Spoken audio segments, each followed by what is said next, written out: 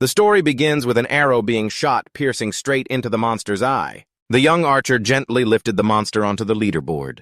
Right after he jumped off it and let out a breath. This is Ian, a level 93 archer. He received a notification that he defeated a goblin and earned 5,910 experience points. Ian thought for a moment, then decided to collect about 100,000 gold before taking a break. He grabbed his bow and went deeper inside. A thick smoke drifted by. Then a hideous two-headed monster emerged from it. Seeing Ian, it roared to show off its strength. Standing next to him, it looked like an elephant beside an ant. Before Ian could react, the two-headed monster swung its spiked mace down at him really fast. Ian had to quickly cast a blink spell on himself. He blinked backward to dodge that brutal strike. He regained his balance and thought, "Damn lucky I blinked just in time or I'd be dead." Getting hit by a mace that big is basically a one-way ticket home for a funeral. At that moment, a notification popped up showing the blink cooldown had 1 minute left. Ian cursed under his breath. But before he could catch his breath, the monster charged at him again. He wanted to attack, but stayed quick to dodge, knowing he had to take it down within a minute. Ian looked around briefly, then immediately ran away to keep his distance. As the monster took slow, steady steps forward, he thought, "I only have one trap left, no choice but to use it." After setting the trap, Ian boldly shouted, "You damn brute, big-headed idiot, you jealous cripple, I'm right here. If you're so tough, come and get me." Without hesitation, the two-headed beast lunged at Ian. He thought carefully about timing. Missing by just 0.01 seconds would mean failure. As the monster slammed its mace into the ground, Ian timed it perfectly and jumped up.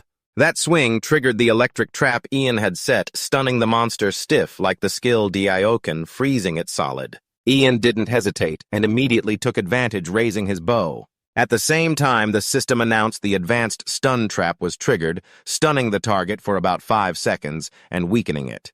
Damn, 5 seconds of stun, no messing around now. One shot to the head and it's done for totally screwed. Back to Ian, he seized the moment. "You're dead, you're dead!" Critical strike boost, activated sniper skill, activated focus skill, activated. All activated. Ian didn't forget to jump and fire a shot. Thwack, the arrows flew out like a hailstorm bam. It pierced right through the monster. The hit was so strong, it sent the monster flying hundreds of meters away. After that, nothing else. Ian defeated the two-headed goblin and earned a whopping 98,500 experience points. He casually walked over to check his loot to see what he got from the monster. He received a goblin warrior's tunic and goblin warrior's boots. Ian's jaw dropped. "Oh my god. Oh my god. What kind of level lets you get an item from the goblin warrior set? That's rarer than winning the lottery. And I got 2 pieces. Totally worth it listening to that daily report. If I sold these, it'd be at least 5,000. One enough to support Theanon's baby. Maybe I've used up all my luck for the month. But wait, it's not over yet." What appeared next shocked him even more, a Mulan crystal. At this point, Ian could only keep calling his parents because he couldn't believe what was right in front of him. Suddenly, Kalen, the world-famous VR game, had been released 6 months ago. Now it has over 10 million players. Basically, it's an incredibly popular game dominating the entire gaming industry. When Jin Sung bought the VR capsule worth 10,000 won with the tuition money his parents gave him and all the savings from his part-time jobs, everyone said he was crazy. So even though he started playing 2 months after the game launched, he leveled up his archer character to glory in just 4 months of monster hunting. With that archer, he earned about 200,000 won per hour from the game. He made millions of won. The thing is, there's now an announcement about a massive upcoming update introducing a new region and 3 new classes. Players enjoying Kalen were excited to hear the news. However, the orange-haired guy was deep in thought, deciding not to get too caught up in it. He just needed to reset his current character if he wanted a new one. Then they'd grind that character. Jin Sung stood beside him and said, "Let's hunt and collect rewards until the new region drops. If I'm lucky, maybe I'll make my tuition money back in just 1 session. What do you think?" That's their plan. An item that can unlock a hidden class from the NPC responsible for class changes. Basically, it's a super valuable item he got lucky with. The catch is, it's only for players at level 10 who haven't gone through the class change process yet. Jin Sung gritted his teeth bitterly. If he uses it, he'd have to create a new character. But after making all that money, what should he do? The orange-haired guy in the video called Jin Sung a fool. "Are you seriously thinking of restarting your level 93 archer character? Are you kidding me? That's such a waste. Your character is currently ranked top in Korea in the top 1,000 overall and top 100 among archers. Are you going to just throw all that away? Jin Sung asked. Do you think I don't know? But this is the chance to unlock the first new class. I can't just toss this item. The orange-haired guy seriously reminded him to learn more about the hidden class being revealed. Did you know there's a sniper in our guild? Jin Sung replied. Yeah, I've hunted with him a few times. The orange-haired guy asked, Do you think sniper is way better than archer? Jin Sung hesitated.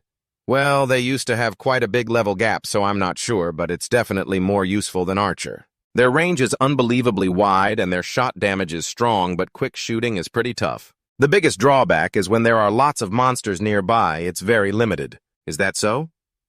The orange-haired guy agreed. You mean just because it's a hidden class doesn't mean it'll be stronger? Jin Sung said, I know. The orange-haired guy almost went crazy hearing that. If you know that, why did you almost throw away your level 93 character? You can easily make over 1,000 a day just by hunting with that character. Jin Sung called out to the orange-haired guy. Yoon Hyun, why do you even play this game? Yoon Hyun blinked, because it's fun. Jin Sung snapped his fingers. Mom's home-cooked meal. That's the answer for the new hidden class? I think it's going to be a lot of fun. Yoon Hyun just shook his head at his reckless spirit. All right, go for it. I'm not stopping you anymore, idiot. Good luck. Jin Sung gave a thumbs up. Back to Kylon, an old silver-haired man sitting and selling some stuff. Jin Sung approached him, and the old man asked, What do you need? What Jin Sung told him, I'm looking for a resurrection potion. The old man smiled slyly. Lucky you came to the right place. He pulled out the hot item to show him. He just got it, but tightly grabbed Jin Sung's hand, holding the potion, making him jump. You know, once you drink it, your power will vanish. You won't be able to come back. Jin Sung smiled even more frighteningly than the old man. That's why I'm going to drink it, the most expensive resurrection potion. If I'm lucky, maybe I'll get a better class when I respawn. I'll make more money with this new class. And with that, Jin Sung downed the whole potion in one gulp. Let's go. The system announced that his level and stats would be reset at the Trombon Training Center. Everyone was training hard with the locals right in front of him. Ian had been training non-stop for over a day straight. Just to remind everyone who might be confused, Ian is Jin Sung's in-game character name. People around kept exclaiming they'd never seen a training session that intense before. Tomorrow is the day the big update for the currently popular VR game will be released. A purple light shone down after the eye scan was completed. The system announces that Ian has entered the game world of Skyland. The first thing he needs to do is find the Summoners Guild. After searching for a while, he finally found the place he needed to go.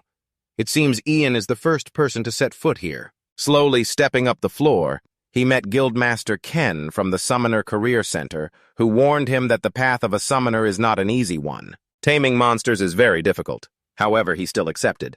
The Guildmaster had to confirm once more. Suddenly, Ian pulled out the Fail Mulan orb left by the 6 Earth heroes. The Guildmaster was extremely shocked and urged himself to quickly give Ian the hidden profession. Knowing Ian was more impressive than he thought, he asked him to help catch a blue-eyed wolf in the Ramos Plains because his son wanted to turn it into a summon beast. However, he couldn't handle it himself. Ian was wide-eyed in surprise, knowing the blue-eyed wolf is a rare level 40 monster. Yet the Guildmaster assigned such a task to a newbie at level 10. He gave Ian 5 binding magic scrolls to capture and tie up the wolf, saying the wolf was still a cub and weak. The system displayed the quest acceptance board, with the reward being the monster tamer profession. Ian felt like he hit the jackpot.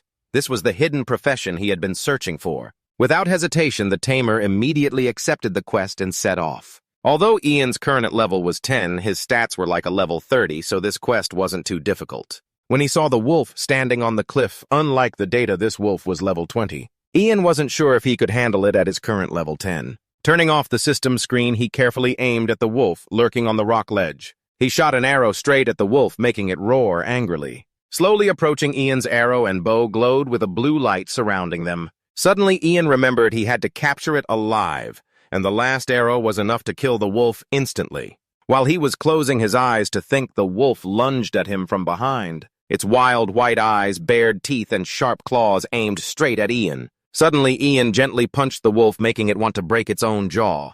The wolf immediately looked pitiful, tearing up and acting miserable. Right now, it didn't seem like the same species as the legendary blue-eyed wolf. He switched tactics, stopped using his bow, and instead repeatedly interacted with the wolf using the right-hand rule until it rolled onto the ground. It looked like it was seeing its ancestors on the other side. Although he controlled himself, Ian still failed to use the binding scroll to capture the wolf alive. He had no choice but to fatten it up and then punch it again. He couldn't let it disappear. The wolf's eyes welled up with tears as if giving up this lifetime after losing so much time. He had to quickly return to the center to hand over the binding scroll containing the wolf to the guild leader.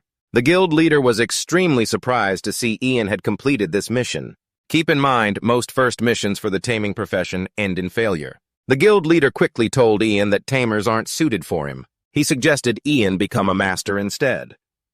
Ian had never heard of a profession mission that could be set like this, since this role was even higher than a tamer. Without hesitation, Ian accepted the path to becoming one of the first taming masters. Ian's purple power spread like waves around the house, marking an important milestone. He had officially become a taming master. He opened the system panel and decided to tame the red wolf mentioned earlier in the guide. A mysterious smile appeared on his lips. He began plotting how he would become the strongest first with this profession. In a desolate land, giant rocks stretched up like mountains. All around was dry, barren soil and stone layers. The scene made him notice crows flying overhead as a group of summoners stalked the red wolf. When they noticed him, they started whispering. Looks like someone switched to a new profession already. Standing behind the crowd, Long was curious. Maybe I should just watch how they do this. The summoners combined their magic, but all efforts failed. No one could catch the red wolf. That scene made him feel quietly lucky. Better to catch the monster I found first. So Ian decided to leave and explore his hunting abilities in this mysterious world. With his current stats, he wondered how many wolves he could catch. Seeing a pack of wolves walking by, he was determined to try. Right away, he quickly drew his bow. Excited, focused on the target. Time passed as the sun reached its peak. Ian got his first catch. Opening the system panel, he checked the stats of the first wolf he caught. It was a level 12 wolf with a shy personality that left him feeling stumped. Monsters have personalities too. As he kept exploring, the image of the second wolf shocked him. If the first looked clueless, this one's screen image showed a fierce expression. Its eyes were full of challenge. He realized monsters of the same level could have different stats. With the excitement of an explorer, Ian decided to hunt more wolves to see which had the highest stats. I'll spend the whole day hunting wolves. But frustration grew as he realized the other wolves' stats weren't as good as he hoped. Meanwhile, the system suddenly notified him his critical hit rate had increased. A wave of joy burst as the system announced he earned the title Wolf Expert for catching a large number of wolves. This title lets you identify high-level wolves without having to catch them. Feeling pumped up, he radiated confidence. In his eyes appeared a magic circle with a star shape like in the movie Cardcaptor. The analysis function activated. His eyes scanned the stats of the wolves clearly shown. Finally, his gaze stopped on a wolf with dark gray fur and glowing red fierce eyes. Our eyes met. Instead of the song lyric, "I just want to look at you longer," it growled as if challenging him. Not knowing its limits, it lunged forward. Its fate was miserable, beaten until it barely recognized itself. "Looks like you've learned your lesson," he said with satisfaction, then immediately cast a binding spell. Looking at the stats of this prime wolf, he couldn't help but drool and smiled foolishly like a kid seeing candy. The thing is, this wolf isn't ordinary. It has potential to grow while the system showed all others as unable to evolve. He set his target and decided to release the other wolves, focusing on training. Lee the name he gave this one. Kneeling before Lai, he smiled kindly like a proud father, and from that moment, the wolf's name was confirmed. "From now on, your name is Lai." Hearing the new name, Lai looked up. Its eyes shone brightly as if it just ate its favorite food. The system also confirmed Lai seemed to like its name. Lai's loyalty increased. The two looked at each other and smiled foolishly like kids who just discovered a miracle. He was quite surprised. There's a loyalty stat, too. The clueless days were over. Now he and Lai moved forward, looking cool like two heroes. "Time to hunt," Ian shouted, and Lai responded with a majestic growl. In a modern high-rise building, the atmosphere was tense enough to cut with a knife. Our Lotus Guild has weakened since Jin Sung left. Yoon Hyun sat in front of the computer talking to someone. He said he'd switch to Summoner. Not sure what he plans to do with it. When will he come back as a Summoner? Is his combat level really that good? His eyes scanned posts criticizing the game. Sweat dripped from his forehead. His mind was full of question marks. This post expressed a summoner player's frustration about how slow the profession levels up. Along with that were a lot of negative comments. Behind the screen, Hyun also admitted defeat to Jin Sung. Because of it, he had to recreate the character. After all, he thought their complaints were justified.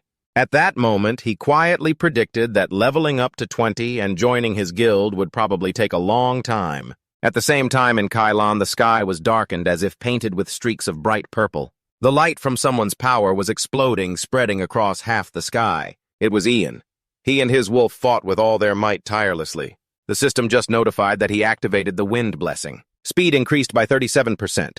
As the arrow was just shot, Lai ran after and attacked the fox. Taking advantage of the moment, it opened its mouth wide, using its two sharp jaws to bite the back of the target in front of it. Since the red fox was temporarily injured, it couldn't fight Lai at full strength. And there was also the support of Jin Sung's trusted partner. He noticed that its level and stats were even lower than the red fox's, but it still charged in. Not a bit of fear. Is it because of its personality? At this moment, he figured he might as well give it a hand. You did great, Lai. Even a simple compliment like that made it really happy. It combined a dual-blade strike with the arrow he shot to finish off the red fox. You defeated a red fox, gained 265 XP. The summoned beast Lai also received 265 XP. Thanks to this, Jin Sung learned that XP is split evenly. I should at least level Lai up to 15 now. Time to grind some more. Then the master and companion sat close together, acting very affectionate. Lai even gently touched his hand. You activated the basic training skill. Cooldown time is 35 minutes. No wonder it's so obedient. Lai's summoned beast will improve its understanding of the summoner's commands for about 10 minutes. The potential of summoned beasts increases through training. Lai's current potential is 65. Wherever Jin Sung threw an object, Lai would run after it to pick it up. Really useful? You activated summoned beast first aid. Lai recovered 45 health. Lai had to lie still while Jin Sung bandaged his whole body. He looked so miserable. You've been my master for a while now, huh? And finally, after all this, Lai the summoned beast reached level 15. The power it radiated looked really striking. However, this level up took longer. Jin Sung thought a lot. Maybe it's because the XP has to be shared. But training Lai actually feels really fun. It gets stronger every time it levels up. Jin Sung gently stroked Lai affectionately beside him, and it likes that too. Lai, should we go hunt some bears? All right, time to head to the new hunting grounds. These two masters really work well together. Arriving at the new land, there are a lot of black bears gathered in one area. Skill proficiency has increased. Basic summoning is now level 2. You gained 3 skill points. You learned the active skill Wild Warrior's Blessing. You learned the basic tactics skill. Jin Sung feels satisfied with this. Hard work really pays off. Let's see what these skills can do.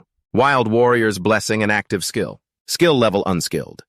Mana required 150. Can apply Wild Warrior's Blessing to yourself and party members. Duration about 20 minutes. Increases attack power up to 30%. Applying it to a summoned beast increases the effect up to 100%. Reading through the system lines, this skill looks pretty cool. Next is basic tactics. What's that about? The system just introduced a new basic tactics skill. Passive skill type. Skill level unskilled. But making a summoned beast stronger definitely feels way more worth it. That means Jin Sung is on the right track. Tomorrow he plans to try catching a rare and unique beast. It's just past 4 a.m. now. He's locked inside the Kylon tree to level up. I'll level Lai up to level 20 first. After a long night, I finally managed to level up. Lai, let's move. The next day, they continue hunting, activating Wild Warrior's Blessing basic training and the aim for weak spot skill. They're still using their old coordinated tactics. Jin Sung stands in front shooting arrows and Lai attacks right after. You defeated an Asian black bear. The fierce look of the black bear is just for show. It only roars but can't really fight. Maybe it's because Lai has gotten much stronger. Soon after they gained 545 XP. This time finishing off a monster was way faster than he expected. I used to hunt here when I was a level 35 archer. The hunting speed is faster than before. Can't believe just leveling up 5 times made such a clear difference. A man and his wolf keep hunting without getting tired. But watching closely, he saw a bigger one standing on 2 legs bigger than the others. He immediately used the scouting skill and found out it's called the Shadow Bear. This is a rare, unique beast named Demon.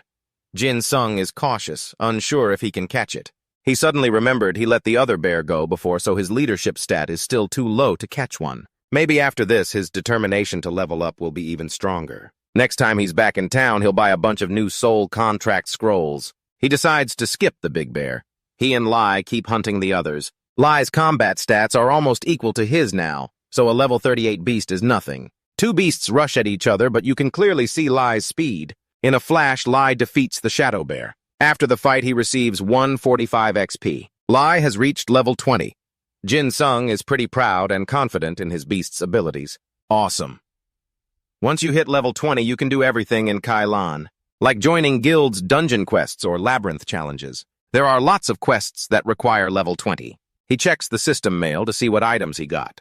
He received Asian black bear meat, a bear hunter's warhammer, and the undying shadow necklace. Out of these three, he points to the second item and says he's never seen it before. Time to use an appraisal scroll.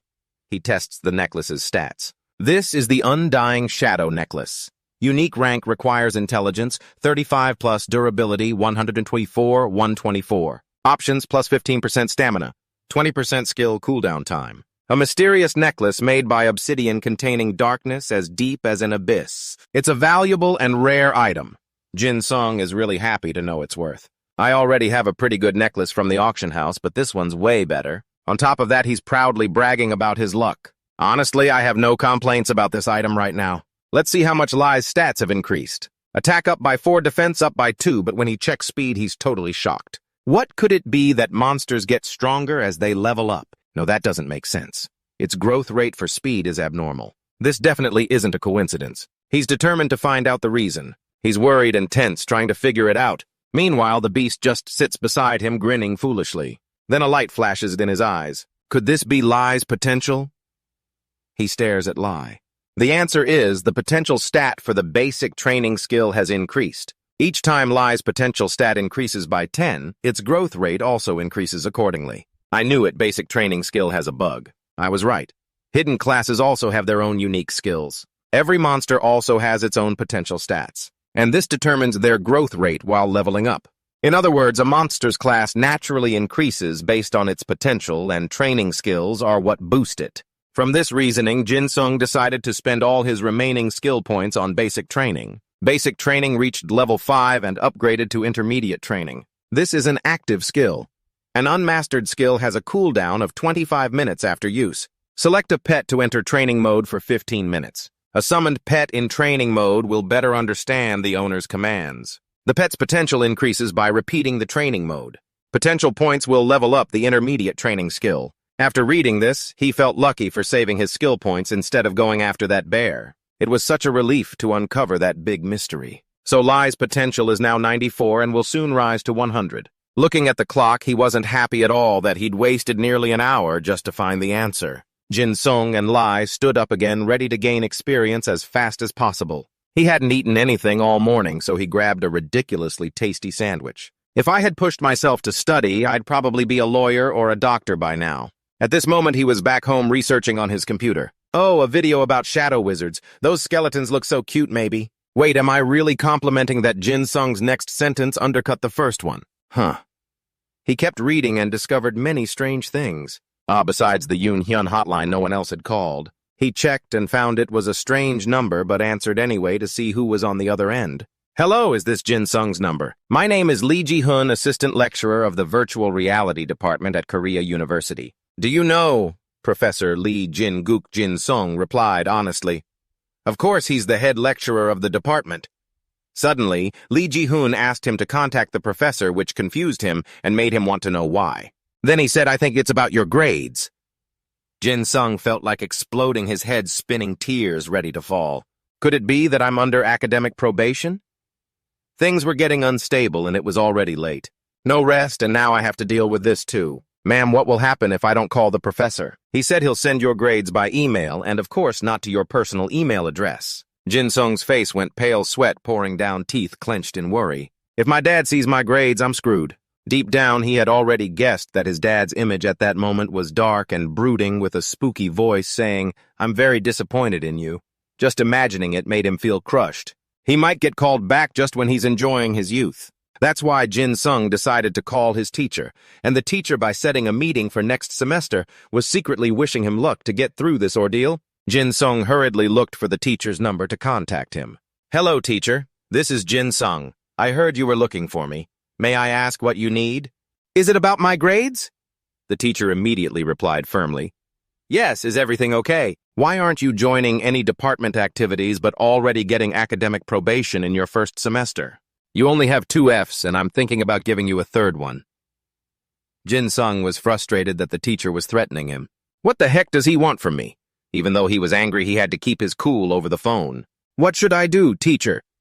First, tell me why you haven't joined any department activities. He thought carefully before giving a proper answer. He couldn't say it was because he was busy playing video games. What should I say? Oh, I got it. Teacher, you know the reason I chose the virtual reality major is because I admire the unlimited potential of VR. One reason VR is the center of attention worldwide is because of the game Kylan Wright. So I thought I should get in by playing this game. The teacher immediately asked back, You mean you don't go to class because you're busy playing games all day? Jin Sung quickly defended himself. No, it's not because of gaming, teacher. I want to learn about the extraordinary virtual world within Kylan. Since I gave that reason, the teacher got curious and asked what level I was at. If you play that much, you should at least be on Korea's top rankings, right? Hearing that question, he immediately felt a little regret. Damn, I wish I hadn't reset. Well, here's the thing, teacher. I was level 93 at first, but I recently reset my character, so now I'm level 20. The teacher found that funny. Do I think he's an idiot? Does he think I'm just saying that to avoid trouble? Jin Sung knew he really was trying to avoid trouble, but it was out of necessity. So do you want to bet? Let's see if I'm telling the truth. I'll try to reach level 93 before the new semester starts. If I can level up from 20 to 93 in time, wouldn't that prove I deserve to be level 93 from the start? Lee Jin-guk totally agreed. That's right, definitely. Personally, I'm also pretty interested in Kylan. If you succeed, I won't put you on academic probation. But if you fail, you won't just be on academic probation. Your parents will also get your grades for this and next semester, and you'll have to join department activities. It's tough, but this is also a chance for Ji-sung to turn things around. Oh, and if you win the bet, I'll give you an A in all my classes whether you attend or not. The teacher thought Ji-sung couldn't do it, so he agreed without hesitation. Hearing that benefit, his eyes lit up. You promise to keep your word? Thank you, teacher. I'll do my best. There isn't much time left. We'll have to work harder. Anyway, the original plan was to get back to my old level before the break ends.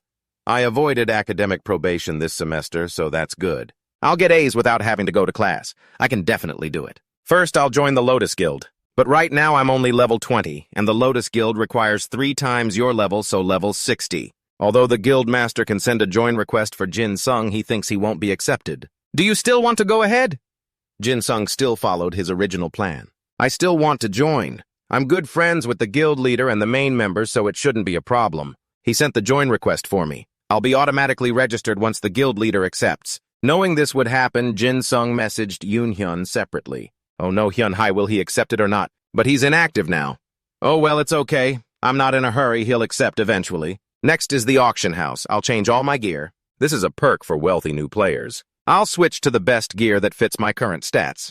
The summoner class's stat bonuses don't add to melee, but instead boost summoning stats. Like taming later, I'll rely more on summoning beasts. Jin Sung was still wondering if there was anything that would increase his summoning stat. Something that enhances power, maybe. He carefully looked at every weapon on display. Suddenly, he saw the Nature Mother's headband with durability maxed at 224, 224, 24 defense, and an option that adds 25% vigor.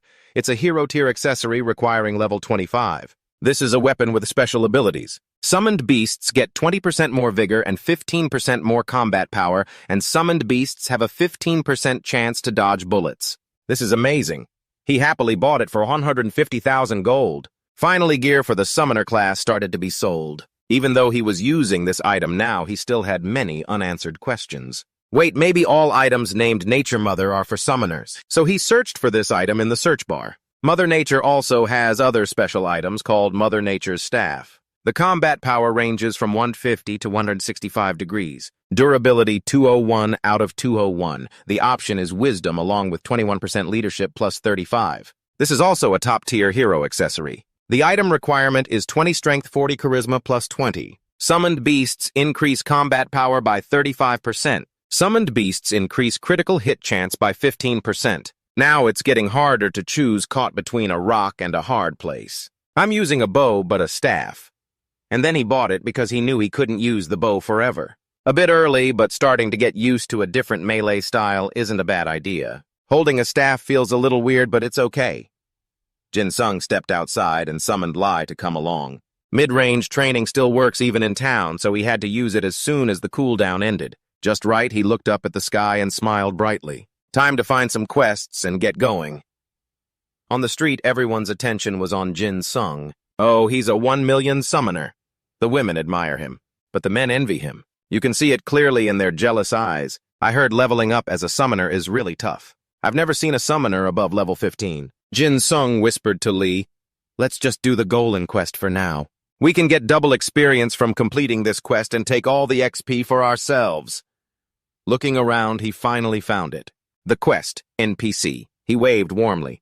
"Lapis, long time no see." But when he greeted, the NPC's expression was like, "Who is this guy? This NPC would forget me even if I reset everything." Luckily, he still remembered him. "Oh, look who it is. Isn't that Ian? Seems like friendship with NPCs doesn't reset." "Phew," Jin Sung asked the commander. "Has Golan been causing any trouble lately?" Lapis replied, "I'm struggling with the new Golan camp set up nearby. The expedition unit doesn't have enough soldiers. Can you recommend some skilled mercenaries?" Jin Sung confidently replied, "I plan to help personally." He looked a bit doubtful. "You? Anyway, that's great. But it would be better if there were more people." He checked the system for some info about conquering the Golan camp in Somua Valley. Volunteer commander at Lucan Village. Lapis is calling for everyone to join the mission to conquer the Golan camp. Join the troops and raid the Golan camp. Before deciding, he suddenly remembered this was a team quest. "Damn, who can I bring along? I don't think there's any newbie around level 40 in the guild. Commander, can you delay the conquest a bit until I can form a team?" Lapis is pretty easygoing, so he happily agreed. "Of course, at least I can do that. So, before that, can you clear out some scouting golems outside the camp? Eliminate scouting golems in the Somua Valley." Commander of the volunteer soldiers in Lucan Village. Lapis called mercenaries to kill a few scouting golems before the soldiers acted. Kill at least 10 scouting golems and return safely. This mission has some difficulty, but only rewards raw armor for the volunteer soldiers. Seeing he was relaxed and generous with me, Jin Sung decided to make a quick trip and return. It took nearly 30 minutes, frustrating, but I had no other choice. You could say I did it reluctantly. Let's see, is Yun Hyun Hyjin active? Ah, here they are. The two exchanged messages back and forth. "Yun Hyun, will you accept my request to join?" A reply came immediately. "You're level 20 already. I accept." "Hey, how did you level up so fast? Even the Dark Wizard doesn't level up that fast." Jin Sung encouraged his friend's competitive spirit. "You know me. I'll catch up to you soon. Play more buddy. Level up fast. Without you, I'd be struggling with a lot of stuff." Taking the chance, Jin Sung looked for teammates. "Do you know anyone around level 40 in our guild?" Sadly, no one, so I have to handle it myself. I headed to the guild chat. Better to ask members to recommend someone than team up with strangers. Immediately, a message popped up. "Ian has joined the guild." "I'm back. How's everyone doing?" Biolan was surprised to see him return. "You're level 20 already." Loban was also shocked. "What? Ian, you leveled 20 and joined the guild already? I heard summoners level up with a lot of pain. Is that all a lie?" Jin Sung didn't want to sound arrogant. "Level 20 is nothing special. You should be worried. I'll be back to my old level soon." Bai proposed a method. "Hurry up and level up. You're too slow farming without you." "Yeah, but guys, if you know anyone around level 40, please introduce them to me." They'd be surprised if I said I'm going to take on Golan's quests at level 20. And then Jin Sung said, "I'm planning to take the Golan's Camp Conquest quest, and I need one more person. Can anyone help?" "It's okay if you can't. Just come into the camp with me. I'll carry that person." A mix of questions and curiosity followed. "Ian, aren't you level 20? How can you do a camp quest at level 20? What do you mean, carry the team? Aren't you trying to get carried on a camp quest?" "I think he leveled to 20 because someone carried him." "Idiot, do you think with his personality he would ask for help? If he wanted help, he would have asked us already. Why look for a level 40? "What do you mean? Once you hit level 60, you can't even take quests anymore. We can't help him." They argued fiercely after Jin Sung's request message. There was even some slight disdain for his abilities. "I'm level 20, but luckily got a 1,000 healing pet so I can handle running quests. It'll carry me." Loban felt extremely jealous. "How are you always so lucky?" Biolan also didn't trust him much. "There has to be some reason you leveled 20 so fast." At the same time, G.A. Queen spoke up. "Basically, I have a level 45 friend, but she created her character as a crafter, so her melee ability is different. She's a melee priest, and crafter is a chef, I think. She's a priest, but probably won't help much in melee. She's not good at the game either. Is that okay?" Jin Sung had to accept. "Can you contact us when she's online?" He thought quietly. If she can fill the number needed, I don't care about her skill. I have some things to do, so I'm leaving the chat now. GA Queen, message me when you reach her. Talking with guild members is fun, but it's nothing compared to the thrill of hunting and leveling up on the battlefield. I'll finish the quest quickly before hearing from GA Queen. That day, Jin Sung went to the stream and saw a group of leopards drinking water across the bank. They're coon monsters. It'd be really cool if I could catch one. They don't look very cool or strong. While walking normally, the leopard stopped and refused to move further. He worried. Maybe my thoughts aren't reaching it. I have to sit down and speak softly to it. Hey, leopard, do you know how much I love you? But no matter what sweet words I say now, it's still mad at me first. Then it growled loudly, and I noticed the leopard was evolving to the next level. Now I'm more happy than sad. Finally, you evolved. But what triggered the evolution? What's the requirement? Potential. Its potential reached 100 already. Its appearance should change when it evolves too. Hopefully it gets bigger so I can ride it. It's now a wolf. The leopard evolved into a red mane wolf, thanks to a successful pet evolution. Intermediate training skill proficiency increased. Intermediate training skill advanced to Z rank at 45.7%. When leveling up next, you are the first to successfully evolve and summon a beast. Reputation increased by 1,000. Leadership charisma increased by 30. You are the first to summon the red mane wolf. Reputation increased by 1,500. Jin Sung is as happy as if it's harvest time. He keeps rubbing the red mane wolf's head. Hehehe, go on, I love you so much. Level 20. HP 790 out of 790. Combat power 235. Defense 97. Agility 215. Classified as a rare grade beast. Brave nature. Can evolve. Intelligence 135. Has the ability to inherit 15% of damage back to health, and if it lands a critical hit, it takes 50% of that damage instead of health. If it lands a critical strike, the enemy will start bleeding. Enemies with the bleeding status take an extra 20% damage per second for 10 seconds. The fierce wolf has a mysterious red mane known for its aggressive and violent traits. Its rank has upgraded from common to rare, and it can still evolve further. If it evolves more, it could reach a unique rank. Jin Sung covers his mouth to laugh quietly. The summoning profession is old news. Forget about those cocoon, I don't need them. Even if I had a whole cocoon army, my lie is still the best. Right, I've always been proud to have it. Lee, do you think you can carry me on your back? It lowers itself so Jin Sung can easily climb on. Run Lai. Its movement speed is really fast, even with a heavy load on its back. Before they know it, they've arrived at Early Season Valley. Just arrived, nothing special yet, so Jin Sung feels really relaxed, partly because he doesn't have to waste energy moving around. The orchids here look so real with these details. The mission is to kill 10 scouting golems. Lai has evolved so cool I can't just leave it like this. Let's give it our all. And so Jin Sung activated the wind blessing on it. Agility increased by 37% for the summoned beast. Lai's agility increased by 37%. At the same time, he activated the frenzy blessing. Combat power increased by 33%. Lai's combat power has increased by 66%. In front of them, strange green creatures holding weapons appeared. Lai, do you see those 3 sneaky golems? I'll sneak up from behind. This time, I'm not using a bow, so I can't stick to the old fighting style. Lee, getting this kind of buff won't be weaker than any golem. I'm sure of that. Lai in close combat is way stronger than those regular ones. And it also has 2 inherited passive skills, but we can't be too careless. So Jin Sung also activated weakness detection. Enemy weakness detected. Accuracy increased by 14.5%. Critical hit chance increased by 22.5%. Attacks on weak points deal an extra 91% damage. Seeing the way Lai howled so powerfully, it frightened the golem. A wolf, a dire wolf, is attacking Lai's summoned beast. It landed a critical hit on the scouting golem. The scouting golem lost 1075 health points. Total health remaining 89%. The scouting golem is bleeding and losing 215 health points per second. In the end, it died from bleeding out. After killing just one, he gained 1,210 experience points. The speed of its death shocked Jin Sung. What the heck? How can a level 40 monster die in one hit? Let the other 2 not get angry. This time they teamed up to attack Lai, and it looks tougher. So Lai got hit by one of them and felt pain. Lai's summoned beast was hit by a scouting golem and lost 294 health points. Thanks to that, Lai's attack power kept getting stronger. He wasn't willing to just take hits like that, and he dealt 495 damage to a scouting golem. 15% damage recovered, 75, 73, then 76 health points. The last one finally turned pale with fear. Sweat was pouring down as he witnessed Lai's power and his teammate. A critical hit dealt 50% damage. Recovered 523 health points. After a while, fighting Lai completed the mission without any damage, except for getting hit once by them. Jin Sung sincerely thanked Lai for carrying him.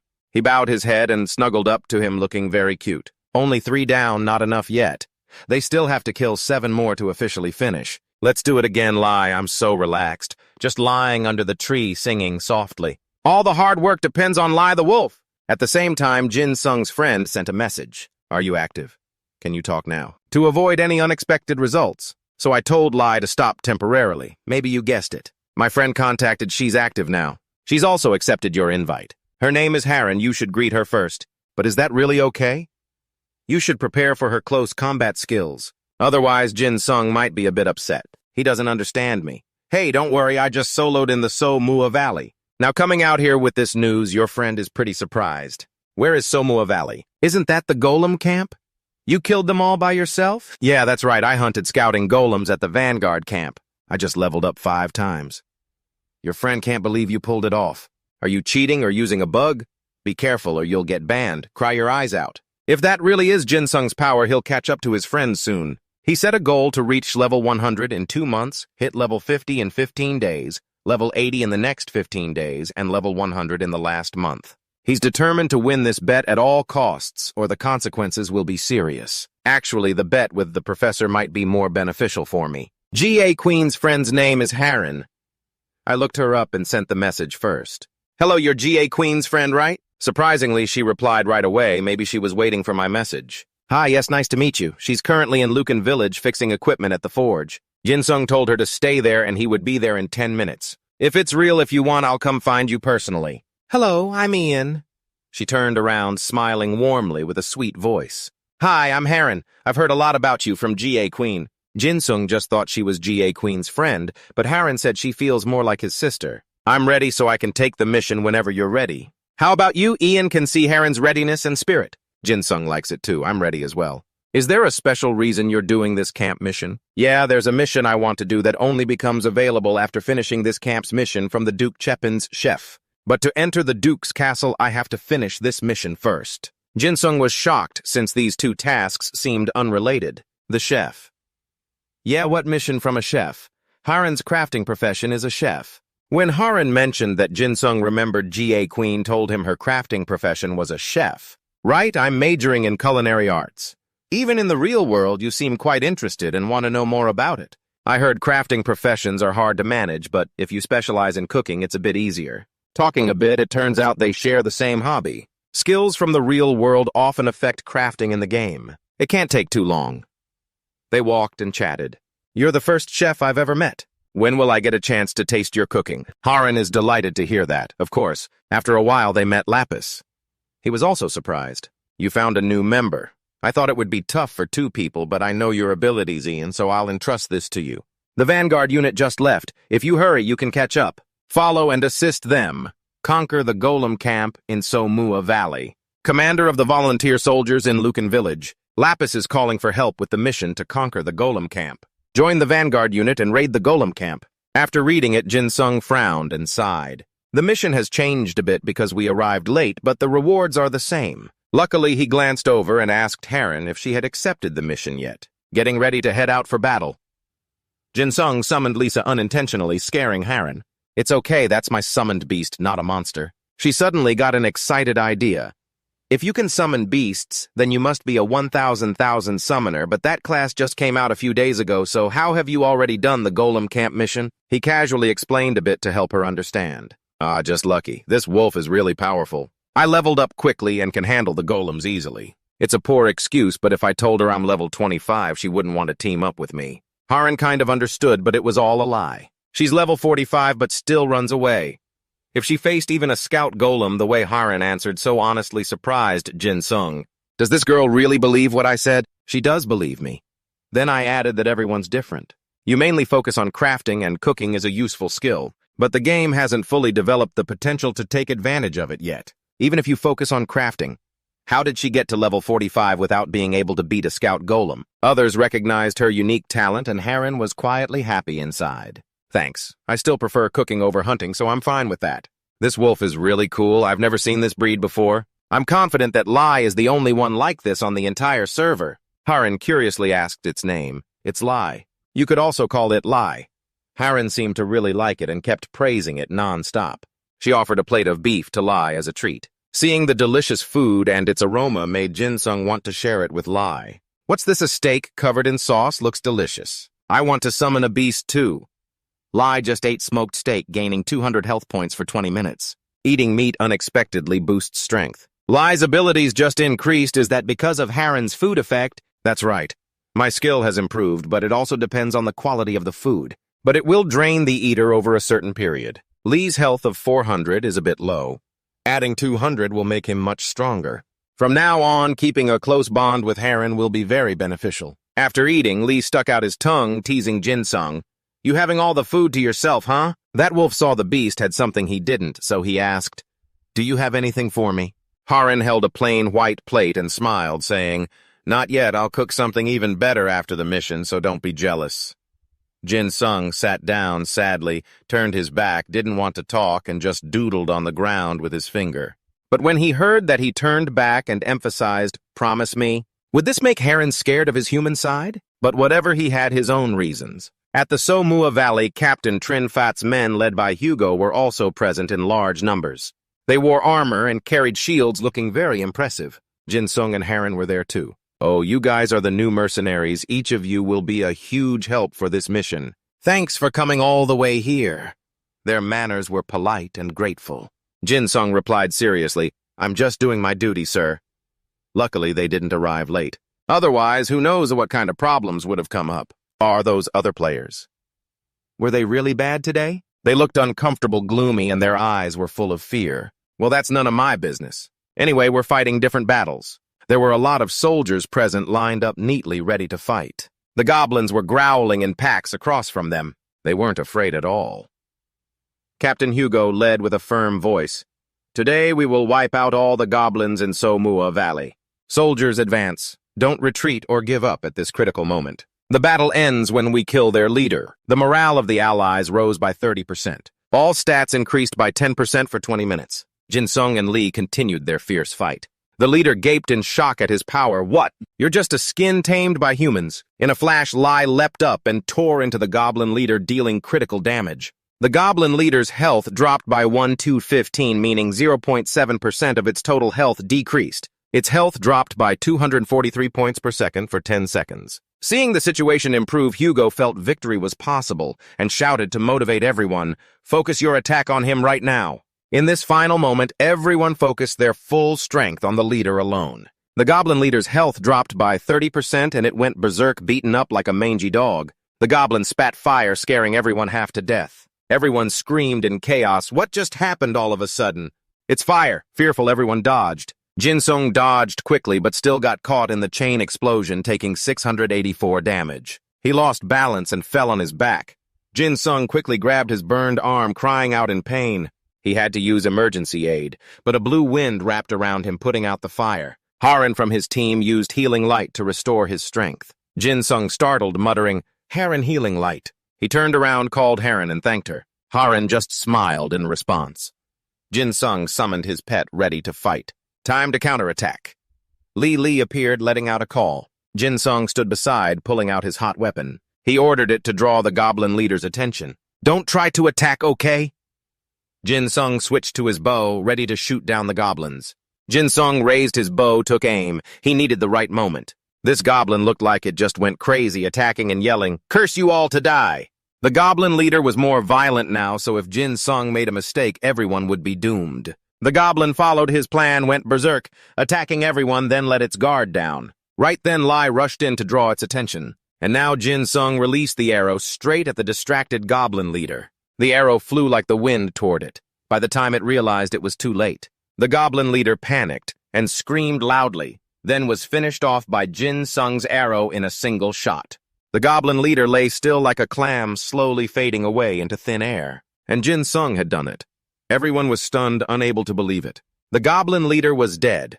Only when the system announced, Goblin defeated Goblin Camp mission complete, did everyone jump up, cheering, Success mission complete. And as soon as Jin Sung killed the goblin leader, reward notifications popped up everywhere. He officially leveled up to level 30, unlocked a special skill, and also unlocked spatial swap. Jin Sung excitedly examined the special spatial swap skill. Hugo approached Jin Sung and told him he was the one who killed the goblin leader. He reached out his hand to interact. "Well done, you're Ian, right?"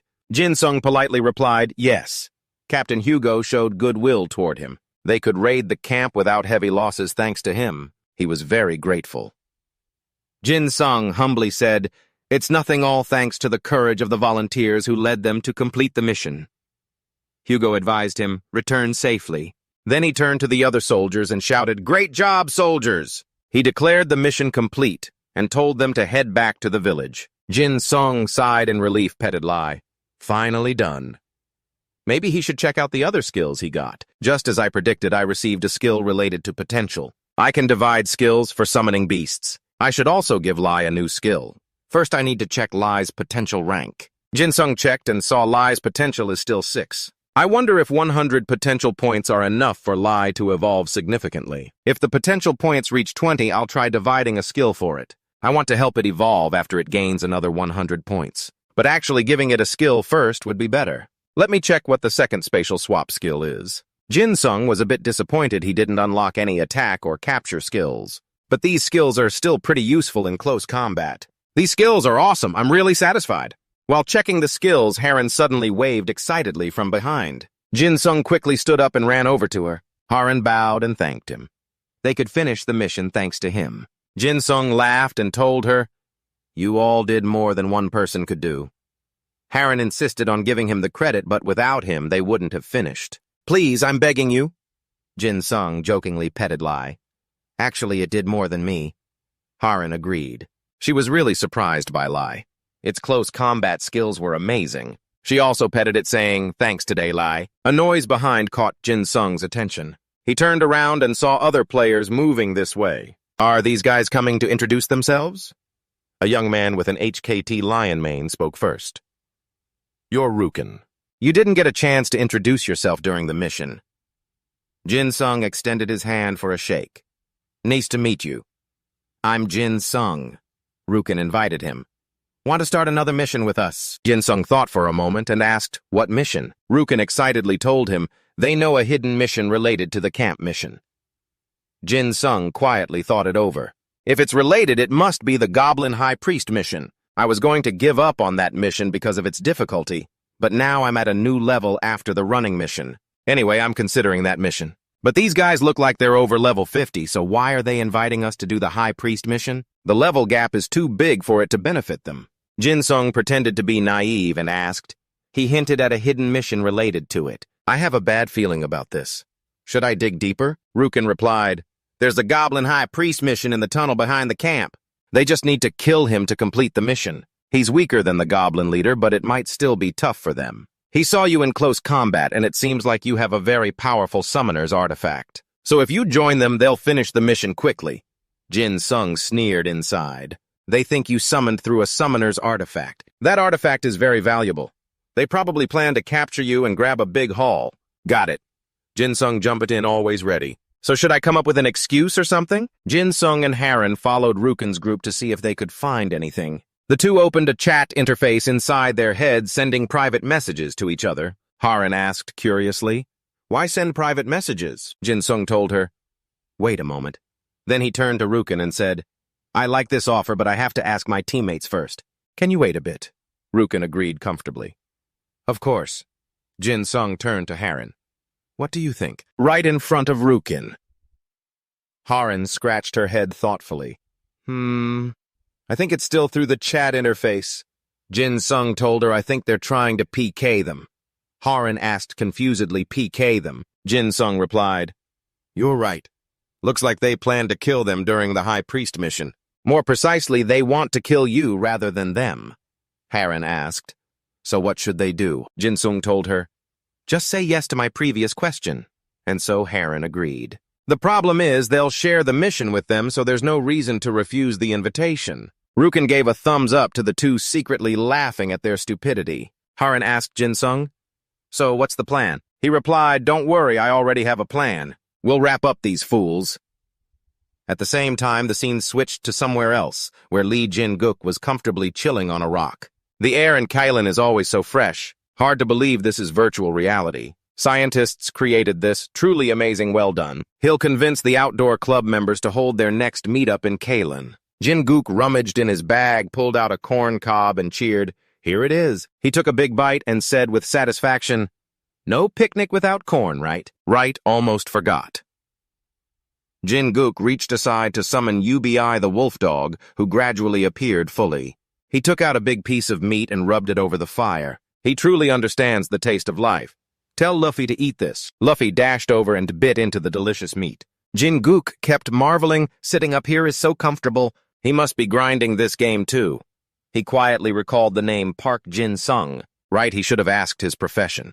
There's no way he's a summoner. Back to Jin-sung.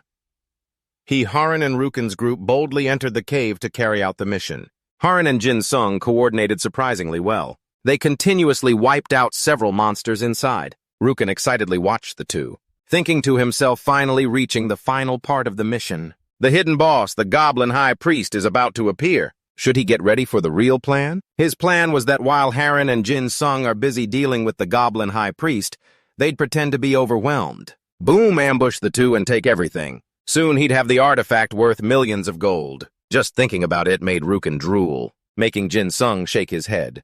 Look at him laughing, he should at least look serious. He silently informed Haran that the boss would appear soon. Haran asked what they should do. Jin-sung pointed toward the prison-like area. If anyone steps inside even one step, the boss will appear within 5 seconds. The entrance will be locked by iron bars. They'll follow the group from behind, and when he signals quickly, jump back. Okay. After briefing, Haran Jin-sung immediately ordered Lai to attack. Lai growled and took out 2 goblins at once. Jin-sung anxiously told Rukin to speed up their advance. "Come on, okay," Rukin happily nodded repeatedly. "This idiot knows nothing. He can't escape without a summoned beast. Everything's going according to plan." Jin-sung read Rukin like a book. He definitely knew what Rukin was thinking. After the Anaconda leader finished off the low-level goblins, Rukin led the way to the Goblin High Priest. "See over there, the Goblin High Priest and 2 fierce ones will appear there now. Let's go in together."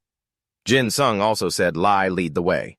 Lai obediently took steps forward. Jin-sung stood outside silently watching and counting down. At that moment, he grabbed Haran's hand and pulled her back, avoiding the falling iron net. Rukin clutched the iron gate, screaming like he had a lung problem. "What are you two doing?" "Why aren't you going in?" Jin-sung taunted. Why? Are you seriously asking me why, ha?" He knew they planned to PK them, and it's always about his summoner's artifact. Rukin was startled when his plan was exposed. "What? How do you know?" Jin-sung obviously had no reason to follow their plan. "Have fun in there, the 3 of you." Rukin clenched his teeth and cursed him as an idiot.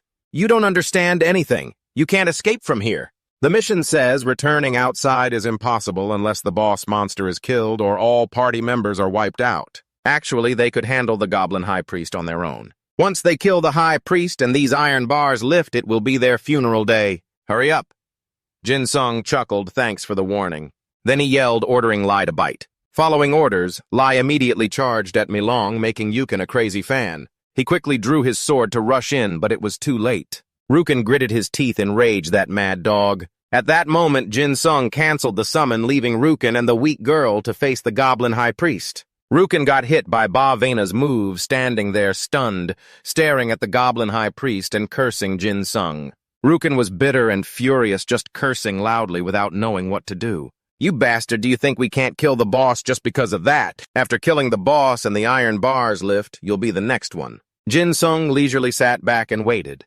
Yeah, he thought they couldn't pull it off. The Goblin High Priest and 2 muscular minions were growling behind, making Yukin nervous. "Damn beasts." Rukin drew his sword and charged forward, telling his 2 comrades to deal with these boss monsters first. Jin-sung would handle things later. He gave Jin-sung a sideways glance, warning to see if he could stay calm later. Jin-sung happily sat back and watched the show. Has any third-rate villain ever succeeded after saying that line? Haran, still a bit compassionate, asked him if they would be okay. Jin-sung told her if she's worried, then go help. Haran gave a bitter smile and pointed ahead. Help Rukin and his minions lost the initiative and could only weakly defend. Rukin tried, but it didn't amount to much, though he sure talked a big game. "I've bought everything I need. Now I just need a weapon, but I don't know if there's a bow like the wild type I bought before. Just as expected, there's no bow at my level that can do high damage. All these accessories are kind of basic, not good enough to use. In my opinion, there's no bow that can boost the power of summoned beasts. Should I broaden my search? After looking over and over, I finally picked an ancient summoner's iron glove. After hearing that Jin Sung understood what this skill was all about. Back to the familiar scene with snow-covered rocky mountains and, of course, the giant stone monster. Right from the start, they were chasing each other like they hadn't seen each other in ages. Remember, I'll attack from the front so you cover the back. Man and beast split up to fight easier, and the fight ended quickly with earth-shattering punches throwing rocks everywhere. While fighting, he discovered the monster's weak spot so Jin Sung couldn't miss this once-in-a-lifetime chance. I trust you. Because of you, I've already spent 900,000 gold investing in these fancy gloves to see who can beat that monster. Without hesitation, he charged forward, throwing 2 punches straight at the monster, surprising it. The monster didn't even have time to react, finding that weak spot was totally worth the money. Maybe when Jin Sung bought it, he felt proud of the treasure he picked himself. It looks like a kid's toy, but it's actually pretty powerful. Looking back now, I still like how it works. Wait, if it's random, does that include Pukpuki too? Meaning if it activates, I'd also Jin Sung got scared thinking he was about to turn into a puffball. Luckily, there are rules about physical traits. You kept babbling and the monster just sprayed glue. Should I use the new skill I just got at level 30? The monster roared in agreement right away. This time, there were 2 monsters plus props. Jin Sung got caught in the middle, but somehow escaped, causing the 2 brothers to accidentally hit each other on the head with their sticks. It worked. You can tell how much those 2 brothers care about each other. They were just play fighting for fun. Even a slap dealt over 1,000 damage. No wonder it's a level 60 ice goblin. I have to take it down before it can heal. This goblin is experienced, so it won't be easy to defeat. You've landed a critical hit on the ice goblin. Probably caught off guard, it didn't have time to react. I need to keep attacking with all the strength Jin Sung has, pulling everything out to finish off this monster. The ice goblin isn't a pushover either, so both sides are fired up, eyes blazing, charging at each other. My body is faster now, I'm full of power, but in this state I'd die if I took even 1 hit. Jin Sung uses the power of his treasure, but still has to be careful, not ready to die and go to heaven just yet. When the monster attacks in a wide area, it'll leave an opening afterward. No beating around the bush, he charged right in all or nothing. You just landed a critical hit on the ice goblin to finish it off. Jin Sung thanks the little goblin. 1 more punch to the face to tighten the gloves and complete the mission again. The giant stone monster falls to the ground defeated. You killed an ice goblin and earned 1.06 experience points. In the evening in the dense forest, the wind howls in my ears. Snow covers the ground. The Nuam Daokam family is sitting warm by the fire. I've set up the boundary because there will be times when level 100 orcs appear. My friend is bragging about his achievements, so Florazan praises him. It's serious. The northern region is not a place for playing around. Luckily, we came on this expedition thanks to which we can lay the foundation for the guild. While talking, my friend pours Loren a cup of water. We need to think about the next plan.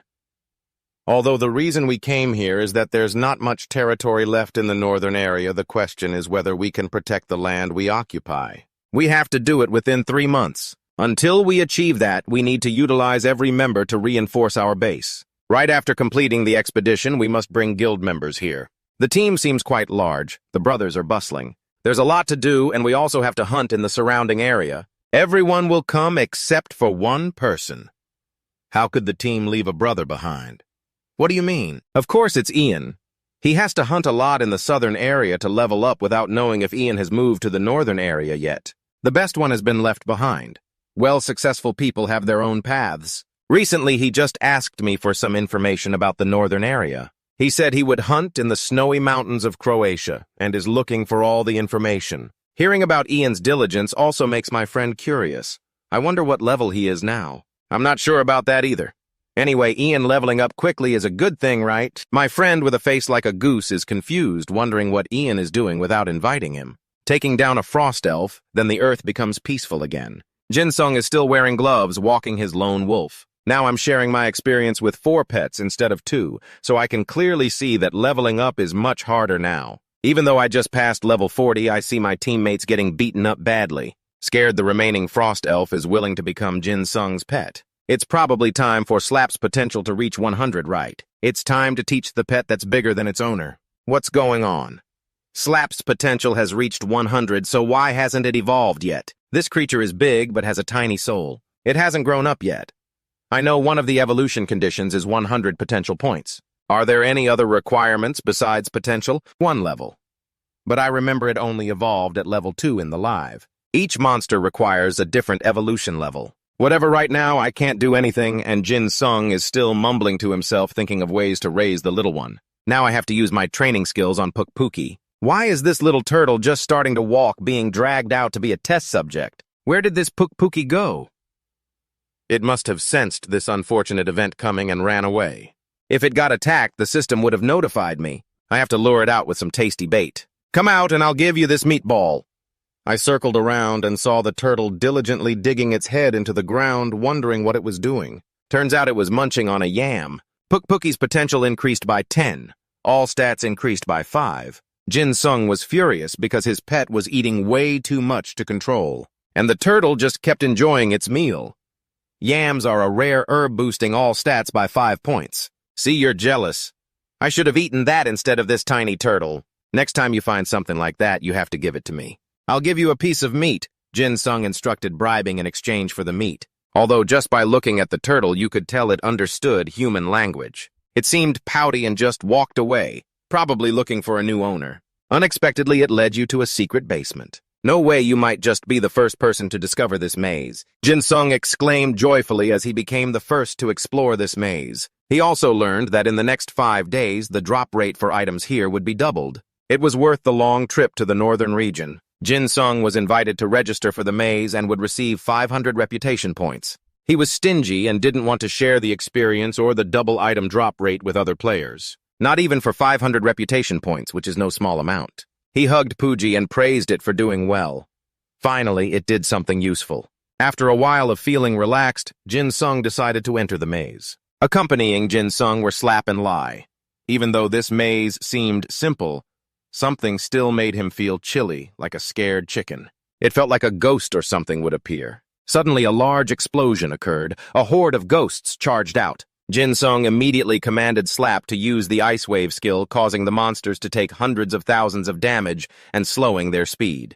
Jin Sung was worried, as it would take a while before he could use his skills again. He was also frantic, asking Lai to deal with the one on the left. He didn't pay attention to whether Lai could defeat it or not. All he wanted was to buy some time. As for Jin Sung, he quickly activated the effect of the Ancient Summoner's effect. He was lucky to borrow Slap's Ice Wave. As he charged forward, he reminded Lai to dodge quickly. Just as he landed, he gritted his teeth in frustration. If this keeps up, the battle will drag on forever. In a life-and-death situation, Jin Sung accidentally glanced at the lazy turtle Puji yawning in a corner. Jin Sung froze. He absolutely couldn't let it lounge around sipping tea like that. He ordered it to attack the 2 monsters and draw the attention of the center. Even though he himself heard the order, Jin Sung was gaping in disbelief when he saw it actually do it.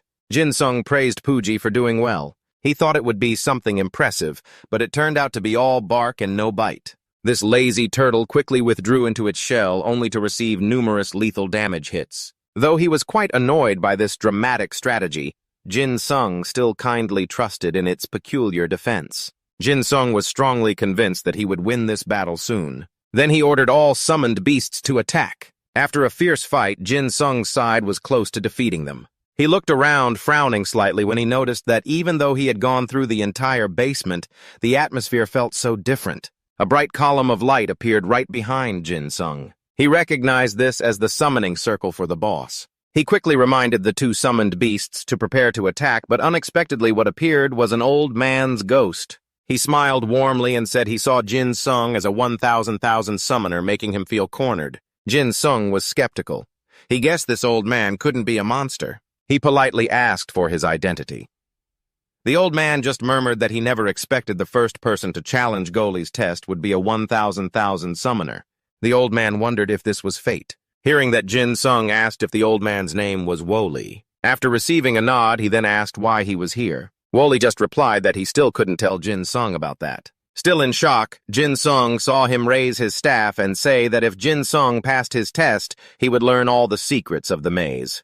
The surroundings shook like an earthquake, with aftershocks continuously occurring. Wally quickly summoned a level 70 Chaos Dragon. Jin Sung was left speechless at its enormous size. This one was twice the size of the ghost dragons that were already as tall as a one-story building.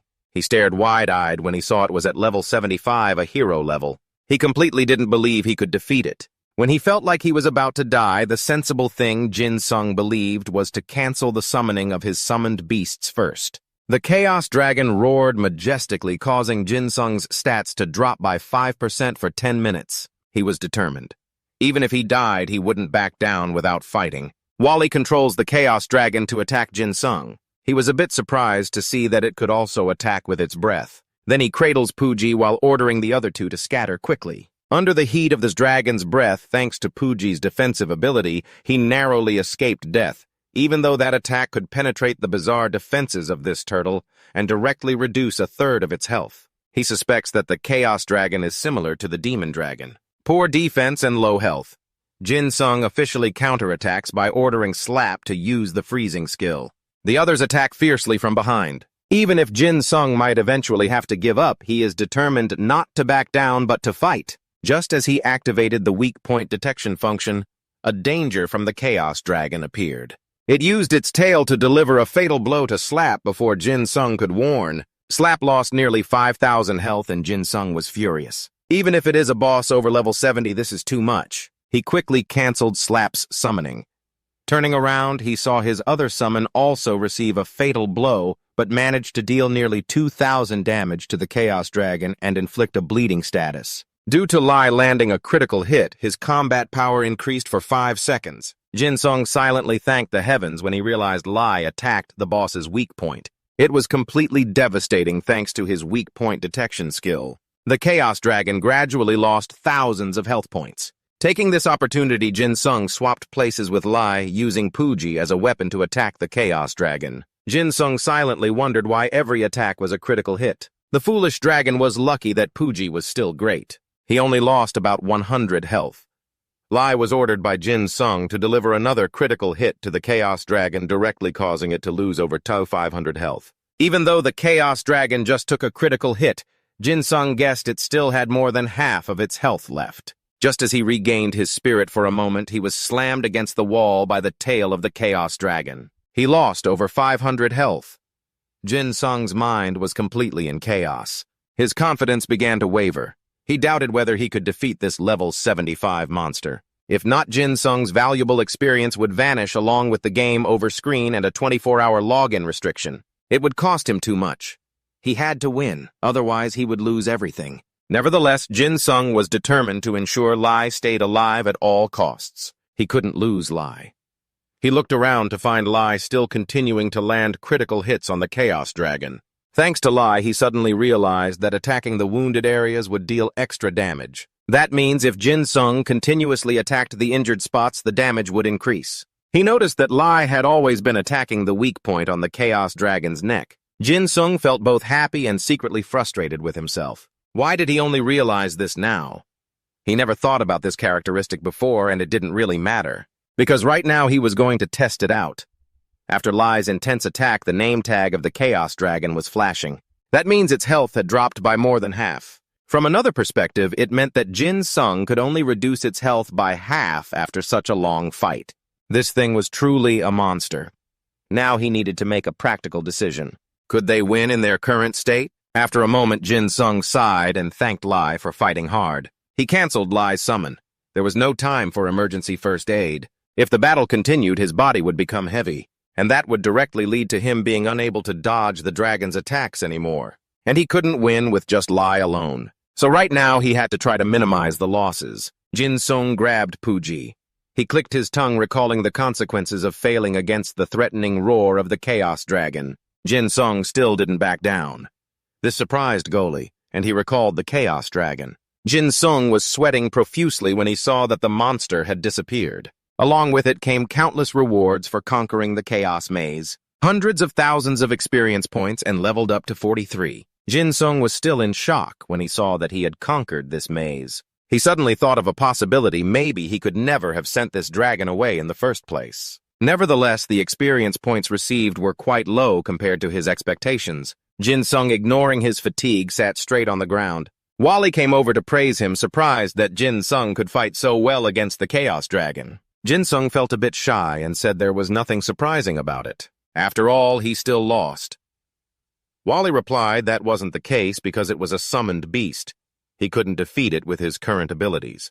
And congratulations on passing this test. Jin-sung grumbled to himself, wondering what kind of test this was. Wally asked Jin-sung's name, and he quickly replied that his name was Ian. Wally directly offered him a very special gift, asking if he wanted to inherit his legacy, which was the path of a dragon tamer. Although a bit dazzled by such a wonderful gift, he quickly realized it could be a hidden profession. He never expected to acquire a mysterious profession in this way. This surely wasn't a scam, right? Wow, being a dragon tamer just sounds so cool. And now being invited by an old man to be his successor, becoming a legendary dragon tamer too. He nodded in agreement, but there had to be a catch. He pretended to think for a moment.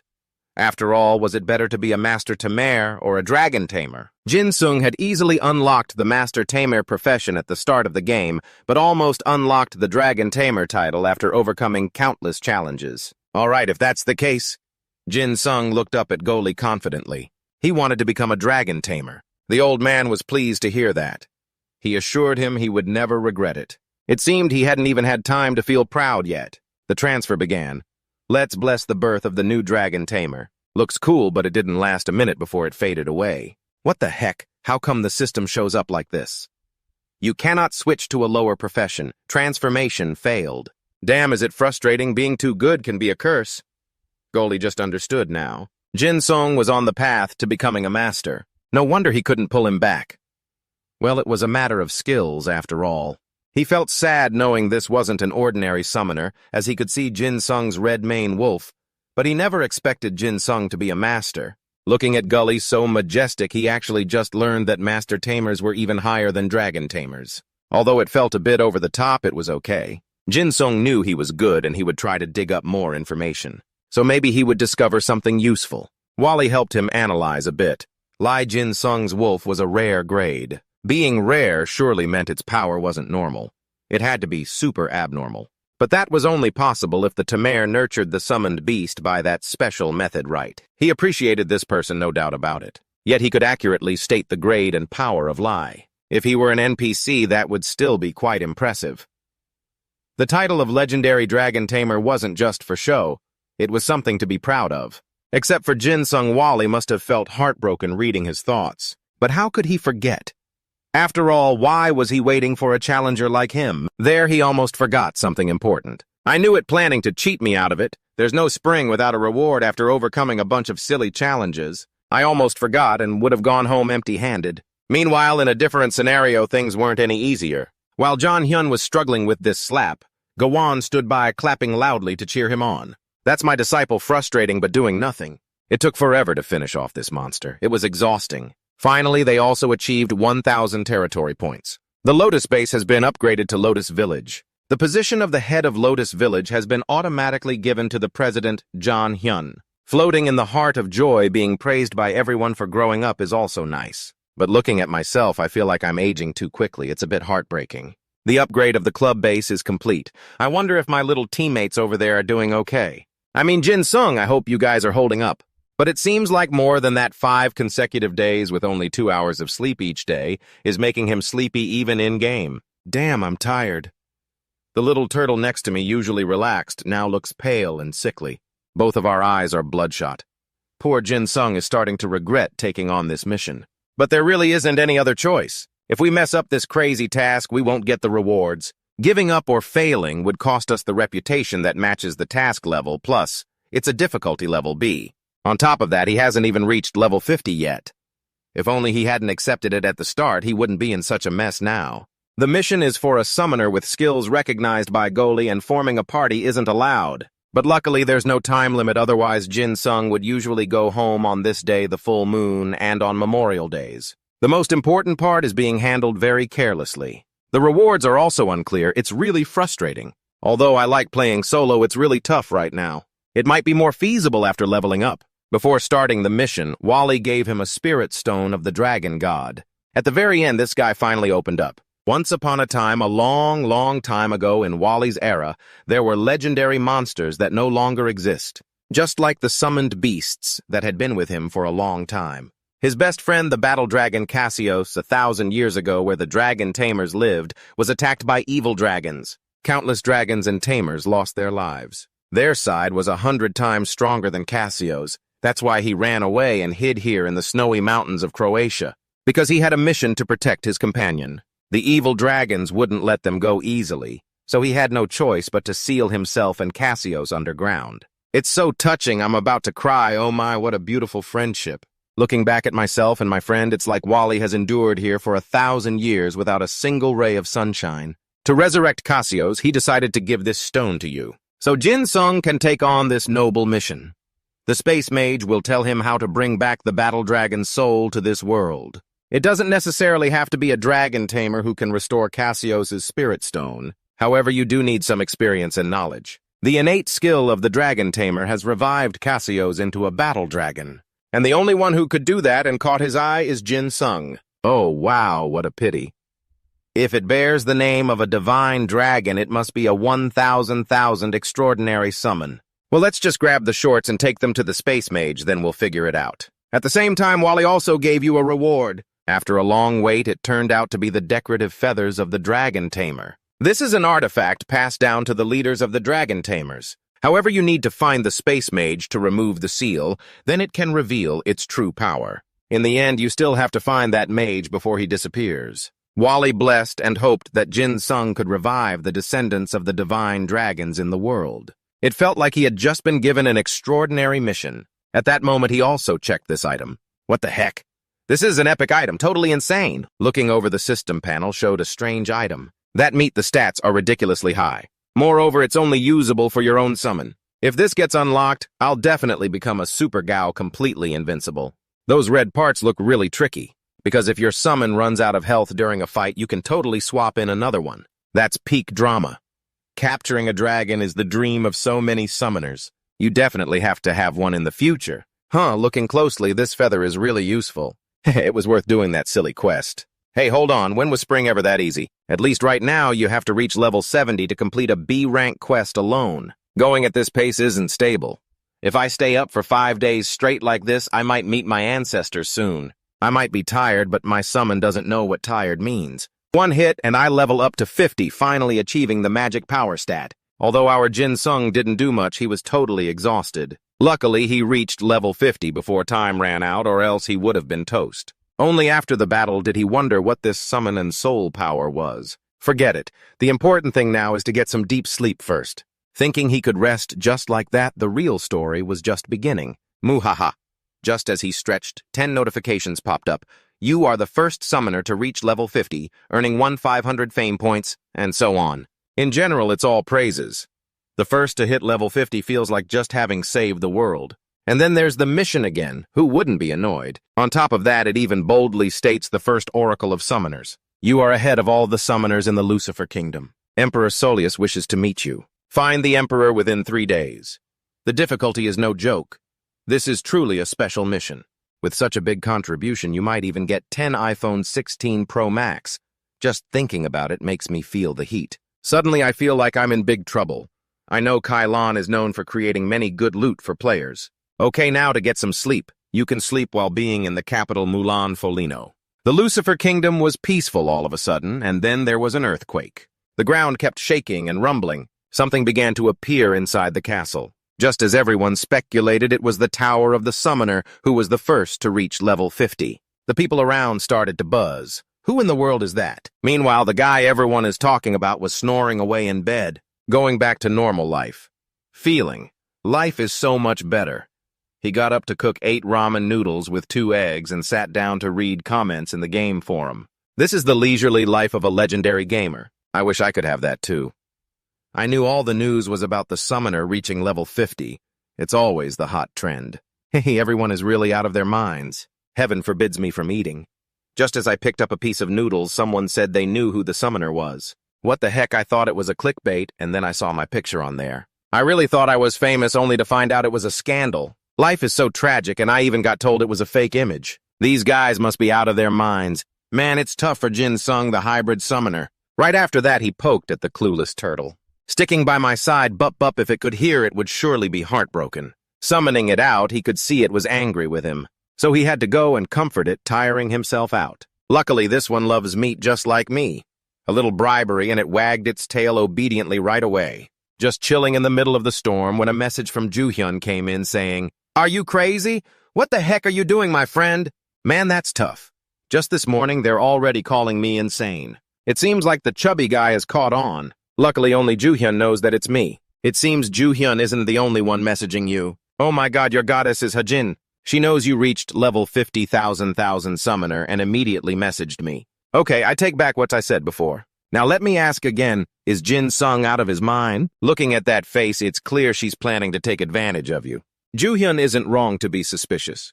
And Hajin is an angel, a fallen angel. Just got a message from a girl. Did you forget about your friend already? After a series of messages bragging about achievements, it finally got to the main point: the Empire Arena is starting next week. But you can only participate in the rookie tournament if you're level 50 or below. Joo-hyun thinks Jin Sung should take a break from grinding for a while. If she hadn't mentioned it, he would have almost forgotten. Winning that match will earn a few thousand prestige points, that's good. What should they do for a week without grinding? Well, let's just go do some prophecy quests then. Not long after Jin Sung moved to the summoning tower. This was created from his achievements. Impressive, right? He can really hold his head high now, but no one believes him. Still, he felt a bit proud. There's still plenty of time to see what's interesting in here. Looks cool. At the Archer Tower, Jin Sung approached the Artifact Exchange Center. They traded items and books, and the skill issues were resolved by exchanging contribution points. Lai push it from the side. Salap should use ice waves together. Then finish with a combo and increase the attack pressure. At the moment, it looked like a chaotic summoning of Huni's beasts. The Dark Warrior was paralyzed. They'll be slowed down by 30% at least temporarily. Jin Sung had a bit of hope for victory. Huni, on the other hand, was very excited. It's not going to be easy. However, your luck ends here. The next move, called Dark Judgment, is the basic attack skill of the Dark Witch. This move is fast, but its trajectory can be predicted through the caster's hands. Huni was amused, praising him for being good, but too bad he faced an opponent like Tamu. Even at this point, that kid still has this weird expression. It must be that delusion of grandeur, hopeless already. Now it's my chance. Silep used Electric Punch, but after that it just felt even more embarrassing. Huni found it confusing. It didn't even punch anything, but it was all part of the plan. That's just what the kid thinks. This is the real attack. Let's go Lai. The black skeletons shattered into 100 pieces along with the regretful gaze of that kid. He kept boasting, saying all of this was within his predictions. The dead seek revenge, but even though it tried, the outcome might already be clear. Lai's summoned beast dealt a fatal blow to Huni. It officially lost 272 HP. He was quick to feel happy, but it wasn't over yet. The skill Revenge of the Dead activated and reflected 276% of the damage. Lai's summoned beast received 6270 damage. With damage reaching this shocking number, even Jin Sung was surprised. Really? That much damage? No way. Lai's health hasn't even reached 8,000. At this rate, Lai will... and then will take another 759 damage. Realizing the situation was hopeless, Jin Sung quickly recalled Lai canceling the summon. If not, it would die. Huni chuckled softly, heh, just as I thought. That pathetic wolf attacks hard but has terrible vitality. Nothing can hide the eyes that see through this crime. For the first time, Jin Sung had to face this kind of feeling. I didn't expect that I would have to fight without Lai. I should have used a safer strategy and taken down the skeletons first. But it must have already taken significant damage. And that skill Vengeful Dead probably won't last long, so I still have a chance. Huni smiled wickedly, asking Jin Sung, should I guess what you're thinking? With my brilliant mind, you're definitely thinking that I've lost a lot of health, right? Of course you can't deny it. The next skill unleashed is called Soul Absorption. With this, my health is back to full. Well, how are you going to defeat me now without the wolf? Jin Sung began to worry, sweating. If I'm not careful, I could lose this match. What should I do? This match is completely different from the previous ones. So many extraordinary moments, it truly is an intense match. This match is so thrilling.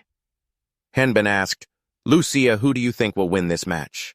She wasn't sure because it's still too early to determine who will be the winner. That's what makes this match so dramatic. While fiercely battling, Jin Sung suddenly dismissed his summon beast. Everyone was confused, not understanding what he was doing. Wasn't that his only summon beast? But it seemed like the best attacker. Jin Sung was deep in thought, calculating something. This was a question many were wondering. The way Jin Sung calculated made it hard for his opponent to understand. He called his summon beast back instead of summoning more. Hey, have you recognized my power and given up? Wow, I will accept your concession. I really am merciful. He remained calm, observing every move of the kid. What is he planning to do? He stepped closer, pointing directly at Huni's face. Hey, kid, if you keep talking like that, I'll teach you a lesson, punk. Being called a punk also unintentionally made him angry. You scoundrel, I was going to let you surrender, but I can't forgive you for calling me a punk. It turns out this was Jin Sung's plan. Deliberately provoking Huni now, he quietly summoned Bat to fight. In front of him was the angry big-headed turtle. He didn't expect that he still had a summon beast at this crucial moment. Jin Sung felt touched by the action of the big-headed turtle. Because from the start he thought it followed him just for meatballs, but it courageously stood up to protect him. Huni held his staff straight in front of the beast. I will eliminate this big-headed turtle. The Judgment of Darkness skill was cast directly at Bat. The Judgment of Darkness skill had been chanted, summoning Ian's summon beast. Upon receiving damage, Bat immediately created a shield. The entire attack made Huni angrier than ever. You brave turtle, I will take care of you. But first, I must execute that scoundrel. Grab him, don't let him escape. Jin Sung felt happy inside, but didn't express it, avoiding being guessed by the opponent. Just as I predicted, I've got him now. It's my chance. Space swap. While Huni was concentrating on attacking, Jin Sung suddenly teleported behind him, quickly giving him a backflip headfirst into the ground. He tried to crouch up defiantly, saying, I'm still plenty strong. Jin Sung bent slightly, crouched down beside him, and laughed. He reached out and flicked him painfully on the forehead, causing him to cry out loudly and tumble straight down to the stands. Player Huni has left the arena. According to the arena rules, he is eliminated due to boundary violation. Player Ian has won. As of now, despite this match being a bit tough, it's already his third victory. Hen and Lucia were surprised, sighing in relief. It truly was an unexpected comeback. Did you see that insane? How could he use his skills so excellently? He won without needing the summoned wolf thanks to the artifact. Truly masterful. Even though he won, he was still labeled by Malong's nonsensical remarks. It's not the artifact, it's that ridiculous artifact thing. Can you believe it? Huni below was not satisfied, muttering, It should have been my victory. I was about to win. Jin Sung approached to comfort him. Don't cry, kid. That's how you grow up. If you want to try again next time, I'll be ready. Huni hurriedly wanted to fight again right now. It was getting dark. This is the support center of ITB. The staff working here are very busy answering calls. Yes, hello, how can I help the rookie tournament? You want to watch it live right now? I don't know how many times this has been an issue already. Why are they so eager to watch a tournament that hasn't even finished yet? The forums are also very lively. What is happening in the rookie tournament? These girls can't fully grasp the situation outside the arena. In the finals, Jin Sung met Lim Long again. Just as he initially predicted, he didn't expect that this guy made it this far using only basic assassin skills. Meanwhile, I've revealed all my tricks. This match is really not going to be easy. Lim Long started the conversation first. Hello, Ian. I really enjoy watching your matches. You two seem to be very in sync, unlike the previous competitors. It's nice to meet you. Let's have a great match. The finals of the rookie tournament between player Lim Long and player Ian will begin shortly. The audience below is cheering regardless of who wins. Show us what you've got, Summoner. Everyone is curious about his true abilities. The match will start in 5 seconds. Jin Sung stretches and warms up to achieve the best results. No matter how I think about it, this isn't a favorable opponent for a summoner. If I can't find a way to deal with that invisible skill, I won't have a chance to win. I need to maximize my senses and dodge the first attack with my reflexes. Then I have to win before his invisible skill cooldown is over. The match just started a few seconds ago and Lim Long has already used his invisible skill. What a formidable opponent. However, it's a bit strange that he didn't use his invisibility skill. I thought he would use invisibility and attack right away. The long duration of his invisibility is a disadvantage. He must be planning to use it later. Well, if I were him, I would use invisibility in dangerous moments. If I fail, the risk is too great. Look how accurately he aims. He knows our abilities are on par. I focus on sensing every second as my opponent approaches. I immediately tell all my creatures to scatter. Ian quickly instructs Jilop to use Ice Wave. I didn't expect Lim Long to actually take the hit. Then he hurriedly used the Dark Leap to counterattack. In an instant, he disappeared and hid in the shadows. Ian has to keep a cool head to defeat the shadow. Right. His hidden system must be related to shadows, which is why he used that skill. But that doesn't mean I'm giving up. The match is getting more intense. Lai uses the explosive skill immediately. Again with that skill, why does this guy keep making me angry? But he can't dodge while in the air and has to cool down too. Yet that was all a wrong assumption. Lim Long managed to nimbly dodge that hit. He's holding a small knife, breaking Ian's carefully planned skill. He couldn't believe his eyes. How could he fall like that and still dodge? Two sharp eyes like knives stared at each other, looking truly frightening. This time, Lim Long used the darkness to his advantage, catching him off guard and dealing a lethal blow to the target. Ian took 4 to 560 damage in just one hit. Not long after, he took another 1 to 75 damage. If it's just a shadow, how could it deal so much damage? The damage continued to decrease while Ian was still puzzled. Lai was getting angrier and pushed him with an electric ball. Lai's relentless efforts seemed to be paying off. Summoning a creature, Lai dealt damage to Lim Long, reducing the player's health by 1795. The electric ball skill hit its target, reducing the player's health by another 1 to 85. Player Lim Long was paralyzed, his speed reduced by 30%. At this moment, Ian felt a bit safer. He was attacked in a style that didn't suit him. Fortunately, the paralysis worked even though he couldn't take a lethal hit. Not good, the battlefield stabilized again.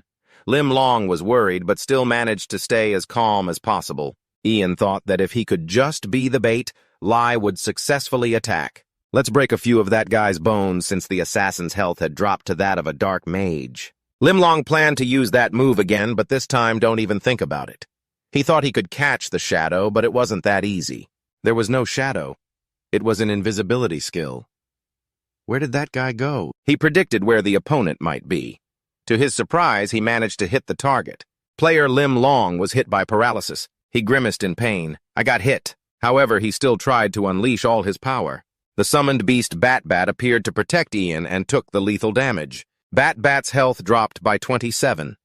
At the same time, Ian summoned Pooji to act as a shield. Therefore, it was attacked and lost 27 health points. Then he tucked Pooji behind his cloak and continued attacking. Yet he was attacked unexpectedly and lost quite a bit of health. You have been poisoned, so you will lose 315 health points every second that passes. Ian lightly touched the wound to heal himself and regained 843 health points. Lim Long was particularly intrigued by Ian's abilities. He was using the skills he already had. It was truly perfect. After a while, Lim Long's mask fell off, revealing a very handsome face. But anyway, healing the wounds is just a temporary solution. I can't overdo it.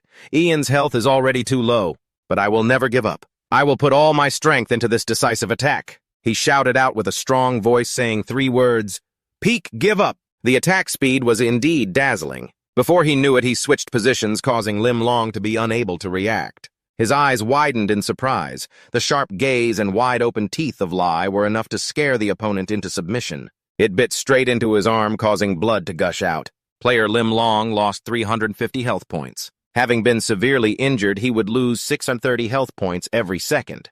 Ian silently rejoiced at having achieved his wish. If I keep extending the time and let Lai continuously attack, he will surely lose health from Lai's hits. I can confidently say that I can block his previous dark attacks. So now it's best for me to keep my distance from him. Every time he attacked, Ian felt increasingly annoyed by Lim Long's abilities. I have to stretch out the time. If I can maintain the current state, he will gradually lose health until it's below 5%, and this match will end. Lim Long split into multiple dark blades and launched an attack on Ian all at once. He hurriedly called for Lai and shouted, "Go! This is the decisive blow!" Both of his beasts rushed Lim Long together, forcing him to stop resisting. The dark blade skill seemed to have something off at this point. Unexpectedly, Ian was counterattacked without warning. You have been attacked by Lim Long's dark blade. Player Ian lost 1375 health points. The match ended. Player Ian lost due to having less than 5% health remaining.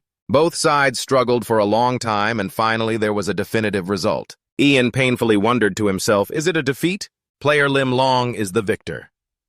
That day, fireworks exploded celebrating this glorious victory. Oh well, it's over anyway. Self-reflection is enough. Now let's see what reward I get. So exciting. He was unsure which box to open first. I'll just pick this one.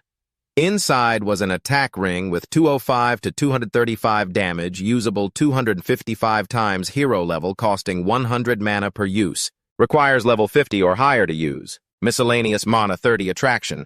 50 command quality, 15%. As for the passive wearing, it will restore 1 mana per second, increasing up to 5% of the summoned beast's attraction and loyalty. Player Ian's items cannot be used or traded by others, and if he dies, the item will be lost. This is a special ring for summoners. Wow, this ring's effects and passive are really suitable for me. Although a bit disappointed that it can't be sold or lent to others, he carefully put it on his finger. I'm just a little sad that this item can't be sold. My soul energy isn't enough for the electric wave skill, so having this is really nice. I'm on a roll. Now let's check the weapon chest. Inside is a dazzling, glowing bow. This is the binding bow of the summoner, with an attack of 205 to 235 durability of 600 out of 6,000 agility choice of 6 summoning energy of 30, and a critical hit chance of 15%. The critical hit damage is 70%. This is a heroic grade longbow. The requirement is level 50. Attack ranges from 209 to 395, and all agility and attack stats of summoned units increase by 20% and 30% respectively. If you deal a critical hit to an enemy, it restores 3 soul energy and leaves a binding mark on the enemy. The mark lasts for 5 seconds. Hitting the marked target will reduce their speed for 5 seconds. All skills and items belonging to player Ian cannot be lent or traded. They do not drop when the player dies. A prized bow awarded to the summoner for outstanding performance in the arena. Ian rests his chin in admiration. I got a better item than I thought, but this one is a bit bulky. If I switch weapons, I won't be able to use the link skill, and I'd lose the critical damage increase rate from the beast summoning and the leadership skill from the fist. But restoring soul energy and the speed reduction skill is pretty tempting. He wonders what to do. I'll use the bow, but keep the fist until I find a weapon with a link skill. Now, if I go hunting, the cooldown time for my training ability will be significantly reduced as it cuts the cooldown by up to 5 seconds. Speaking of which, let me check Lai's ability. The training skill has increased to intermediate level 8, and Lai's ability is over 50. That's really good. Now if I get another new summoned beast, I can raise it well. I can't use the link skill once I change weapons. Once I catch a special or heroic grade summoned beast and evolve it, it will be extremely VIP and awesome. While he was busy calculating for the new item, he suddenly realized he forgot something but couldn't remember what. It turned out to be the bet that reached level 93 before the break ends. There are still 1 month and 10 days before the semester starts, and the first week is an adjustment period, so the first class with Professor Lee Jin-gook is on Thursday. So to sum up, Ian has exactly 50 days left. Thinking about this situation is so stressful. His hands tremble, sweat pouring down. He has a headache pulling his hair out, oh dear. And then Ian and his beasts continue to hunt. He has now reached level 62 in just a week. Not bad, but he needs to speed up. He stretches and sighs. When will he reach level 93? Then he checks the system to see how effective the increase is. At least the skills in the first system must be reached at level 60 to help hunting go a little faster. The explosive potential is a type of direct level 1 skill. Effectiveness: 5% cooldown time, 20 minutes, active time 1 minute and 20 seconds. The requirement is to only use it on summoned beasts, increasing the combat skills of the summoned beasts by exploding their potential. All combat stats of the designated summoned beasts will increase by 100% of the skill's potential level, and the effectiveness will increase the active time with this explosive potential skill. The combat ability of the summoned beasts doubles. That's pretty good. Now Bat has reached level 61, Lai is at 63, and Slap is already at 64. Ian stood high, surveying the terrain, feeling that this spot is a bit too easy now. I should probably find another place. The hunting spot needs to be more challenging. Where should I go? Should I head to the Foco mountain range? I still need to complete the B-level quest from the snail. That's right, those who pass the test will receive rewards along with an irresistible quest. Anyway, if I bring this soul stone to the space magic tower, they'll find a way to resurrect the war dragon somehow. And take this is Ian's reward. He was excited. I'll go to the space magic tower as soon as I reach level 70, and then his party set off for their intended location. At this point, Ian had logged out of the game for lunch but had run out of 5 cups. All right, I'll call for food delivery. Now let's see if there's any news about new monsters around the Foco mountain range. He was multitasking, one hand checking information, the other ordering food. The new monster is a lava witch found in the underground caves of the Lacing Plateau. It's level 73 to 75, with about 12,000 health and attack and defense predicted to be around 200. Skills are not yet determined. Intelligence stat is predicted to be around 1,100. Energy is also not defined. The Lava Witch is a rare elemental type in the region. Fire continuously deals isotropic thermal damage in a wide range predicted to be around 3.2 kilias. The burning ability is fixed predicted to withstand high damage when affected in a burst. Looking at this graphics makes Ian very excited and intrigued. Its inherent ability is AoE attack. Many stats are still undetermined. Wow, this is a fire area skill. It deals quite a large amount of damage.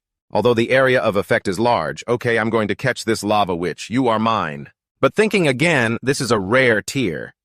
I have evolved many common tier units already, so I want to catch a rare tier 1 and evolve it. But the problem is time. If I want to catch a rare tier that can evolve, how long would it take?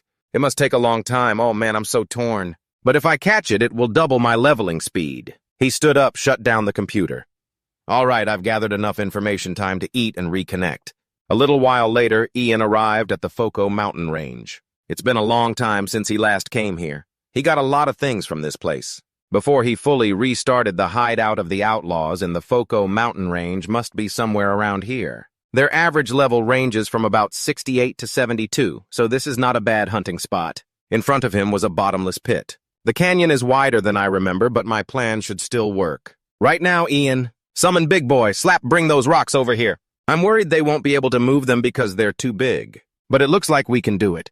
Can we hide there, Big Boy Lie? Do you see the guards over there? Be quiet and move closer to them. Don't get detected, then wait for my signal. They began to execute. As planned this time, he decided to use his name. Holding the bow and arrow in hand, he landed as lightly as possible with Lie, then quickly charged up. It would be fitted to the bow because he was using a bow that wasn't convenient. It also has a paralysis effect. Just as the bow was about to be released, the guards noticed him. He had to take them down immediately without giving them a chance to retaliate. Paralysis is just an added measure. The first arrow aimed straight at the face made him scream loudly. The guards of the outlaws in the mountain were paralyzed. They will slow down by 30% plus 50% damage from the electric attack. The cooldown time for charging has been reduced. You hit the charged skill dealing 1,479 damage to the outlaw guard of the mountain. The charge dealt an additional 527 damage. At the same time, Ian commanded Lie to quickly bite the remaining arrow. Both had to split up to deal with them to take them down in one go. Just as they defeated two, someone above saw them and shouted, "There's an enemy! Everyone gather at the gate!" He yelled while ringing the bell to catch everyone's attention. Seeing the situation turn chaotic, Ian directed Lie. Everything is part of his long-term plan. They took the bait great. They rushed out of the city gates. That bastard is running, kill him. Ian was now playing cat and mouse with them, dodging back and forth like a fool to see if they could catch up. They kept shouting, "Stop there, kill him, make him suffer," after running a certain distance quite far. They must have all rushed out now. Good. Everything is going according to plan. It's time to go back, let's start. Lie went back towards them. If we run far enough to the destination, then Shelob will take action. It's hiding pretty well. Bat and Chip are also acting strange. You guys want to do something cool, huh? All right. But save it for next time. There will always be another chance, so stop complaining. Get on my back. While chatting with my beast, they were right in front of us, loudly asking who dares to challenge us. The outlaws from Foco Mountain laughed quietly to themselves. Does he want to look cool or something? In the end, he's still just a monster. Shelob jumped down. A huge foot was about to come down and crush them. At this point, there's no escaping the sun. Summon Beast. Shelob dealt 340 damage to them.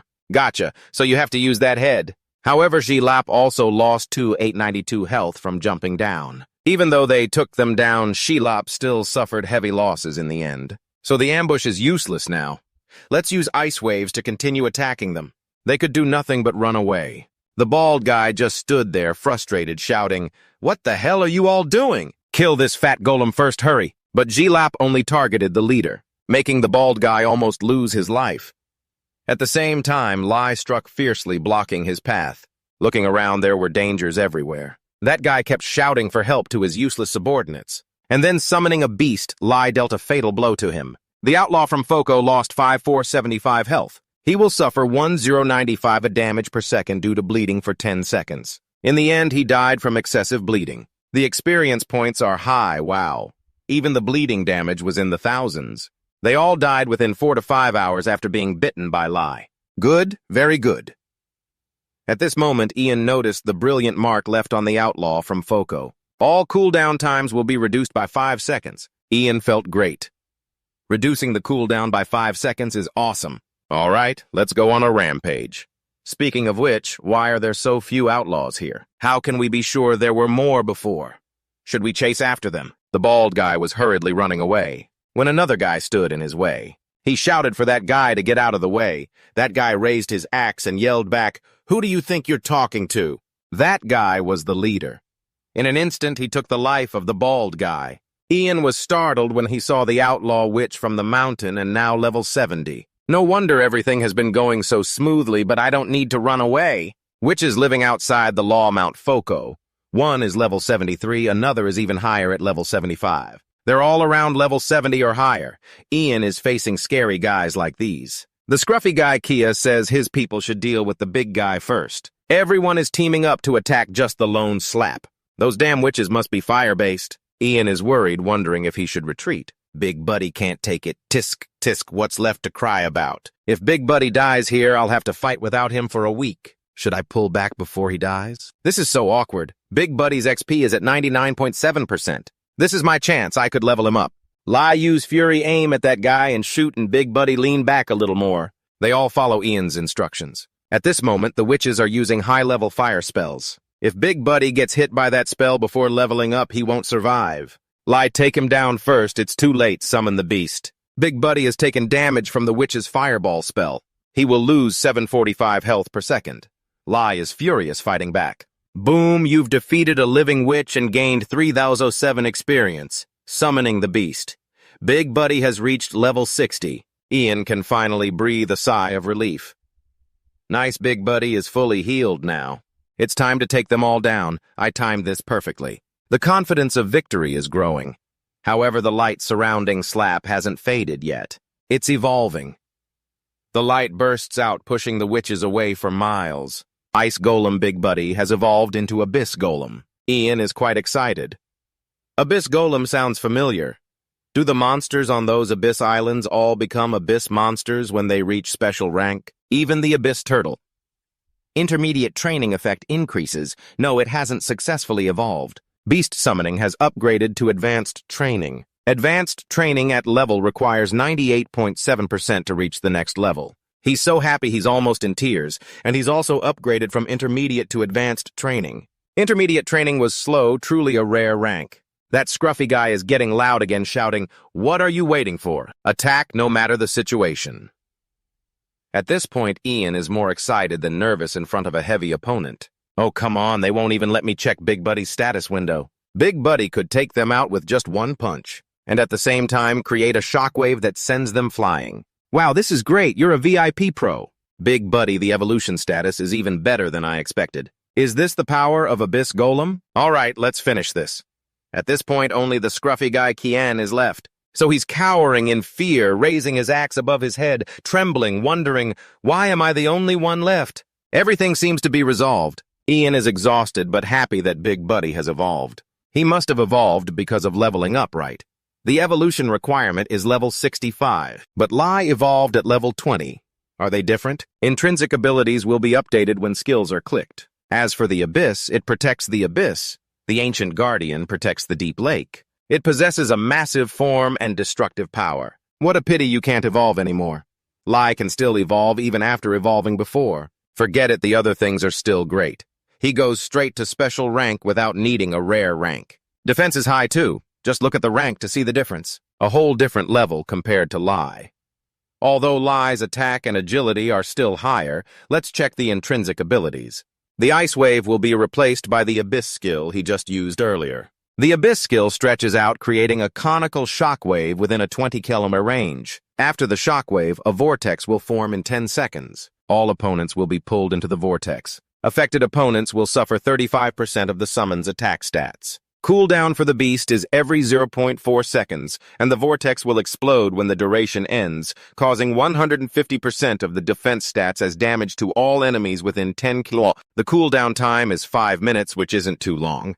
It should be quite useful. As for the Abyss Protector defense increases proportionately with reduced health. When health drops below 10%, a shield equivalent to 50% of the maximum health of the summoned beast will be created for 10 seconds. The attributes of this skill are also good. Alright, I've finished reviewing Big Buddy's evolution info, and there are still quite a few things left. So let's go find the base of those living outside the law.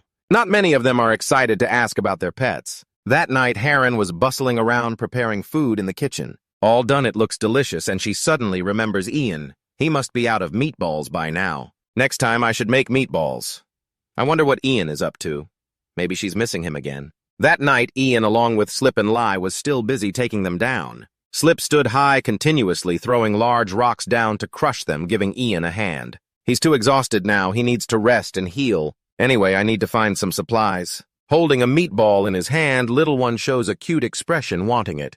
You making that face is useless. You know this is the last meatball, right? So cute. Next time we meet, I have to ask Sister Heron to make more delicious food. Ian's top priority right now is to reach level 70. At the same time, his friend texted asking what he was doing. No matter how tired he was, he still replied, I'm busy doing a quest. I need to reach level 93 before I start school again. This was a bit difficult, but he had to make it happen. His friend could only wish him good luck. So what are you going to do? Where are you? He didn't reply much, just said, forget it, I'll be back when I'm done. Wait a bit, I'm super busy. Why does he keep texting? Ian complained to himself, but still couldn't ignore any messages. Bebe was signaling something to Ian. Do you want to ask why I'm busy while I'm laying eggs here? It's because of this. Before he could explain clearly, he shot an arrow forward. Unexpectedly, he hit a bird. Indeed, it was a plentiful item that he had captured Lofia successfully. Lofia, Charles 72. Health, 15, 760 energy, 7 950 total attack, 46 defense, 275 agility, 1 052 intelligence. It's a rare type of predatory bird.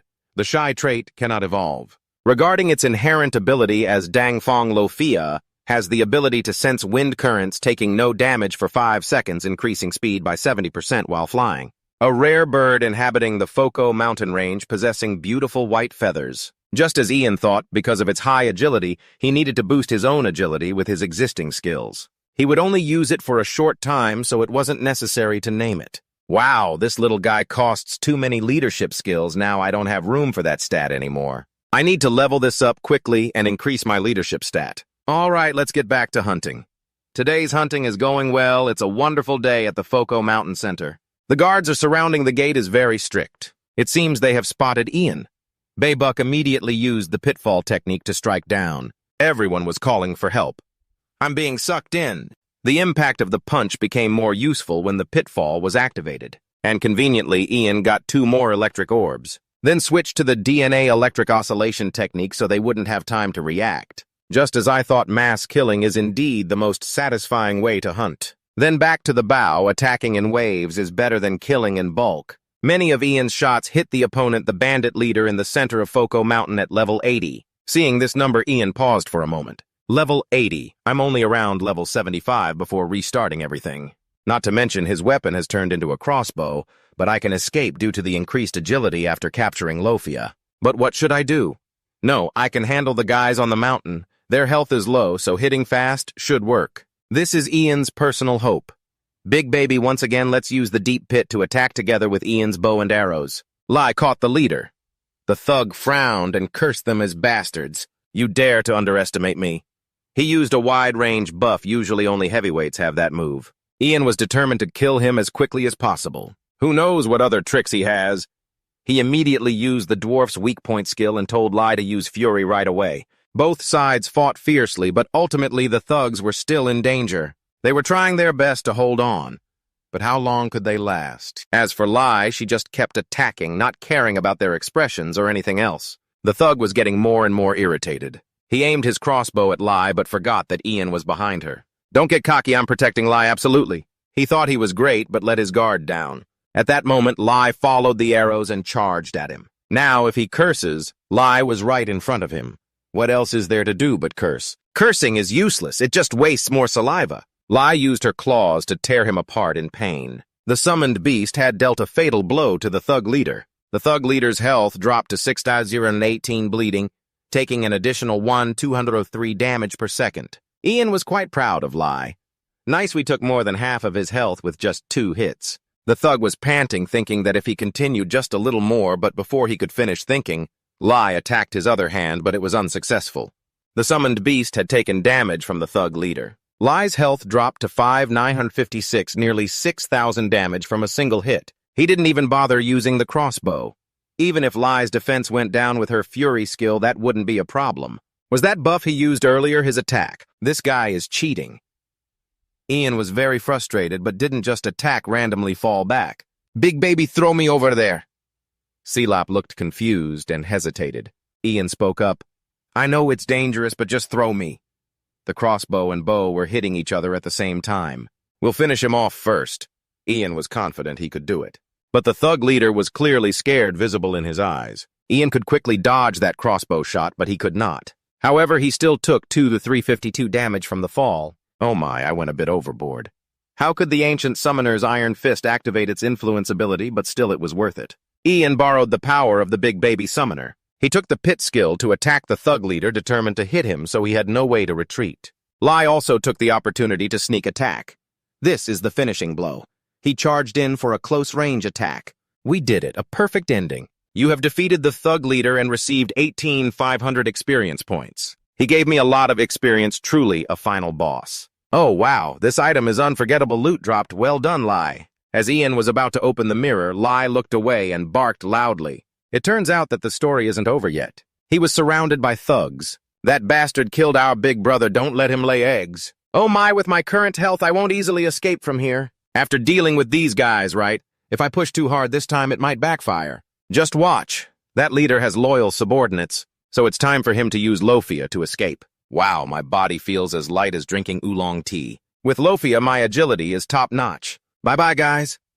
They looked helpless as they couldn't catch up, just standing there dazed. Oh, right, I ran away and almost forgot that Lai and the big baby are still in danger. Let me cancel the summon so you two can get out of there. At that moment, they thought they were abandoned and felt lonely. Even though I didn't reach level 70, I still earned a good amount. I should contact Heron and give my summoned beast some food. At this time, Ian arrived at the Murin auction house. It seems Heron said she was somewhere around here. She said she was getting groceries from the auction house. The first person to see Ian was Kabuli. Ian was also quite surprised to see Heron with him. It's been a while since I saw you. How have you been? Heron was happy but still quite shy. She gently smiled and said, Hi, Ian, it's been a while since we last saw each other in the game. Yeah, I feel a bit awkward replying. You're right. Heron smiled and explained I couldn't be active due to schoolwork and I didn't follow you in the newbie tournament. I'm sorry, it's no problem. Luckily you weren't there. Even if you were, I wouldn't have been able to stop you. I lost anyway.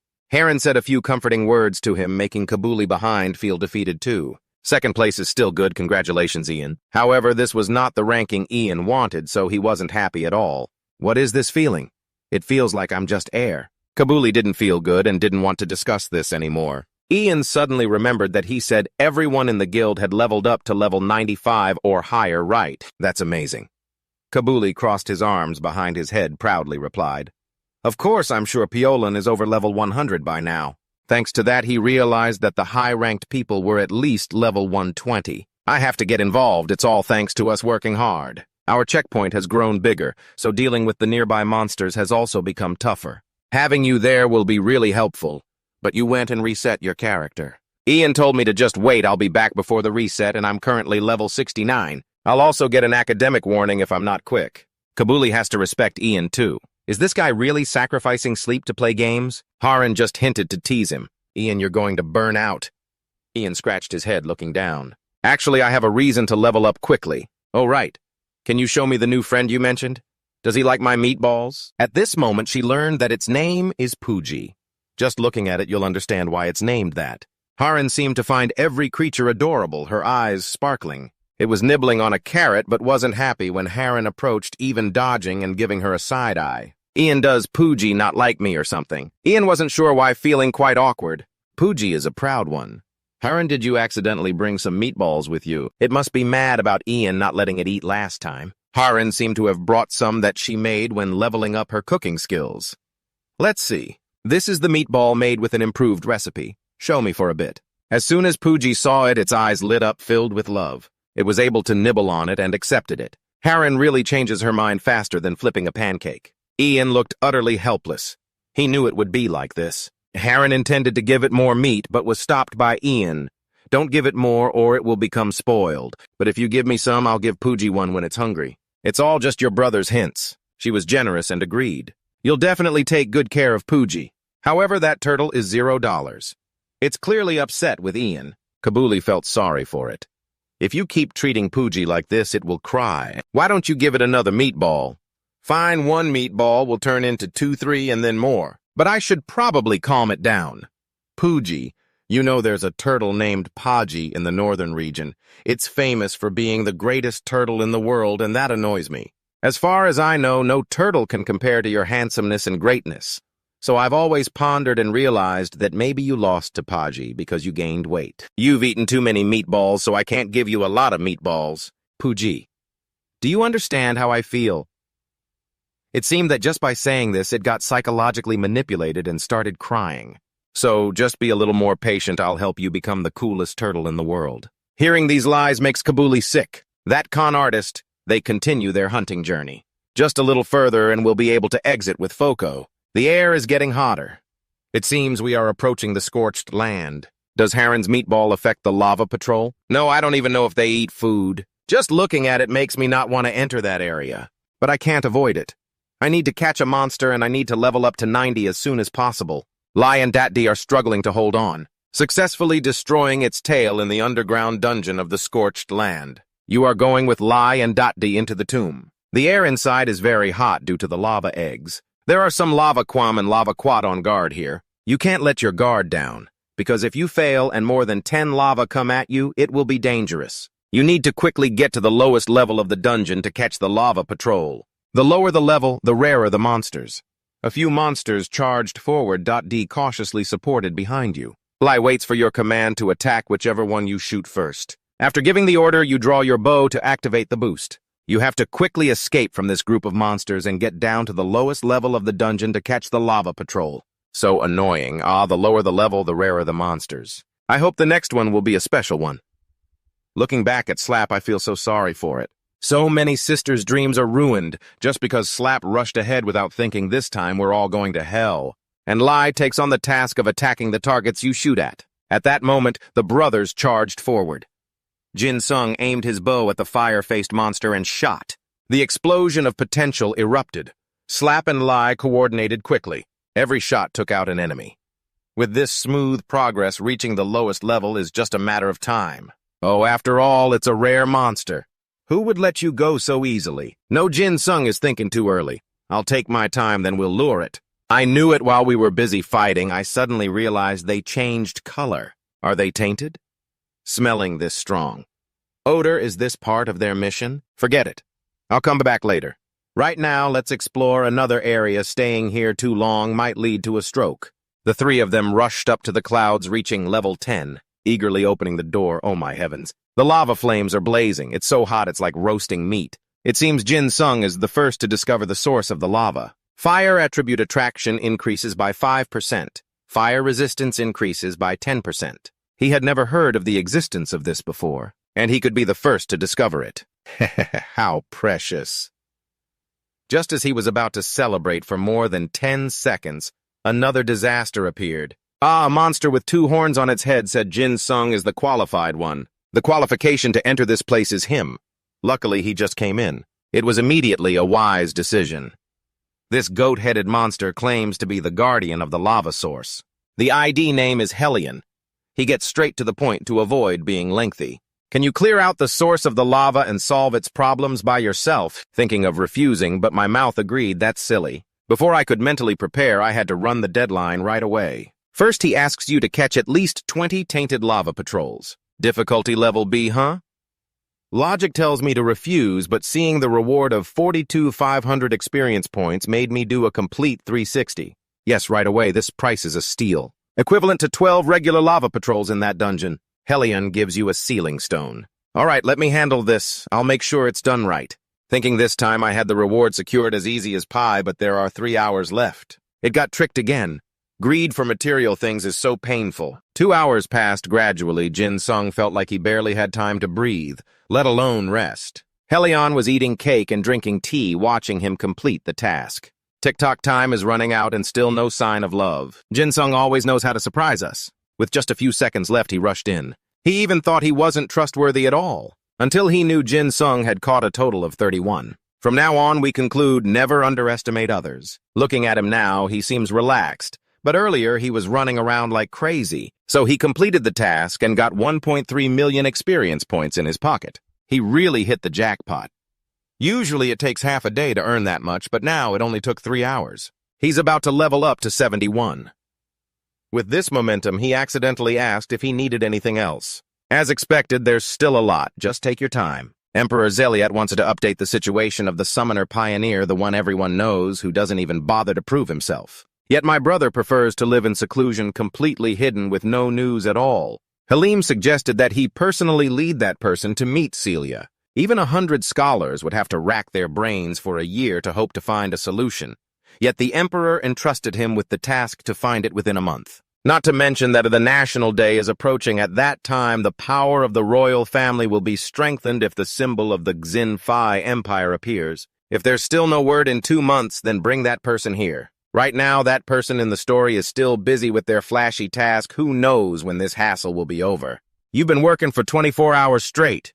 Are you planning to go on strike or what? If the reward doesn't amount to anything substantial, I swear I'll chop that person into 200 pieces and make curry to vent my anger. Fortunately, you've completed the task. As for whether it's the last task or not, who knows? After confirming with him, the guy intended to sit and catch his breath for a bit, wondering if he should retire right now.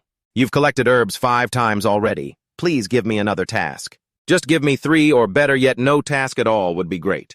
Jin Sung clasped his hands and muttered, Amitabha Buddha. Damn. Just sat down and already felt an earthquake.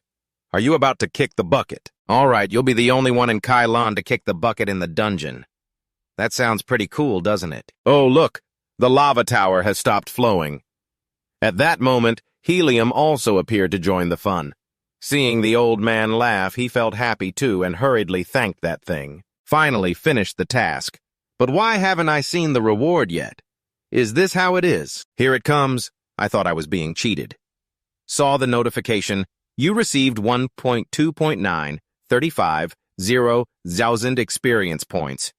And it felt like flowers blooming in my heart. It feels really fabulous, as if I would level up even more if I didn't stop to hunt midway. In addition, Jin Sung also received a lava sealing stone, which promises to summon one of the guardians of the lava core. He would have given you something else, but since Jisung Oppa has contributed so much, this is the best thing he can give you, a guardian. The information panel appeared. This is an 80-level lava dragon, which reduces fire damage absorption by 30%. In addition, there's Lava Breath and Lava Lord. Overall, it's pretty badass, I'm just kidding. But that's still nothing. What really shocked you here is that this one is a hero-level monster with a combat power of nearly 2,000. This one is the pinnacle for sure. I'm so greedy, I wish I could make a summoning pact and try it out immediately. But carrying the load with those 2 big brothers isn't done yet, and I'm still lacking leadership ability. It'll have to do for now, we can figure it out later. Let's go back to the village to find items to boost leadership ability first. After saying goodbye and not planning to meet again, Jin Sung left with a bounty of spoils. As for Yu Hyun, today's the first day of school, but I can't see my friend anywhere. I can't even reach him by phone. Thinking back to the image of my friend logged in for 50 hours straight, I felt a bit sad. Because I care deeply about my close friend Yu Hyun, decided to stop by his place after school to check if he's still alive. At this time, Jin Sung was still deeply focused on grinding the game and forgot he had to go to school today. He must be level 89 by now, grinding hard instead of staying stuck at level 71. Jin Sung was riding the Lava Dragon King while Slap was handling the nasty dragon monsters below. The 4 of them swept through, leaving corpses everywhere they went. A deep abyss pit, that's some top-tier skill right there. Then one final move, J Key's erupting flame, easily wiped out all those rookies again. Easy Lie was in charge of chasing down the ones trying to escape. I mean, that's seriously cool, huh? Pretty badass, right? But after about 10 minutes, the screen went dark, because he realized he couldn't fly to catch them. Pretty disappointing. This time, Raka Rate's Dragon King had to be worth 100 of those other dragons combined. Every swipe it made killed those other dragons without mercy. Soon after they finished off that group, Jin Sung leveled up to 91 successfully, so excited he was practically drooling. Finally, after all those tough days, he got the special skill tied to his class. Oh God, if it's some lame skill, he's just gonna quit and delete the game right away. He has to reach level 93 within the time limit, even though he was supposed to go back to school today. If he figured out how to change his schedule and all that, he only had 10 days left. Turns out he hadn't forgotten his class schedule. Heh, I thought he'd be so addicted to the game he'd skip school it would have been heartbreaking, poor guy. Leveling up non-stop, losing sleep and meals. Please give him a useful skill or he's gonna lose it. You've received synchronization skill and link skill. What the F stocks? What the hell are these two skills? Really makes you curious. What caught Jin Sung's eye was the hero skill rank label, not bad at all. The skills are kinda cool and I think he saw them before on the Black Mage online forum, but he still didn't get what it meant to have the blood of two subjects balanced like that. When you don't understand something, what do? Exactly. You gotta practice it to get it. Right away, Jin Sung took out his two test subjects, Lie and Slap, to link them together. Ah, so that's how it works. No matter what the blood levels are like, the percentage stats will still be equal. Sounds useful, but also like a double-edged sword that could mess you up anytime. Alright, next is synchronization. Your stats will match those of your summoned beast. Sounds pretty interesting. I gotta try this right away. Let's test it out with the other two. Too bold, I don't dare. Suddenly remembered I still have Bat clueless and useless, but very cute. Alright, I'll try with it. But getting this one out and convincing it to sync with me is also a big deal. However, besides the initial blinding light, nothing much happened after that. Damn, I have to check the strength stats again. This is so frustrating. Defense is up by 1,500, but why did your dexterity and ability stats drop like that? But on second thought, it's kinda cool. That means your defense stat is almost on par with Slap now. Just wondering why the system shows such a weird shape. A human head with a turtle body. Cancel. Cancel it quickly. It ruins my 4,000 years of beauty. Alright, no more using this skill on Bat. Suddenly feeling tired. Whatever happens, I'll deal with it later. Even if the world ends, I need to sleep first. Back at Korean University, our Yoo Hyun is very sad because his best friend ignored him. This message is from a buddy, not a real friend, and while he's all upset, Jin Sung's muse suddenly appears out of nowhere. She says hi to him. Not only our main guy, but even the chubby friend is captivated by this beauty, Bok Nguyet Kwang. Even though she plays Bok Nguyet Kwang, Haren's personality is no different from Bok Ko Tin, so she made her character very realistic, which is probably why Jin Sung found it strange he didn't immediately recognize her. When Haren met Yoo Hyun, she just wanted to ask where Jin Sung was hiding. When she heard he wasn't in class, she figured he was at home grinding games. She said she'd give him a piece of her mind next time he goes to class. Meanwhile, somewhere far away on a mountain, snow is falling heavily. The judgment of darkness causes this monster great pain. Ganchi Honey looks super cool, ordering this too big grapefruit monster to hold its ground against his legion of darkness. Guess they're just ignoring it. He's confident he's level 85, so the other guy's probably around level 80, plus 10 points for arrogance. The problem is his guess is way off. He's already in the 90s, and this guy just reached 85, talk about gutsy. Chi-Hen thinks Jin Sung is a cowardly summoner who cheated his way to level 85 or higher. He says that, but pulls out a doll that looks just like Jin Sung, like it's cursed or something. And that's what they call stabbed in the back. Says the other guy cheats, so he cheats too. Winner is king, loser blames cheating. Just as he's about to cast a death curse on Jin Sung, the system notifies that the skill can't be used on that target. So embarrassing, Ganchi Hyuni has woken up. Since cheating failed, he's determined to get stronger to beat Jin Sung. At the university, when the professor calls Jin Sung's name, he's nowhere to be found. Then it hits him. Jin Sung hasn't been around the whole first week of class. The professor thinks back and gets a headache because the first week was just schedule changes, so it doesn't affect Jin Sung's attendance score. Lucky guy, no doubt. But today's class is mandatory, so this time Jin Sung Park can't avoid being marked absent, and tuition is as much as buying a scooter. So don't worry about it, guys.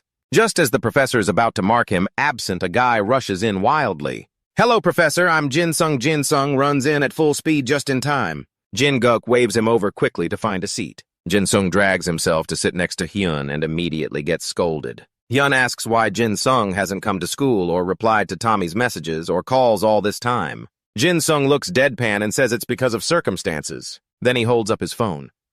Hyun stares for a moment, then his eyes widen, seeing Jin Sung has reached level 93. Hyun's loud shout draws a ton of sharp looks from everyone around.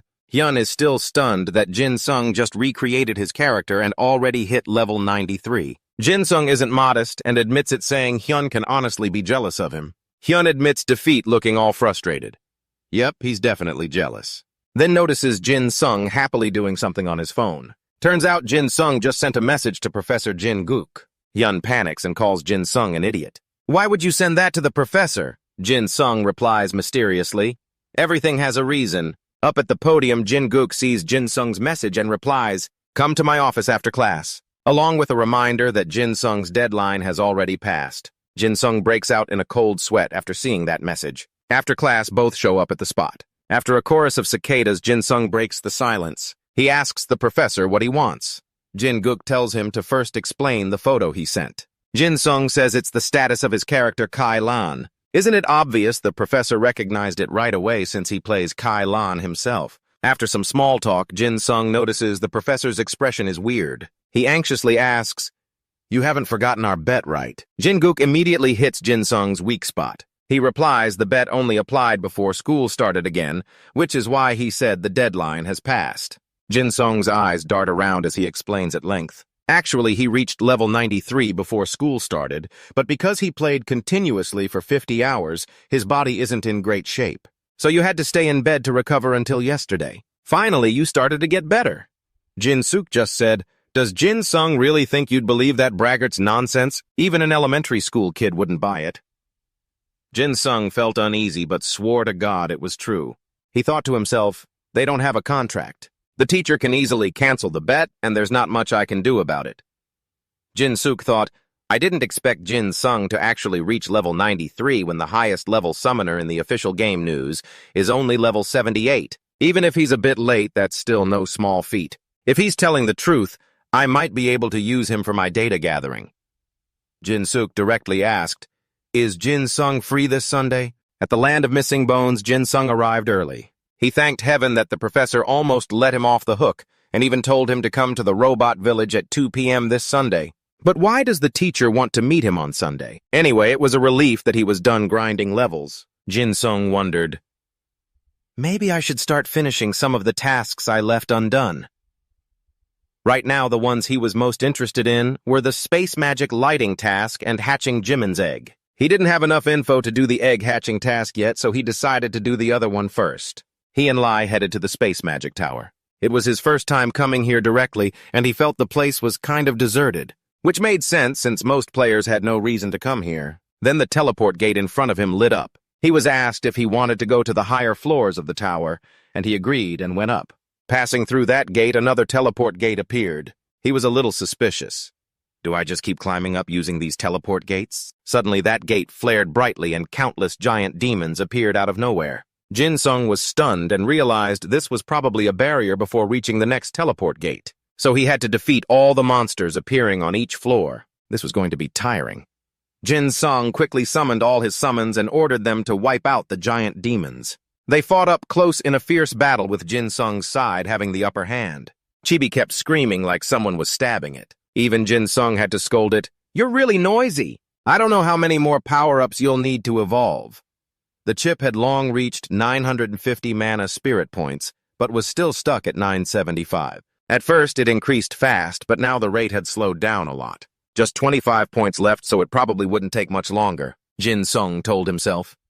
So he kept pushing through the gates up to the highest floor of the space magic tower. Jin Sung saw someone sitting at a table.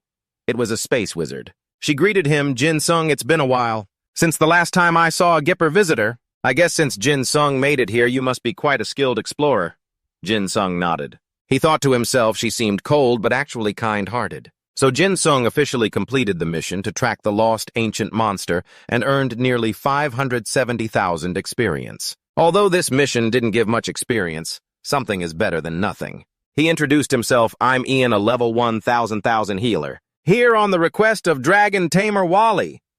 Zipper asked in surprise, "You mean the legendary Dragon Tamer Wally? I never thought I'd hear news about him again." She invited Jin Sung to sit down, sensing they would have a long conversation. After a while of chatting, Jin Sung asked, Do you have to finish your current research to awaken the Spirit Stone? Getting a nod from Zipper, Jin Sung thought, maybe then I'll learn more about the Divine Dragon. Gipper suddenly remembered something. She wanted to ask Jin Sung for a favor and he couldn't refuse. The mission called Ancient Relic to awaken the Spirit Stone of the Divine Dragon. The Space Witch had to activate magical equipment. To do that, she needed some materials, and Jin Sung had to enter the Space Magic Tower created by Zipper and collect fragments of the ancient relic.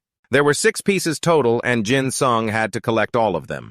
The condition was no teaming up and to finish within 3 days. Jin Sung almost passed out when he saw the mission requirements. He guessed it was part of a bigger quest line. Even the difficulty was rated A. He wasn't planning to refuse anyway, but even if he wanted to, he still felt annoyed for having no choice. Jin Sung asked Zipper, "So I just have to bring back the relic fragments, right?" After her reply, he figured he had to leave right now. The question was where to go.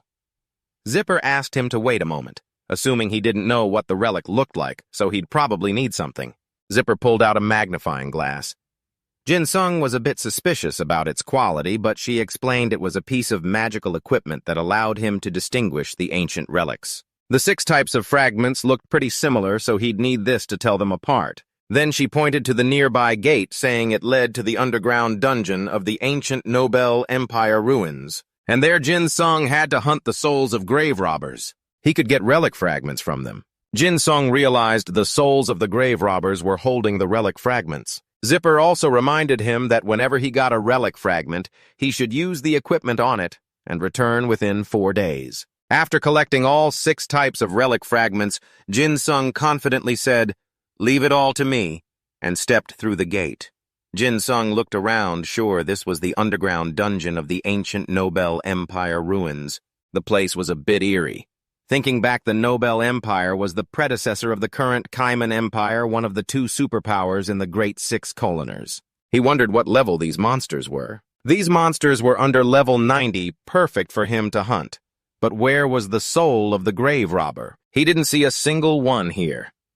Thanks to this mission, Jin Sung earned the title of the first person to discover this dungeon. For the next 5 days, the item drop rate in this dungeon was doubled. That made Jin Sung super happy. It was just perfect. Jin Sung was only allowed to stay here for 4 days. He wished they had set the limit to 5 days. Facing the monsters, Jin Sung quickly summoned Lai to hunt with him. While looking for the souls of grave robbers, he quickly found the first one. While Lai was chasing it, he used the Clopia Link skill to call the grave robber. Finally, a fragment dropped. Jin Sung picked it up, complaining about the dust on his hands. He pulled out the magnifying glass, inspecting it while praying, "This is fragment number 4, please not the one I already have." You get what you wish for. Jin Sung already had fragment number 5. Jin Sung started to seriously doubt this system. Cheating, he had gotten fragment number 5 dozens of times already. He began to feel sorry for his own fate. He had been grinding like crazy for 2 days, but only got 5 different types. This mission was really a pain. Why were monster spawn rates and drop rates so low? He couldn't find anything useful on the online forums either. The only helpful info he found was that drop rates increased if he didn't attack the backpack of the thieves. Without that info, he was basically doomed. Jin Sung was about to lose his mind as time was running out. Less than 4 hours remained. Based on his progress, he could probably only get 1 or 2 more fragments before time ran out. And it was unclear if he could get fragment number 4. He hadn't gotten it in the previous 5 tries. If he had known from the start, he would have gone straight after the grave robber instead of hunting randomly. Then Jin Sung summoned Lofia to scout the area for him, and if it found any grave robbers to let him know. Luckily, there were no monsters in this dungeon. Since he used ranged attacks, using Lofia was more convenient. As Jin Sung ran and looked around, he spotted a strange monster. It was the soul of an ancient summoner at level 95. Jin Sung guessed it was a hero rank. He hadn't even seen a special rank monster in this dungeon before. Jin Sung wondered if he should do something since it was an immortal level 90 monster. It takes at least 30 minutes to defeat a hero-level monster. The precious time left to complete your mission will only last a few short minutes with it. Jin Sung decided to pluck every feather off that monster. You don't get to encounter a hero-level monster often, and on top of that, experience points and loot drop rates are doubled. While Jin Sung and Lai charged in, that monster muttered some kind of spell. Suddenly, countless monsters appeared. Jin Sung was startled and quickly told Lai to fall back.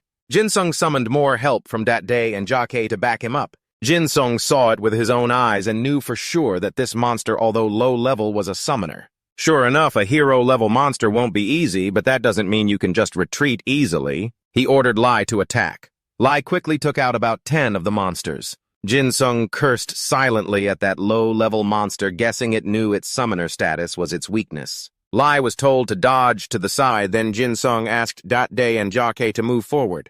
Dat Day used the Abyss Pit skill, but unfortunately was counterattacked. Before Jin-sung could help while Jake was attacking a dragon, he got knocked down by its tail.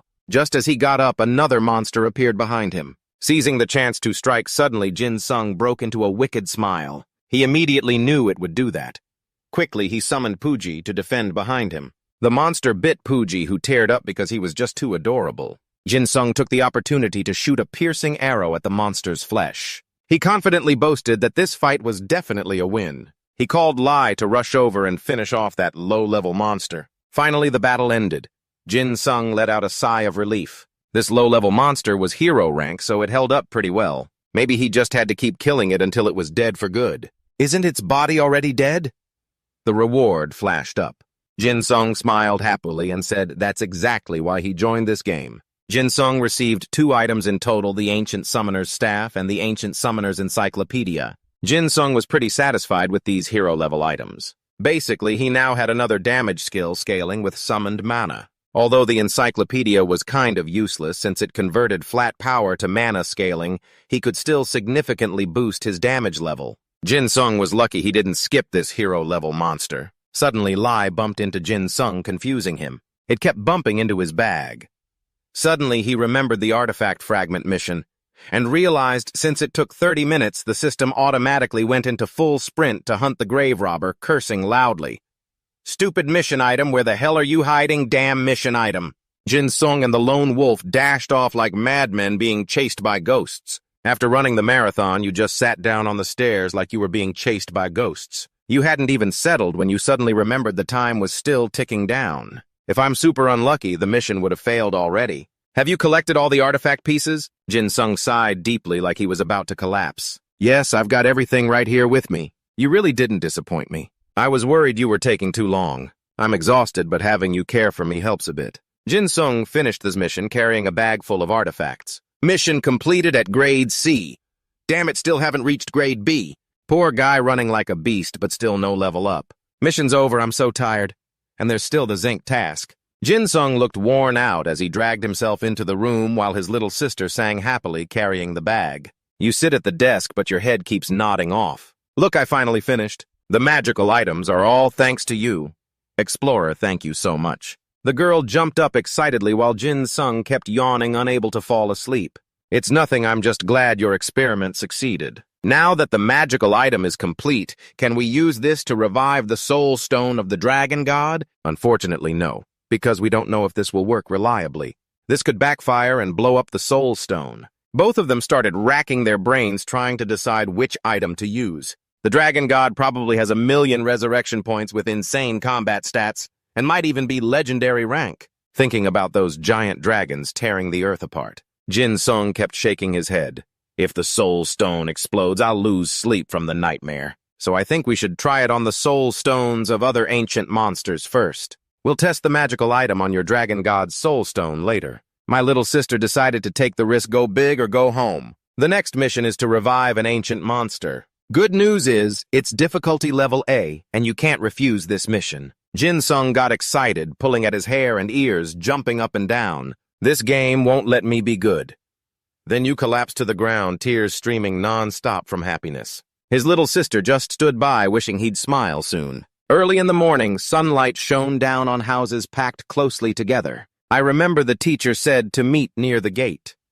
Jin-sung walked slowly out the giant city gate. Now that I think about it, I forgot to ask the professor's player ID. Jin-sung had just sat down when the teacher sat right in front of him and asked, "You're here already?" He doubted reality, not sure if this really was the professor. So he had to check the ID to confirm. The professor's ID was Jin Google. The teacher only uses his real name. Only then did Jin-sung realize. He called him professor twice. "Yes, so you're PUBG Sung, right? I can't see the player ID or level." So the teacher didn't expect to have a student with such a high level. Professor, wait a moment, let me switch my profile from private to public first. He's humble not showing off his skills publicly. That's why the teacher didn't recognize him. Your screenshot shows you're already level 94, and from that day on, the student kept leveling up. Yes, Professor, that's the result of my summer efforts. Being praised like that made him tremble with joy. Professor, can we go now? Since the teacher confirmed my level, I won the bet. Wait a moment, I think you should come with me first. The teacher refused all of Jin Sung's refusals. The blazing sun shone down on the ground. Professor, where are we? He was led by the teacher to a completely unfamiliar place. Hopefully this isn't a kidnapping. I heard you're a million-point resurrection master. Look, you'll know exactly where we are when you see it. You'll know as soon as you see it. Sounds intriguing, heightens curiosity.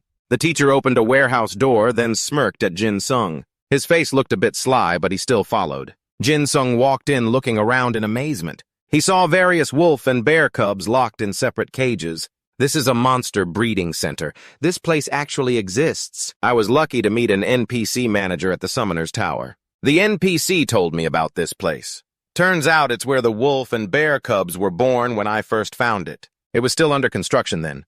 Then they gave me a mission. I had to catch the wolves, bear cubs, and other caged monsters. But they looked pretty happy sitting and singing to each other. Now that I think about it, I heard if you complete the mission to build the facilities, you can manage the place yourself. So missions like this must be hidden missions. Jin Sung found it pretty interesting and wanted to take care of the monsters here. After I completed the mission, the monster breeding center was finished. I'm currently working at this center. The teacher gently petted his cute little panda. Professor, did you get any system messages about how the monster breeding center was built after finishing the mission? Professor didn't expect his student to know everything. That's the case for players who complete the production license mission to manage facilities. Since you already know, it's easier to talk. Like you said, I have to get the license to build the monster breeding center. But I still haven't met the requirements. The master's demands are a bit high. This item is just a bonus. The 6 monsters RAF gave me. I can only complete the requirement to get the Monster Breeding Center Manager certificate if, and only if I register 50 monsters. Didn't I also get something similar after finishing the Magic Tower mission? Why does Jin Sung feel like something's off? But looking at the notebook, the master's holding it also looks different. Because yours doesn't have the function to register monsters, so you can add more monsters. For this bonus 6, I have to catch monsters. But my ability... Right now, I can only catch about 30 monsters. So I want you to take this item and register the remaining monsters. I've done half already. I'll leave the other half for you to finish. And one more thing before you start the mission, summon No-kun, wake the lone wolf up, and get ready. I know the black wolf is a common wolf rank, but I've never seen one this big. Jin Sung kept staring, and the wolf wasn't ready yet, making the master anxious. Well, once you step in here, there's no turning back. Like owner, like pet. Both smirked and moved toward Jin Sung. Get ready for a fight between master and student, or you won't be able to protect yourself. Jin Sung was shocked and stunned, but it was already too late. The most intense free fire battle is about to take place on screen, Jin Sung versus Lee Jin-huk. Jin Sung is summoning his power as he sees opponent Lee Jin-huk getting into attack stance. Jin Sung's pet also evolves another stage. A blue aura surrounds Lai, making Oval widen his eyes in surprise. Adding 1,000 power of all creatures. The Free Fire Demon interface faces Oval. Thought Jin Sung had the sure 10 points in hand, but Lee Jin-huk just smirked mockingly, throwing Jin Sung into panic. Jin Sung blames the master for pushing him too hard. Professor, why did you do this? You only asked me to help you. Actually, Lee Jin-huk just wanted to test Jin Sung's free fire power.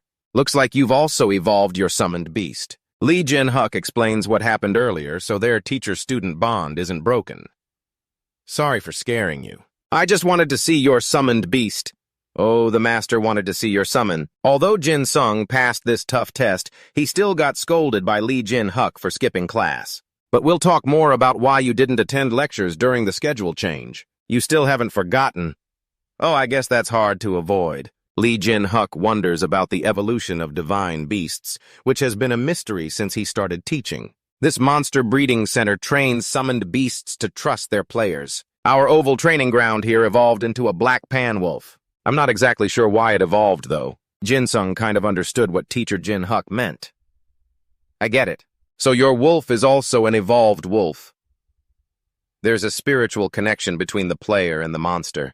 When things get really intense, the monster evolves, just like Jin Sung's Lie pet evolved during the fight with Oliver. My Lie is also an evolved summoned beast. It's a red fur wolf, just like my illusion training skill. This place must train summoned beasts to awaken their hidden potential, and that leads to evolution. Jin Sung's reasoning sounded good enough to satisfy Teacher Jin Huk. Teacher Jin Huk gave Jin Sung a chance to show his skills. If you do well here, this place will be yours. If you help me, I'll let you use this monster breeding center however you want. Not bad, the teacher seems pretty enthusiastic. Jin Sung thought it over for a while. I don't know if this training center is faster than my training skill, but since my skill has a cooldown, I figure I can benefit by increasing the trust of monsters I'm not using and maybe unlock other traits when this monster breeding center upgrades. This all sounds pretty reasonable upgrade skills and get to use the training center. Jin Sung agreed right away. Yes, Professor, I'll help you. Oh, really? Good. But what's with that expression? Jin Sung's face looked like he wanted to ask for a favor. Can I ask you something? Teacher Lee Jin Huk asked, Ask for what? The scene switched to a bright sunny day with blue skies and white clouds. Jin Sung stood in front of a mysterious, lifeless-looking matrix. Free fire. Jin Sung stretched and looked tired, maybe because he hadn't been sleeping well lately, which caused his back pain, sore knees, and numb hands. Jin Sung's request was for Teacher Jin Huk to build a training center near where Jin Sung is stationed. If the teacher builds the summoned beast breeding center near my base, I'll do my best to help you.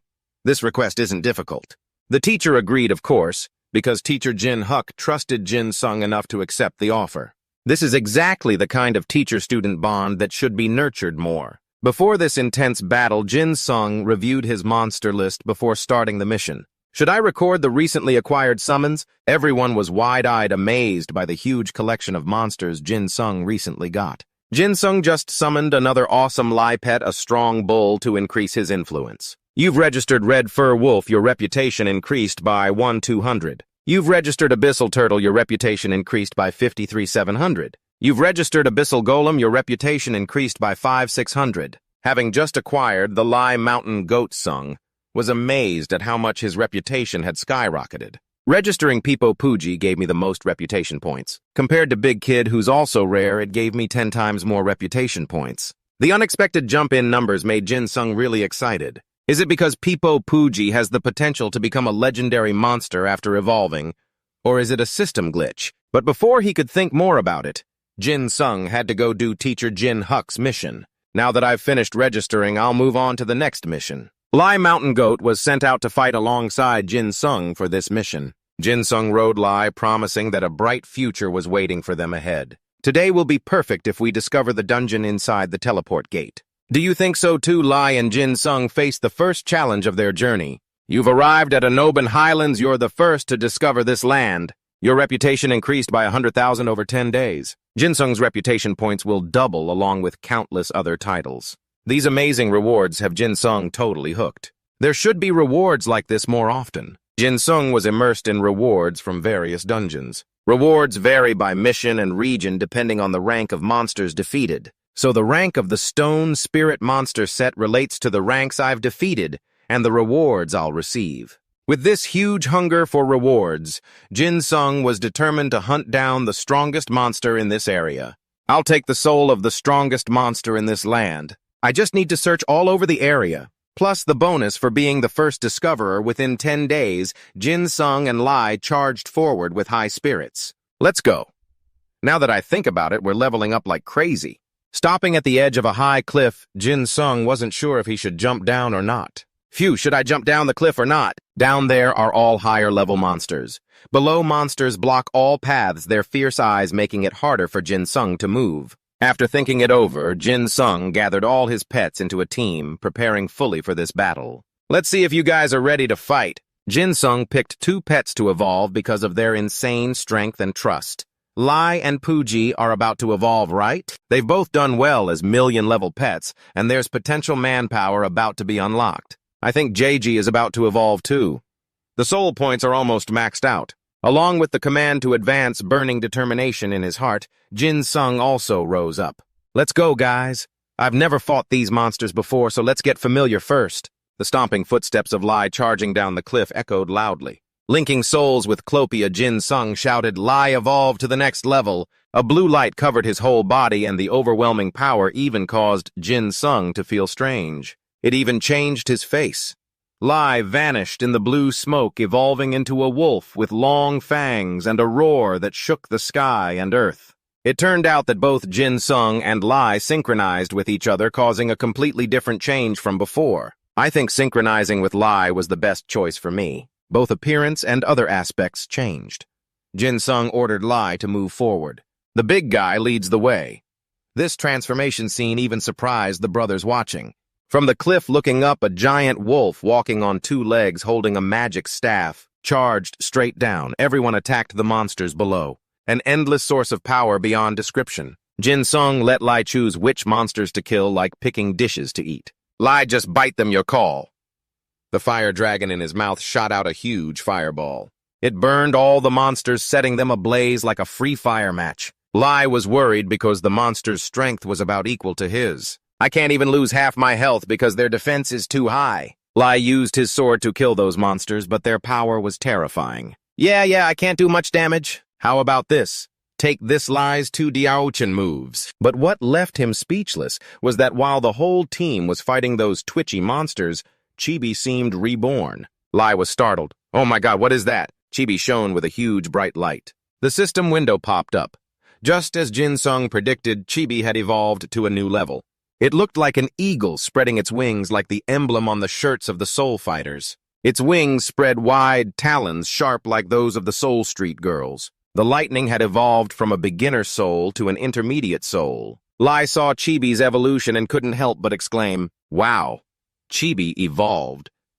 Was that lightning just now because of the evolution? After Jin Sung saw Chibi had evolved, he quickly opened the info window to check. He looked at Chibi's new profile and was speechless. Super awesome. Wow, evolving to intermediate level, it gains this passive skill too. It even sucks the enemy's blood. Wait, isn't that a bit like a vampire? Jin Sung was busy studying the new abilities of the upgraded Chibi. Looks pretty satisfying.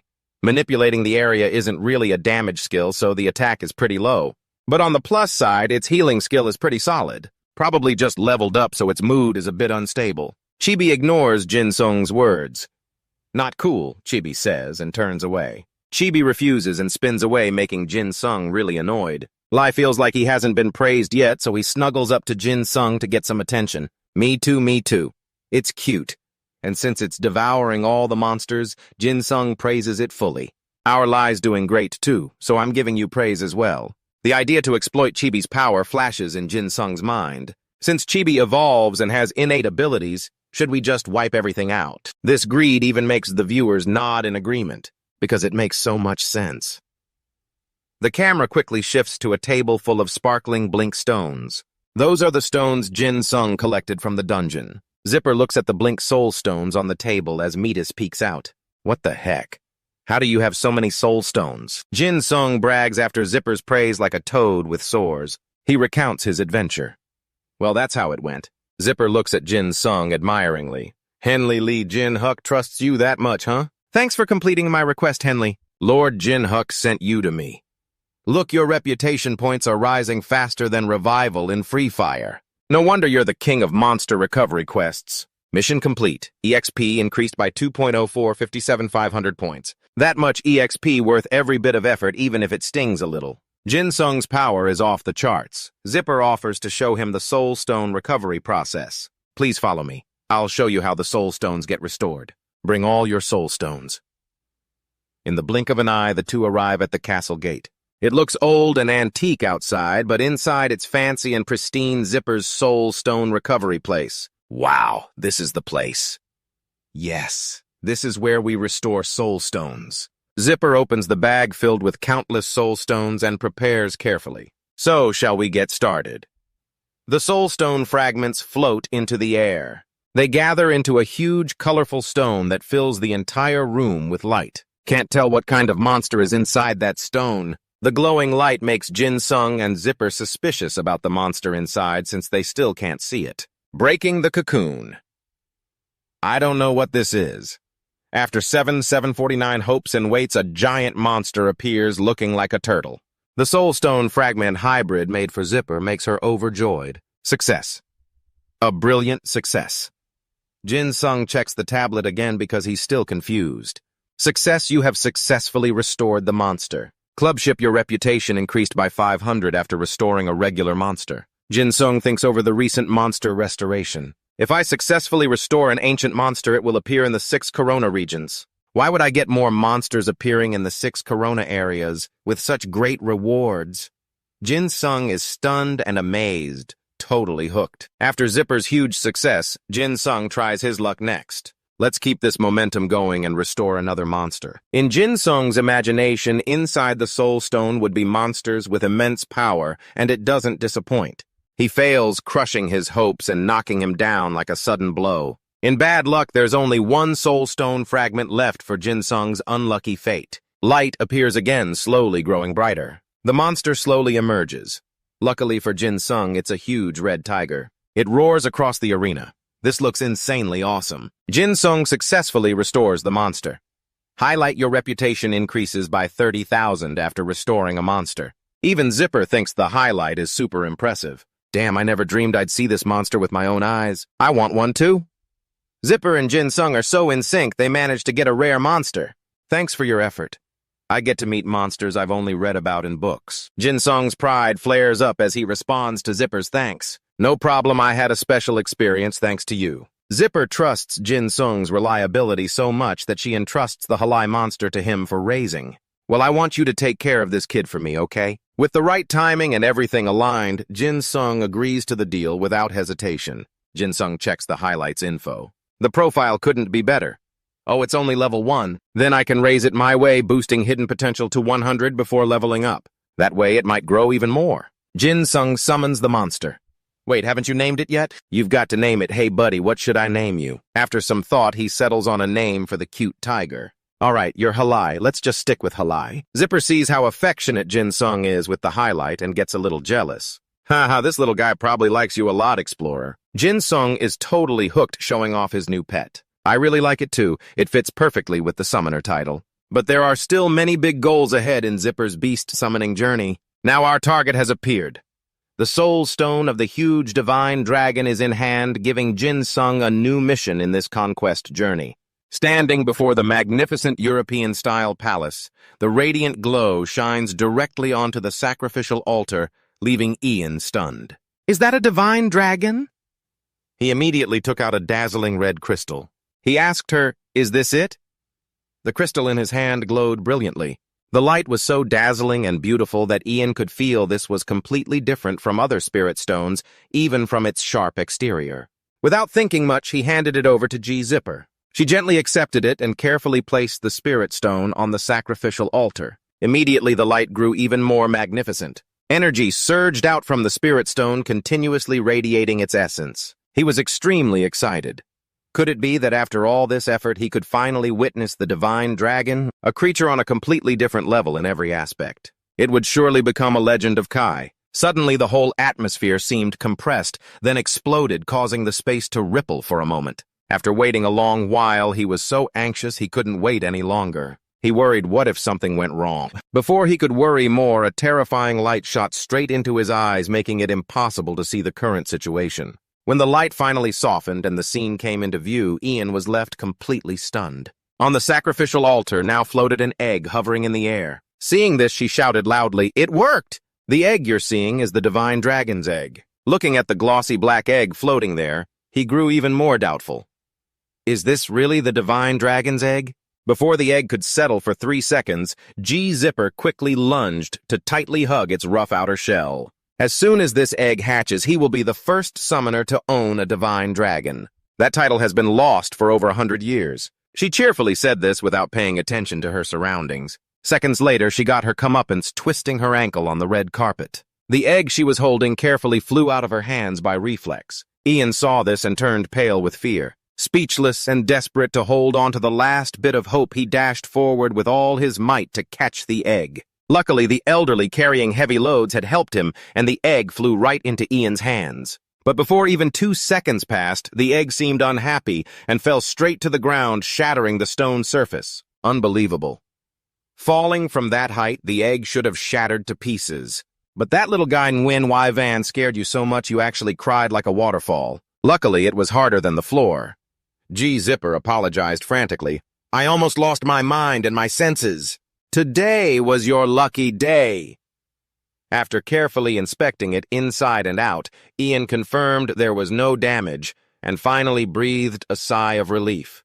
Seeing you weren't too angry, she felt a bit relieved too. It was really hard, but you still have to be careful. You didn't forget to check the system bag again. Sure enough, no extra experience was rewarded. You guessed for sure the Divine Dragon proof was the biggest prize. The system then showed a notification the seal on the black feather item was lifted. That's why your leadership experience increased. Not only that, now you can freely catch any monster without leadership stat restrictions. Also, the leadership requirement to summon dragon species is halved. Your summoning ability also improved. Seeing all those rewards flooding the screen, Ian was thrilled.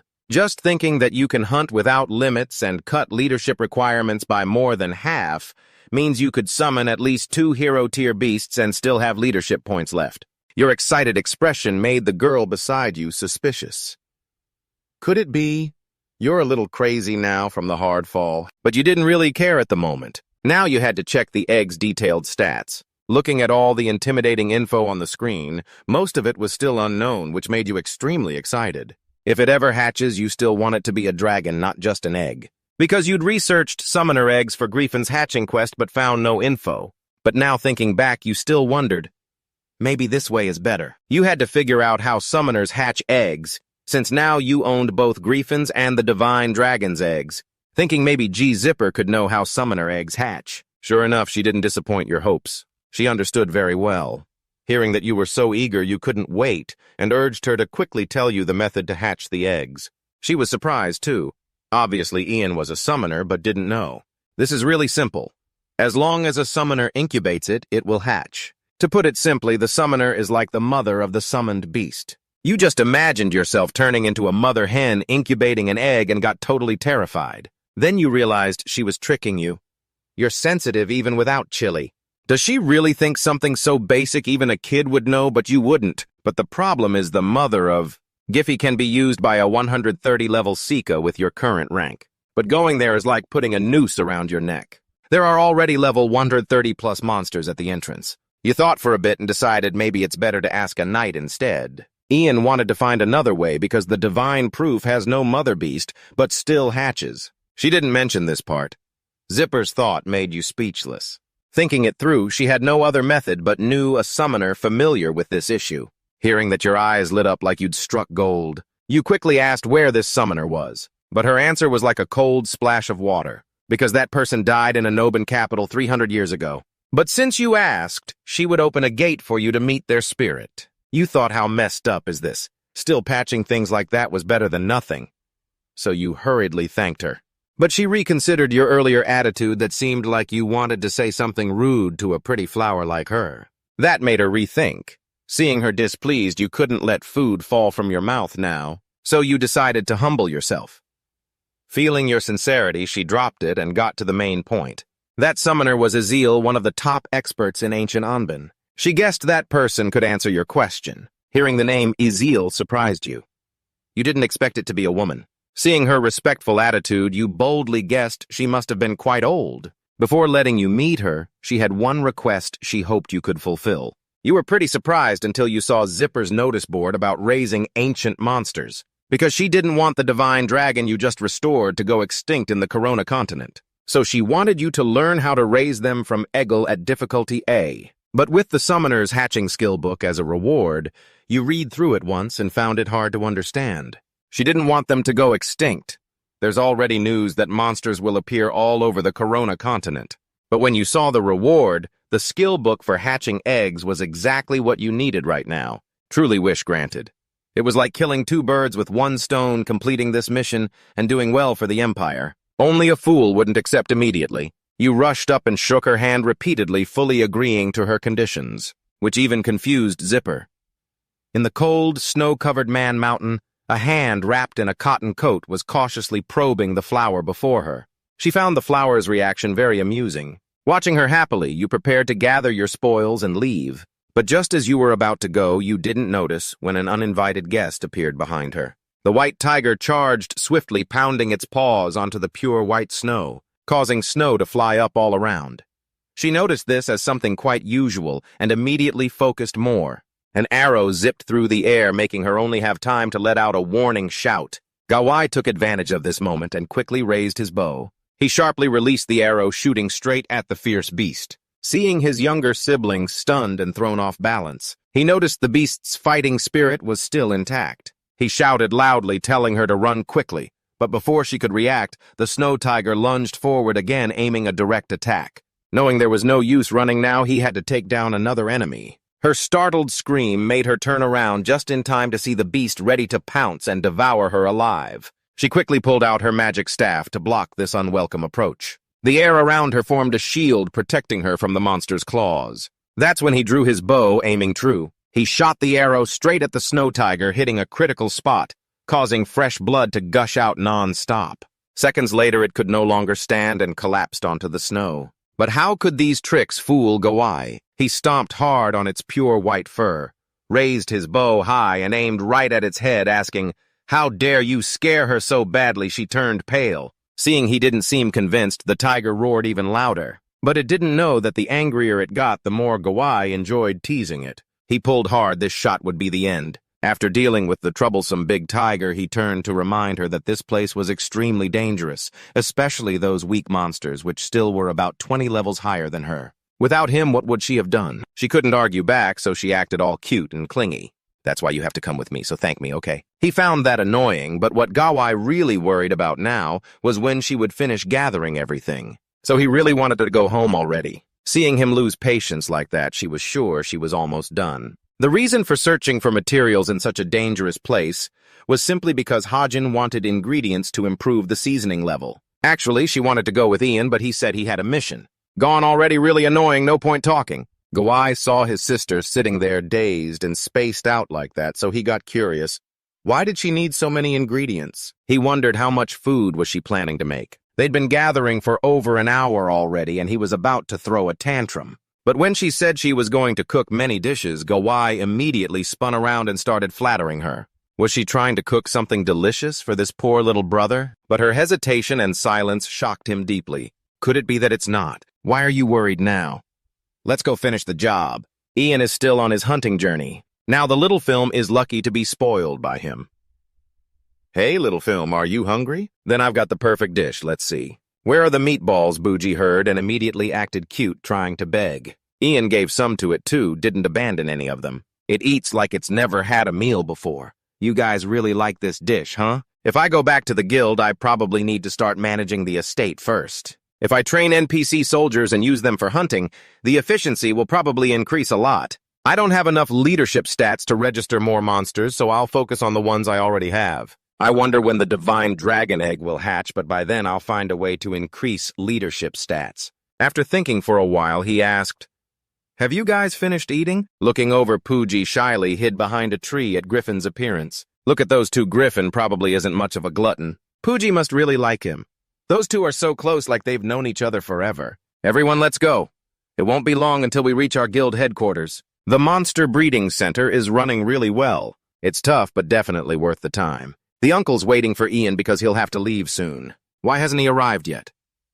At the same time Heron just arrived, Professor. I brought what you asked for. This is food for the monsters. The smell is delicious. I'm sure you'd eat this if you were hungry. Amazing. Heron reminded him I think Jin Sung was on his way to the mansion earlier. Heron hurried off to meet him. You should have told me sooner. Turns out you want to play matchmaker for this young couple, ha ha. Good timing for them. Perfect timing. She secretly blamed Jin Sung for not keeping in touch all this time. We decided not to use formal speech anymore. He should have told me first when he came back, right? Now I can invite him to join us at the Northern 6th District, right? Running to meet him, the building suddenly changed. Could this be related to Jin Sung's return? Seeing him, she couldn't contain her excitement and shouted his name. In his hand, he was holding a pair of rings, and standing next to him was a guy which shattered Heron's heart. What happened here? No way. Those two are all set. The guy eagerly asked, "What do you think? We expanded the guild headquarters, didn't we?" He hoped for praise and recognition. Ian had no choice but to go along with it. All right, well done, Guildmaster. Let's review everything before upgrading the estate. If we upgrade right now, there might be some bugs inside. I think the first facility we should build after upgrading without extra cost is the training center. Yu Hyun had his own opinion. Don't you think that's too risky? Wouldn't building the army to improve the estate's defense be better? Because the protection period is almost over. But Ian thought not only low-level soldiers qualify for training. Even if there are hundreds of them, one high-level mage using an AoE skill can wipe them out easily. But if we build the guild directly and assign high-level NPCs to these duties, the army's strength can grow. Some strong characters might also appear. Floraland summed it up. We should build the training center first to train NPCs into trainers, then immediately upgrade our army. If we have a player with a relevant role above level 100, 800,000 fame, and a title higher than Baron to become a state owner, we can build a guild suitable for that player. At headquarters, Yu Hyun reacted strongly and wasn't happy. Damn, are you cheating? Do you even play the game with us? Fine, okay, let's do it. What are we waiting for? Upgrade the estate. All upgrade requirements have been met. Lotus Guild headquarters upgraded from village to estate. Proceeding with estate upgrade. Guild headquarters upgraded successfully. Everything has changed. The scenery here is so beautiful. Ian, I didn't expect upgrading the estate would materialize like this. At the same time, the system displays a notification that the Lord title will automatically transfer to player Ian with the Baron title. Do you agree? The upgrade will be cancelled because only one player can hold the noble title, if declined. Yu Hyun immediately clicked, agree without thinking much. You have become the Lord of the estate. After loading is complete, the estate's basic settings will proceed with internal management. Awesome, Ian should start handling the Lord's internal affairs now. Set the tax rate to the lowest, build the Summoner Guild. Oh, right, with Harren here, I should call her to talk. I'll also give her the kitchen and a gift. Yu Hyun pretended to tease him. What gift? I have a portion for you, it's this. It's a quest reward, but I have no one else to give it to besides Harren. This was everything before she saw the misunderstanding scene between the two guys, but luckily Ian explained in time. This is for you. Harren blushed and he said, I got this as a quest reward, so I'm giving it to you. She paused and asked, What is this? What's going on? Is this the item he randomly gave me? Am I overthinking this? Ian's never stuttered like this in front of a girl before. I mean, if you think it's too valuable, you don't have to accept it. It's not easy for Harren to refuse a gift from her crush. No way. Who said that? Let's hope I'm not too easy. She put her hand out and found out its attributes. So cool, and it's called a wedding ring. Could it be a couple's ring? Suspicious Harren asked directly. Do you have one of these rings too? He held his up and honestly showed it off. Here's mine. Harren felt happy inside like she was on cloud 9. Thank you, I'll wear it. This was also one of the reasons he could finally give up his level 50 ring. The wedding ring of the forest was unsealed after meeting all the blessing conditions of LMOP. When worn, all combat abilities increase by 20%. All job skills increase by 30%, and all cooldown times are reduced by 1 second. It doesn't apply to skills with less than 1 second cooldown. Now you can summon your partner once a day using the power of LMOP. Ian was super excited. Wow, look at these awesome skills. They're amazing. Using this couple's ring with Harren, it feels like I already have a girlfriend. They both kept their shy thoughts inside, and I was worried for no reason. I even thought he didn't like me. Floraland and Yu Hyun were annoyed watching this unhealthy scene because it's not for singles like them. They forgot about us already. This is definitely a good time for them. Kabuli also especially praised the new building. It looks awesome. It seems like this is everyone's shared opinion. Yu Hyun was happy he arrived. Since he's here, he should lend a hand. There's a lot to handle. Kabuli was very willing. If you asked, I'll help. Heh. You said Ian is here, but he's probably gone already. Huh. Oh. He went to Fallon Bay with Floraland. He's probably hunting monsters in the dungeon now. Today, we have to pick 3 more people with architect skills. Let's finish quickly and then follow Ian. Yu Hyun was a bit worried, unsure if the two of them could handle a fight. Kabuli recounted yesterday it was just me and Logan. Yu Hyun modestly said that he and Logan are both warriors with high damage, but he's just a support, so his damage is low. Kabuli laughed and asked back, You don't believe me? I just need to dish out a lot of damage, that's all. If I don't die, it won't be a big loss. Either way, it's still a dungeon, just a matter of time. The teacher is more hopeful, so Yu Hyun is way more excited. Let's finish up and go. Do you think Floraland and Ian can clear that dungeon? I have no clue how a summoner fights, so I'm totally clueless. Turns out Yu Hyun isn't as free as the eldest brother, but Ian will definitely protect Floraland with his monsters, so it should be fine. Anyway, hurry up. Your hands look way too idle. On Ian's side, the hunt is intense. Danger everywhere. Floraland can't hold on much longer. If we wait another minute, my cooldown will be over. Ian, can you distract them while I cast the spell? You both have to work together to take down this dangerous enemy. He immediately shouted for Hallie to be careful. An electric ball hit at the monster, but unlucky it missed. But that's just what you think, dumb monster. Hallie kept attacking, sweeping as much as possible to stun it. After dealing a bunch of damage to stun the monster, he pulled back. Ian is proud of the beasts he's trained so well. It's stunned now. If we keep attacking, Ian put so much effort and brain power, and yet that monster has already recovered. Damn, its resistance to status effects is way too strong. No choice, we have to keep attacking. Until it's down. Floraland shouted more. Please distract it. Floraland is definitely preparing a big move. All right, I have to buy her some time to finish casting.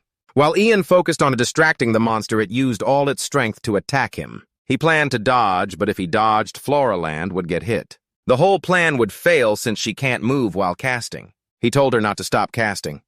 I'll try to block the attack. Ian summoned Pooji to shield him. Pooji's natural ability, the Lord of Water, was activated. Pooji absorbed the water cannon from the giant Fallon, and Ian recovered 3,749 health. Ian is still holding on. Good, it's working. Pooji's innate power had never been used before, but now it's effective. The time has come right now, everyone attack together. Limong used Bloodthirsty. The tomb of Hero Fallon has been conquered. Never thought that by teaming up once we could take it down. Time limit 50 minutes, completion time 31 minutes 29 seconds. Achieved rank. A experience reward 2. 252,000 gold reward 142, 514 gold. You will be listed in the Fallon Heroes Hall of Fame for conquering the Fallon Heroes tomb 8 times with the highest score. You will be listed in the Dungeon Hall of Fame ranked number 1. Until you drop in rank, you will receive 3,000 reputation points every day. Everything is temporarily settled. Jin Sung is relaxing, eating chicken and watching TV with Yu Hyun. Wait, this news is important. The reporter is about to explain the territory war rules. On TV, the hosts are reporters Lucia and Hen. We are at the Ganda battlefield, and most of you already know this is where the guild wars take place. Today, the first territory war will happen here. That's why we're here to explain things more clearly. The Ganda battlefield is an enclosed, protected area, a high-level zone that doesn't even appear on the map. When the guild war is triggered, all guild members participating in the battle will be transferred to the Ganda battlefield. Even players not involved in the guilds can become spectators inside the Ganda battlefield by spending coins. So before we start broadcasting the Korean server war between the top guild Dazuna and Guild 4 Oalan, let's learn more about the territory war rules. Yu Hyun thinks we should listen carefully to this and have Jin Sung take notes on all the territory war rules. You have to fight to seize the opponent guild's territory. There are 2 types of territory. War 1 is the battlefield inside Ganda, similar to a regular guild war. The other is castle siege.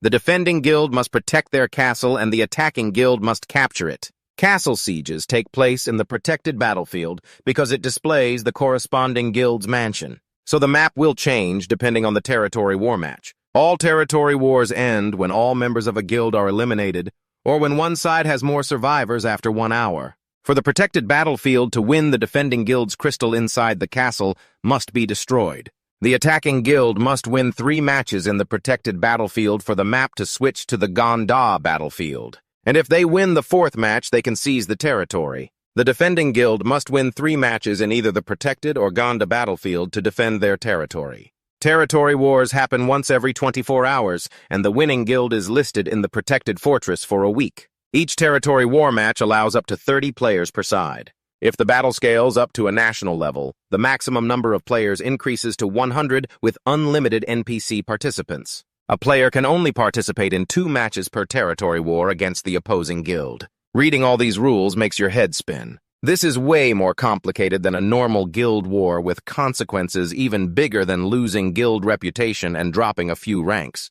Probably because it involves territory, right? The most important rule is that a player can only join 2 matches against the opposing guild to prevent one strong player from carrying the entire guild to victory. That means even if Ian can defeat another guild alone in battle, he still can't win by himself. I see you 2 keep worrying and forgot to eat. Ian just hinted the food's about to get cold. Thinking about it in territory wars, the skills of guild members are important, but NPCs are just as crucial. The maximum number of NPCs Ian can register as servants is 20 because he is a baron. Also, if a servant NPC dies, they only respawn after a week. Got it, so there's no reason to delay registering servant NPCs anymore. On the Lim Long side, Celine especially praised him. It seems we easily conquered this place thanks to you. Lim Long was cold but humble, replying with just 2 words, not at all.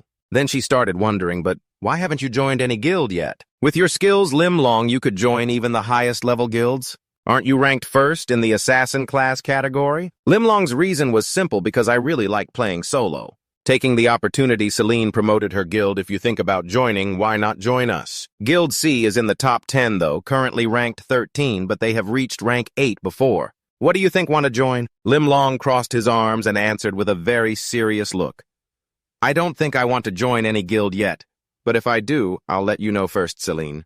She heard this and felt a little hopeful. You promise, right? See you. Turning away, he felt the time to join a guild was near, but if he joined a big guild, he'd just be seen as disposable. He didn't want that.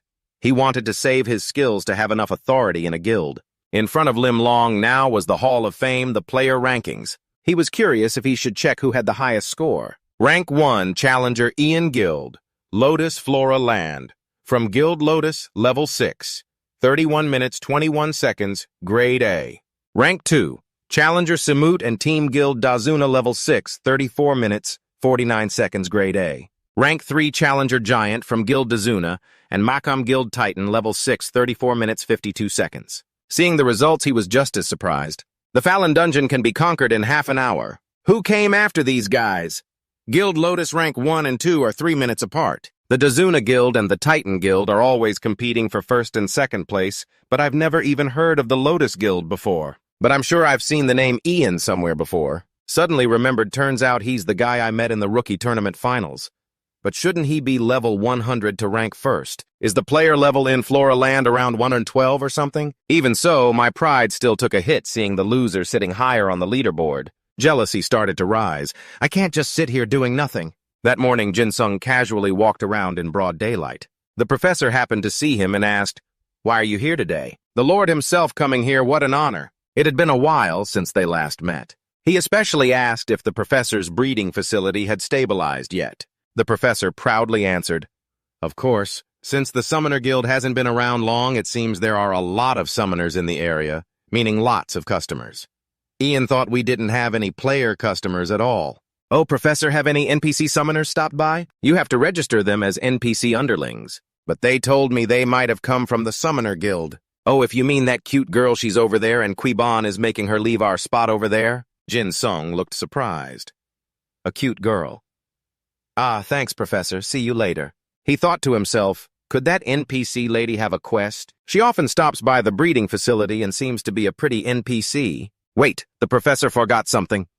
Haran asked me to contact her when Jin-sung arrived. He sent a message to Haran. Jin-sung just arrived at the breeding facility, asked him what he's doing there. Then he replied in a way that would make any girl jealous. Talking to a cute girl over there. After everything was settled, the professor realized he had made a huge mistake, but figured it wasn't really his problem. Jin-sung just kept watching that cute girl without saying a word. First, he had to check what kind of NPC she was, Syria level 108 summoner class, a civilian with attack ability, human personality, lively, 8 unknown innate profession talent. Her natural ability is healing. Summoned beasts can use up to 20% of spirit mana to heal 60% for summoned beasts with a 5-minute cooldown.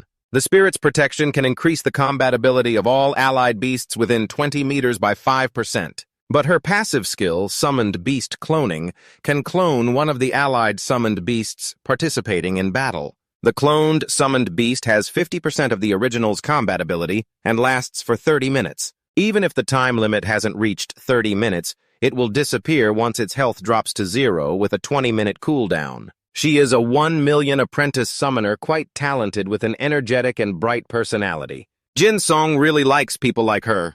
I won't find an NPC this good anywhere else. After learning quite a bit about the girl, he slowly started a conversation. "Hello, Syria. We've met once before, right?" She stopped playing and answered him. Sorry, my lord, I didn't know you were here. Jin Sung wasn't the petty type. It's okay, no problem. Actually, I came to see you about something.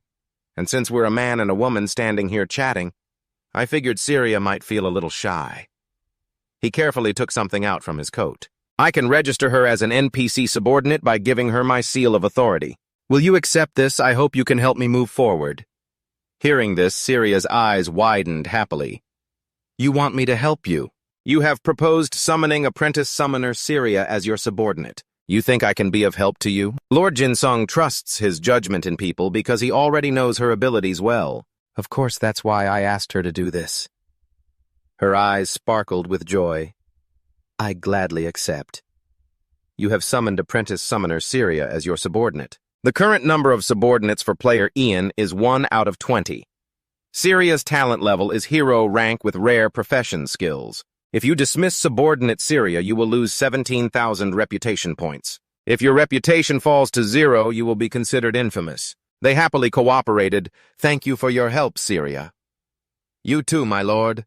Everything seems to be settled smoothly. He reminded her to keep leveling up. At the same time, Jin Sung suddenly felt a dangerous aura behind him. What's this? Why do I suddenly feel chills? It turned out to be Jin Sung's presence. The voice ringing in his ear sounded really scary. Dad asked him, "Who's that girl? You two seem close. You two even holding hands?" Jin Sung stammered, trembling. That's her. She's an NPC I took as a subordinate, an NPC summoner. We just shook hands, just a handshake. It was a greeting. Hearing this, Harren calmed down, but still felt uneasy inside. Why does the very first NPC subordinate have to be such a cute young girl? Jin Sung could only force a smile and say he didn't know. Though it took some time, luckily, he managed to calm her down. Jin Sung spotted the space witch Zipper. She must be someone of an extremely high rank. But since she's an NPC, can I register her as a subordinate? He was confused about how to persuade her. He kept thinking it wouldn't work, then changed his mind again. What's there to lose by just asking? When he met her, she spoke comfortably. Long time no see, but I've heard about you becoming a baron. He didn't know why she knew that. So he asked her, where did you hear that I have some connections with the royal palace of the Lubico kingdom? Pretty wide connections. At first, Jin Sung just listened casually, but suddenly he was surprised. What? How could Zipper have connections with the royal palace? Could it be? We've been talking for a while. She suddenly remembered she hadn't made tea for her guest. Please wait a moment. Taking the chance, he opened her info window. Zipper's level was still unclear.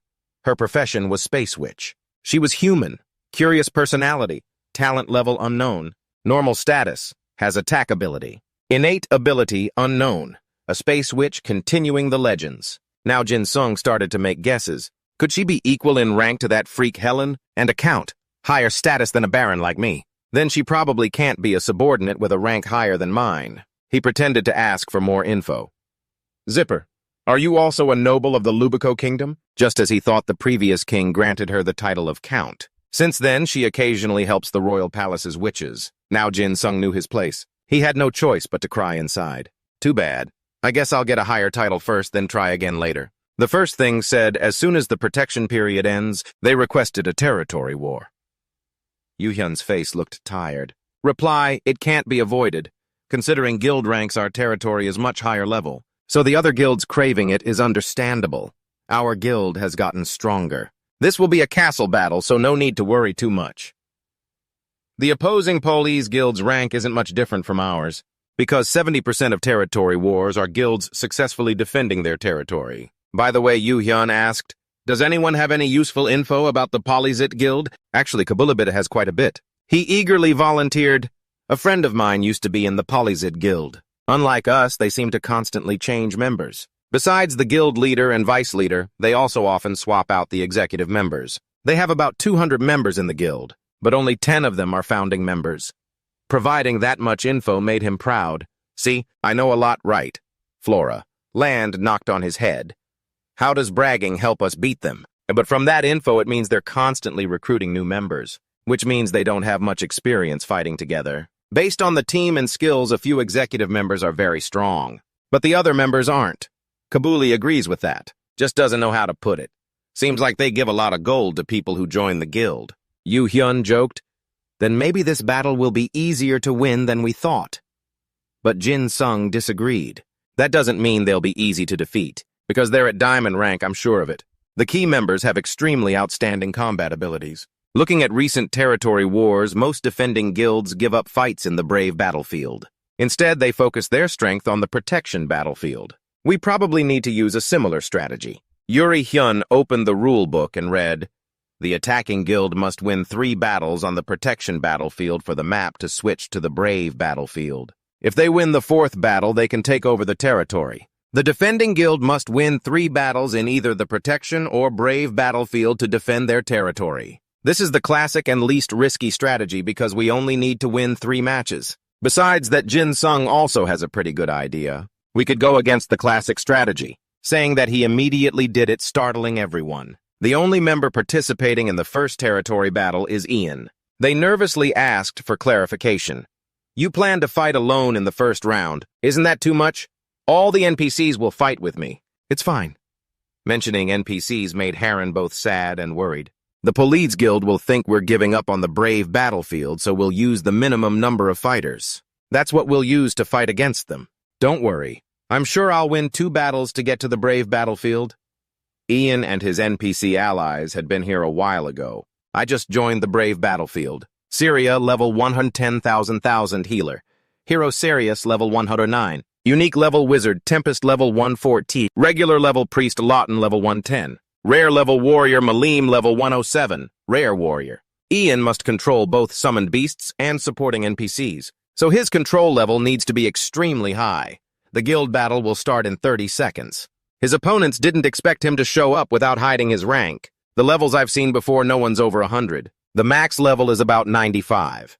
There are definitely some strong members among those hiding stats, but I'm the only player on this side, so they'll definitely underestimate me. They already spoke with a condescending tone. Luckily, I was right, didn't expect the Lotus Guild heir to clearly give up on the brave battlefield like that. I really want to rush over there now. The last move is mine. Don't even think about stealing it. Flora Land guessed the average level in Police Guild is about 90. Looking at their gear, most are low level, even those hiding stats, but there are more than expected. So I don't know if Ian can handle them alone. After all, Yu Hyun still trusts him a lot. Time is slowly counting down. From the 5th second to the last, he closes his eyes calmly. Just treat this like a monster farming run. The match officially starts. Ian summons his beasts first, but forgets the Earth Shield, which is the best defense. Ian had calculated carefully long ago, so he just follows the plan. Got it. Just follow my orders. The opposing side panicked when they learned Ian is a 1,000 level healer. Right when the battle was at its messiest, Ian summoned the Earth. This was the first time they saw this monster. Then it used the Abyss skill, making them lose control and fall freely. Their bodies felt unbelievably heavy. The 2 leaders stood frozen. What the hell? What's this slow effect? Ian's pack of beasts charged together. Now everyone attack. Rake used a breath skill to make them stagger, eyes wide open. What the hell? Just 1 hit and I lost half my HP. Damn it, this is a trap. Meanwhile, Finn is about to crush their innate abilities. Finn's summoned beast crushing skill has been activated. They can only scream for help now because they can't win even if they fight. Unbelievable. Their attack power is insanely strong. What's going on? What are these monsters? They never told us anything about this. Fall back. Those with the long-range attacks hit the Ice Golem first. We need to hold it back. All power should focus on the Earth Guardian. It's time for Ian to start worrying a bit. Damn it. The Earth Guardian's health has dropped by half, but its defense is still impressive. I knew this would happen. Now is the right moment. Syria, step out and do as I instructed. Syria has used a healing summon to restore 60% of the Earth Guardian's health. They won't let them off the hook at all. We worked hard to reduce its health, and they've already restored it. Malone is about to collapse. In a corner of the house, Ian is also executing his technique. Consider this a welcome gift. He strikes a powerful blow towards him, strong enough to take him down on the spot, his magic sphere. It hits directly and deals 7/720 damage to Lucan. You successfully restored 5 spirit spells by hitting them. You receive 3.7% contribution to the battle. But Ian never intended to hit that idiot Luki. Suddenly, his entire body emits a purple light. It confuses him as well. Isn't this an attack? What is this? I've never seen anything like it. It doesn't affect the battle, so it's not important. But it should spread from left to right. He yells to warn his teammates. Surround the enemy. I gave them this order before the battle. It might end faster than I thought. Now Ian notices that idiot My Lan is also here. Immediately call Fim to attack from behind. He tries to use an arrow storm, but it doesn't do anything against Finn's current summoning ability. Although Finn has taken wind attribute damage, that's not where it ends. His innate wind guard ability has been activated. Fim's attacks gain an additional 30% effectiveness for the next 3 minutes. Those watching the battle from outside are very excited. The #1 summoner. It really is something different. He really is skilled. Soon all members of the Polyzid Guild will be dead. You have contributed 100% to this battle, corresponding to your participation. You receive 63,500 fame in the first battle of the Ganda battlefield. The Lotus Guild defeats the Polyzid Guild. Night has fallen still at the round table with 6 faces discussing matters. Kabuli is a fan of Ian. You're really good. The Earth Guardian won all by itself, seriously. I didn't expect much, but basically you're just playing with them. Ian laughs and says, "What did I say? I told you to trust me." The atmosphere suddenly becomes quieter when Kabuli asks, "But you know what? We only lost 5 squads the entire match. Almost no losses at all. Ian carried them through the first match. After that, they practically had the win in their hands, so they felt a lot more relieved." Floraland checked on his fighting spirit. "Like Ian said, you also think we can win the second match, right?" He still insists it's true because they had to deploy all their elite forces before the second match, so they won't be able to quickly make up their strength anymore. The second match will also be an easy win, but according to Ian, it's not like I just said. The second match won't be as easy to win as the first one. Ian looked up with passionate eyes. "Back then, they saw me fighting alone and underestimated me a lot. That's why we won so easily. But I'm sure from this round on, they'll have more cautious strategies." Haran asked, thinking more negatively. "So you might lose this round, but no matter what, you won't lose this time. I'll crush them. This win just won't be easy, but that doesn't mean I can't win." The next morning, they went to school. Jin Sung stretched and yawned with Yu Hyun. "I thought I was going to fall asleep in class." Even more surprising, Ian actually paid attention in class once. Actually, everything has a reason. Professor Jin Guk said if I kept sleeping in class, he'd make me retake the classes I was allowed to skip. He also knows full well we're crazy busy with the territory battles, so of course there's a valid reason. "But Jin Sung, are you sure we can quit the territory battles after the third match tomorrow?" "I guarantee that. Just let them win. In the end, it only benefits us. If an opposing guild uses all their elite forces in the early matches, they'll have nothing left by match 3. And we'll win? Sounds like a brilliant strategy." Jin Sung wants to participate more in these territory battles, but they only allow each player to fight in 2 matches. I'm already getting torn apart by him. I'm about to die. Guess it'll take 24 hours to respawn, but I still have to evolve Lai. Luckily, Lai appeared just in time to save me from death. That was a close call.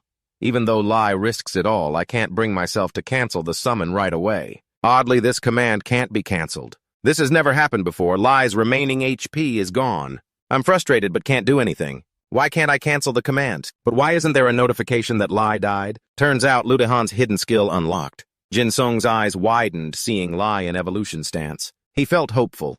If this keeps up, there's still a chance. Jin Sung suddenly realized that Over was in OT mode during evolution. Jin Sung saw Over mumbling something. Turns out it can talk. Lai finished evolving. It replied, "I'm not Charlotte." Jin Sung was shocked to see Lai talking, plus walking on 2 legs. Oval said, "If not, then just die." It lunged to attack Lai. The 2 fought, but Lai had the advantage. Lai gave Oval a slap. Oval returned the favor. Then Jin Sung sobered up, seeing Lai still couldn't fight properly. He ordered Hale and Finn to quickly help Lai. Hale hit Over once. Finn supported. Jin Sung sighed because things still weren't good. Even though Lai evolved, it still couldn't win. Why did Lai start getting bloodthirsty using blood transformation? Lai's life force drops, but its power stats increase. Blood transformation lasts for 5 minutes. Jin Sung was stunned seeing Lai fight like that. Lai kept attacking Oval. Finally, Oval had to fall. Jin Sung gained over 1,000 experience points. Received the Great Sword and Oval's soul. Oval's soul appeared one last time, thanking them for freeing it, letting it escape its bonds. Jin Sung smiled on the outside. Inside, he silently calculated. Lai had evolved. I wonder what reward it got. Over suddenly spoke. Jin Sung must have gotten an item from Charlotte's blood. He'll give you an item from the Dark Clan. Jin Sung thought confusedly. Over just pointed to the sky. Jin Sung was startled, seeing Lunatic on Oval and the others sighed. It's been 100 years since they last saw it. So nostalgic. It has been trapped in darkness too long. Under Jin Sung's curiosity, Oval explained it's the power of the moon buried underground. 3 stars descended to the ground. Lai quickly absorbed items Lordian Dayton and Lunaticon. The light made Jin Sung close his eyes. When he opened them, Larry Banner had evolved into Sovereign Banner. This was the first time Jin Sung received a primal beast summon. Jin Sung had a hunch. If this was the original form, does that mean Lai has evolved to the highest level? It had reached level 120. Now Jin Sung couldn't even swallow, stunned by Lai's peak power. Over slowly disappeared. His role was over. When the mission was complete, Jin Sung gained nearly 30,000 experience points and almost 300,000 gold. He shouted with joy. This mission was definitely worth it. Lai congratulated Jin Sung. He turned to Lai and asked, "So now you can talk, right?" Hearing the answer, Jin Sung patted Lai's head. He praised him for beating over and now being able to talk too. Well done. Lai's tail wagged, showing how excited he was to be praised. Now they headed to Akeo. There might be the next mission there. Upon arrival, Akeo clapped in praise when Jin Sung's summoned beast was the king of wolves. But she also had something she wanted to ask Jin Sung. He guessed right away. She would give Jin Sung a very important document from the Empire, asking him to deliver it to the Emperor of the Empire. Jin Sung agreed without hesitation and set off, even though he could go to the palace right now. But it was quite far, and he wanted to hunt with Lai, who had evolved. So they went to the dungeon first. Hyun contacted him, sent him a link saying it was a large-scale upgrade celebration event, telling him to check that out quickly. Jin Sung was suspicious but clicked on the mission request. Upload a fight video from the dungeon to the event bulletin board, and you'll get rewards based on the conditions. If it's the new type of simulation tech, it might increase the synchronization rate by another 2%. Jin Sung told Hyun to gather all guild members quickly. He felt there was still time, so no need to rush. Jin Sung said they had to practice. Staying up all night might still not be enough. He set off with Lai, guessing they'd be busy later on. At an office, Mina read the news and saw everyone saying Poland was the easiest, with a 15-minute video attached.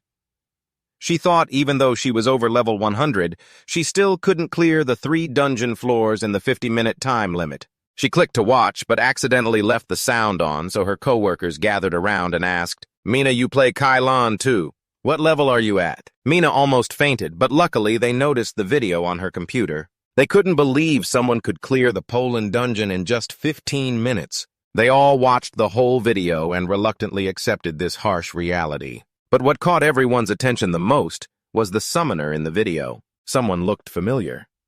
Turns out it was the guy who always slept at the back of the class, Jin Sung. At the Federal Development Department, the 4-eyed girl asked the 2 Bangs boy again. Is he planning to review these video clips? He invited her to watch together because this player is absolutely crazy. The 4-eyed girl asked if it was video number 1. On the screen, Jin Sung was ordering Fim to use the curse to shatter and wipe out a group of skeleton soldiers. The 4-eyed girl watched closely and said, "Is that an area attack?" He wiped out the whole first wave with just one move. How could that be? The 2 Bangs boy explained that area attacks have a long cooldown. What's next? We just see Jin Sung summoning Lai. The 4-eyed girl's mouth dropped open when she realized it was the ultimate final form of the wolf Lai's spit attack. It cut through the skeleton soldiers, wiping out the entire second wave directly. Under the increasingly intense gaze of the 4-eyed girl, Jin Sung ordered to freeze everything immediately, because as long as the gate remains open, it would still be unbeatable. Florin immediately followed the order. The freeze only lasts for 2 seconds. The boss was frozen from the waist down.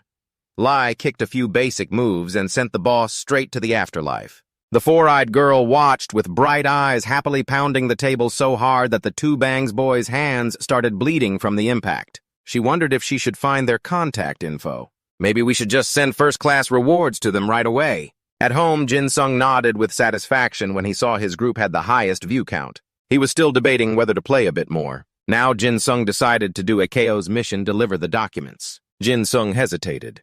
He had to go to the royal palace, but didn't know what side quests would appear. So he figured he'd bring Syria along. If Syria had healed last time, Duke Day wouldn't have had to die. When he arrived, he immediately asked Syria if she wanted to come to the palace with him. She smiled brightly and said if it's with Jin Sung, she'd go anywhere. Jin Sung felt happy, but also worried when he noticed Harren wasn't around, so he let out a sigh of relief. Jin Sung brought the documents to Emperor Celius. The emperor asked if Jin Sung knew the Pascan archipelago. Jin Sung honestly said he wasn't sure. The emperor said that even if Jin Sung was an excellent explorer, he probably hadn't been to the enemy kingdom yet. Jin Sung broke into a sweat when he learned it was the Cayman kingdom. The emperor said the Pascan archipelago consists of 18 small islands. On one of those islands is Pascan Prison, a prison of the Cayman Empire. It's where the empire's war prisoners are held. He wants Jin Sung to bring them back. Among them, Jin Sung must rescue a swordsman named Kasa, because he's the strongest swordsman of the Lucian kingdom. Emperor Celius received a prophecy that the black mist of Calabash Valley would dissipate, and then the battle between the two empires would resume. So he wants the prisoners freed before that happens. Swordsman Kasa is the key figure who will decide the victory. Jin Sung was surprised to learn he would earn contribution points to the royal family upon completing the mission. This was the first time he'd seen a reward like that. Jin Sung agreed to take it. But Pascan Prison is very hard to find, because no one knows which island it's on. Even if found, it's heavily guarded and the layout is complex, so it won't be easy. Jin Sung is the only person Celius trusts to handle this. Jin Sung's brain works a bit faster than normal people's. When he saw the word difficult, the next thing he thought about was excitement. The emperor continued, "In 10 days, the Kelebist fog will disappear, and then the battle with the Cayman Empire will continue. Jin Sung needs to bring them back before then." He recalled that 10 days later was also when the new update would be released. Celius would support Jin Sung with 3 sailboats, and the knight Pauline, hoping he would return safely. On the way to Pascan, Jin Sung felt so seasick he was about to throw up green bile. He was pissed thinking he was seasick again. Why does this damn game have to be so detailed? Puji shook his head, acting like his owner was such a loser. Even though Jin Sung was about to die, he still threatened Puji staying alert because he'd just summoned it. "Wait a bit longer and you'll see it argue back, but it won't get seasick," Jin Sung said. "We'll see." A little later, each one threw up as much as the other.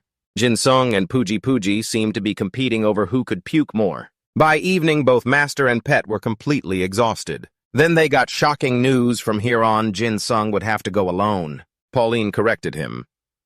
"Not alone. But the infiltration boat only holds 5 people. Jin Sung quickly chose Syria, Pauline himself, and Captain Jolin, but Jolin immediately refused. Jin Sung directly asked, "Who's the strongest here?" Setting foot on the island, Jin Sung thanked Finn and Jack for helping them find the place easily. He didn't expect it to be hidden in a place like this. Jin Sung peeked inside and nearly pissed his pants, seeing so many guards everywhere. He negotiated with Pauline about whether to go straight in. If things went chaotic, it would be easier to escape. Also, should they spare one enemy to act as a guide, Pauline said, "Leave that to me." He charged straight in with his strength and quickly got surrounded. With just a few sword moves, he took out all the guards. Contrasting his fierce fighting style, Pauline smiled warmly like the nice older brother next door, inviting everyone inside. Puji was totally shocked, and Jin Sung couldn't help but admire Emperor Celius's tricky scheming, though Pauline had refused it. Seeing the tragic scene before him, Jin Sung said in pain, "I told you to wait for one guy." Pauline replied with some guilt, "It's because they were too weak." Jin Sung didn't care and walked straight ahead. Countless forks in this path appeared, making Jin Sung dizzy. In the room where Kasa was imprisoned, Lazone walked in and teased, "Kasa's been locked up here for over 15 years now. Surely the people in Lucibon have forgotten all about Kasa." He continued, "Not long ago there was a prophecy that the fog covering the Kalibos Valley would gradually disappear. If he and Kasa joined forces, they might even unite the whole continent." Colonel Kasa laughed at that and said, "Even though I'm not in Lucibon now, Halim and Zipper are still here. You coward Luom, getting close to us would be tough." Angry, he punched Kasa straight in the face and shouted, "Do you still delude yourself into thinking you're the Empire's strongest swordsman? You'll rot in this prison until you become food for the rats." Elsewhere, Syria saw the countless paths and worriedly asked Jin Sung, "What should we do now?" "Good." Jin Sung confidently said, "You already have a plan, just trust me." He put Puji down, surprising it, and ordered it to quickly find people. After a while, Jin Sung praised, It found so many people it really is a genius. Although they might not be the prisoners Jin Sung was looking for, the soldiers in front of him were from Pashtan. Pauline switched to serious mode and told Jin Sung, "These guys are way stronger than those bastards earlier. It'll be tough for you to handle them alone." Hearing that Jin Sung summoned Like and Jack, a few minutes later they had sent them all to hell. Looking up, Jin Sung saw that the many paths had now divided into 3. Jin Sung picked up Puji and pleaded with it to find the right prisoner. With its innocent face, it found another bunch of soldiers. After 5 tries, even Jin Sung was getting frustrated. Bolin sighed and said, "This is really endless repetition, and the deeper we go, the stronger these soldiers get." Suddenly, Puji pointed up at the wall, and Jin Sung noticed that only around that area were trees growing. Jin Sung got suspicious and told everyone he would check it out. He told Like and Jack to stay behind and hold the line. Jin Sung rode his flying board into the air and saw exactly what he expected. Landing on a hole, he ordered Phim, "When I get down there, sweep through the area.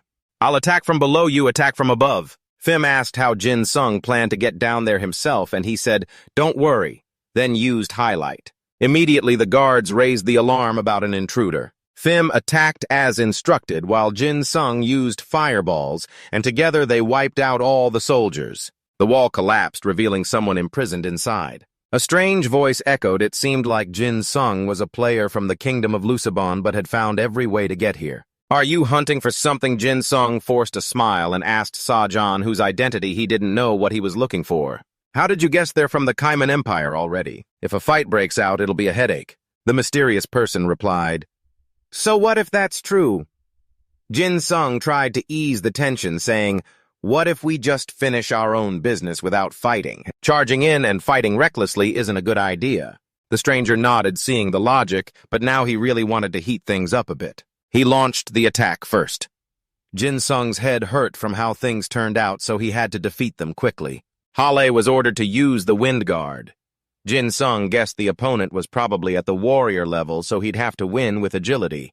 He realized Jin Sung was a 1,000 healer capable of using Hul Khan as a companion. Then he kept attacking. His slashes shattered the wall like tofu, terrifying Jin Sung. Just one hit from them could ruin your whole life. You need to end this fight before the Wind Guard's effect runs out in 2 minutes. You and Hale combined attacks, successfully injuring him and weakening his power. Jin Sung frowned when the system showed the player's name as unknown, but just called him an empty ghost. This bastard isn't a real body. Sazan has cloned himself 5 times. He praised your East Attack West Strike strategy as impressive, but let him show you a few things. The whole group attacked at once. Jin Sung broke into a sweat. If he got hit by this move, it would be all over.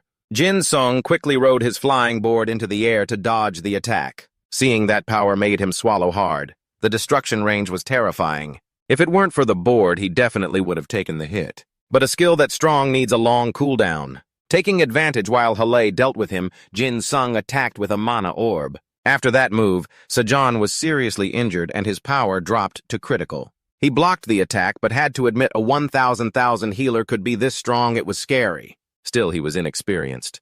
Sajan had finished his hunt, so he said, "See you next time." Sajin completely disappeared, leaving Jin Sung puzzled. Why did he even provoke you at the start? Who knows? The guy's clearly handsome, but definitely crazy. You also have to go find Tu Yet. Just glanced over at Kasa, and Jin Sung's team froze, not knowing when he started watching. Kasa called Jin Sung Kid, saying there's not much time left, so hurry and get him the key to unlock the other side. Jin Sung saw with his own eyes as he unlocked the handcuffs with bare hands. Kasa rubbed his hands and said, "From now on, just leave everything to him. Please lend him a sword." Before Jin Sung could ask why, Lazong and his soldiers rushed in. Kasa quickly grabbed the sword, the countdown timer ticking down until time ran out.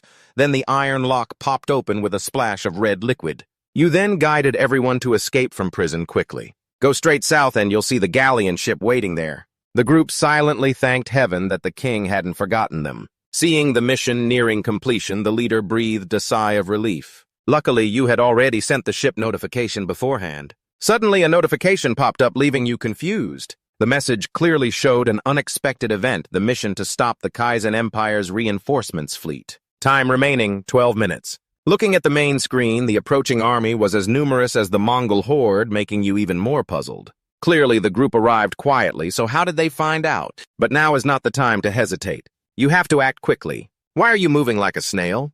You started doubting who's the subordinate and who's the boss. At the same time, Kaizen's troops landed fiercely, storming the island, led by a cocky red-haired guy. He was quite surprised by the unexpected welcome on this island. The powerful Kaiser army stared down his troops like they wanted to tear them apart. Seeing your arrival, he had already guessed. It really is too late, dead late. Finishing his sentence, Doe swung his sword fiercely in a circle, tearing the air. After sealing the area, he stabbed his sword into the ground, releasing a bright smoke that scared the stunned soldiers, making their jaws drop. His eyes filled with gunpowder scent warned the Kaiman troops, "If you dare cross this line, all of you will die." Hearing this, the guy burst out laughing. "Are you kidding me? How can you do anything against such a huge army?" The fierce and valiant army faced off against Kaiser's men, and he shouted the attack order, "Crush Lucifer's people." Seeing the enemy ready to fight the land full of blood without hesitation, he kicked a deadly strike straight at the frozen soldiers. Helping to wipe out a part of the not-so-weak Doe, he jumped high, slashing hundreds of times at the Kaiman troops, making them scream in hopeless pain. Witnessing this scene, it scared you so much that even the seven gods stiffened up. Thanks to his mastery of the sword within moments and Kaiser's help, you kept completing the prisoner rescue mission. Not only that, but it also got upgraded. Makes you feel like it was worth it. After a long fight, Ian was completely exhausted. He was hesitating whether to log off or not. Then a new notification popped up. Prisoner of war rescue mission requiring prisoners to be taken aboard the ship must be completed within 1 day. So he had to keep playing at sea. Right now, countless troop ships are moving in groups. On the map, the battle was raging fiercely. Both he and Lai had to brace themselves and fight against the enemies. With Lai's appearance, the chat exploded. Everyone was surprised by the scale of the battle and Lai's unbelievable skills. Ian was now so tired from all the minions attacking him he couldn't avoid it anymore. Just as he mentioned, Chow Chow Chow Chow appeared. He had to fend off attacks while trying not to get exhausted. Right then, good news arrived. Lucifer's naval reinforcements had arrived. Watching the fleet charge ahead like war horses on the sea, he finally breathed a sigh of relief knowing those damn Kaiman were about to retreat. He kept receiving tons of mission rewards. The system announced, "Attention all players, a short maintenance break will happen soon. Players are requested to log out quickly." Finally, he could get a good rest. After saying that, he turned off the game and laid neatly on the armchair, ready to drift into a good sleep. At the same time, someone rang his doorbell, but it seemed like he was sleeping peacefully, so he didn't respond. Seeing that the person outside got anxious, obviously, someone was home. Thinking he might be busy, she decided to enter by entering the password herself. At the same time, the system announced new mystery update, PK disabled, and reclaims 6 central locations. Not long ago, the appearance of Kai Lan's sleep box moved him to tears. He never expected his close friend to be so useful at times like this, making him thank him repeatedly. She felt pretty jealous of his good luck, because even in the old version, she didn't have one. Hearing that the beauty didn't have a login room yet, Jin Sung's flirtatious nature kicked in, and he insisted on giving her his old login room. Hearing that his friend was stunned. Just by selling the old login room, he could have made at least 1 million gold. Could it be that my friend really lost to Jin Sung? She saw that he genuinely wanted to gift it to her, and her heart flared up. Even though she was addicted, she still hesitated and kept refusing. She didn't want to buy it only because her dad didn't like it. Jin Sung thought for a moment and suggested selling the room, which made her hesitate a bit. Ben Edith asked if he could keep it so she could drop by to visit. Hearing the goddess in his heart say she wanted to visit his place regularly made his long-term single heart start pounding. Needless to say, he agreed right away. But the love-filled atmosphere was suddenly crushed by orange-haired Yen Ki-da. He reminded her to tell her dad about what she planned to do, and the result for orange-haired Ki-da was getting slammed against the wall by Jin Sung, frozen in place. After dealing with that pesky orange-haired guy, Jin Sung went back to Sweet Talk, promising to keep in touch with Ha Jin, bringing the pink love vibe back. Right now, Ha Jin was peeking outside the door. She kept calling but got no answer. Thinking he was asleep, she boldly stepped inside to check. But the result was that he wasn't there, which scared her so much she looked all over, panicking. After confirming he wasn't anywhere in the house, Ha Jin finally noticed the Kai Lan login room door was closed tight. Sure enough, when the door was opened, he was fast asleep inside like he was dead. She moved closer and whispered, "Why aren't you sleeping in bed? Why lie here? Don't you find it uncomfortable?" Before she could finish, his strong hand wrapped around her slim waist and pulled her into the login room to lie down together. His decisive move scared her and thrilled her at the same time. She doubted if he was really asleep, but seeing no reaction, his eyes tightly shut, definitely not faking, relaxed her guard. She slid closer, bringing their faces just a few centimeters apart, making her heart race wildly. Seeing him sleep so soundly, she didn't have the heart to wake him, so she stayed quiet. Ha-Jin sacrificed herself to lie there a little longer. Then, when he finally woke up, he found himself holding a small stuffed bunny, making him jump in surprise, wondering where the bunny came from. Just as he was utterly confused, he noticed a small box neatly placed on the table. Sure enough, the goddess was thoughtful to the very end. Before leaving, she left a note reminding him it's okay to play games, but don't forget to study. Plus, there was a beautifully arranged bento box. While eating, he figured he should probably go to school today. After finishing his meal, he reluctantly headed to school. He looked around, but still couldn't find Ha-Jin anywhere. Just as he was about to call, her clumsy, orange-haired Kai-Da rushed over and dragged him away without a word, leaving him baffled. Only when they reached the event center hosting the esports tournament he was supposed to be in, though he never signed up, did he realize what was going on. Of course, no one else but Cam had registered him. No sooner had he said that than Jin Sung shot him a fiery glare. Only then did Jin Sung hurriedly apologize for not informing him. Just in time, the esports program was about to start, so he'd have to compete in the battle between the Virtual Reality Technology Department and the Creative Writing Department. A guy from the Creative Writing Department was looking around, lost, clearly out of place. He took advantage of the opportunity to take him down, instantly defeating the opponent, including the clueless team captain who also got kicked out of the server. The crowd watching the match kept gasping in awe at his skill. Among them, some recognized Jin Sung as the guy from the event video. That's when everyone remembered he was the champion, which attracted a huge fan base. After a intense battle, the Virtual Reality Technology Department won the final victory, and the title of Best Player went to Jin Sung. As he casually walked down the stands, the crowd, recognizing him as Ian, swarmed him, begging for friend requests and autographs, scaring him so much he ran off without looking back. He struggled for a while before finally escaping the fans' chase. Still confused about what was happening, his phone suddenly rang loudly, making him even more suspicious. The caller was Gil Card, a player. Someone had posted a video of him single-handedly taking on 30 of Gil Card's team members online. So Gil Card edited it a bit and uploaded it. Gil Card made quite a bit of money from it, so now he wanted to share some of the profits with him. He got curious about how much money he'd get. Gil Card didn't hold back and said about 3,000 gold, 10%. An impressive amount, not bad at all for him. Plus, if he sent some more clips, Gil Card would edit and post them, and they'd split the profits again. That deal sounded pretty sweet. Making money just by playing games. He was definitely looking forward to it. Just as he was about to hang up and leave, he got spotted hiding there. Once again, he had to run for his life from the fans. At Sector 6 Central, the Black Hooded group was preparing to charge into a fight with their rivals. The guild ranked 1 Desert Lands seemed a bit overconfident. At rank 2, Titan and his crew marched on steadily, unfazed by the harsh desert sun. At rank 3, Planner was also gearing up to head towards Sector 6 Central. But things definitely weren't as easy as they thought. So the whole group decided to spend some time observing first. At rank 4, Wat Lan, the confident leader, figured since other guilds had already cleared the way, all he had to do was follow, no extra effort needed. Finally, Lotus Guild's Ian and Kaiser were riding swiftly on Giffin's Ridge. Luckily, Kaiser knew the way, or it would have been tough. The mission notification appeared requiring them to search for the Holy Grail. How the gem in Sika, with the rule that they must arrive before the Kaiman Empire. If that's the case, then he had to be the first to find it. Then the two of them stopped at the gate of the Sika relic site and earned the title of the first people to arrive. It made him really excited, laughing so hard his face lit up, because a good start means a good finish. In the blink of an eye, it was almost afternoon and the sky changed colors slightly, and the second team had also arrived. But when they stepped in, their courage hardened like steel.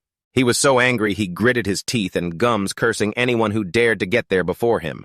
He swore he would kill that guy to feel satisfied. His murderous aura was so strong that even Ian could feel a chill down his spine. The afternoon sunlight grew even harsher. This made Bao Lam doubt Huni's sense of direction. But actually, Huni himself didn't know which way to go. With excessive confidence, he believed that as long as he followed the footprints of darkness, he'd reach the destination. That made the guy speechless at this arrogance. Suddenly, a thick black mist appeared right in the middle of the desert. He was surprised, but also wanted to feel it out. Without hesitation, Huni started chanting, "Darkness, do you crave me?" Immediately, his body felt like a magnet pulling all the thick black smoke toward him. Only when it all dissipated did he notice a deep purple orb with a rare, strange logo appearing in his empty hand. Meanwhile, Jin Sung was at the Sika historic relic site. Kaiser asked him skeptically.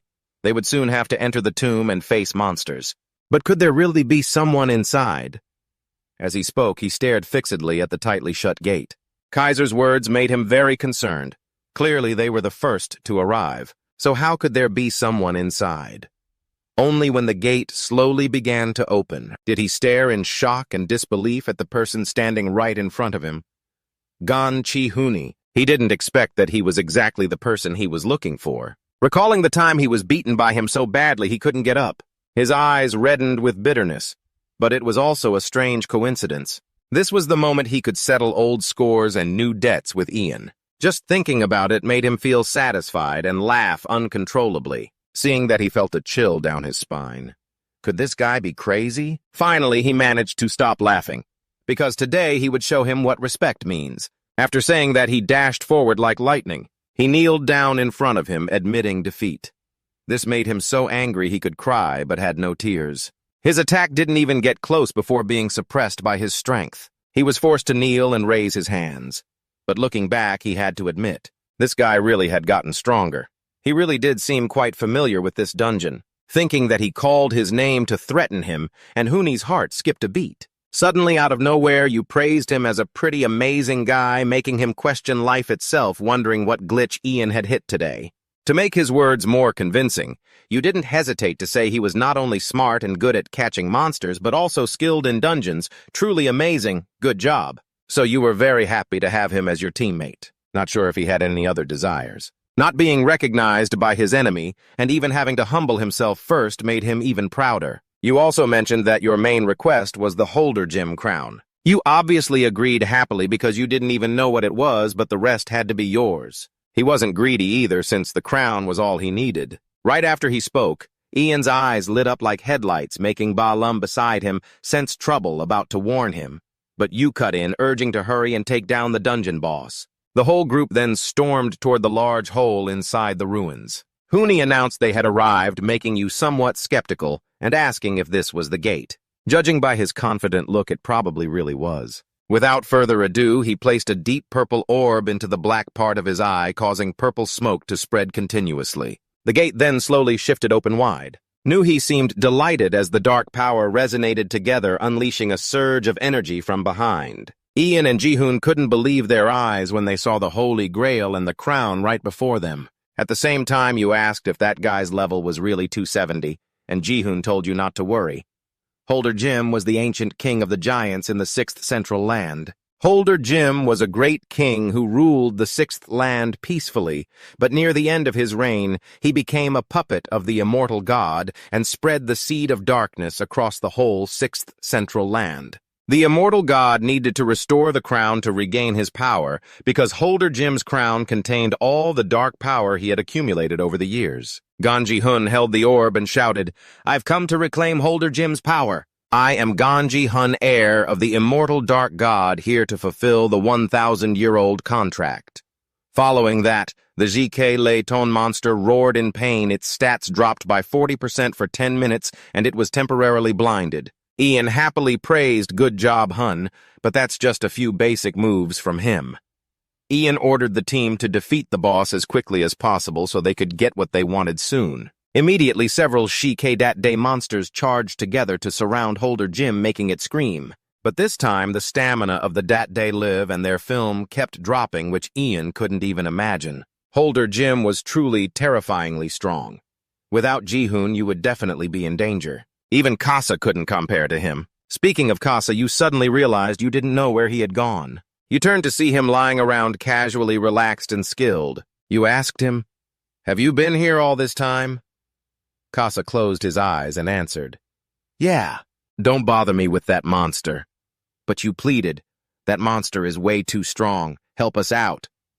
Kasa seized the chance to demand, "Unless he has the legendary armor, I won't help." Right now, I'm too tired of my own gear.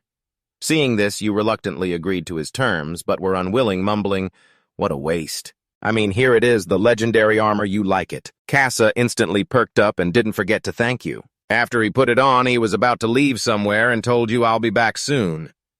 Casa swung his sword in one slash, splitting the face of Holder Jim in two, and the magical crown and grail clattered out. Holding it brought peace to your heart. This meant you had completed the mission. Jihoon was excitedly holding the crown. Then the system announced it was choosing the strongest person in the room as the new owner. Suddenly it jumped straight toward Casa and landed on his head. Jihoon's face turned darker than a pot bottom, cursing. "Damn it!" Casa put on the crown and admired himself. "Oh ho, this crown really suits a handsome guy. See, I'm awesome!" Huni was shocked, his eyes rolling back wildly. "If it weren't for Hao Jim's crown, I wouldn't have completed the hunt." That kid snapped strictly. "Hey, we never agreed on this from the start." Actually, Ian didn't expect things to turn out this way either. Huni's eyes were full of worry. "Damn it, what do we do now? It's obvious we're not strong enough to challenge that white-haired guy." There was still another way to complete the mission. This crown was simply a transfer tool for the immortal god to fully control Hao Jim. So if you stayed close to the crown's owner for the next 100 days, you could absorb the leaking dark aura through wooden copper coins. Things were looking up a bit, so Huni brightened considerably. "Really? Thank goodness," Casa said coldly, tilting his head and asking, "Really? Who said you could do that? Don't even think about coming near me?" He frowned and said, "Huni, you're annoying." The kid wasn't willing. "How dare you say that to the Lord of Darkness? You'll inherit the power of the immortal god in the future. So disrespectful." It was exactly because of Huni's childish and arrogant attitude that Casa hated him so much. Ian said softly, "Give him a chance, Lord Casa. Why don't we help him just this once?" Ian whispered in his ear. Otherwise, if Huni heard it, he'd jump up. "See that? He's such a pitiful kid. You can tell he's not normal just by the way he talks." After hearing your advice, Casa is also considering, if you agree to my offer, you have to become my subordinate. However, if you can become stronger than me, I will agree to give you your freedom back. If you really are the descendant of the immortal god, at least you should have that kind of courage, right? Huni got angry when he heard the order to become a subordinate. This guy wants to insult me, but to gain power, there's no other way. I will become strong enough to smash that white-haired guy to pieces. Though it feels a bit unfair for someone as proud as Huni, in the end, he chose to agree, putting benefit first. At the Central Guild of the Great Six, Titans, a fight was breaking out. Sun Long said, "It's unbelievable that Sak Jian was the first one to arrive there. He wiped them all out. I'm sure the Dak Luna Guild over there used binoculars and saw something. Is that a historical relic? You found it already.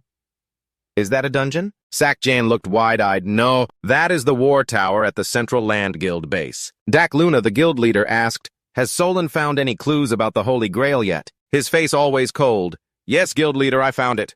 According to the gathered intel, it's located in the central part of the historical relic in Hao Jim's tomb." Li Rihan said, "Lead 30 people and move out immediately. I will follow closely behind. But it's not over yet. Guild leader, there's a bit of a problem. Someone entered that relic before us. But judging by their flag, it looks like they're from the Lucibo Kingdom." Lee Graham didn't expect anyone from Lucibo to get into the central area that quickly. At this point, what's the best way to handle this? Go in fast, grab the Holy Grail as soon as possible, or do we have another plan? But according to the guild leader, we don't have to rush like that. We can take our time. That means we just need to make sure we don't lose track of them. We'll strike the Lucibo people as soon as they come out with the Holy Grail in hand.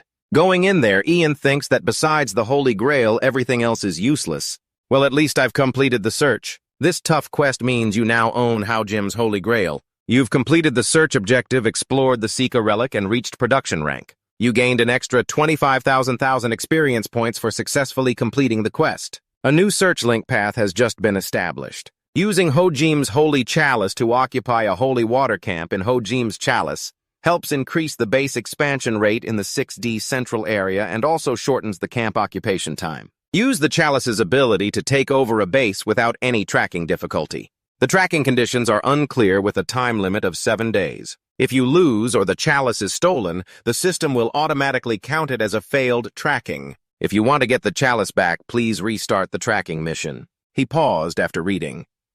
Wait a minute, if there are instructions like this, does that mean there might be other forces trying to steal the chalice? Ian rested his chin on his hand, thinking, then glanced over at Casa to assess the current situation. Even if we manage to take over the base, the holy chalice will still be stolen. Big brother Casa won't listen to that.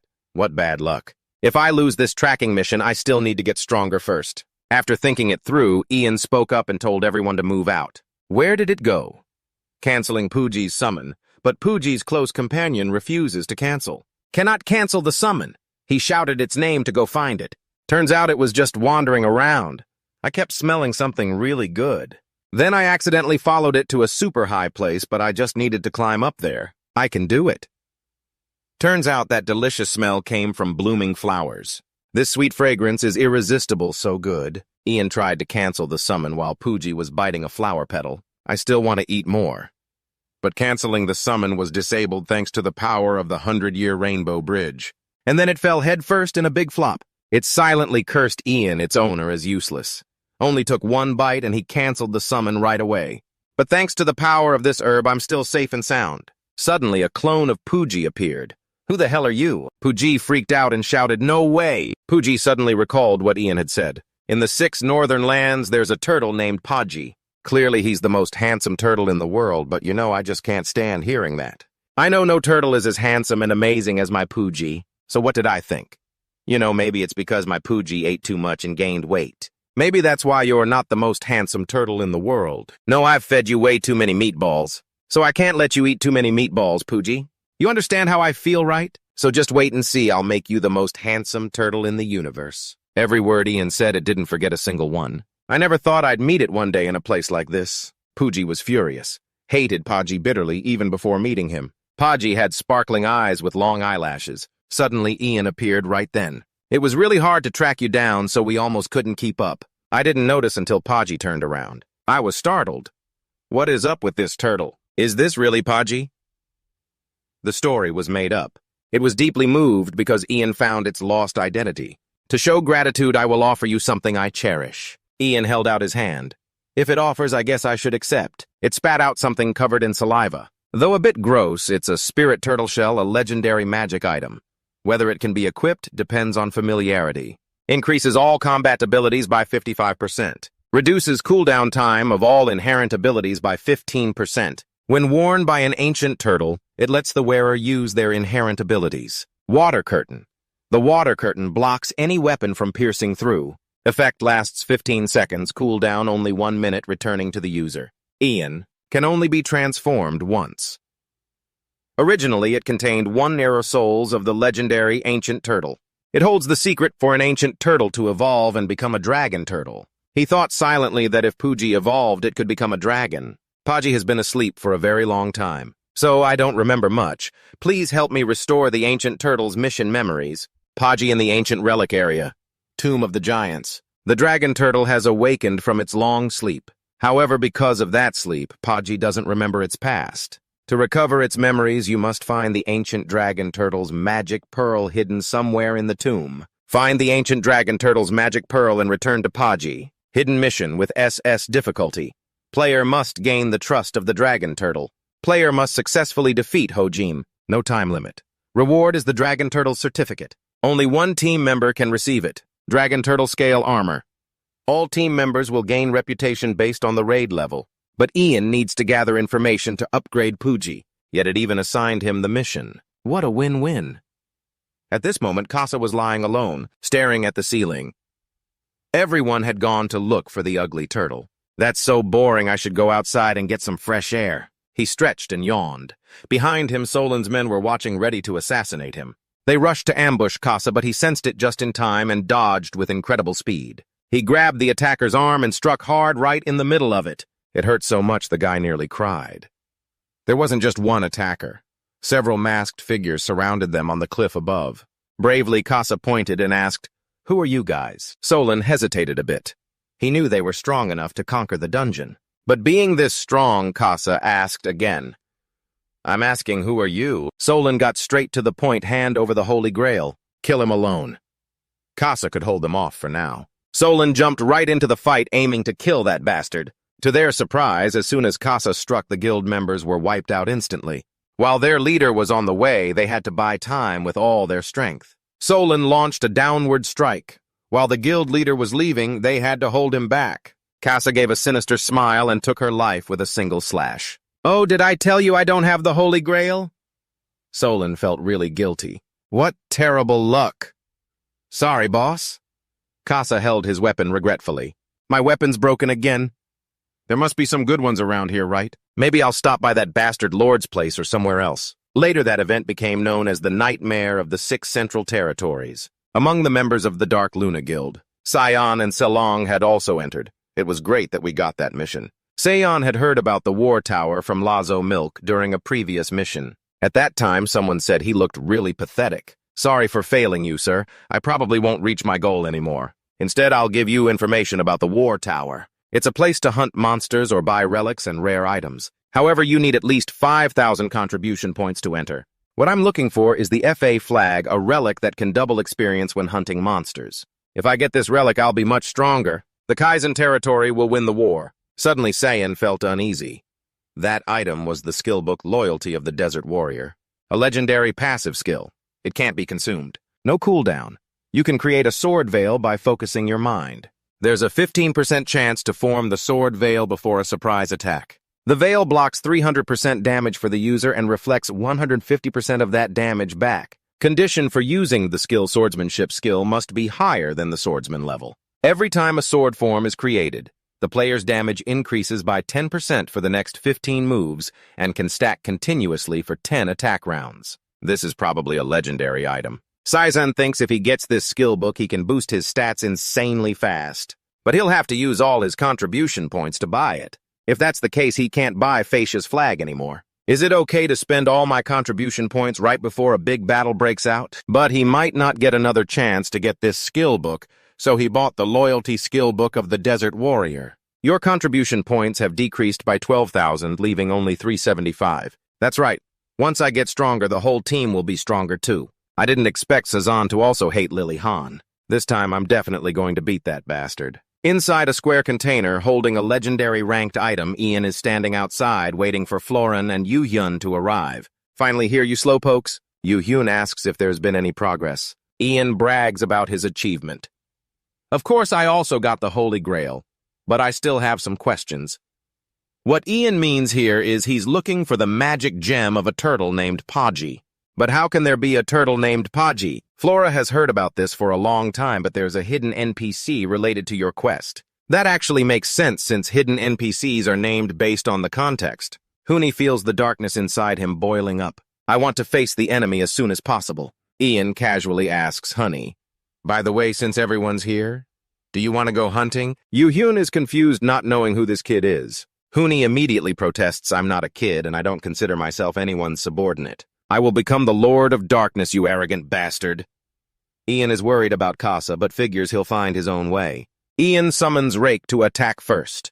Yu Hyun and Florin also add some strength. With the mage's blessing, Yu Hyun's power increased by 30%. Death Knights make our enemies suffer through the darkness of despair. In this situation, he shouted, "Lai, you defeated the Copeland monster at the end of the battle."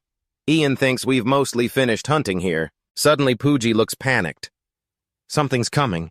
Everyone is confused, not understanding what's happening. Unexpectedly, from the ground emerges a Selen monster, a level 200 earth dragon, a hidden boss equipped with a magic gem. A giant hand rises from the ground. That's the level 200 hidden boss Selene carrying the magic gem. The wind pressure alone wants to toss all of us away. Ian quickly tells Yu Hyun to step up and shield. But just blocking the rocks is already too much. And An has to do something himself. But he can't fight alone without Casa. Suddenly, Selene leaps out of the hole toward him. Florin, Ganchi, and Huni are all scared because of Selen's breath skill. It's charging a fireball. The magic gem suddenly flashes. It spits out a pillar of fire aimed at them. Even he was terrified, thinking this might be where he dies. But Pooji suddenly appears out of nowhere, slamming Selene with a tidal wave, instantly putting out the fire. It's not heaven or ancestors carrying us, but the fat turtle carrying the load. Pooji used the soul summoning skill it got from Papaji. He thumbs up at Ian. "Dude, you're super cool." Casa comes over at this moment. He shows off his top-tier physique, rippling muscles, every muscle defined, plus the rain from the fire and water resonance earlier. The armor and weapon Ian bought earlier were in his inventory. Come on, admit it, you were late on purpose because you were warming up, making us all scared out of our pants. He tells Casa to take down Celine. He looks and says, this Celine hasn't fully absorbed the magic gem yet. He tilts his head, scratching his ear. Troublesome don't want to do it. If there's a reward, then I'll do it. Nobody likes working in cold weather, right? Especially not for unpaid jobs like this. The four of them, Ian recalls the past. This guy really only works if he's paid. Anyway, since they found a way to kill it, he has to handle it himself. He summons Pin and Dark Day, recalls the ace, orders Dark Day to shoot a purple light beam into the abyss, sucking the rubble inside, freeing Yu Hyun, who's been holding the defense all this time. Next, he orders Yu Hyun to keep tanking with Dagre Ganchi Huni and Lai. Keep drawing Salin's attention. He orders his servants to attack from all sides, so Celine never gets a break. Meanwhile, Florin buffs Ian and Pin. Right as he flies up, he rides Pin into the air. Below is the Len cart. Even at level 200, if attacked all at once, its health will drop. Its health bar keeps dropping. Ian's attack power also increases. He concentrates power at the gem on his staff. Summons Chichi to use Thunderstrike combined with his power. Creates electric energy building up on the stones, aiming straight at Celine. The rain absorbs the electricity and charged energy crystals, pierces through its wounds. Selin takes a full blast of lightning, numbing its whole body. He lands and picks up the gem Papaji asked him to collect. Is an item that can change an individual's evolutionary potential. And of course, Ian planned to use this stone to upgrade Puji. Holding the gem in his hand after assessing it, he would understand why he had to work so hard these past few days. Putting the gem in his pocket, he suddenly remembered he hadn't eaten anything. So he told Ganchi Huni to clean up. While he was still dazed, not knowing why he had to do it, Ian suddenly disappeared. Back to reality. He dragged himself tired. Just as he was about to order food, Ha-Jin was waiting right behind him. She grabbed his hand. Today she was determined to pull him out of that game world. Come on, change your clothes. Then let's go on a date. The young man, who had never had a girlfriend, was thrilled to be holding a girl's hand walking in the amusement park. He was clearly happy. They both went on the roller coaster. They ate and then watched the fireworks together. At night, under the booming fireworks in the sky, he suddenly asked Ha-Jin, if you found someone else's stuff and really needed it, what would you do? She thought he was about to confess, so she was very disappointed. Still, she reminded him, no matter how much you need it, things should be returned to their owner because they don't belong to you. Ian smiled brightly. Exactly, thank you so much. He took Ha-Jin home. She guessed he'd probably play games all day tomorrow, too. Suddenly, she asked him how he thought she looked today. He replied, you look really beautiful, and they awkwardly said goodbye. The next morning, he logged into the game, met Papaji, and returned the magic pearl. Suddenly, it turned hostile. You think you're my dad or something? But he just replied, things should go back to their owners, even though he wanted to use the pearl to upgrade Puji. Only then did it calm down. Controlling thoughts is easy, but the heart is not. He had miraculously overcome temptation and greed. Though wavering, it respected his honesty. Now it could return to its glory days. The pearl slowly merged with Papaji. Its body suddenly glowed golden. Its nature gradually changed. After the light disappeared, a three-headed dragon turtle appeared. Looking at Papaji's new form, Ian thought if this was used on Puji, would it look this cool? Papaji made a proposal to him because it was very grateful. Hojim's soul was no longer here, so it didn't need to guard this place. It wanted to join him. As it spoke, it slammed its three heads on the ground. He was a bit confused, but then opened his arms to welcome it. Quick update on the status of the 6 central territories. The guilds under Kaizen are Dark Luna in first place and Titan in second. On the other hand, the guilds belonging to the Lucifer Kingdom are the Olin Schwander and Valian guilds. The place where Ian is standing is one of the 6 new territories, a barren desert with no resources. So the guilds spending money to develop the territory are also facing difficulties. The Kaiman Empire is home to many overwhelmingly powerful guilds. Ian's alliance has just been formed. No matter how rushed, they can't avoid the fact that all 6 central territories have monsters level 130 and above. Even if they establish a foundation, there's no guarantee it can be protected. Speaking of the term foundation, Papaji might not know it. So you asked if there's any village around. He understood immediately, but wasn't sure if it still existed. About the second foundation they discovered, it's a war trading post. You were hoping for artifacts, but the trade goods were mostly food and resources. If there's no foundation, suddenly Bosa mentioned the war tower. You wondered how he knew so much, and he revealed that he operated in the 6 Central Territories before being captured by Kaiman. Why didn't you tell me? Because you never asked. And besides, I forgot. If you go to the War Tower, you can trade contribution points for artifacts, but the tower is located in the west where Kaiman controls. The scene shifts to the War Tower where Sejan and Li Han are discussing. Annoyed, Sara brings up the battle between the two empires, asking, "Haven't they already agreed to share information?" Lihan snaps back, saying the Luna Guild seems too focused on expanding territory that they forgot to mention it. Thinking silently about the battle between the two empires, what a pain. Sajin suggests using the tower. Though annoyed, Lihan agrees because if Dark Luna turns against them, it would only lead to losses. Sajin worries that the other side might discover artifacts or something they missed. Lihan steps out of the tower, says goodbye, and reports finding nothing. But in reality, he found one of Magellan's relics. Back with Ian's group, they're discussing establishing the foundation, and you suggest taking over the front-line territory. Everyone yells at you. You explain that although it's risky, the competition is low. Wouldn't it take a huge amount of effort to occupy the foundation? Lucifer is on our side, so we only have to worry about Kaiman. EU Hyun worries that if Kyung keeps attacking, they'll run out of resources and food, and they still have to endure attacks from the top 2 guilds. Ian smiles. You already have a plan for that. There's a huge fortress in the middle of the desert. The remaining time to occupy the base is about 4.5 hours. Yu Hyun happily jokes that thanks to the legendary chopper, Udogim construction is going pretty fast. Florin doesn't hesitate to praise. That's right, Ian's efforts are paying off. We're not sure if building a military base at the front line is the right decision. Ian confidently pats his chest. It's okay, Florian, just trust me. Since the teammates have arrived, I'll go greet them. When Kabuli sees you coming, he excitedly waves and calls out, "Here I am." Bolin follows along and greets you too. Long time no see, Lord. Seeing them again makes you really happy. Kabuli, Gohan, Bolin, Celia, thanks for coming. Then you remember something.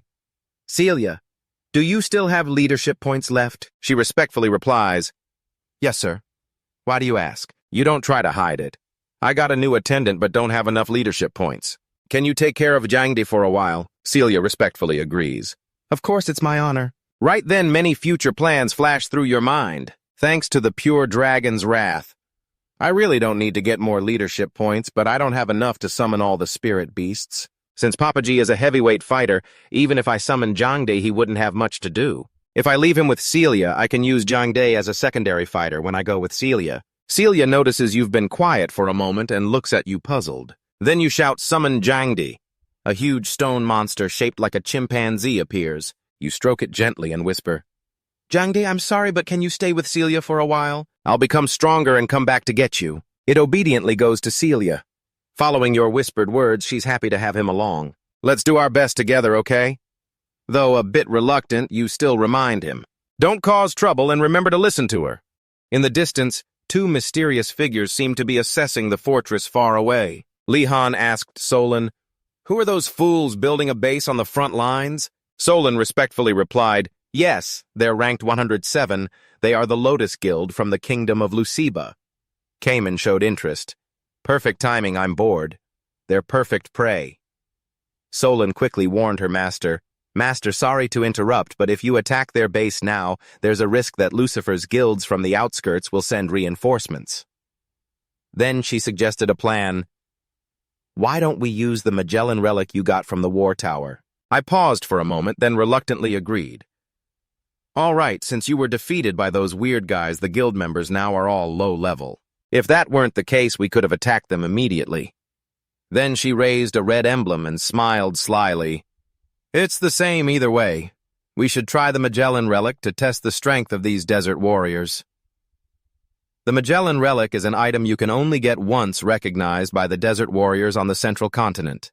Whoever receives this relic is protected by the desert warriors, and all NPCs on the central continent become allies to the holder and their nation, giving you the power to command the desert warriors. At that moment, she turned and ordered someone, "Wipe them out."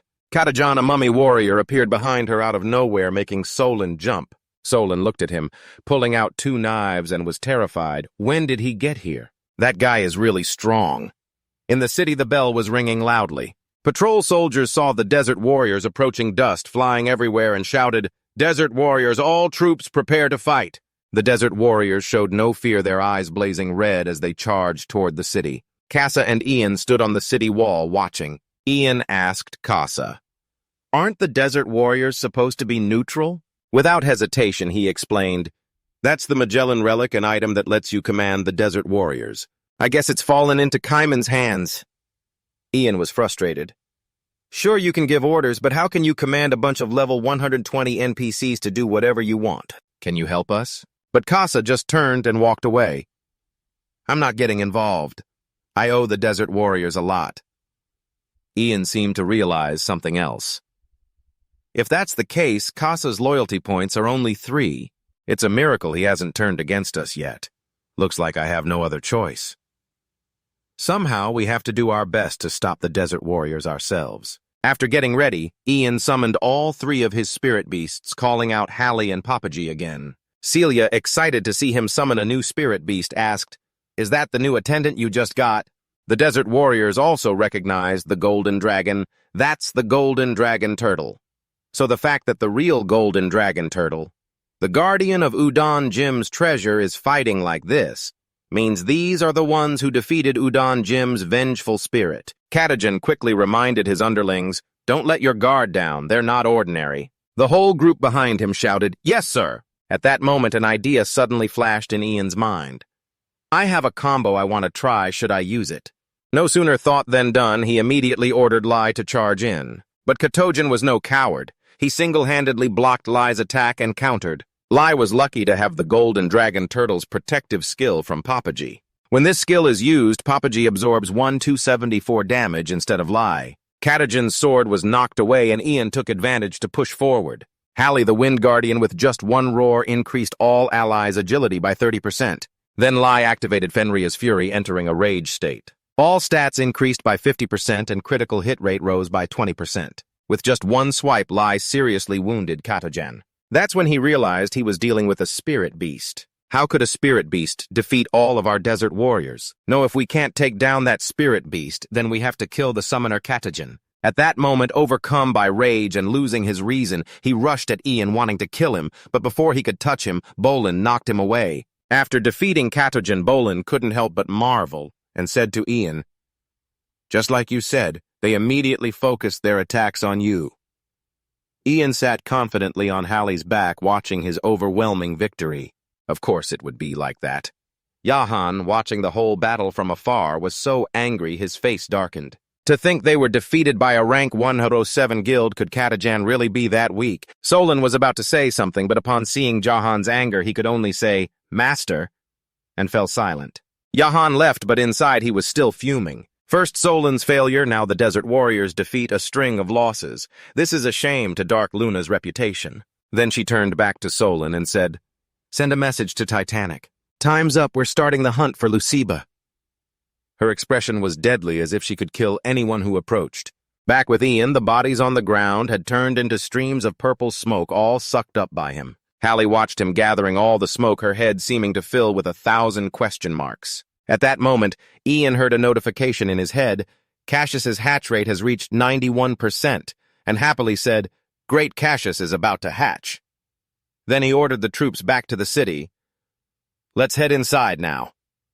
After the Desert Warriors' surprise attack, Ian started feeling worried. "Luckily, I arrived just in time, but protecting the base without me seems tough. We need a plan." Thanks to Ian, the city was safe. Ayu Hyun felt very grateful. "Thank you. We probably wouldn't have even needed to go in. We've always held on to hope ourselves. Everything will work out." Seeing his friend worried, Ian reassured him. "Isn't it good when nothing bad happens?"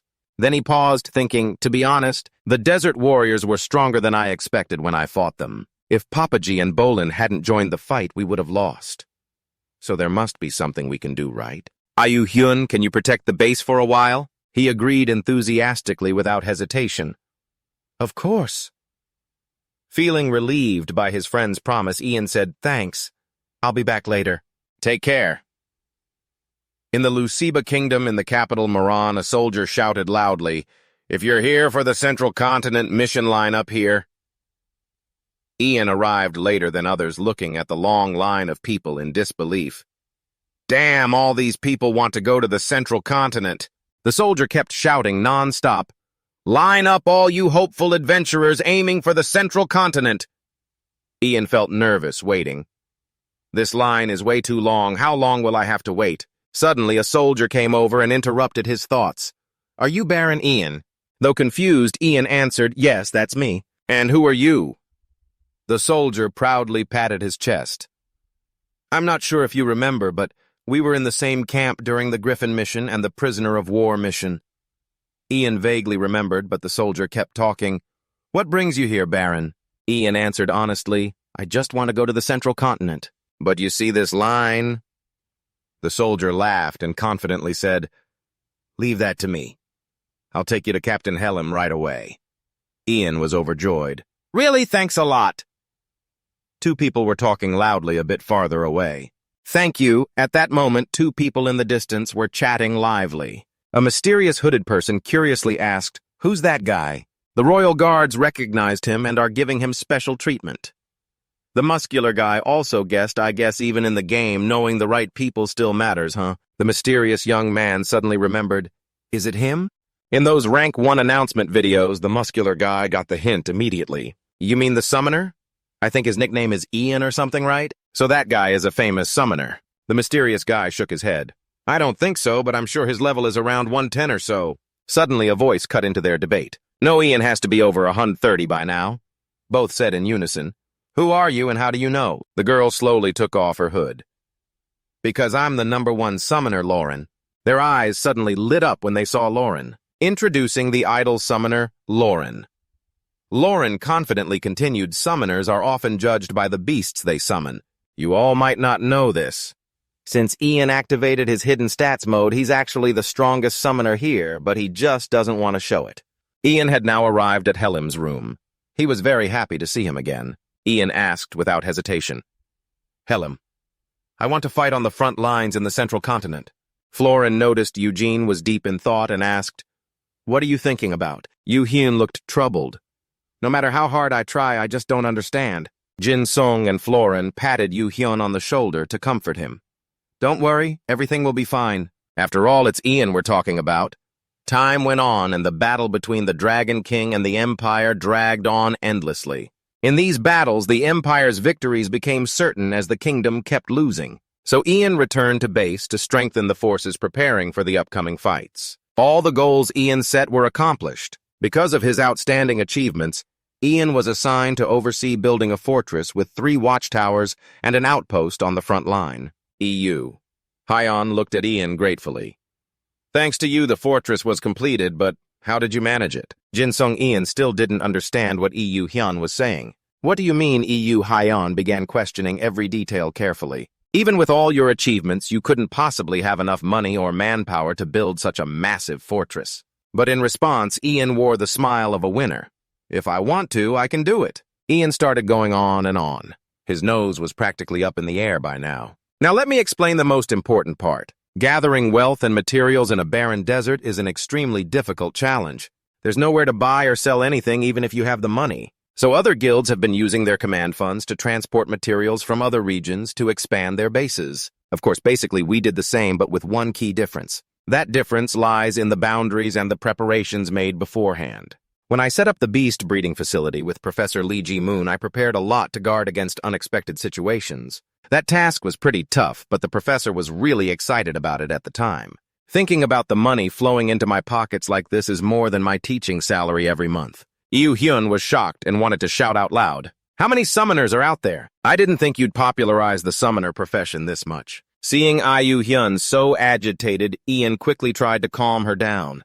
Hey, listen to me first. I already posted all the strategies on how to become a summoner on the bulletin board. The secrets about monster evolution are essential for summoners and their spirit beasts. The way to take care of them has caused the number of summoners in our land to rise rapidly, leading to a boom in trade and making this land wealthy. Besides that, I'm opening a second large-scale spirit beast breeding camp in a city I've just been eyeing. These places will provide us with financial resources. Yu Hyun couldn't believe it. Amazing. What about manpower? Lauren, not sure where she came from, jumped in. I can explain. Yu Hyun seemed to be a huge fan of Lauren, her eyes lighting up the moment she saw her. A revered summoner, Lauren. What's a noble like you doing in a place like this? Ian heard his friend talking down on their place because of a girl and quickly shot back, what? This place was built with my blood, sweat, and tears, and you call it dark. Lauren pounded her chest and explained, the workers will be supplied by us golden summoners, golden summoners. Ayu Hyun was curious. Golden summoners are a group of about 20,000 summoners, extremely talented and high-ranking. A dream team for every summoner, but actually they're a secret group. Unofficial rivals keeping an eye on the competition. Ian got super enthusiastic when talking about his idol Lauren. Ian's class started actively helping out since Ian himself, who never publicly admits it, shared a post on the notice board. It was a touching story about why we're helping. Ayu Hyun got goosebumps hearing Lauren, everyone's idol, is a founding member of this amazing group. Ian had to admit to Ayu Hyun in shock. At first I was pretty shocked too. Finally, Ayu Hyun calmed down. But is it okay that she's helping him for free? She immediately denied it. Oh, what are you talking about? Free? Of course we receive proper rewards. Ian explained too. I gave her a few talismans. All with the Pupuji design. Mentioning those talismans, Lauren happily jumped up talismans with the familiar spirit mascot of Lord Ian Pupuji. Ayu Hyun finally understood everything. So simply put, after meeting Lauren in Moran, you handled the manpower requests and accepted Olivia's soldierless village as part of your assets. And to raise more funds, you're building another spirit beast facility. Ian was gritting his teeth as he answered, That's right, because I have to push Lauren, who's limping beside me. Take good care of me, Lord Ian. Suddenly, something fell from afar, catching everyone's attention. Ha-Jin angrily looked at him. Jin-sung, what are you doing? Seeing her like that, Ian felt like his soul left his body and shouted, Ha-Jin, it's not what you think. But she left with a dark expression like she was about to kill someone. Anyway, have fun. Then she closed the door, leaving Ian's mind tangled. Why is Ha-Jin here at this time? I didn't think he'd be at a level to come here. But then he saw Yu-Gyum scratching his head, saying, he said the feeling at the northern estate was boring and wanted to come here. I forgot to mention this. Well, now you know everything. He was so frustrated he was about to blow up. You guys at the Dark Luna base, Sasa said mockingly. Looks like it'll snow tomorrow on the central continent. You planning to hit Lucifer first? I thought you weren't interested in the Luceba kingdom. Jahan's anger grew as he heard her talk nonstop. I can't even reveal our defeat to them. If they find out, they'll definitely try to surpass our rank and take the top spot. Sajan kept talking nonstop. It's fine if we all attack from the front. We won't need any strategy. Jahan immediately disagreed. No, let's do it like this. Our guild will attack from the front. Titan should take the flank and handle Okalan and Spino. Sajan didn't agree with Jahan's plan. Any special reason? It would definitely cause heavy losses if Dark Luna acted from the front without us. Aren't you afraid of Okalan and Spino? Jahan is not weak, no, of course not. This is just a one-sided massacre. We will act strategically tomorrow. Elsewhere, a talking orb hovered in the sky. Hello, viewers. Everyone quickly recognized that voice. It was an announcement from Han and Lucia. The two in the news continued to deliver updates live to the audience. There have still been many clashes between the Kaizen dynasty and Lucia over the central continent. But this is the first time Kaizen's guilds have contacted our announcers to provide invasion warnings. That's right, with the Kaizen dynasty pushing forward with high morale. We can speculate they are trying hard to fully take over the central continent. Han then showed us the scale of the Cayman dynasty's armies, including the top guild Dark Luna and Desert Warriors. Seeing the crowd pouring in like that made Han admire it, truly an incredible sight. Desert Warriors fighting alongside Dark Luna. I guess the rumors that the Magellan relic is in Lihan's hands are true. On the other hand, the Lucipa Kingdom's army looks a bit suspicious, right? Which guild is occupying that base? So Lucia started checking the rank 95 info.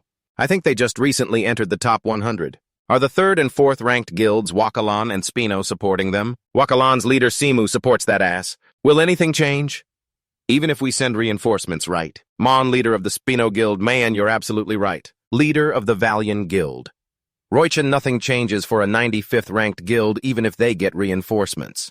Ayu Hyun is extremely tense right now. Are you sure we can stop them? Do you think any guild will send reinforcements? Ian bluntly answered, No, there won't be reinforcements from other guilds, but don't worry too much. We've got them too.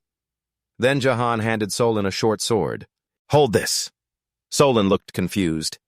"This sword is—" Jahan explained, "This sword is enchanted by the summoner. Use it to attack the back gate."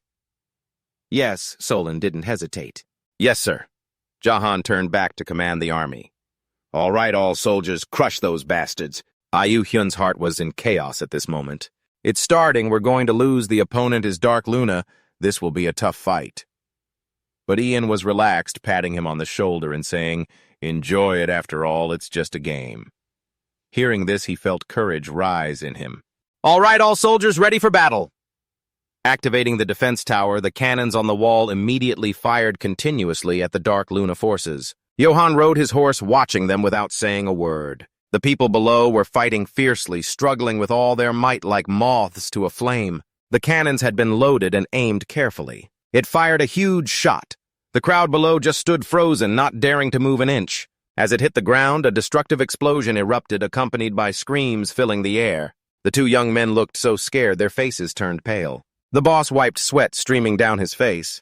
This trip was more trouble than luck. He opened his eyes wide, filled with panic. Other cannonballs were quickly fired, bringing destruction and causing everyone to scream loudly. Jahan stood there, watching closely. This defense tower isn't ordinary. Could it be that they've upgraded it? He frowned, annoyed. At this rate, half the forces will be lost before they get through the gate. Suddenly, a super-large cannonball flew toward them. Wonder if they'll react in time? He quickly activated a matrix, looking confident. That matrix slowed down the giant cannonball's speed. At the last moment, it exploded right above his head, nearly giving him a heart attack. Then he looked straight ahead like he was about to do something. Pulling the reins tight, he spurred his horse, galloping straight through the chaotic crowd and exploding bombs, terrifying the soldiers. As he got closer, he quickly launched himself upward, the high leap allowing him to observe easily, quickly using magic to attack. Jahan's eyes narrowed with determination. "Take this magic." He lunged down hard, a huge explosion followed. It was like a big blast in response to them. He landed swiftly. Jahan had perfectly destroyed the defensive wall.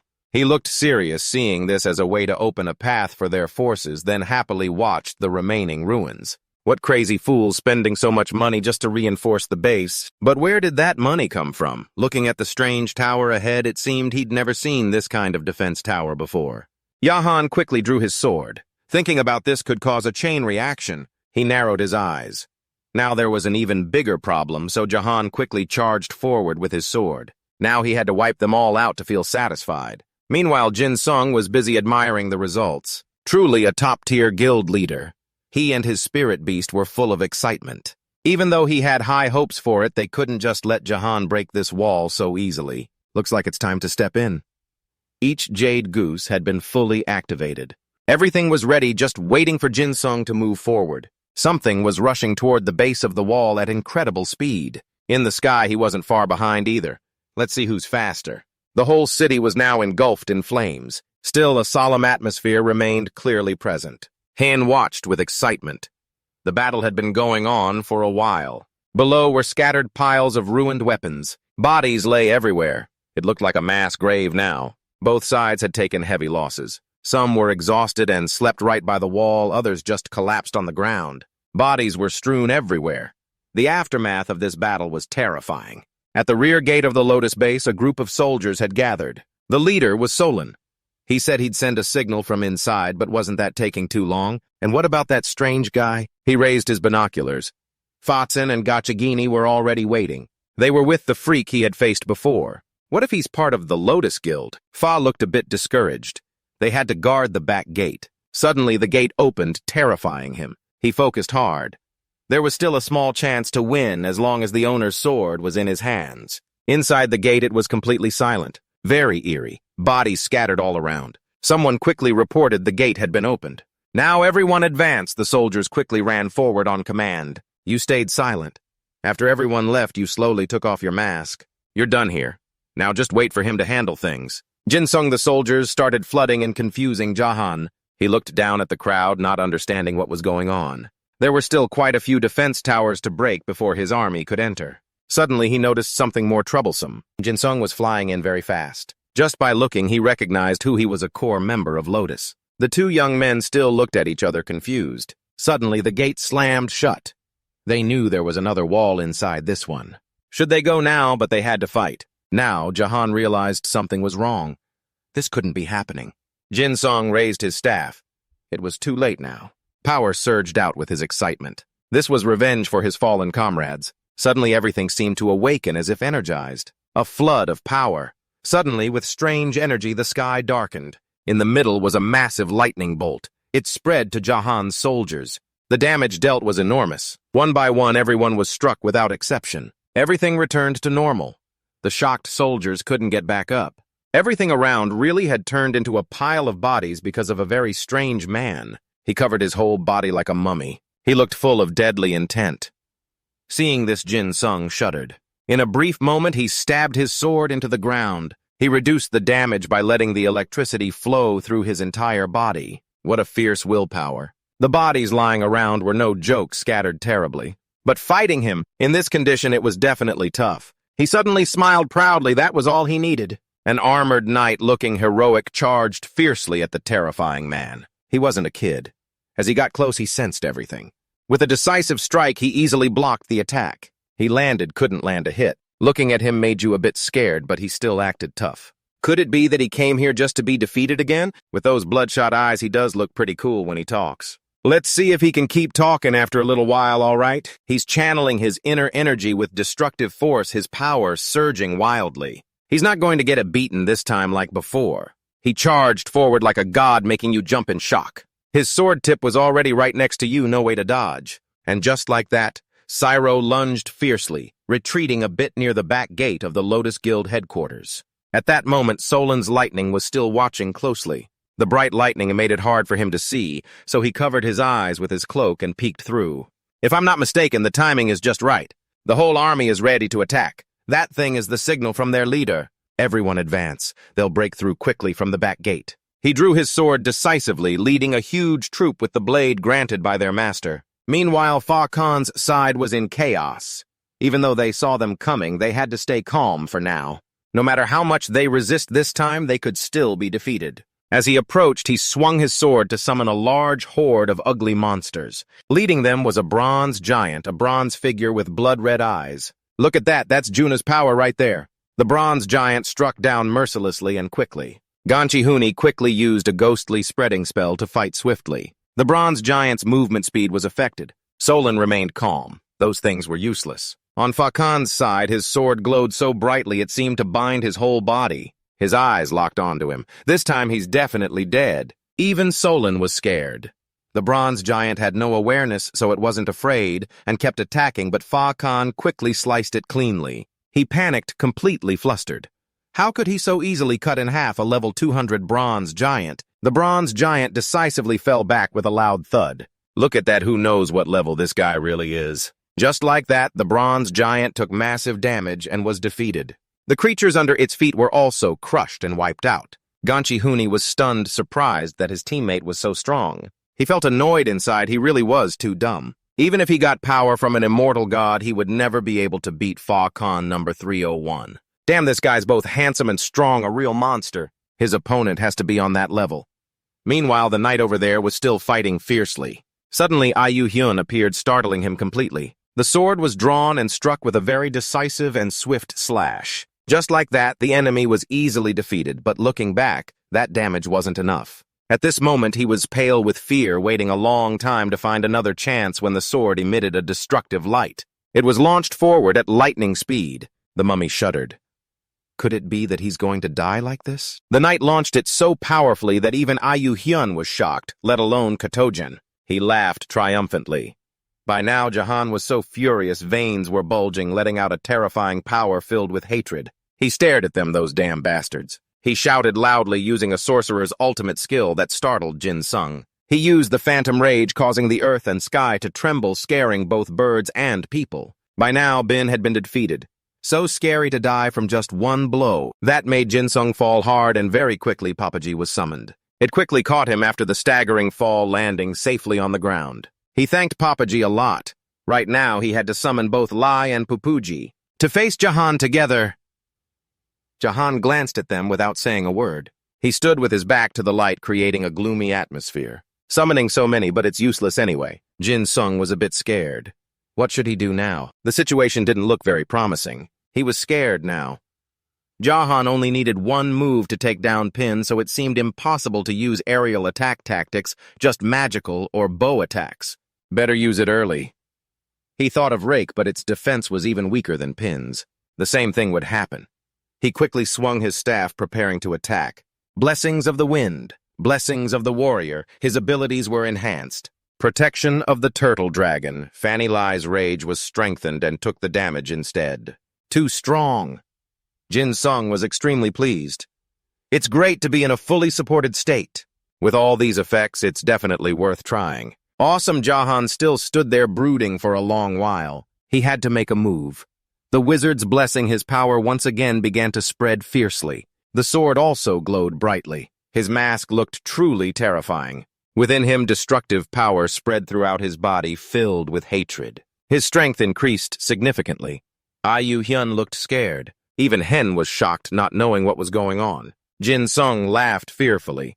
He looked up at the dark sky. Looks like I have to take back my earlier worth-trying comment. Hen and Lucia were full of panic. Lucia was extremely scared. Jahan's transformation was terrifying. Hen agreed. That's right. He guessed this was the first time she had seen this. And surely some viewers wouldn't know either, so let me explain. Everyone should understand the class of the player Jahan. It's a hybrid class called a witch. It allows her to use both magic and swordsmanship.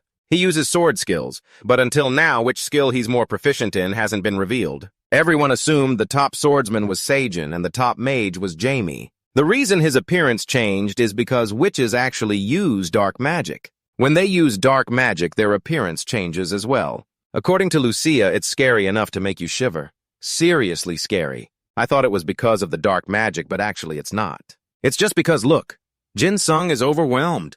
That overwhelming feeling is terrifying. Meanwhile, Puji was just lying there scared.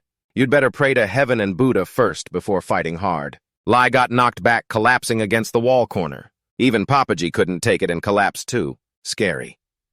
Jin Sung gritted his teeth. Jahan alone can now overpower both him and the three spirit beasts. Clearly, he's already impressed him. But now it's time for him to die. At this moment, someone quickly raised a staff to create a shield. All thanks to the support player. Hajin, you were protected by a sudden shield. Jahan couldn't believe it. He felt something was wrong. Where did this support player come from? He was proud. Just like that, it was a surprise. He quickly activated the ring on his hand. Now it's really starting. Hajin did an amazing job. She quickly landed. Jin Sung felt very excited. It was really right that he apologized to her when she was upset. So lucky. Jahan was pale with fear now.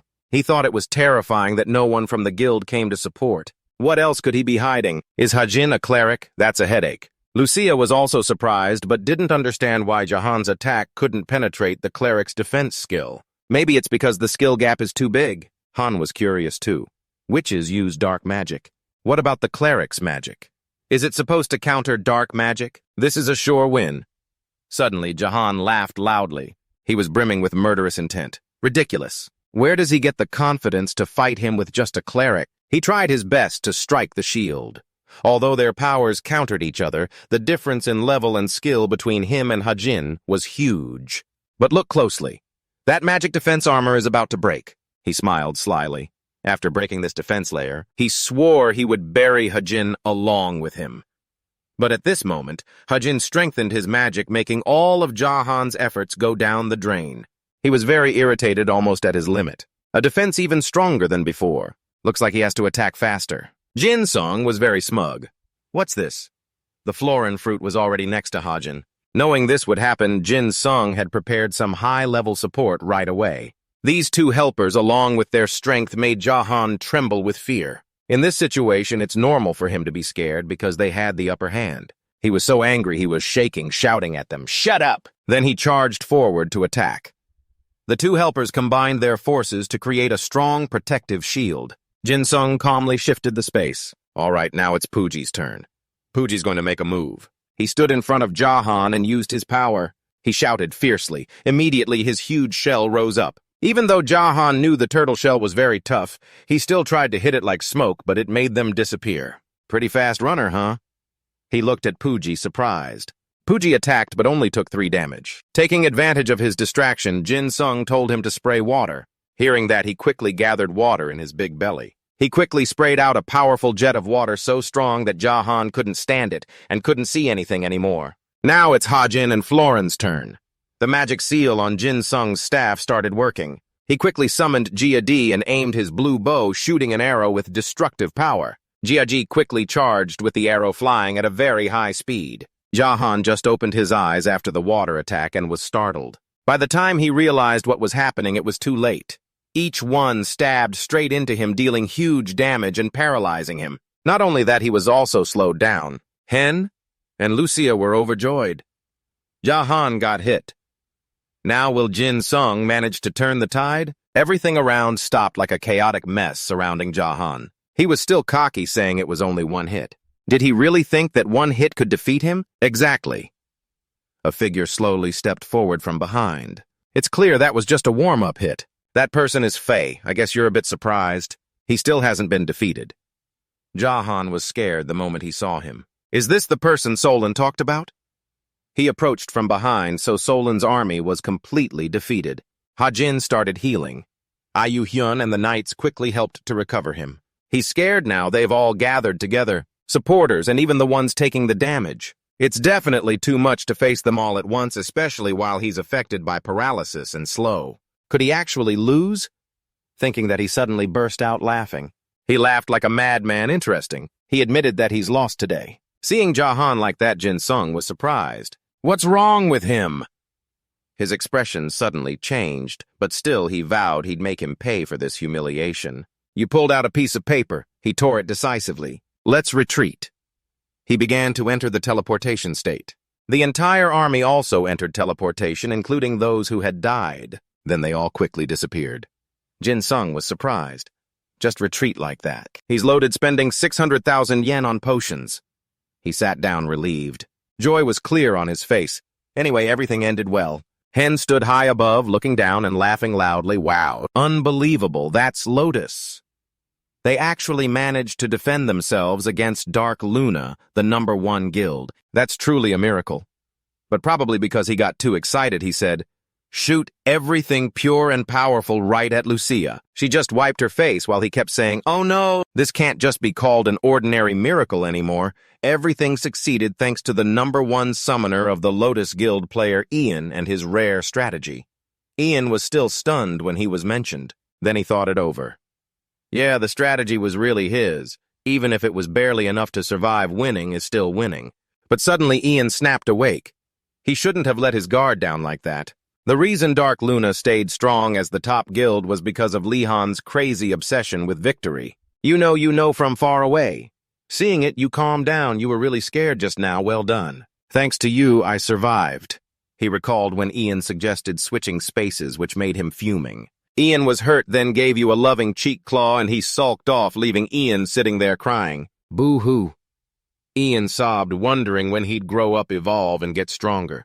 Suddenly, someone called Ian, making him open his eyes. Master, how much do you know about Paji? Paji, huh? Ian didn't answer right away, but asked Paji if it was okay, then said, My royal turtle. Paji is a big-headed turtle that loves meatballs. The dragon seemed to think Ian didn't know much about Paji, so it decided to explain from the beginning. Paji belongs to the abyssal species living in ancient times. There are 2 ways these ancient species can get stronger. The first way is by using magic beads like the one you got from it, but if Ian plans to evolve using magic beads, he might not level up. You might also get side effects. At this point, Ian still didn't understand what's good about leveling up. According to the dragon, a turtle wants to level up to a divine turtle with a real god's presence, so that's extremely important. Because Paji is an abyssal species, it can freely use water's power. Here Ian wondered how to get stronger without magic beads. It's the turtle spirits residing inside the royal turtle. You need to collect 10 turtle spirits and bring them to the water god's shrine. Turtle spirits can be created by Paji or entrusted to Ian by any one of their species. That's all the dragon knows, but Ian was deep in thought.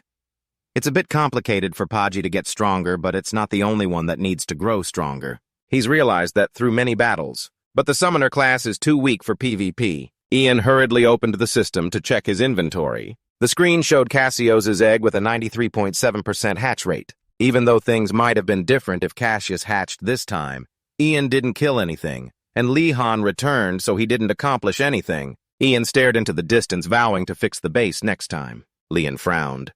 Suddenly, a terrifying summoner's voice behind him made him jump. You returned after losing almost everything. He angrily shouted, What's that attitude, Sajin? I told you to attack Lucifer from behind. Sajin was calm. Your attitude at the last meeting was suspicious, so I investigated a bit. You lost Holder Jim's crown, and right when the desert warriors died and were punished, you revived them only to wipe them out again. I guess Li-Han's now famous only as a punching bag. Feeling insulted, he got even angrier and growled, Shut up and tell me your target. Are you here to take the top spot after destroying Sajian? Sajian just found it ridiculous. Of course not. Even if they are the top guild now, rumors can still spread, and those damn Sippo bastards might band together to claim the title amid the chaos. Sajian was pretty stunned because the Lotus base looked like a fortress. Sajian asked him if he wasn't curious how they managed to strengthen their base when they weren't even elite fighters. Seeing her message, he asked, How did they do it? Sajian leaned in close. They've got a monopoly on war trade. I'll give you the power to take them down. In return, you have to hand that over to us, okay? He suddenly laughed loudly, making her freeze. All right, I accept. Jaha looked at the broken arrow in his hand right away. From the start, he knew Sajin was a big shot. But for her to know so many details meant there was a traitor in Lucibo. You can't believe they actually managed to defend themselves against Dark Luna. They finally have a spring in Lucibo. But he thought it was still too early to say. Why haven't they started reinforcing the Lotus Guild right now? The other guy realized it was already too late for that. This is the worst part. He asked with a panicked face, What do you mean? Wouldn't it be better for us if they stopped everything at the front lines? The guy with his hand on his chin explained, We're ranked pretty high.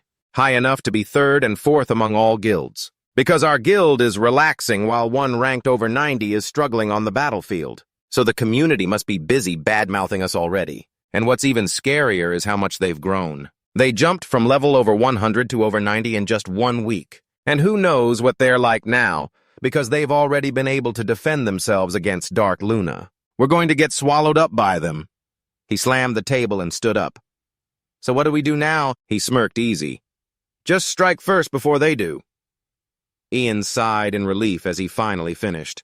It took a whole week to repair the base. At least they can earn some special service points and fame after stopping Dark Luna. Even with such huge numbers, you can still aim for the top rank. Ian thought all that needed to be done now was to level up. Ian looked full of energy. Then let's go Puji. Find a hidden dungeon. Huang Kui giggled. Master Puji doesn't have that ability. Casa walked over from afar and asked, Are you looking for a place to level up? When I regained my memory, I realized something. Ian immediately asked him where it was. Casa said it was at the Salamis altar. Huang Kui spoke up. If it's Salamis, do you mean? Casa smiled mysteriously, his voice confident.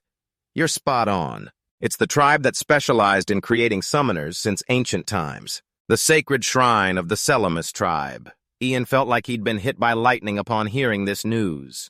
In his heart full of amazement, unbelievable. If this is the shrine of the ancient summoner tribe, wouldn't it be filled with countless relics and legendary monsters? Casa said excitedly with a bright face.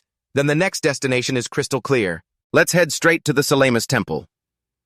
But Ian looked a bit worried. He wondered if Casa planned to go dressed so carelessly, with barely any clothes on. Doesn't that look really messy? Puji even complained that he smelled bad. Then Casa noticed his hair was greasy like it hadn't been washed for a millennium. And his body was covered in dirt like he just crawled out of a muddy rice field catching crabs and snails. Casa was casually sleeping on the rooftop while Gachi Nuhi struggled to climb up. Nuhi asked with a frown, How can you take a nap in a place like this? Casa lazily glanced over. Oh, it's you! What's up, kid? Nuhi clenched her fists, suppressing her discomfort, telling herself she had followed this guy day and night just to learn how to absorb ancient power. But for the next mission, she definitely had to get away from him. Nuhi gathered all her courage and energy, then shouted demanding Casa fight her. Hearing this, Casa immediately guessed the kid wanted to escape slavery. He teased, If that's the case, I'll gladly lose then. Come on, kid, give it your best. Ian then turned to ask, Looking at you, haven't you already lost? Casa sighed and replied, Are you stupid? How could I possibly lose? Then he added, Don't you have eyes? No wonder he still wonders why his older brother looks so scruffy. Casa was speechless, not knowing how to explain. Balam was the first to strike. He lunged forward with a dark slash, but Casa easily blocked it, not forgetting to praise, "You're pretty good." Nuhi's face went pale with horror. She wondered if he could really block Balam's finishing move with that knife. Now it was Casa's turn to attack. In a flash, the knife was plunged straight into Balam's neck. Nuhi also used her power to pull the shadows, turning the ground beneath them into water. Casa held Balam, causing the ground to sink, and unintentionally released a wide-area attack instead of a normal stab. Suddenly, Balam and Nuhi's faces turned pale as an explosion occurred. When Nuhi opened her eyes, she found herself sitting up but still didn't understand what had just happened. Casa then asked, "Awake already, thanks to you. Now everyone's all dirty." Nuhi made a sour face, tearing up, then opened her bag, pulled out a rope, tied up Balam, and dragged him away, not forgetting to shoot Casa a sharp warning glance. "Don't go looking for me." Casa shouted after her, "No matter where you go, be back next week." Nuhi was furious, thinking he really is a heartless jerk. She thought he'd show some mercy since they'd been together so long, but instead he blew her off without hesitation. Even if she died, she wouldn't come back. Casa reminded Nuhi to watch out for that dumb Lord Kaiman. He might attack unexpectedly, so don't go too far. That only made Nuhi angrier. She swore that once she had the power of the immortal god, she'd come back to settle the score. After hearing Casa's story, Ian realized maybe they had misunderstood each other. After walking for a while, Casa said they had arrived, but Ian couldn't see anything in this god-forsaken place. He grumbled, "Seriously, it's just a desert." Then suddenly he fell with a scream. Casa jumped after him. Ian fell from a height and took 10-5-26 damage. He braced his hands on the ground and tiles started to appear beneath them. They had arrived. A door appeared in front of them. This was the Selamis Temple. Ian's eyes went wide in admiration. This place is amazing. He felt his heart pounding like it might jump out of his chest. But then Casa reached out his hand like a boss, making Ian's world brighten up. Ian thought to himself, "He's reaching out to pull me up. Has he gotten gentler?" But then Casa said something that broke Ian's hope. "Apologize. I want you to apologize for doubting me before we got here." That stunned Ian. His heart skipped a beat. He was such a fraud, but he still muttered, "Sorry." Then they walked around, standing before the door. Ian didn't know what to do since it wouldn't open by itself. Casa put his hand on it and used all his strength to open it. A flash of light flared, then the door burst open. When the light dimmed, Ian opened his eyes and was stunned, wondering, is this really the Selamis Temple? They were the first to set foot here, but Ian wondered who the scary old man standing over there was. Casa seemed to know him and said, "Long time no see, old man. You look way older. It took me a while to recognize you." The old man glanced over and replied, "You haven't changed a bit either."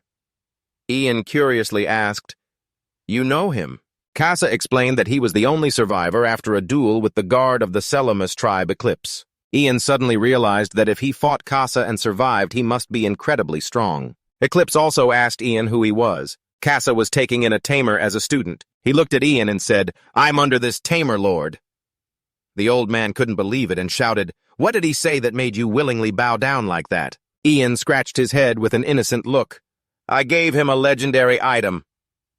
The old man was shocked that it was only that. Ian didn't understand why Eclipse seemed to want to test who had stronger nerves. Going around in circles, he just asked why you came here. Ian then remembered and asked, "I heard the Selamis tribe are summoners, so does that mean you're a summoner too?" The old man turned his back and glanced over. "Am I a summoner?" Suddenly a strong wind blew. "That's right, I am Eclipse, a 1,000,000 summoner and brave warrior of the Selamis tribe." The strong wind almost blew Pooji away. Ian still didn't understand what a summoner and brave warrior combined meant. He wondered if the old man was some kind of dual profession. At this moment, Casa spoke up. "Enough joking around. We're here to pass the Selamis challenge." Seeing this, he came closer to Ian and sized him up. "You look like you meet the standards. You should be able to get through all the challenges." Ian then asked what happens when you pass a challenge. Eclipse replied that to enter a challenge, you have to show your level. Eclipse changed his tone and asked, "What do you think, Tamer? Come on, kid, do you think you can handle the challenge?" Ian said firmly, "Of course." Another gate opened. Casa was the first to jump in. Ian didn't expect there to be a secret passage in a place like this. As he stepped in, the system announced, "This is the first stage of the Selamis challenge. Pooji suddenly disappeared. While Ian was still stunned, Eclipse laughed out loud. "What do you think, kid? The Selamus challenges only recognize you as a true warrior if you pass them without relying on companions or equipment." Hearing that, Ian felt like he'd been doused with cold water. He thought to himself, "True warrior, my foot. A summoner who can't even summon a spirit beast fights with faith." The old man kept grinning. "Everything depends on your ability. I'm also a 1,000,000 summoner, but I had to go through the same situation to overcome my own obstacles." Ian's face fell. He thought, that's because he's an NPC with a pre-programmed storyline, Mr. Eclipse. The old man told him to choose now. "You get to pick a weapon to use. These weapons will help you complete this stage." Ian thought for a moment and told himself, "If it's random, then it doesn't matter what I pick." So he chose the one in the middle. After choosing, he clasped his hands and prayed because that was the only thing that could help him. "Please give me the spellbook bow and magic wand." Then the blind box opened. A giant sword appeared. It was twice his height. Ian wondered, is this the Judgment Greatsword of the Soul King? But all the effects of the Judgment Greatsword of the Soul King had been sealed. He mumbled, "At least I can still use the 1/500 damage." Then Ian froze and panicked. 1/500 damage. Damn, this greatsword is really powerful. But Elip didn't know if a body like Ian's skeletal frame could even lift that sword, yet he kept encouraging him with all his might. Ian suddenly remembered he was a summoner, and he had never used a greatsword before. The old man spoke up to explain the challenge for him. "The ancient Selamus tribe ranks warriors based on their combat ability, starting from the lowest rank elite, then commander, emperor, prime minister, and the highest rank is grand king. They will summon a warrior spirit equal in strength to you, Ian. When you defeat him, a higher-ranked warrior will appear." Ian then asked, "Equal strength means you're only judging physical power, right?" He laughed loudly, looking very confident. "All right, it won't be long before the king-level warrior has to step up." Elip really liked his confidence. Elip said, "All right, let's get started." A magic circle appeared. An elite-level warrior appeared. Ian looked at his opponent with determination. Then they both charged forward. They had a saying strike first to control the opponent. Ian made one move that caused the other guy to spit out a whole tomato. The Selamus tribe's challenge officially began. The scar-faced old man laughed heartily and spat, "That kid is pretty good." Ian sighed in exhaustion. He thought quietly, good thing that worked. I knew the strike-first tactic would be a winning card. But this strategy only worked because of his high agility and the powerful attack of his weapon. If that bastard could block my attack, I'd definitely be hit by the greatsword. System notification. You have completely overwhelmed the Selamus warrior. Your class will now be adjusted to fit your abilities. We will proceed to battle the Selamus warrior. Your new class is priest. The old man was very pleased and amused. He praised impressive, then added, "All right, pick another item." Summoner Ian took a quick look around. He looked interested, wondering, this time am I really choosing, or is it random again? His options were dagger, spear, staff, bow, and arrow. Quite a variety. Using bow and arrow would be pretty convenient. But he wondered if he could take down a priest with just a bear glove. But if he used that glove, and couldn't use it for other classes later, that would be risky. He was a bit confused, so he asked the old man directly, "When I move on to the next round, will that weapon disappear, and will I get to pick a new one from this list?" The old man smiled slyly and said, "Sorry, kid, that's completely up to me." Ian tilted his head, itching to know if the old man was losing his mind. So according to this old man, even if I win with a different weapon, I can't be sure what weapon I'll get to use next round. The answer was already decided. In the end, Ian chose the Judgment Longbow of the Spirit King. He picked the weapon he felt most confident with. Item info, Legendary Limited Longbow Warrior Equipment of the Selamus Tribe Class Grand King. Innate Power Magic Arrows. You can shoot magical arrows even without physical arrows. Judgment Storm is sealed with a 10% chance to summon Judgment Storm on attack. Judgment Storm is influenced by soul mana stats, and enemies damaged by it suffer 1% damage based on their remaining health. This item belongs solely to user Ian. This is a quest item provided temporarily. All options are sealed. Holding it, he just wished he could be rewarded this item permanently. He wanted it so badly he was practically drooling. The clip spoke up. Now that Ian has chosen his weapon, let's begin. A Selamus tribe warrior class priest has been summoned. Before attacking, Ian politely said, "Sorry for doing this while you're still being summoned, but I'll attack first." Its eyes suddenly lit up like it was awakened, dodged his move, but still got slashed across the face. That was the Selamos tribe warrior class priest. Looks like that strategy won't work from this round on. Both sides fought with bows, but Ian's side seemed slightly stronger. The force of the two bowstrings clashing was intense. Casa and the scar-faced old man calmly crossed their arms and watched, then laughed loudly. The old man said, "Your master is pretty good." The Casa family coldly cut to the chase. "No need to worry about that. What's the purpose here?" In the previous round, there were no witnesses at all. He was curious why Casa chose to stay with him, asking if the master had gained some big benefit from him. Casa answered, actually, he didn't have many memories of his past. He was captured by the Kaizen Empire, lost everything, and was tortured like a prisoner. It was a long time before the master came to rescue me. At first glance, I felt something from the master, a feeling somehow connected to my past. At that time, Ian scratched his head and said a few words, but it was set that it would return to him, so Casa had to become one of his subordinates to be able to use it. Casa thought this was his chance to learn more about this bastard master. Casa urged, "Ian, hurry up, I thought you said we were running out of time." He continued, "And I became his subordinate to find out what that feeling was."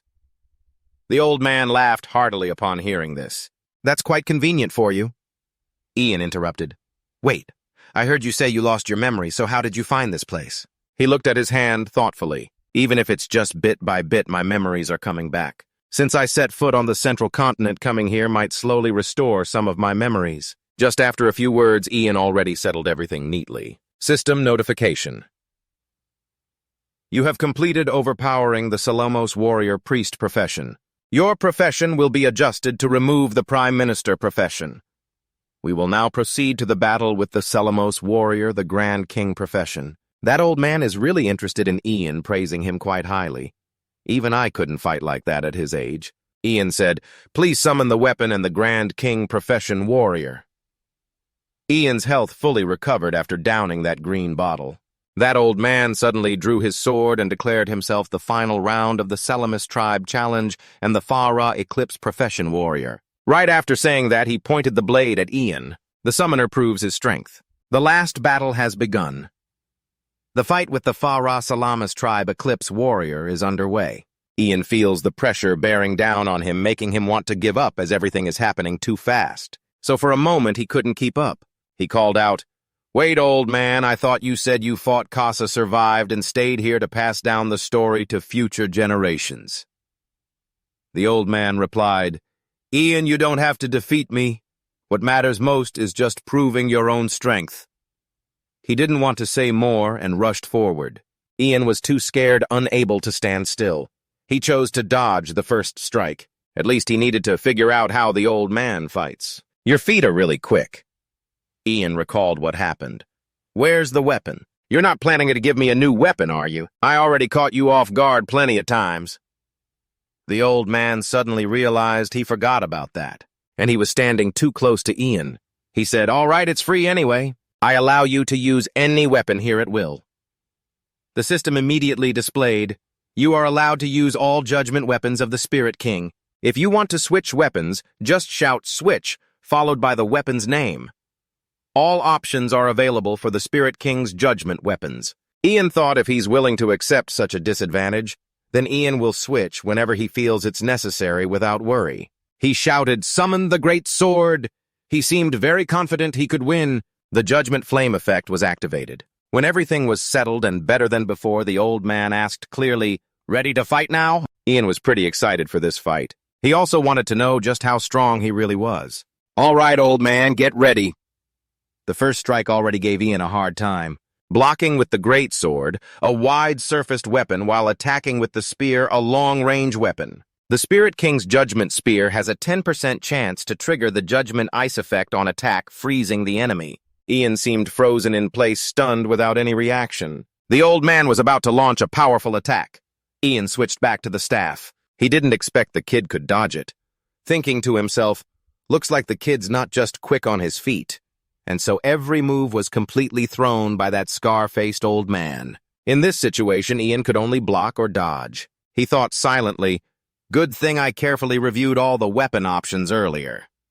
The Spirit King's Judgment Staff has a 60% chance to trigger the Spirit King's afterimage effect when attacking which roots the enemy. After rooting him, Ian switched to using a bow. He told himself he'd attack from a distance with the bow. Since there's no limit on switching weapons, he kept rotating, changing weapons to fit the range and situation. Right now, he was using a dagger.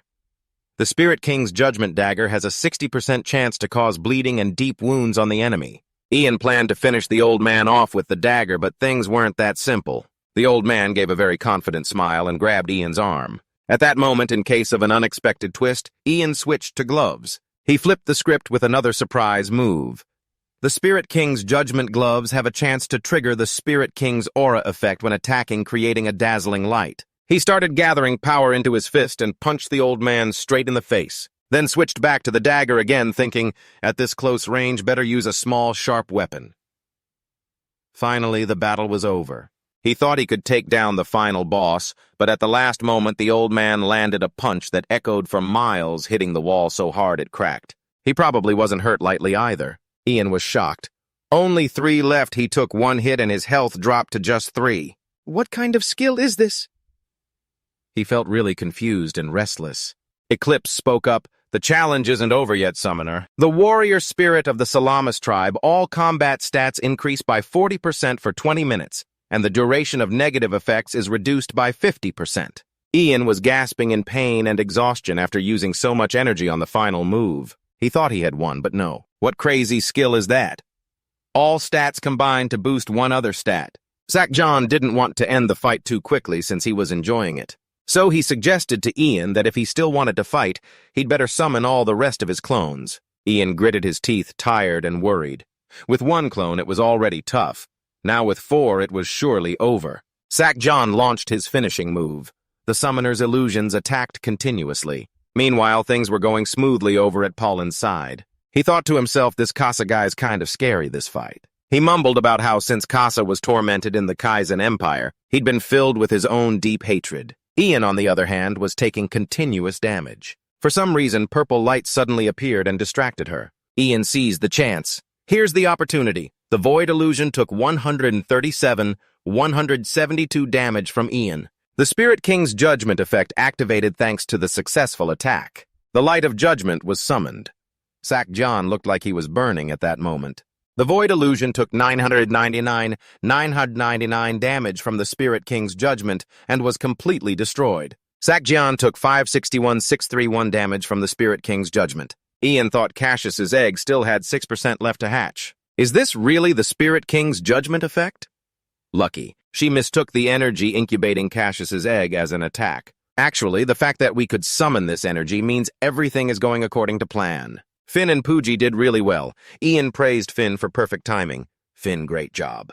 Right after saying that, Ian jumped onto its back to escape the 3 clones surrounding him. Hallie jumped up too, clawing and tearing at them. The Void Illusion took damage from Hallie and was completely destroyed. Sakjan was bitter and speechless. Couldn't believe the situation reversed with just 1 stab. Ian asked, "What the hell is that weapon?" He was excited.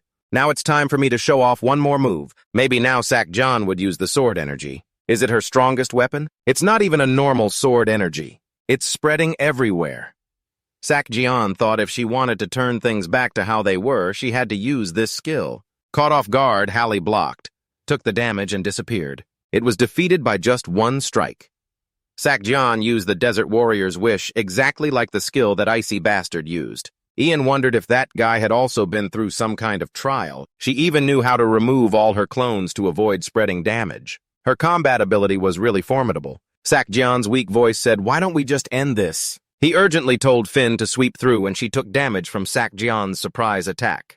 The Desert Warrior's Wish was activated. A curtain of swords formed. Because of the Sword Curtain's effect, Sakjan's attack stat increased by 15%. After a while, Finn was counterattacked. The strike was so strong that just 1 hit caused Finn to be unsummoned. At that moment, Ian was sitting on Finn's back, so when this happened, he fell freely. Sakjan shouted, "Let's end it here!" The final scene ended. At the most dangerous moment, Ian reached out with 1 hand and grabbed her face tightly. His other hand threw a punch, but it was useless. No matter what he did, she could always counter with a stronger blow. Ian took 10 critical damage from Sakjian. Even after hitting so hard, he only took 10 critical damage, way too little. Repeated attacks like that only caused him minor damage. Overusing the sword veil made it start to shatter. Ian thought if things kept going like this, she'd be the one in trouble. He needed to try something different. Used a skill on her, it landed a hit. Ian then fell down a cliff. The two reporters looked worried, restless. It had been 2 hours since the invasion of Dakruna and Titan began. What we're seeing on the screen now is the first wall of the Lotus Guild collapsing, and the nearby defense towers that's Sakjian pushing inside. After successfully defeating the summoner, Ian's arm was still raised, so he was still trying to get up. Though it took some effort, at least he was safe. System notification. The Salamis Warrior Will skill has stopped activating due to time limit. Ian breathed a sigh of relief. She's gone now. We barely survived thanks to shifting leftover stats into defense because of the Salamis Warrior Will effect.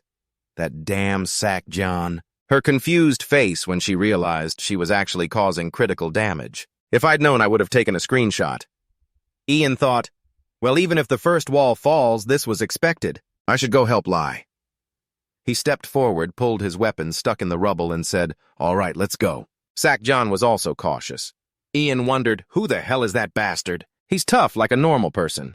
Shouldn't he be a summoner with limited defense? Just forget it. The biggest obstacle is gone. Now the only thing left is to find a way inside. Victory is already Kaiman's. Kano sat alone in the cave watching the fight.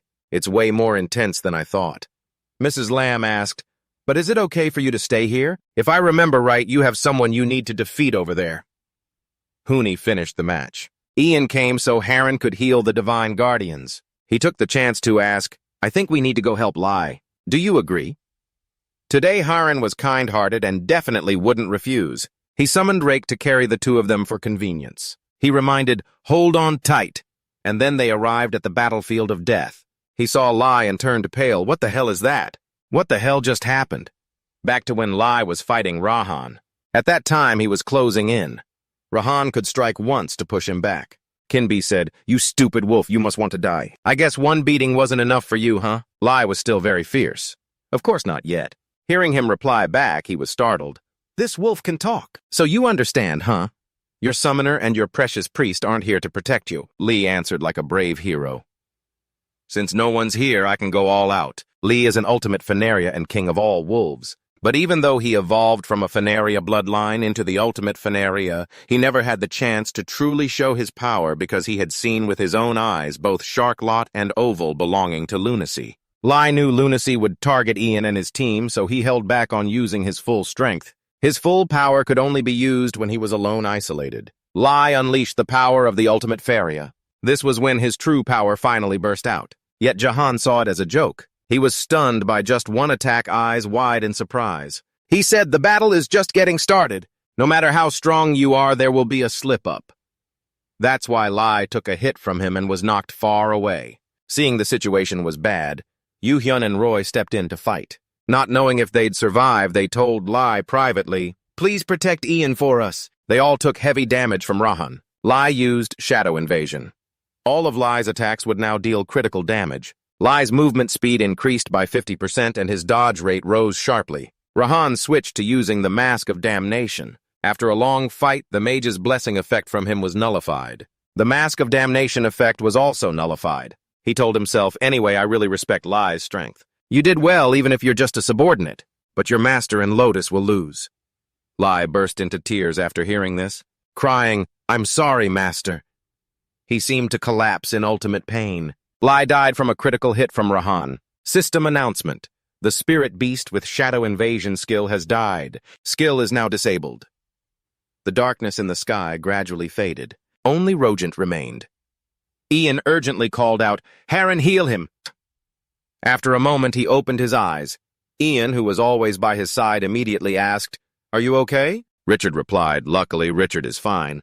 But you shouldn't be here right now, Ian. Rahan has gotten inside. At the same time, Gawa sent him an urgent message. He needs to come here immediately. The second defense gate has been breached. She doesn't know how they found the basement agency before Ian arrived. He asked Gawan and Kasa to try to stop them, but the NPCs are already wiped out. They're not moving at all like they're glitched. Seems like the battle has already started. I have to go.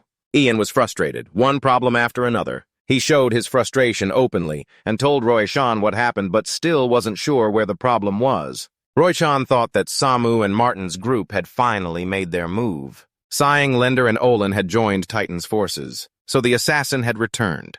Olin had shown them how to open the city gates last time. Looks like things are getting worse and worse, Ian complained, and even worse, the only spirit beasts left with him were Rake Baji and Puji. What the hell is Casa doing right now? Harren curiously asked Ian. What's that over there? His eyes went blank. Too much death and destruction here. Logan burst into tears when his pet died. Casa couldn't move anymore. Teammates were getting beaten to death one by one. Sir Pauline collapsed in Syria's lap. Ian panicked. How could he feel something fluttering? The assassin was here too, shattering Syria's ice. Casa seemed haunted by the past. That feeling again. That feeling was just like when I met the Lord Assassin and Harren. After so many battles, we met again. The assassin said, I opened the city gate like I promised. And Harren had wiped out all the remaining monsters except that one. He pointed at Casa, but Casa didn't move at all, like he was paralyzed or glitched. The assassin suggested, then I think we just need to cut off his head. Her thinking was simple, and Harren agreed to do it quickly. The ghost technique combined with the chain slash was about to be unleashed when they sensed something strange. What was that? A highest-level dimensional magic tower appeared. Jeep was thrilled inside. Finally it has awakened. She was the master of the dimensional magic tower, pure dragon master Wally, present in the northern continent. He also knew about it. The awakening everyone had been waiting for. He said, my old friend, one of the 5 dragon gods, Cassius, just woke up and roared loudly, shaking everything. The roar was so loud it hurt the ears, making those two turn pale. His body suddenly emitted a purple light. He was stunned. Could Cassius's energy be coming from those bastards Kaiman that Lee defeated earlier? System alert. The energy required to awaken Cassius has been met. One of the 5 legendary divine dragons is shedding its shell. Due to the absence of a leader, all summoning commands from others have been cancelled. The heavenly guardians around him instantly disappeared. He is about to receive an incredibly powerful new force. Casa thought to himself, so this is the battle dragon Cassius. He growled, staring at Ian with sharp eyes. Are you the one who awakened me? I can sense out there a soul like mine. I'll get there first. Meanwhile, Satjian kept staring at that huge spear out there, wondering, what the hell is that? It's not a snake, but a real dragon, huh? In this situation, you can still hear Rahan's forced laugh. You find this situation funny. He told the dragon, it looks like part of it, but it's only level 1. Rahan said, I don't know how that damn summoner managed to tame a dragon, but we still have a chance to succeed. The situation just got more urgent. Ian didn't hesitate and told Harren to follow him. Satjian trembled. How did this even happen? Should we gather an air combat squad and launch a joint attack? The monster looked at Casa and politely asked, May I borrow your strength? Only then did he realize this feeling was caused by the Lord. Casa replied, All right, I'll lend you another power of mine. He raised his hand and transferred a part of it to him. He was so exhausted he collapsed. At that moment, Ian saw it and panicked. Satjian was thrilled to see that stupid dragon was attacking its own ally. Rahan immediately shouted, Hey, are your eyes just for decoration? Its current level jumped from 1 to 302. An insanely huge level-up process. Satjian stopped laughing right away. Now he could only gape in shock. Rahan said, So that dragon isn't attacking him. More like it's absorbing him. At this point, things got serious and tense. Rahan ordered, Prepare for battle. It's about to use that skill. Everyone get out of the way. But it was too late. Everyone had to endure the deadly black hole. About to charge recklessly, Satjian felt something weird. What's going on? Why is something holding me back here? Damn it. He split off another clone to help himself escape from the black hole. Knowing he couldn't stand directly on the ground, he stood on his own sword. Kano was just watching but already reacting strongly. They were trying to run away. The death prison appeared, bones forming a square cage, trapping them inside. You can't run from the sun. Ian and Harren witnessed the whole process. Harren asked, Is this for real? So flashy, the Titan Guild and Takruna were completely wiped out in the blink of an eye. The battle was over. Huni turned and said, Let's go. I'm sure we'll meet again soon. Casa was exhausted, barely able to stand. Truly amazing. The 5-centimeter distance from Lotus's breath domain was blown away by Wan Nen Min. Floraland said the defense was successful. Kasa's power has returned too. Anyway, that last moment was all thanks to his skill. He's gotten a lot stronger.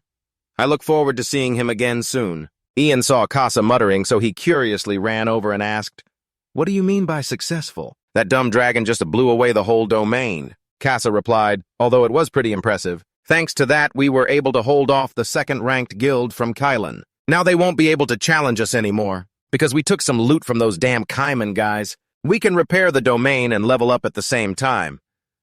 Halfway through, he suddenly remembered, "Oh, right. Kasa, what's your relationship with that dragon?"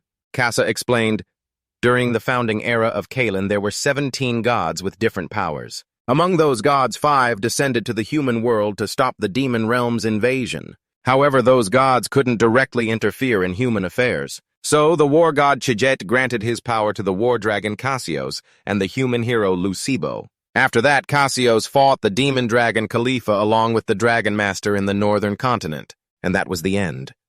The war god Chijet worried Kasa might be in danger too, so he sealed Kasa's memories. That's how Kasa's wandering journey across the human world ended. But over time, the seal weakened and Kasa's memories fully returned when Cassios blossomed due to the connection through the war god Chizeth's power." Ian stroked his chin and wondered, "Was that all preset?" Kasa said, "But that story doesn't really concern me. The point is I need to help him regain his original strength. And I need him to reach the hidden power at level 100 too." Cassius put on a construction outfit. People around even complimented his skillful hands. Thanks to that, the job went smoothly, Kasa thought. But since he borrowed my power and leveled up on his own, he's probably only missing about 2%. Though that won't make much difference. And if I summon this guy, I can't summon other subordinates due to lack of leadership. So I'll definitely need some help. Seeing Cassios so enthusiastic, Ian spoke up. "Enough. I'll just ask Kasa for help." At the Titan domain, Rahan gruffly even hit his own people, making Sakjan confused. "Rahan, what will you do now?" "Our ambush failed, even though we hold many of Kaizen's kingdoms. I'm worried. Do you have any other ideas?" "Let this anger double. Now you're so weak you want to give up just like that. We'll make a new strategy to attack them. So go inside and hold the meeting. Sakjan won't go in because he fears conflict, so ask Len to go in for me. Just report back to me afterwards." It's over now. Ian returned to reality. At least with Kasa's help, Cassius should reach level 100 soon. The central continent is the best place to level up. Then his phone rang. He reached into his pocket, took it out, and said hello. It was Sojin, the broadcast specialist, calling him. "I'm contacting you to discuss profits from the video of the second defense siege. Are you interested, Ian?" "Right," she said. "The video will be live tonight or tomorrow, right? How much profit are we talking about?" she replied. "Well, I'll know more details when a video is released, but the full video's profit will be around 8,000 won, and highlights will be about 12,000 won. That's just your personal profit." Ian heard the numbers. Ian was completely shocked. "That much?" Sojin explained. "After all, you're one of Kalen's top rands now. Thanks to you, I can hire a whole editing team with that profit. I'll contact you again when the video premieres." So Ian imagined what he'd do with all that money in the future. "Should I transfer it to my parents' bank account?" "No, don't think about that. They'd suspect I stole it. I think I'd just used it to go out to eat with Heron. It's been a while since I checked the community, hasn't it? Better go see. After all, we won the siege." The hottest searches now include stories about God Ian's strategy and who Ian's close allies are, along with lots of positive comments. "Ian's subordinates are amazing. Lotus really is the light of Lucibo. Lotus is awesome." "Is there still room to join the Lotus Guild? Rahan and Sakjin are just fake spies. You'd be dead after just touching one hair of Rahan's. Some say you'd die from the Vice Guild leaders, but usually those desert warriors kill you first. They're all rookies." This feeling really makes Ian proud and happy. Yeah, it's really great. Besides that, they're trash-talking Lucifer's strongest guilds who are hiding. And they're really disgusting. Just quit the game and delete your character. Why not try to be a little braver? There are rumors they made some dirty deals with Titan. It's such a betrayal. It really makes no sense that the Lotus Guild ranked 41 could defeat Kaiman on their own, while the top-ranked Lucibo guilds keep burying their heads in the sand. And on top of that, they put us in danger by allying with Titan. Lender and Olin have decided to team up with Titan. Thinking back, if we didn't have Cassius, we probably would have lost. This really pisses me off. How dare they mess with us? An eye for an eye, a tooth for a tooth. I'll take revenge in the cruelest way possible. Ian sat back in his chair, thinking hard. I know I said I'd get revenge on Olin and Linder, but how exactly? Besides what Roger told me, I don't have any proof. If only I could find something. He decided to go search and see if there was any useful info. But unfortunately, there wasn't a single slip-up. Suddenly, not long after, he found what he needed. Over at Lucibo, Rahan was sitting inside a tent with Celine discussing things. According to what Celine knew, the Kylan community was buzzing about the Kylan Empire. That Olin and Linder were making a deal. Rahan asked. Is it a deal with Titan, not the Kylan Empire? So, Rahan, you don't need to freak out like that, Celine said. Then her face suddenly turned angry. She grabbed a knife and pointed it at his neck like she wanted to kill him. Shut up! You already agreed, didn't you? But that was just a scenario Celine imagined. It was a vivid scene, but it couldn't really happen. I'd be dead. Back to reality. Rahan was curious. So what's the deal with Titan? Then Celine forced a smile. She replied, our strategy is to make it the trump card on the forum. There's a hot post about Lotus revealing they're going all out to hunt down spies from Olin. The plan is to use that info when Lotus jumps into a fierce fight with Olin and Linder. Feta will ambush and wipe out all three guilds in one fell swoop. Rahan frowned, admitting it was a pretty good plan. If luck is on our side, we could take them down without lifting a finger. However, Rahan stressed, we need a detailed plan for this strategy to work. We have to push Lotus to fight Olin and Linder as soon as possible, because those two will just hold each other back and then call it quits. And then we can take over all the surrounding strongholds, eliminating Lotus. And Lotus will be kicked out of this war completely shattered with no way out. Hearing this brilliant plan, Rahan's eyes lit up. This idea is interesting. I like it. All right, let's roll it out. A few days later at Lotus's stronghold, the atmosphere was extremely tense. They were seriously discussing the upcoming battle. So the forum says Olin and Linder are about to attack us. Those bastards stabbed us in the back, and that still isn't enough. Could this be Kaiman's scheme to divide Lucifer's forces or something? After weighing both sides, Ian thought both were possible. Olin and Linder are backed into a corner. Who knows what they'll do when they have nothing left to lose? Flora shook her head. Chen said, as I mentioned, this is Kaiman's golden opportunity. All the strongholds around them have been taken. That's the clearest proof. They're using this situation to gain an advantage. Yu Hyun exclaimed in panic. So what should we do now? And Ian, with a confident look, reassured him. Don't worry, I have a pretty great plan.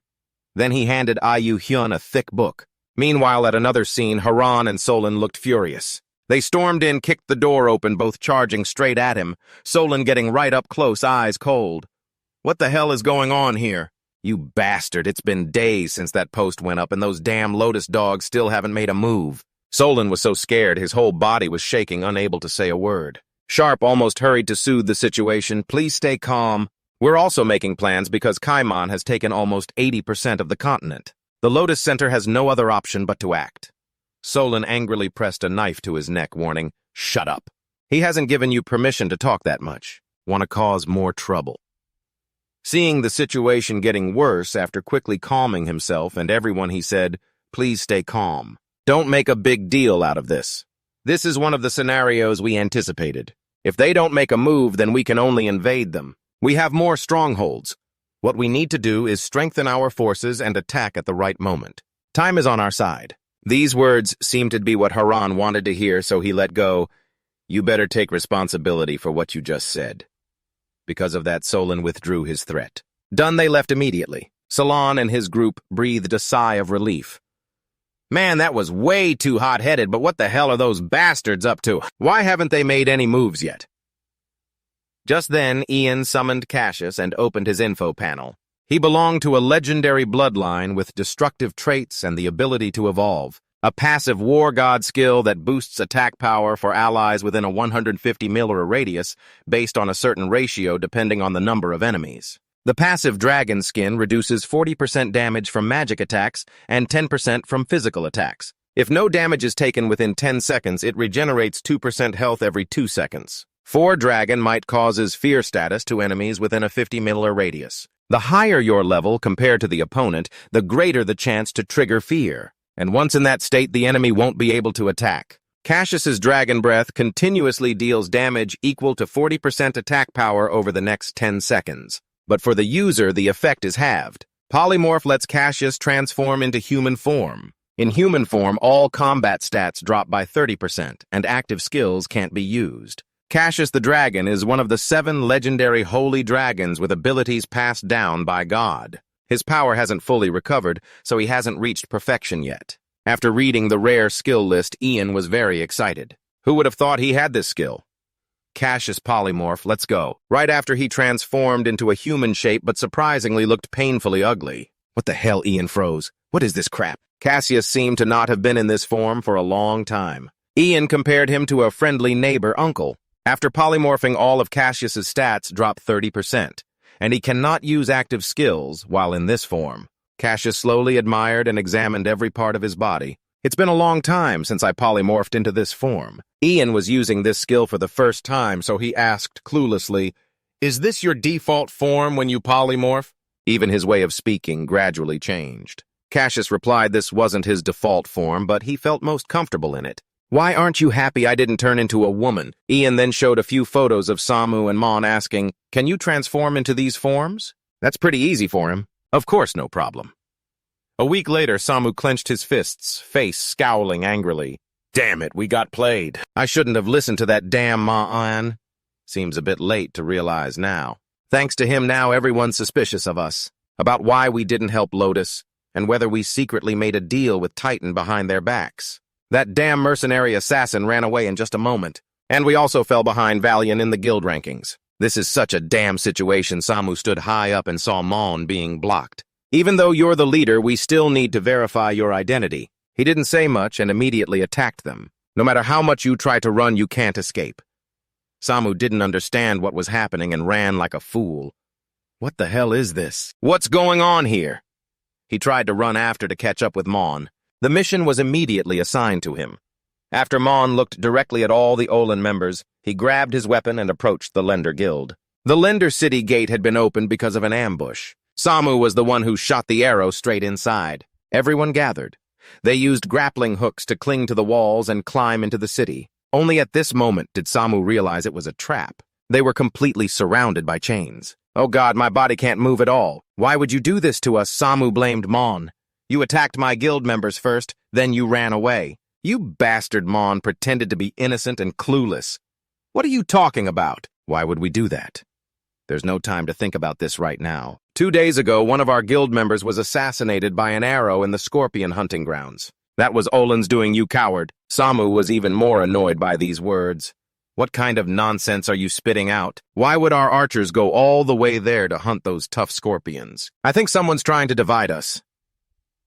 After a while, Samu was finally able to move normally again. What Mon said wasn't certain yet, just a guess. "Samu, you're not as smart as I thought." Outside, Ian and Samu, disguised as Cassius with Polymorph, were hiding right in the bushes. "They found out earlier than you thought. You planned to stage a scene at Samu's base. How boring. Anyway, it looks like they still suspect each other. This might just give me enough time." Cassius discovered something strange. He called Ian over to check it out.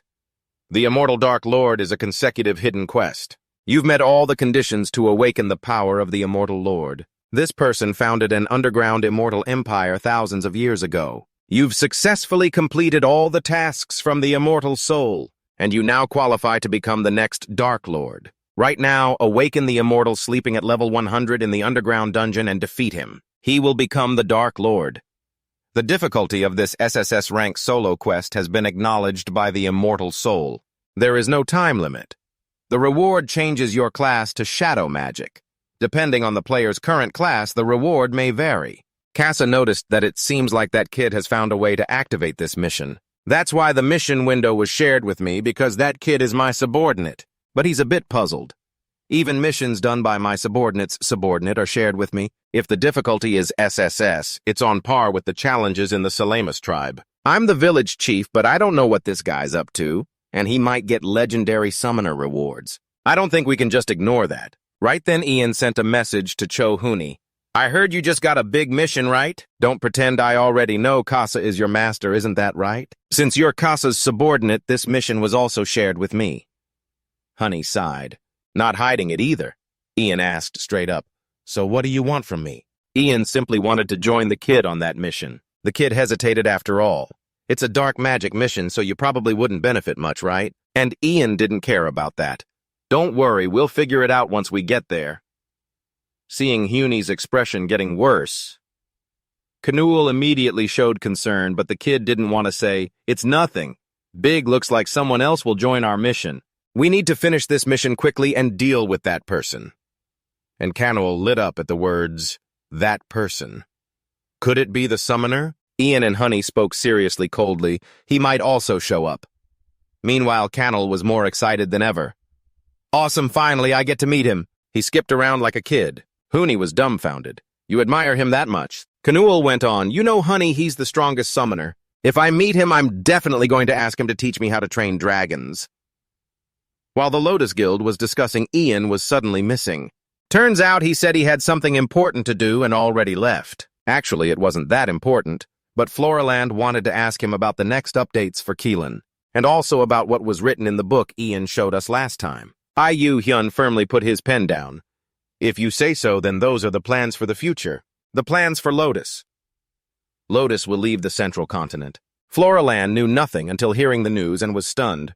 "What about everything we've built so far?" Right now, over 85% of the central continent belongs to the Kaiman Empire. With just our defensive weapons and strength, we can't make a difference when Kaizen targets this fortress. We will retreat to the fortresses on the northern continent and take over all the fortresses around the Luffy Empire. Although other guilds will resist, it will still be okay. We have the excuse of being the only guild standing against the Kaizen Empire in the central continent, using the reputation we've built in the central land. Ian will be promoted from deputy commander to commander, and we will create the Lotus Kingdom. Floraland pulled at her hair. It was too complicated. She couldn't understand it right away. Right now, we can take over the Night Guild or the Magic Tower, the Special Defense Tower, and other game content in the central continent. A kingdom created solely from our guild. Understanding the issue, they were all ready. When we declare the Kingdom Cayman, if you really have the ambition to unify the continent, you will definitely attack us. Do you know what rank our guild is? Floraland answered without hesitation. We're ranked second, not high, but not low. Then she suddenly paused. Her eyes widened. Wait, could our ranking have been completely manipulated? We need to hide our strength while continuing to grow stronger. When we're ready, we can confront Kaiman. Ian and Casa were walking together on the snow. The atmosphere was gloomy. Even the sand was gray. Makes sense because this is the land of the undead. Casa, do you know anything about the undead of the Black Sea? Casa murmured, the undead, simply put, they are allies. The Lord of Darkness can manipulate the undead and turn them into minions. Their true nature is cruel, but over a millennium, humans and the undead have joined forces to fight against the demons of the underworld. Because humans also need to protect their territory, they share the same goal. The demons aim to conquer this dimension, and during the alliance with the undead, the witch profession was formed. The high undead are the origin of all witches. At the same time, Ian ran into the Lord of Darkness, Hunie. He waved enthusiastically, "Long time no see. You're different now. Looks like you've grown taller." And the kid didn't want to say much. "Yeah, and I seem more mature." "Enough talk, let's go. We'll take down the undead." Ian summoned Lai to attack first. It used its claws to tear through each enemy. Canoel even got to watch Ian's gameplay up close. "It's really awesome, Lee, after a long time not being summoned. You're pretty fired up." And Canoel also had a role in this mission. "Awesome, I won't fall behind." Deong charged in but got tangled up by the opponent's legs and fell flat on his face. "Want an earthquake?" Ian warned him. "Your skills still have a lot to improve." As for Hunie, he calmly used the Spirit Slash and cursed. Then came the realm of Death's Revenge. The undead spirit envoy was stunned. The undead dry bones were stunned. The undead scorpion was stunned.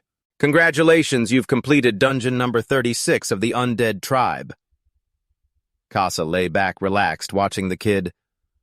"I sensed it since last time, but your skills have definitely improved a lot. So you're a witch recognized by the Immortal Clan." Ian was really happy for Hunie. "You've really gotten better. By the way, were you the one who captured Rahan and Sargon last time?" Ian talked a lot but got totally ignored by the kid, which hurt his pride. "At least say hi before leaving. I'm really grateful to you." Hearing this, Hunie finally spoke. "No need. I just didn't want that bastard to be killed by someone else. He's someone we can't easily handle. By the way, the beneficial effect from first dungeon exploration is still the best." Ian leveled up and his leadership skills improved a lot. Now he can summon both Lai and Cassius at the same time. Let's hurry up, finish quickly, and go hunting. In the Immortal Clan's prison on the 100th underground floor, just as expected, the SSS-level dungeon is no joke. Everyone's summoned beasts are exhausted, and the whole group's stamina is nearly drained. Can they even defeat the Immortals in this state? That's probably what everyone's worried about. Suddenly remembered I still have a question. Casa, if the Immortal Clan is an ally, why do we have to kill them? Like I said, they're temporary allies. Now that the war against the demons is over, the Immortal Clan could become enemies anytime, and the number of undead monsters has recently increased. Don't you see? It looks like the Immortal Clan is scheming something. I'm sure Rufio and Kaiman don't want to see those undead monsters running wild. In essence, what we're doing is helping cut off those cancerous tumors. Based on this info, they decided to open it. Huni began chanting, "O Dark Lord, immortal descendant of the one who completed all preparations, and came to this dark cathedral." The Dark Lord appeared and asked, "Have you witnessed the true realm of death with your own eyes?" They heard the voice and were terrified. Everyone fell under the Dark Lord's shadow strike. It's pitch black and you can't see anything. The Dark Lord took slow, deliberate steps. "I guess you want to see that realm? I will personally guide you and show you the realm of death." The Immortal damaged by Cassius Lee. Ian Canole and even Huni froze in shock and was thrown back when they saw Ian's group's power could completely overpower the Dark Lord. He called for his allies in a savage tone. "Rise up, my undead army." The undead slowly crawled up from the ground as soon as they heard the call. Soul energy activated in those creatures. The Immortal fully recovered his health. Attack while I'm speaking.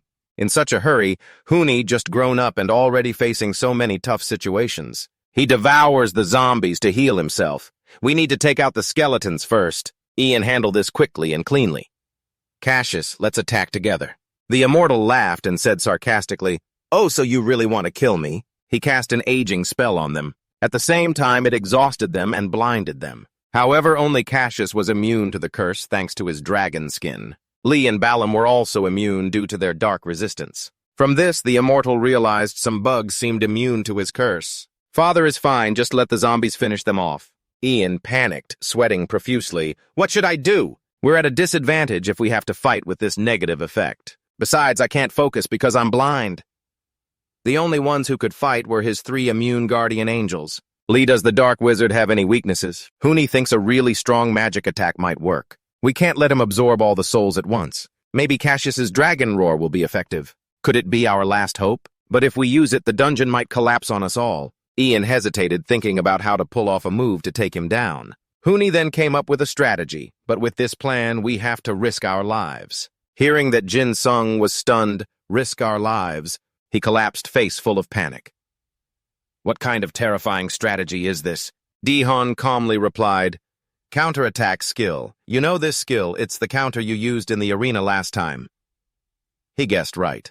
But to target the Immortal with it requires 2 conditions which aren't easy. First, the Immortal has to launch a really strong attack. Second, they have to be able to withstand that powerful attack. You already planned this out with Balam to be ready, but they can't deal enough counter damage because of that Dark Wizard's innate dark resistance. As for Jin Sung, his weakness curse is at a low level, so he can't withstand the Immortal's attack. All because he dealt the most damage before. So if he gets close, the Immortal will hit back fiercely. So basically, you want to use me as a human shield, right? No matter how I feel about it, that's how it is. Can you do it or not?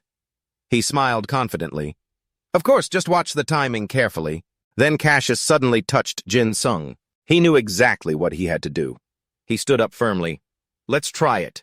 Outside he was like that, but inside he was a bit worried. This really is a reckless strategy. This plan requires me to approach him from the air. It's not really my specialty, but it's okay, I totally trust Dihon's skills. More than that, I'm not sure I can withstand his attack in this state. Look at him, his aura is terrifying, completely the opposite of me. He quickly ordered Cassius to fly toward the Immortal. In about 3 seconds, they'd clash. It rushed up at a very fast speed, but the Immortal showed no fear at all. Funny attacking is useless just as planned.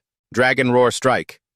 Cassius suddenly acted strangely, surprising the Immortal. Startled, he looked back and saw Jin Sung rushing forward. He was stunned, dazed, and thrown back. With this formation, he wouldn't lose, quickly using aging. But Jin Sung wasn't just anyone. so he immediately used the turbo boost. Right then, Ji-hyun quickly used the counterattack skill. A big serpent started to appear. The atmosphere was chaotic now. It flicked out its long tongue, but he wasn't scared, so he looked at it resolutely. Suddenly, it bit his neck. He couldn't block it and jerked in pain. Now Jin-sung had taken a huge amount of damage. What to do? What to do? The bite got stronger. Suddenly, a huge explosion shook the whole place. Cassius was startled looking at it. The white tiger was also shocked, and the others were scared stiff. Now let's see how it goes. Ho looked on with mouth agape, confused about what just happened. What's the outcome? What just happened? Now Jin-sung lay unconscious there. Luckily, he used the Ceramos clan's will to resist, and now he only has 2% health left. The immortal wasn't very surprised. There really was nothing special. But he was shocked because he started coughing up blood. Oh no, could this be the counterattack skill? You activated that skill during that brief moment. Why is he staring at Di-han, who's catching Jin-sung? That damn dark wizard brat, what is this? He fell freely, a big fall, causing a destructive explosion. He lay motionless, having taken damage up to 1 billion. It was truly an unexpected defeat. The skeletons gathered around him again. The old man immediately recognized he was about to use soul-devouring again. Di-han turned back. You're wrong about that. Those skeletons actually wanted to attack him, which scared him. Clearly he's their master, but they betrayed him. It really was the mage's big failure. As he screamed in despair, it hurt so much. And then he was mercilessly defeated by his own soldiers. Di-hun wondered, have they already won? Jin-sung shouted angrily, that bastard, if it weren't for Sister Thuong, I'd be done for. He slowly retreated. Di-hun was very happy that their strategy worked. He was full of excitement and praised him. That's perfect, you did great. It made him blush with embarrassment. Suddenly there was a big explosion. The immortal rushed out angrily. Did they really think they had defeated him? Jin-sung was startled. He had come back by turning his body into a zombie. They couldn't avoid this. He charged forward fast, ready to die. Suddenly Ji-hun stood up to block for him, which surprised him. He just turned back and smiled at him warmly. Jin-sung shivered. What are you trying to do? The immortal's fierce slash hit Di-hun, but at that moment, he still smiled a smile that made Jin-sung's heart ache with sadness. Ji-hun stepped in to protect Jin-sung to his astonishment. He turned back and gave him a tender smile. He grimaced. What are you planning? The immortal's sweet slash came straight down on Di-hun, who kept smiling, though it seemed he couldn't hold it much longer. His nature was still fearful, grimacing but feeling nothing. He slowly opened his eyes. That weapon was just pressed against his neck. Ji-hun was shocked at the sight of Kasa standing there. He came and stabbed straight into the immortal. His large sword pierced decisively and destroyed the unsuspecting immortal. The immortal stammered, "Who are you?" Kasa clenched his teeth, his aura full of fierce anger. Jin-sung immediately realized. He excitedly praised Kasa. His head was cut off. The immortal angrily said, "How dare you?" Kasa stomped his foot hard. So he had successfully defeated the immortal unexpectedly. Right after Jin-sung happily ran over to Kasa. He was very thrilled because he thought Kasa was gone, but unexpectedly he appeared here. Di-hun quickly picked up the staff. He looked at his staff proudly. So the mission was done. Because of that, he got a bunch of good stuff. Suddenly the gem in the skull started glowing, surprising Ji-hun. It shone brightly, almost blinding. Power surged fiercely again. Ji-hun's eyes suddenly lit up with a strange color. Could it be he was possessed? But no, he returned to normal, only stronger. He successfully leveled up from Dark Mage to Lord of Darkness. Then Jin-sung was surprised. Is that Ji-hun's new class? Suddenly you wonder, why did you save me? He didn't understand for a moment. Ji-hun looked at Kasa with an unhappy expression, wondering, why did you save him? Kasa didn't understand either. What is this guy even talking about? But Ji-hun got angry and shouted for him to stop pretending. Clearly you wanted to kill him before. So you don't remember? Wait, did I ever do that? He was startled. Could he be talking about that one time? He quickly pulled up the screen. That's when he realized their contract had already been canceled. Di-han gritted his teeth angry and shouted, "What the heck is this? You mean I'm not worth fighting for properly?" He stepped closer, saying it was all just a misunderstanding, Kasa said with a tired look. That time was just a scare, but you were so good I accidentally took the fight seriously. Before they were actually having fun. He just wanted to play with you a bit to break the contract, but then you disappeared and he couldn't do it. He seemed shy. It was surprising that Kasa actually apologized to Ji-hyun. He reached out with sincerity and happiness. He congratulated him on becoming a hero. Ji-hyun also reached out happily, shaking Kasa's hand. This time he would forgive him. They looked at each other happily, so the misunderstanding was resolved. At that moment, Jin-sung and Kan-oen clapped to celebrate, but Jin-sung's face didn't look very happy. He happily opened the gift box. It's all over now, better check the reward. He equipped the item. Not bad at all, it's the Immortal's Cloak, which gives a lot of benefits, definitely not bad. Jin-sung was a bit curious. Kan-oen is also a summoner, so she probably got a mythic tier item, right? Right, she really did get the command earrings. She showed it off. It boosts command stats by 15,000. That's amazing. Jin-sung got jealous. He really needed that. Angry, he asked, "Anything else?" But inside he wished she'd stop bragging. "Of course there is," she said, ready to share with him. He wanted to stop her, but it was too late. She shared a mission with him, the pure dragon wish. His task was to find the wandering soul of GLA somewhere in hell and complete the challenge to finish the mission. He felt a bit sad. That was his grandfather's mission. But when she shared it, no. Kan-oen angrily slammed the screen, almost breaking it, making Jin-sung scared. Okay, no need to share it. He thought it over. Anyway, he figured his grandfather disappeared after doing something with his legacy. Suddenly, the eye on the immortal staff asked, "Do you know about Oale?" Hearing the strange voice, all four were startled. The most panicked was Daehan. He quickly explained, "I'm not saying anything." Then the staff suddenly laughed loudly. Did everyone think it was really going to die? Two of them panicked and wanted to rush forward, but Kasa realized and stopped them. "It'll be fine." Clearly, Kasa didn't sense any hostility at all. He thought they should just listen to what it had to say that would be best. It said right away, he transferred his soul into this staff when his body was destroyed.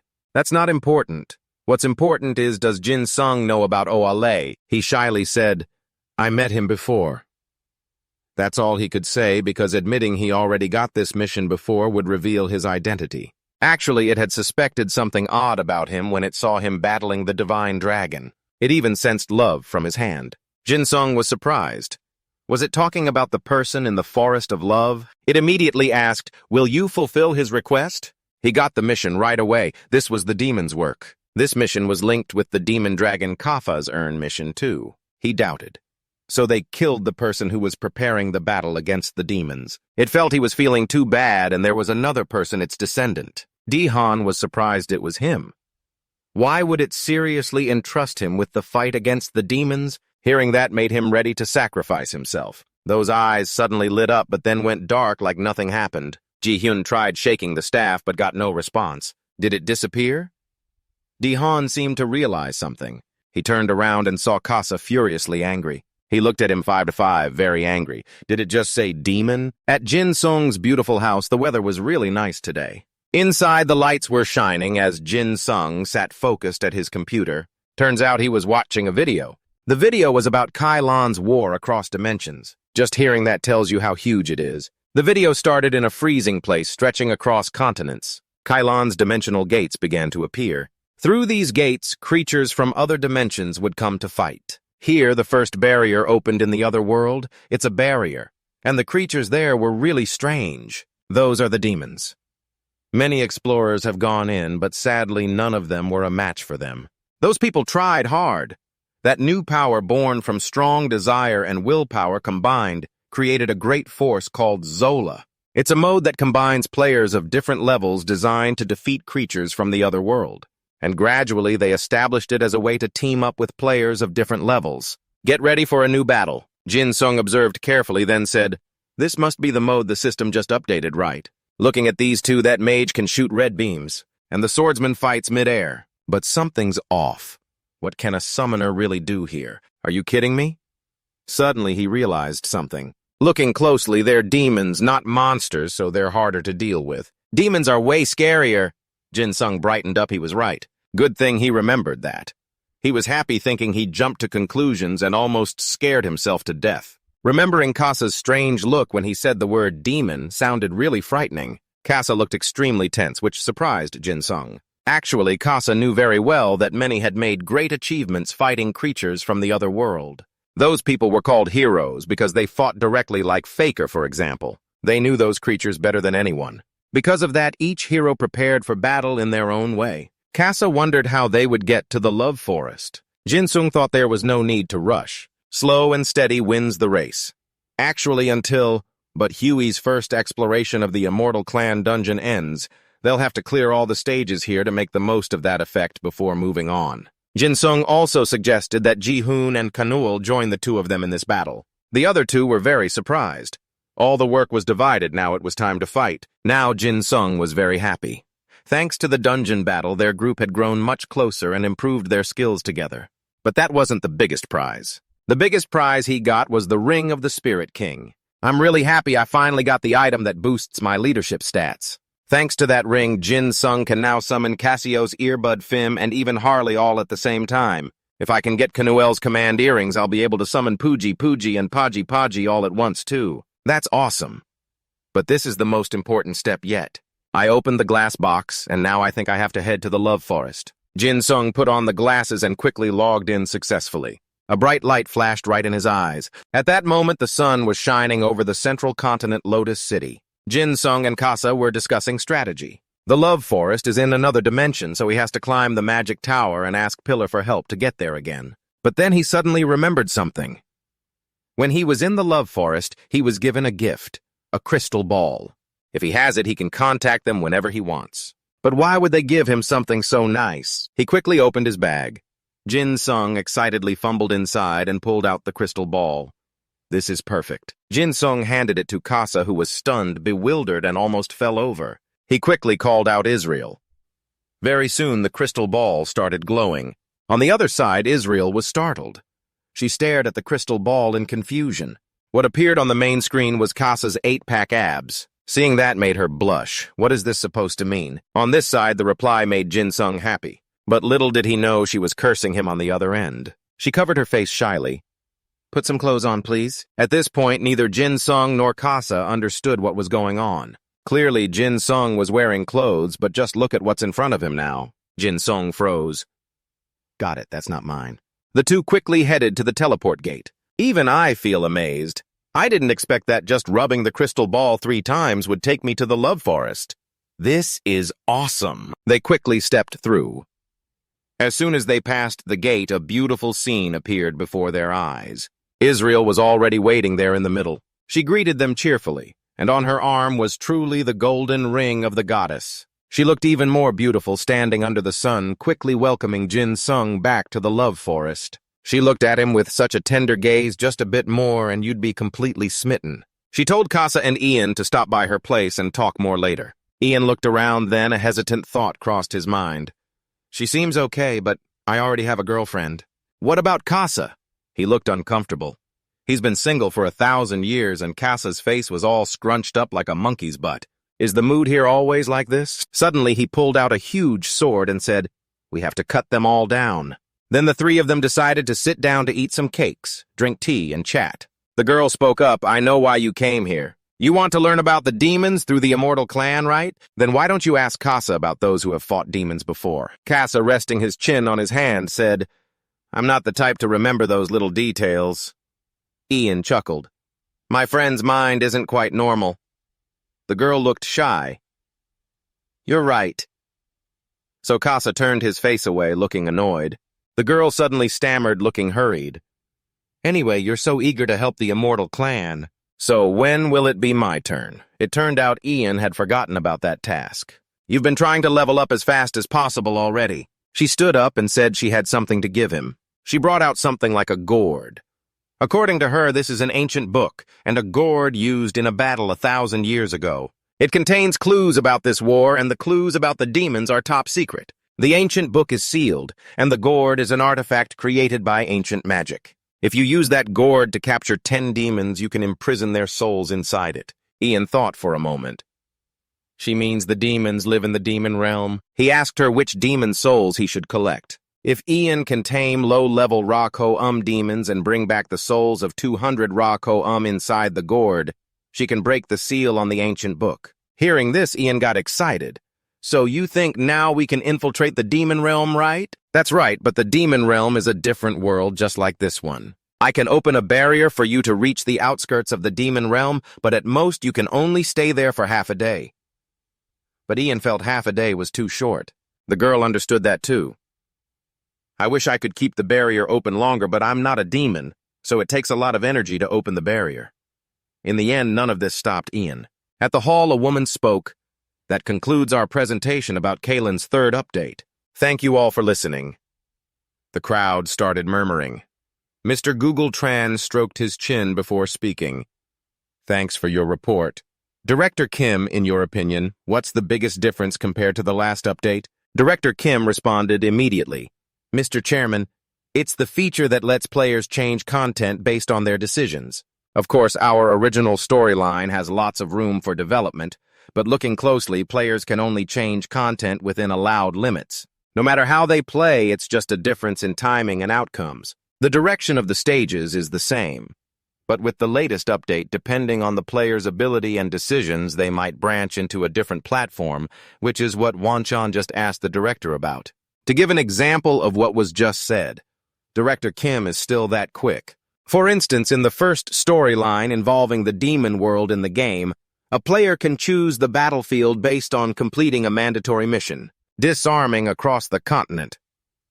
We don't know if this battle takes place in the human world of these players, or in the demon world where the demons live. No one can guess, not even the game development team 5. Ideally, if the player completes the mission as we expect, the battle will continue with the demon world invasion stage. Wanchan crossed his arms, looking very pleased with himself. If they fail the mission, then the human world will be invaded right. Director Kim confirmed that depending on where the battlefield is, the story elements will change. He proudly praised it as a bold idea, then asked when players could start the mandatory mission. She confidently answered that the mission has already been unlocked across the continent, but the demon world is still being completed. Because we estimate users will only be able to access the demon world in about 2 to 3 weeks. Suddenly, someone burst in, shouting loudly, "Report!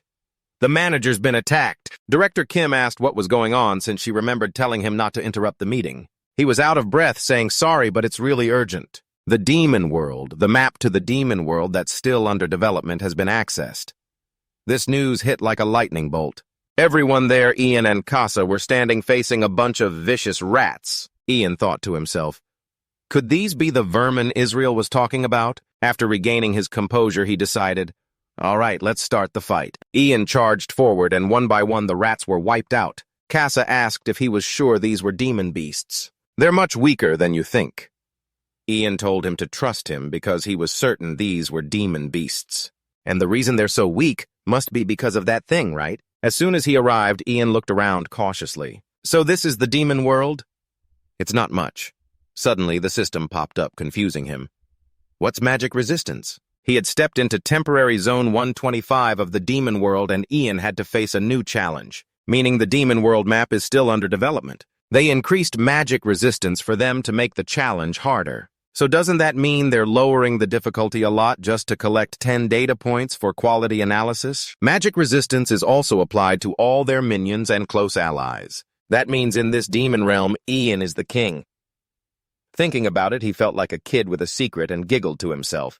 Who would have guessed that perfect Kai Lan had such a glaring weakness? While he was excited, a demon beast suddenly jumped out and bit his hand. Ian was attacked by a low-level demon beast. Thanks to his magic abilities, 9405 damage was absorbed and his health only dropped by 95. Ian realized that no matter how low his level was, he could still easily defeat these demons. Looking at the demon beast lying motionless on the ground, he thought, if I didn't have magic resistance, I'd probably have to fight for my life just to beat this one right. Casa seemed to read his mind and asked, you mean because of magic resistance? We've become stronger.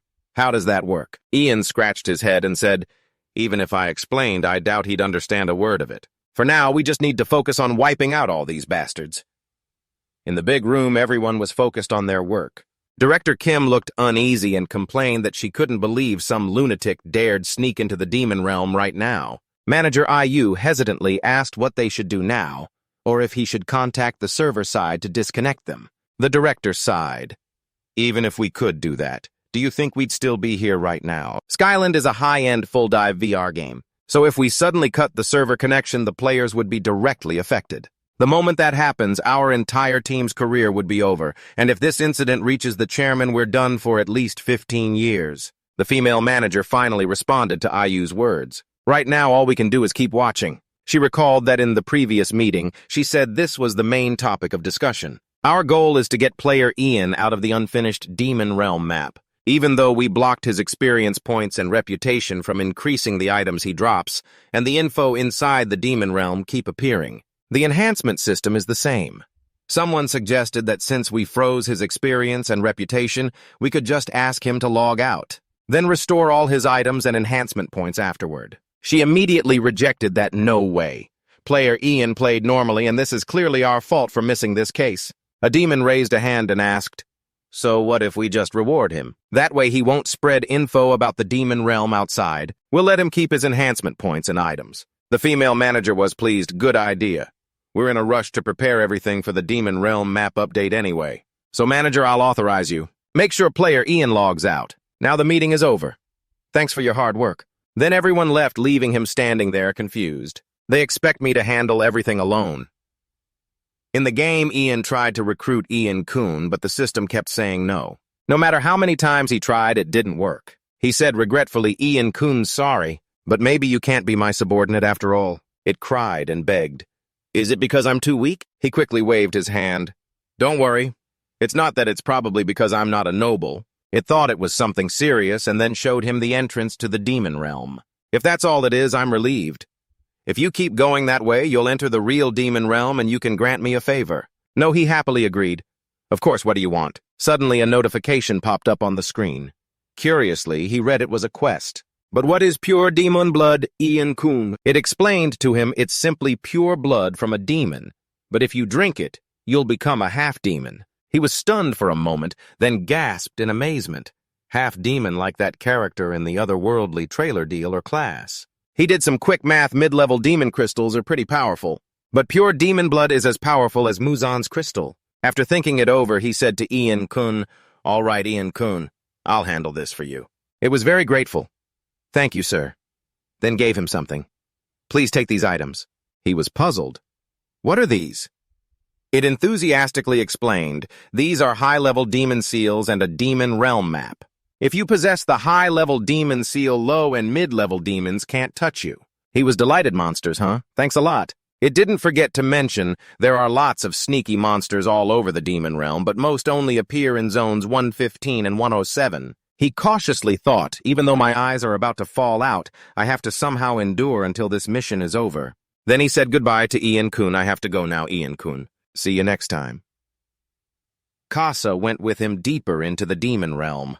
On the way, he kept talking, but Casa didn't reply at all. Being given a mission is a good thing, right, Casa? Not hearing a response, he called again, "Casa." Only then did he realize how time was just passing by. Suddenly, a notification from EU popped up, piquing his curiosity. He was very surprised it came from the system operator. He thought they'd talk to him eventually, but didn't expect it to be now. He replied, "Yes, that's me." Then the space around him disappeared, replaced by networks surrounding him. Confused.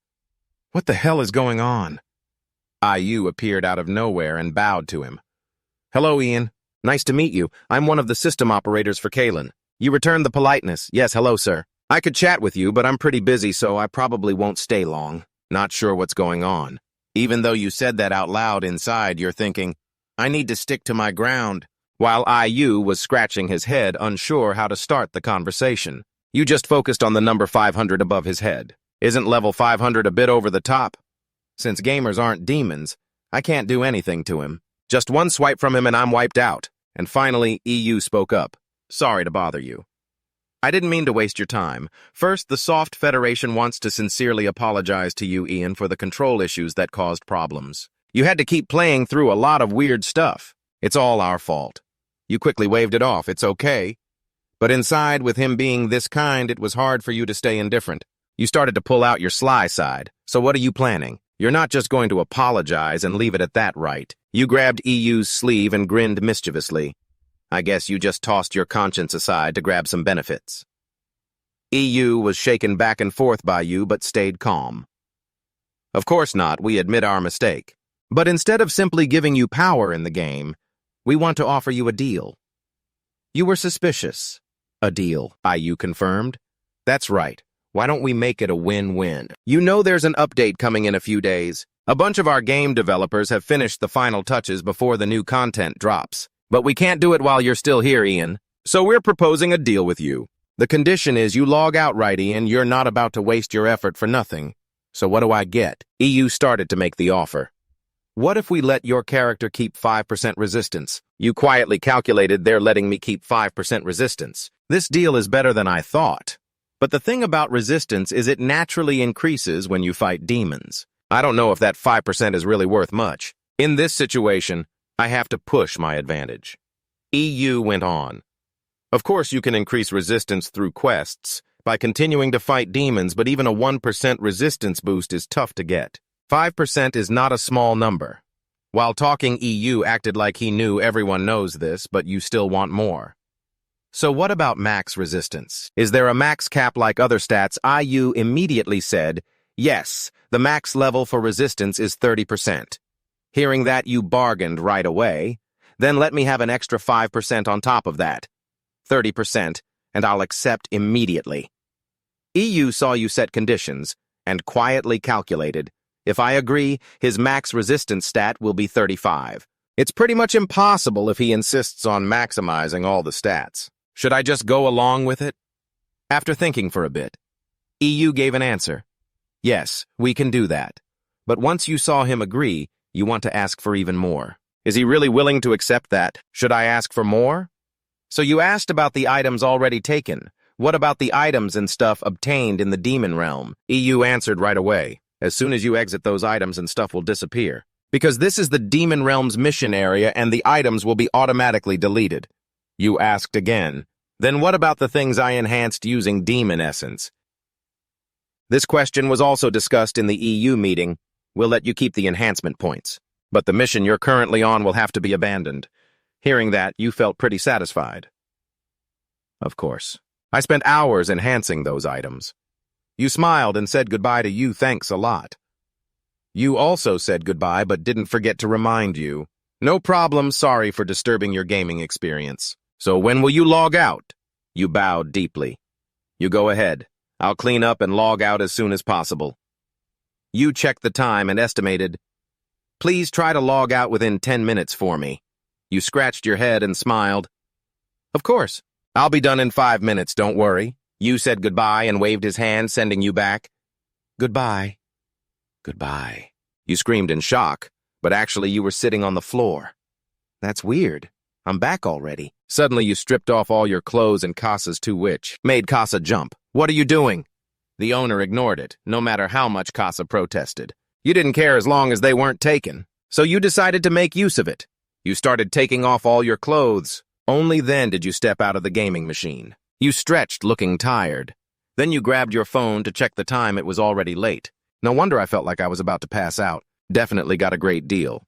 If not for them allowing me to choose a fully enhanced, super rare item. Remembering back in the game, you used all your stones to enhance your gear until it couldn't be enhanced anymore. Once fully enhanced, it glows white. You put it on and spun around glowing. That's a bit flashy. I don't want to attract attention. Then you fiddled with the control panel.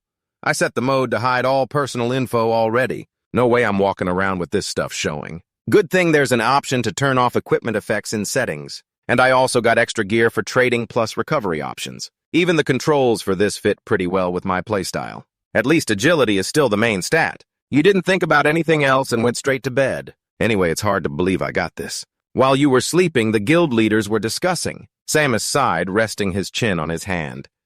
We've successfully held off the Cayman Kingdom until now. Even when times got tough, Marin still focused on reading books all this time. Because the honor of the Cayman Kingdom has left the battlefield to carry out missions in the other world. Samus felt a bit angry seeing Marin so indifferent. With 5 days left before the big update, should I just stay here? Marin still didn't look up, replying, what's the point? Without them, Luciba will collapse soon anyway. Samus asked again. Don't you think with this situation the Cayman Kingdom will monopolize the next update? Marin finally closed the book. Just temporarily. The supplies they get from the central region aren't enough to keep them going. And I don't know what the new content will bring. I guess something weird will be released that can't compare to our specialties. But in the new content, you'll obviously get higher level rewards than usual. Samus was a little surprised. What didn't I say that from the start? Marin analyzed further. What if I do this? I'll set up a war team to stop the war. and a team for the other world to promote that content too. Each week I'll rotate the lineup. Though this might be slow, we can stop chaos in the central region and keep pushing the other world content. Samus felt like he'd woken up hearing that. Good idea. Then I'll trust you one last time. A new day started, and Jisung sat down at the game machine again. Let's start the new day. When logging into the game, you noticed everything looked different. Isn't this the love forest? I guess I've been sent to the demon realm. Look at all this pink. It's so overwhelming. Because in the demon realm, you only see darkness. Let's see what my gourd and ancient book do. After checking the map for a bit, you happily exclaimed, "Great, confirmed they're still intact. Now I just have to meet Aizen." After some traveling, you stood in front of a house. Aizen looked out when she heard knocking. She was very happy to see Ian again. "Oh my, you returned safely. Lord Ian, I was worried since you wouldn't come back until the barrier closed. You felt a little embarrassed for being late." "Sorry for being late, Aizen. There were some complicated things in the demon realm." She politely invited him inside. "I'm really glad to see you're still doing well. Because this isn't an easy mission. Why don't you come in?" After offering Ian some tea and pastries, she got straight to the point. "Did you bring back all the souls from that mansion?" He immediately took out the gourd and the scroll. "Great, here they are." When he checked the level of those souls, his eyes widened. "Only grade C. Maybe it's because I finished the mission too late. It's okay, more is better anyway. Losing 3 favor points isn't a big deal. But Izan was really happy when he got the items. Awesome, you collected exactly 200 souls with a grade 10. All right then, I'll start restoring the ancient book. Aizen began quietly chanting some spell, and shortly after a book with a bright red cover appeared in front of Ian. Seeing Ian didn't seem to fully understand the demon world, she said, "Let me explain the demon realm to you first," then used her magic to vividly recreate the demon world to introduce it to him. That night, in a small house, Ian rested his chin on his hand, admiring the ancient book and the pen on the table, thinking, "I didn't expect this, but my drawing actually looks pretty good." Memories of Aizen's explanation flooded back. Demons and monsters are 2 completely separate forces. There's no struggle for power between them. Demons are divided into royal and noble classes, while monsters have ranks from high to middle to low. These classes didn't just appear randomly, they were formed through brutal battles. Monsters also have rankings using a naming system similar to monsters in the human world. Monsters ranked above legendary have astonishing intelligence, some even able to communicate with humans. Any species can become a demigod if they use pure demon blood and learn to harness a new energy called dark energy. At the same time, they can connect with lower-ranked monsters. Even the last female hero players can participate in official battles to decide the rank of demons. Ian was dazed, a worry creeping into his mind. What worries me is whether the author of this handbook is also there. Elder El, who became a demigod thanks to pure demon blood, the half-demon Elzebian. Night had fallen, the thick darkness covered the area. A small house hidden in the forest still cast beams of light illuminating the surroundings with flickering fireflies. Ian sat at the table, focused, reading every line of the system without missing a single word. This is the next part of the Demon's Move mission. The basic content is that a super VIP level pro EGL character completely trusted him after seeing the results of how he restored the ancient demon beast guide. She wants Ian to infiltrate the demon realm and find out their plan. To do that first, you have to break into the garbage city and meet Seraphine. With Seraphine's help, Ian needs to figure out the demon's moves and stop them from invading the human world. Ian couldn't help but be suspicious. What kind of mission involves a half-demon noble? From what he overheard, it's a human hero who turned into a half-demon. Still, this unreliable info didn't help the current situation at all. Ian sighed deeply, feeling helpless until there was an update about the demon realm. Earlier, he tried opening the gate to the demon realm for a test run, but it was a total failure. Ian scanned the situation. There's no way to level up in such a short time. Maybe he should head back to the central continent, update Zuzun, and wait for his genius brain to come up with a new plan. Just thinking about it made Ian excited, eager to get moving right away. The next morning, Ian returned to the central continent and recounted everything that happened over the past few days. The other 2 were obviously shocked, speechless. Their expressions looked like they just swallowed a chili pepper. And of course, Ian couldn't miss the chance to lightly flex about himself during the story. Anyway, from the meeting, the 3 agreed on their goal to become the #1 guild. From their current 10th place, they had to strengthen their forces so much that even top guilds couldn't catch up. With Lucifer as their foundation, they could create a new independent nation where Ian would proudly sit on the highest throne. A day before the Demon Realm update, Ian and Ha-Jin arranged to meet in real life. Ha-Jin downed her drink, excitement clear on her face, eager for the newest Kylan update.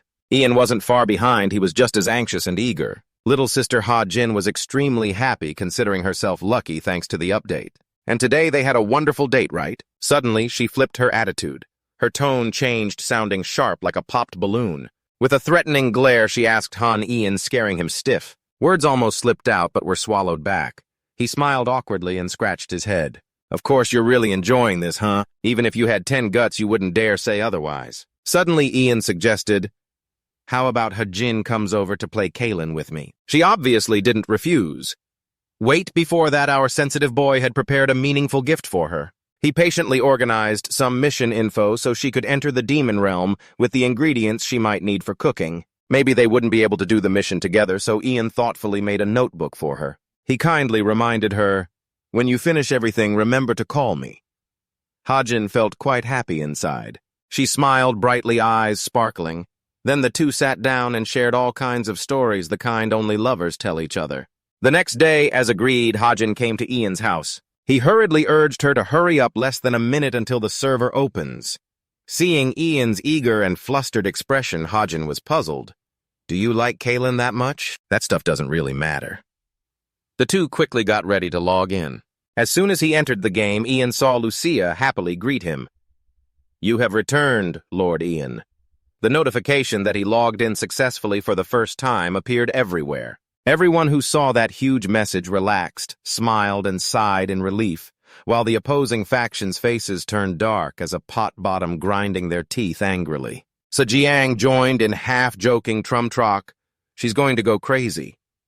That girl with anger management issues suddenly punched a wall with a loud bang, shattering it. Rahan seethed with murderous intent, cursing bastard. Looks like she won't let Ian off easily. Meanwhile, Ian had successfully entered the demon realm. Continuous notifications popped up, and he was surprised by the amazing features when exploring this new space. It was on a whole different level compared to exploring dungeons or mining areas. Ian mentally calculated a 2% resistance increase, meaning he no longer had 99% resistance. Looks like he'd have to fight hard just to catch one tough monster. Then Ian calmly and quickly summoned Baalam. No sooner had he spoken than a huge surge of power burst out. His spirit beast was mighty, its terrifying power tearing through space. Lightning flashed around.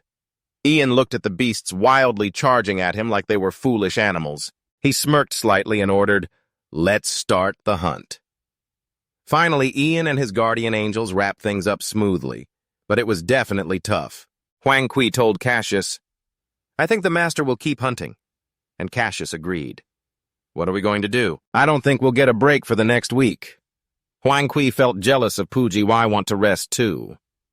Cassius teased him. "But haven't you rested enough?" "I'm the one getting summoned all the time." Huang Kui joked about others' tiredness. "If you don't work regularly, you won't want to work. That's what humans call Monday syndrome.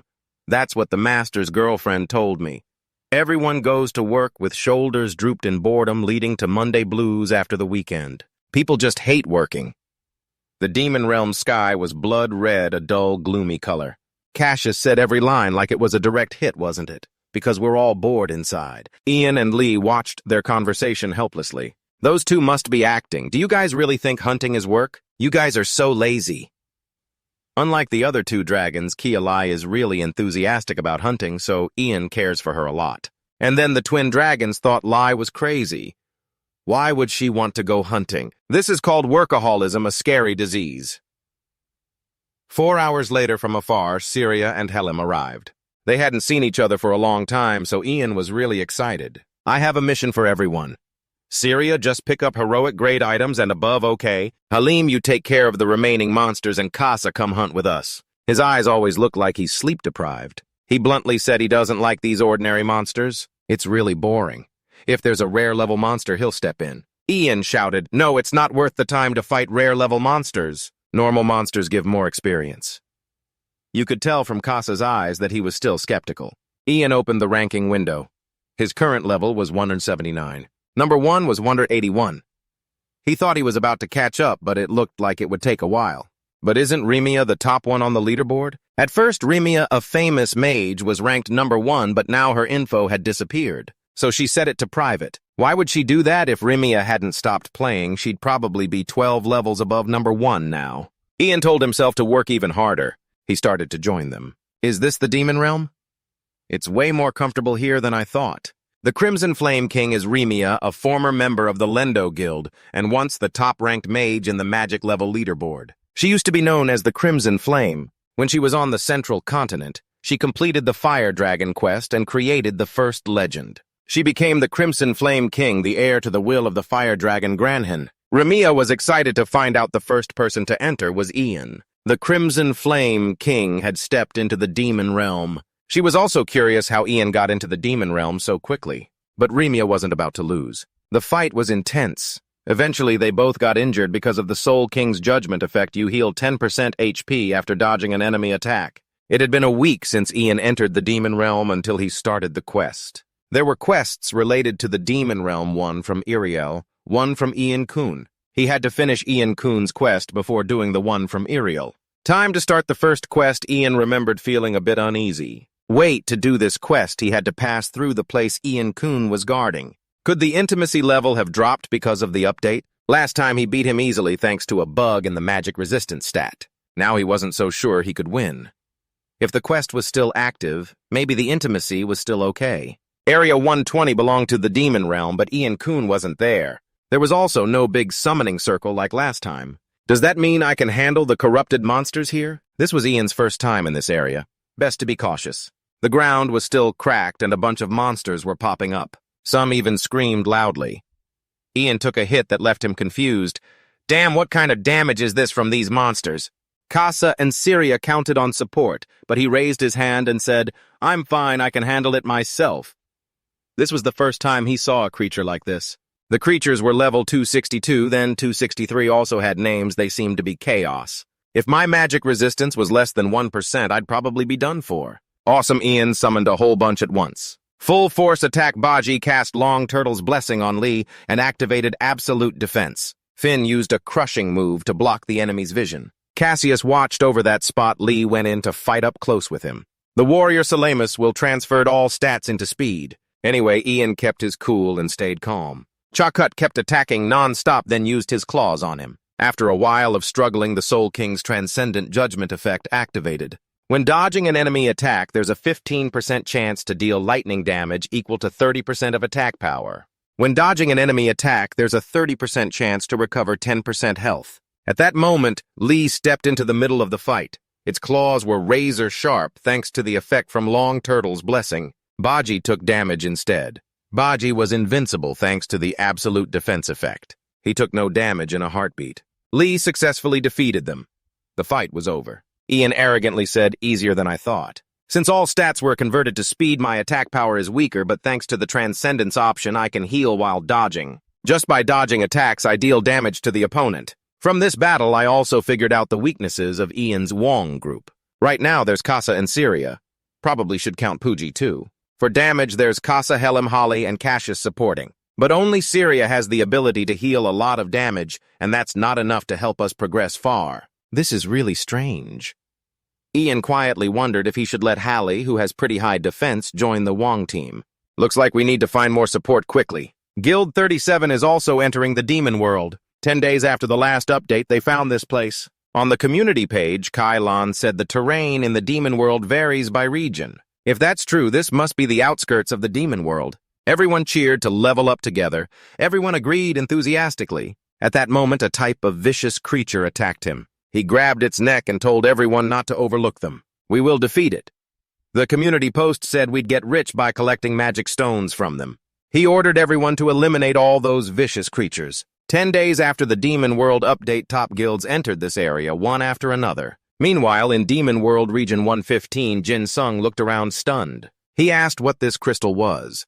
Region 115 in the Demon World was chillingly dark. The tip of a stone stood tall there, sharp enough to pierce everything. Jin Sung was startled. What is this crystal? It was a huge stone with two sharp ends radiating a strange, gloomy power. What is this thing? Region 115 was a dark, gloomy place, and the buildings were collapsed and ruined. Just looking at it, you'd know this was the home of demons. Jin Sung's group walked slowly down the dark, foggy road. He wasn't feeling great.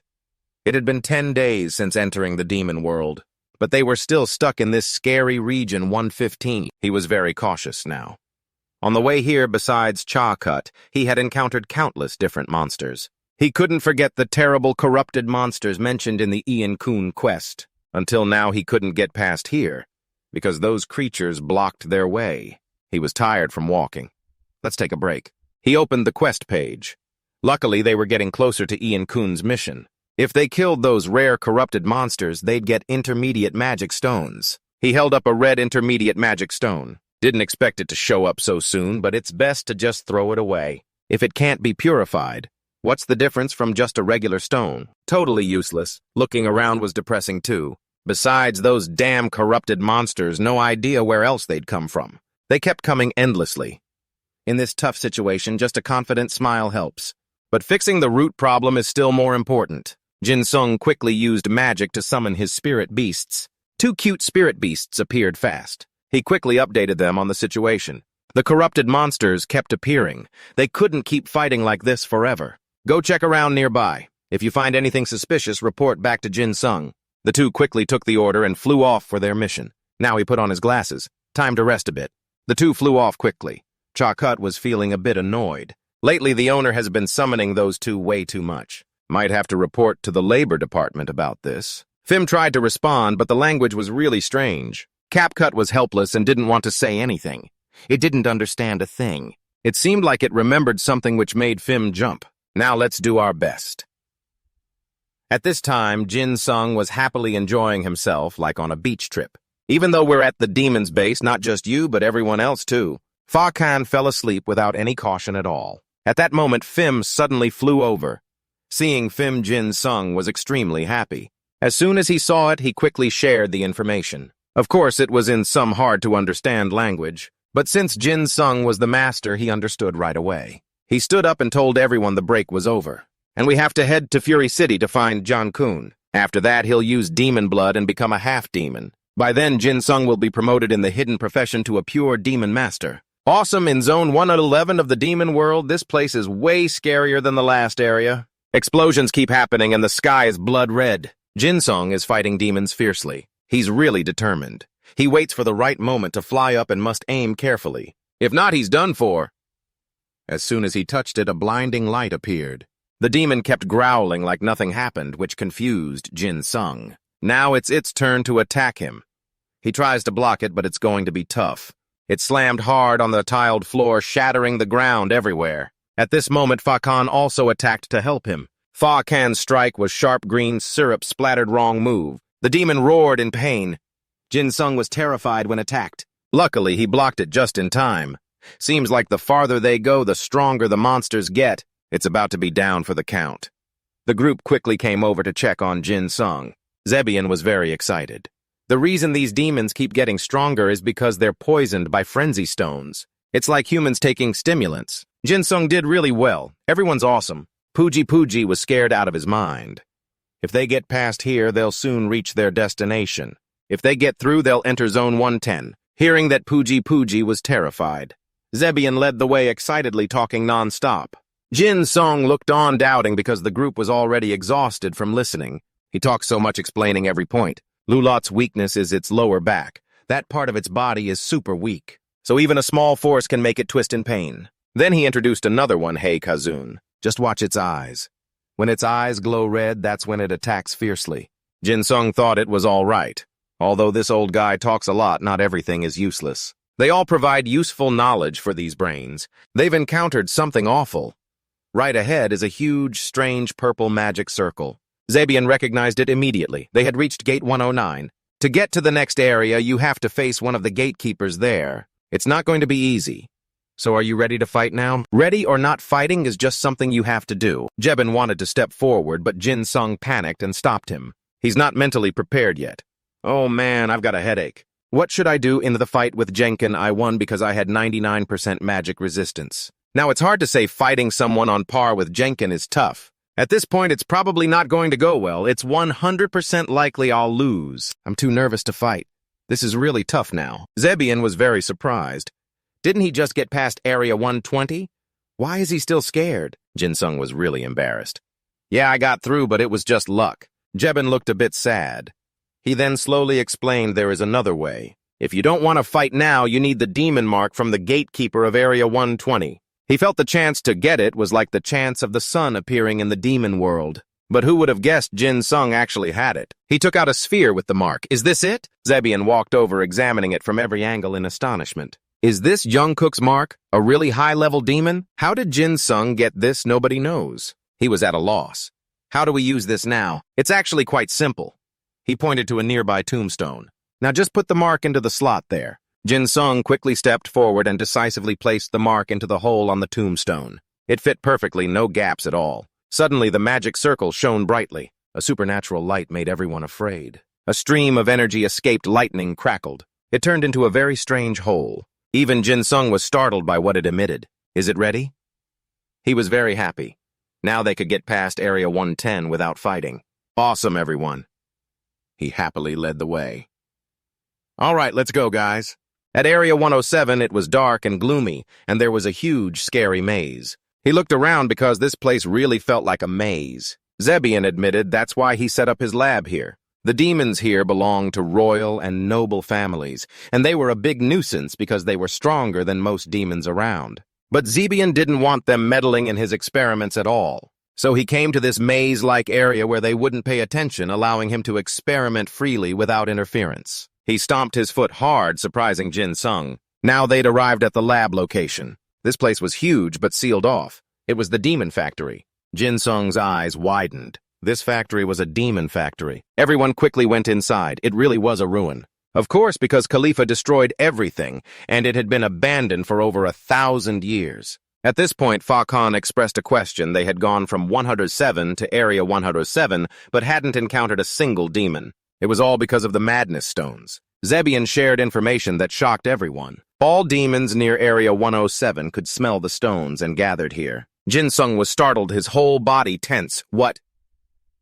They all gathered here. Zebian wasn't surprised. Not only the areas they passed, but areas 105 and 106 too. To those demons, the madness stones were like human drugs. He said the madness stones were like a stimulant that caused excitement, but in reality they were even stronger. If a demon absorbed the madness stones, it wouldn't feel pain anymore and would get addicted, constantly craving the stones. Jimin touched a door.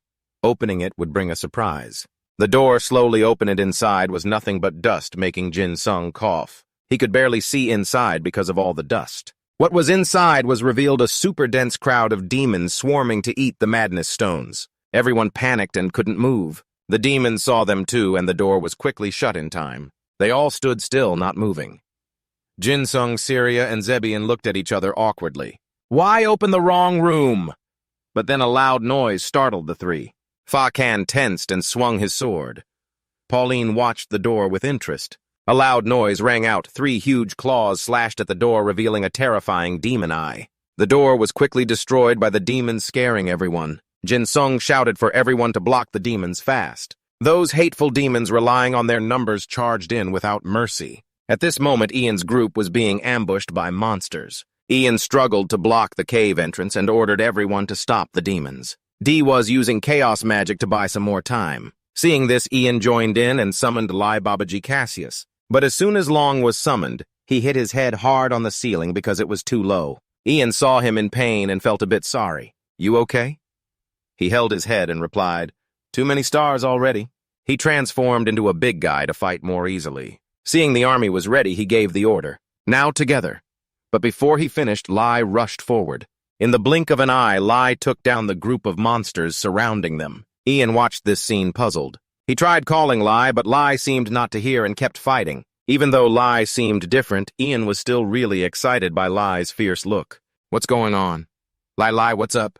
Are you always this strong? He said it's because the moon is very bright here. Master, you look dazed. Moon Zebian suddenly remembered. Starting from Zone 109, there are 3 moons here. I think that's why your wolf got stronger. Ian was a bit skeptical. Really? Then he started checking Lai's stats. He reviewed the stats and was shocked to see Lai's passive stats tripled, speed increased by 90% and 9% HP regeneration per second. After that, his eyes lit up.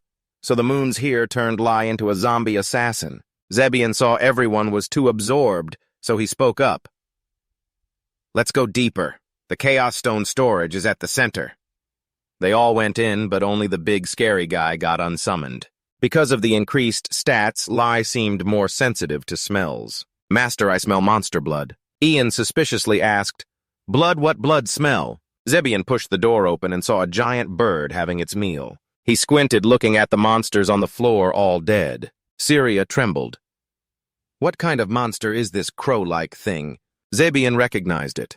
It's a monster he worked hard to create, a hero-tier monster with strength equal to legendary tier. The soul of a black eel is the best material to create a legendary monster. Ian was amazed. It's the material to make a legendary monster. Zebian confirmed. Exactly, it's an extremely rare monster. If you can't tame it, who knows when you'll meet one like it again. Ian was a bit annoyed. Damn it, such a waste. I still don't have demon blood, so I can't tame it. Why now of all times? Suddenly he turned around and shouted to the group. Zebian saw this and knew they'd been located. Ian immediately summoned Babaji and told Syria summon Deng Di, and she immediately followed the order. Summoning Deng Di, Ian began assigning tasks. Babaji teamed up with Deng Di to hold it back, then turned to ask Zebian, Does this black eel have any weaknesses? He straightforwardly shared the info. There are a few things you need to watch out for. Its fur will catch fire every time its health drops to a certain level. That burning state lasts for 5 minutes. If the flame is red, it will be immune to all magic damage. But if the flame is blue, it will be immune to all physical damage. Hearing this, he was very surprised. Is there an order to the colors of the flames? Zebian wasn't sure about that. Sorry, I don't know. He started thinking another way. I understand now, thank you. So far, our forces haven't suffered losses, but it looks like we have to accept sacrifices to defeat that monster, and I really don't want to kill it. The spinning top kept flying high, making it impossible for Huang Kui and Deng Di to attack. Huang Kui angrily looked up and shouted, It's hovering in the air like this. How can we hit it? But Ian confidently said, No problem, we can fly too now. He snapped his fingers to summon Fim and Rake. They appeared immediately, and he confidently taunted Black Eel. The aerial battle began.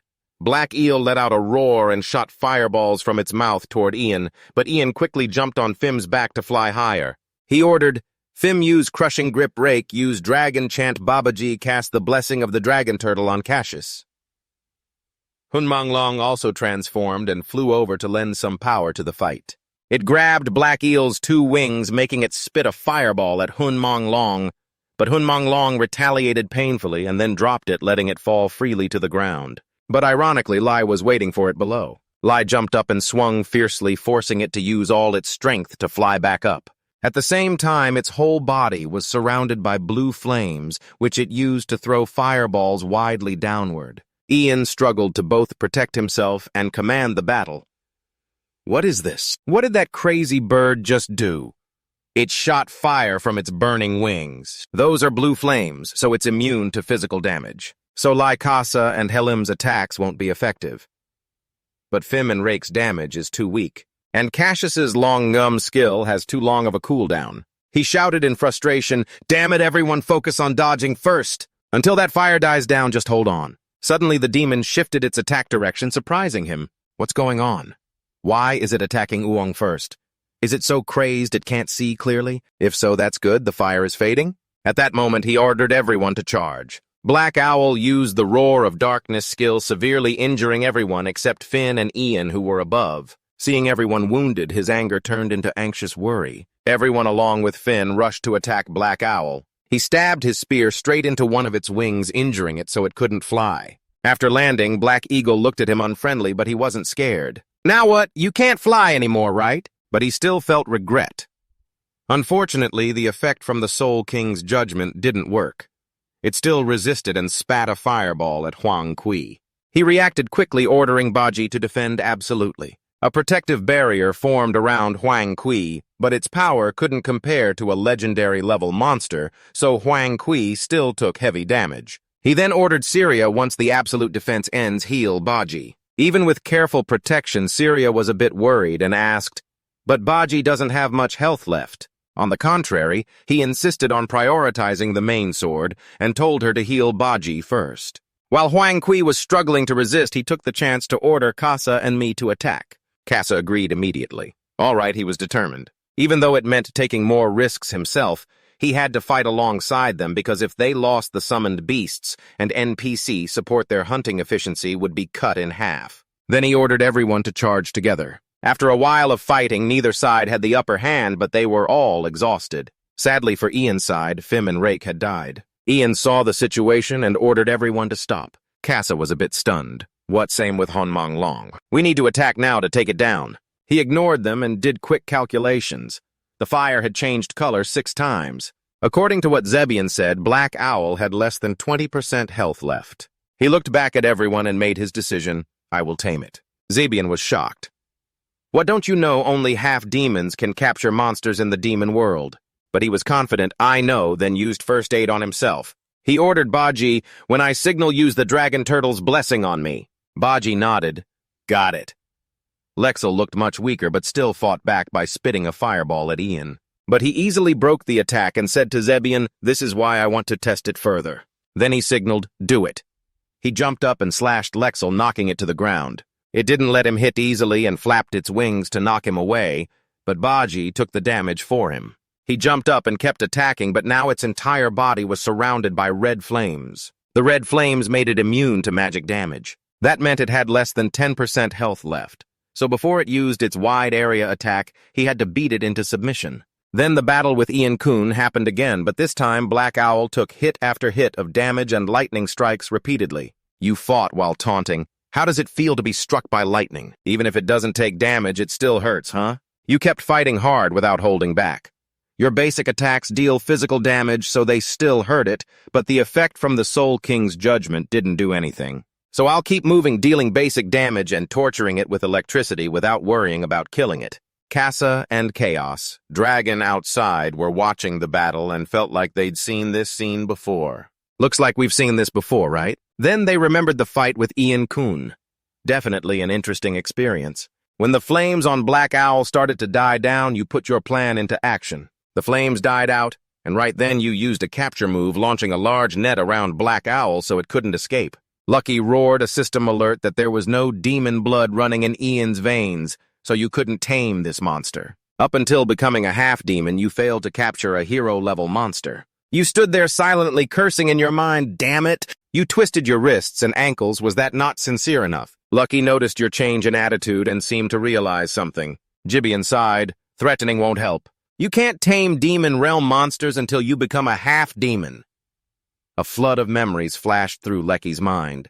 Then suddenly it went silent, knelt down and bowed deeply to Ian, leaving Zebian stunned, confused, and completely shocked. He couldn't believe what was happening anymore. Right then, the system appeared and said that hero monster Leaky wanted to become your summoned beast, but since Ian had no demon blood, you couldn't control Leaky. After summoning, will you accept it as a companion? Ian happily and obediently said, that's good. This makes it easier for both sides. I agree.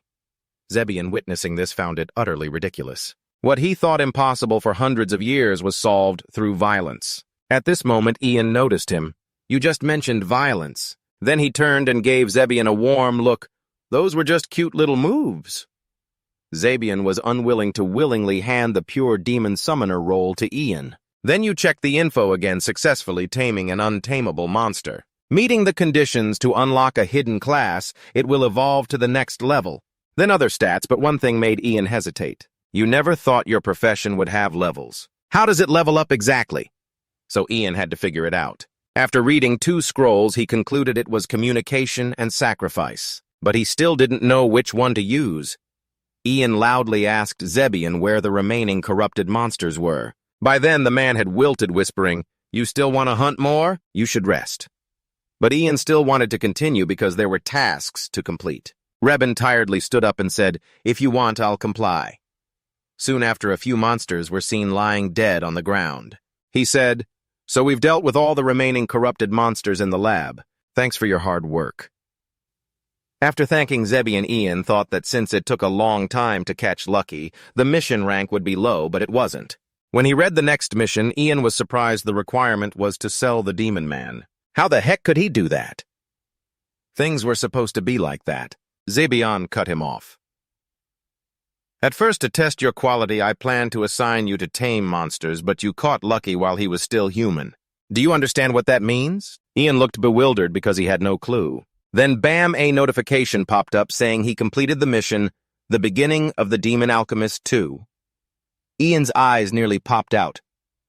How the hell did I finish the mission without doing anything? Anyway, Ian had to thank Zebian for the recognition. He asked what his plans were now. Zebian said he intended to stay here to repair the lab. They shook hands in a peaceful agreement. Then let's part here. I'll come back after I get the demon essence. So they both left. Ian was telling everyone to head to the city but hadn't finished when he fell asleep drooling. Seeing this, Pooji splashed some water on him, some kind of water to wake him up, but Ian still thanked him for waking him. Turns out they'd been gaming non-stop for 17 hours. Time to log out and get some sleep. His friend asked Noel if he knew what Ian was doing or where he was now. Noel figured Ian must have defeated a bunch of demons and monsters and become some sort of demon king by now. He didn't know why his friend would even ask that. Or maybe he just missed Ian. He chuckled awkwardly. No way. Noel laughed out loud. Of course not. Then let's wander around and maybe find him too. I have some things to ask him. The next morning, warm sunlight streamed in rays, slipping through the window cracks, waking Ian up. He rubbed his eyes groggily and checked his phone. Strange how long had he been asleep. He felt something was off, but was determined to grab a bite and get back into the game fast. When he logged in, the scene was a pile of rubble. No building remained intact. Everything was destroyed, collapsed. Ian smirked excitedly, checking where he left off before logging out. He took a deep breath and shouted in a deep, powerful voice, "Hey, everyone!"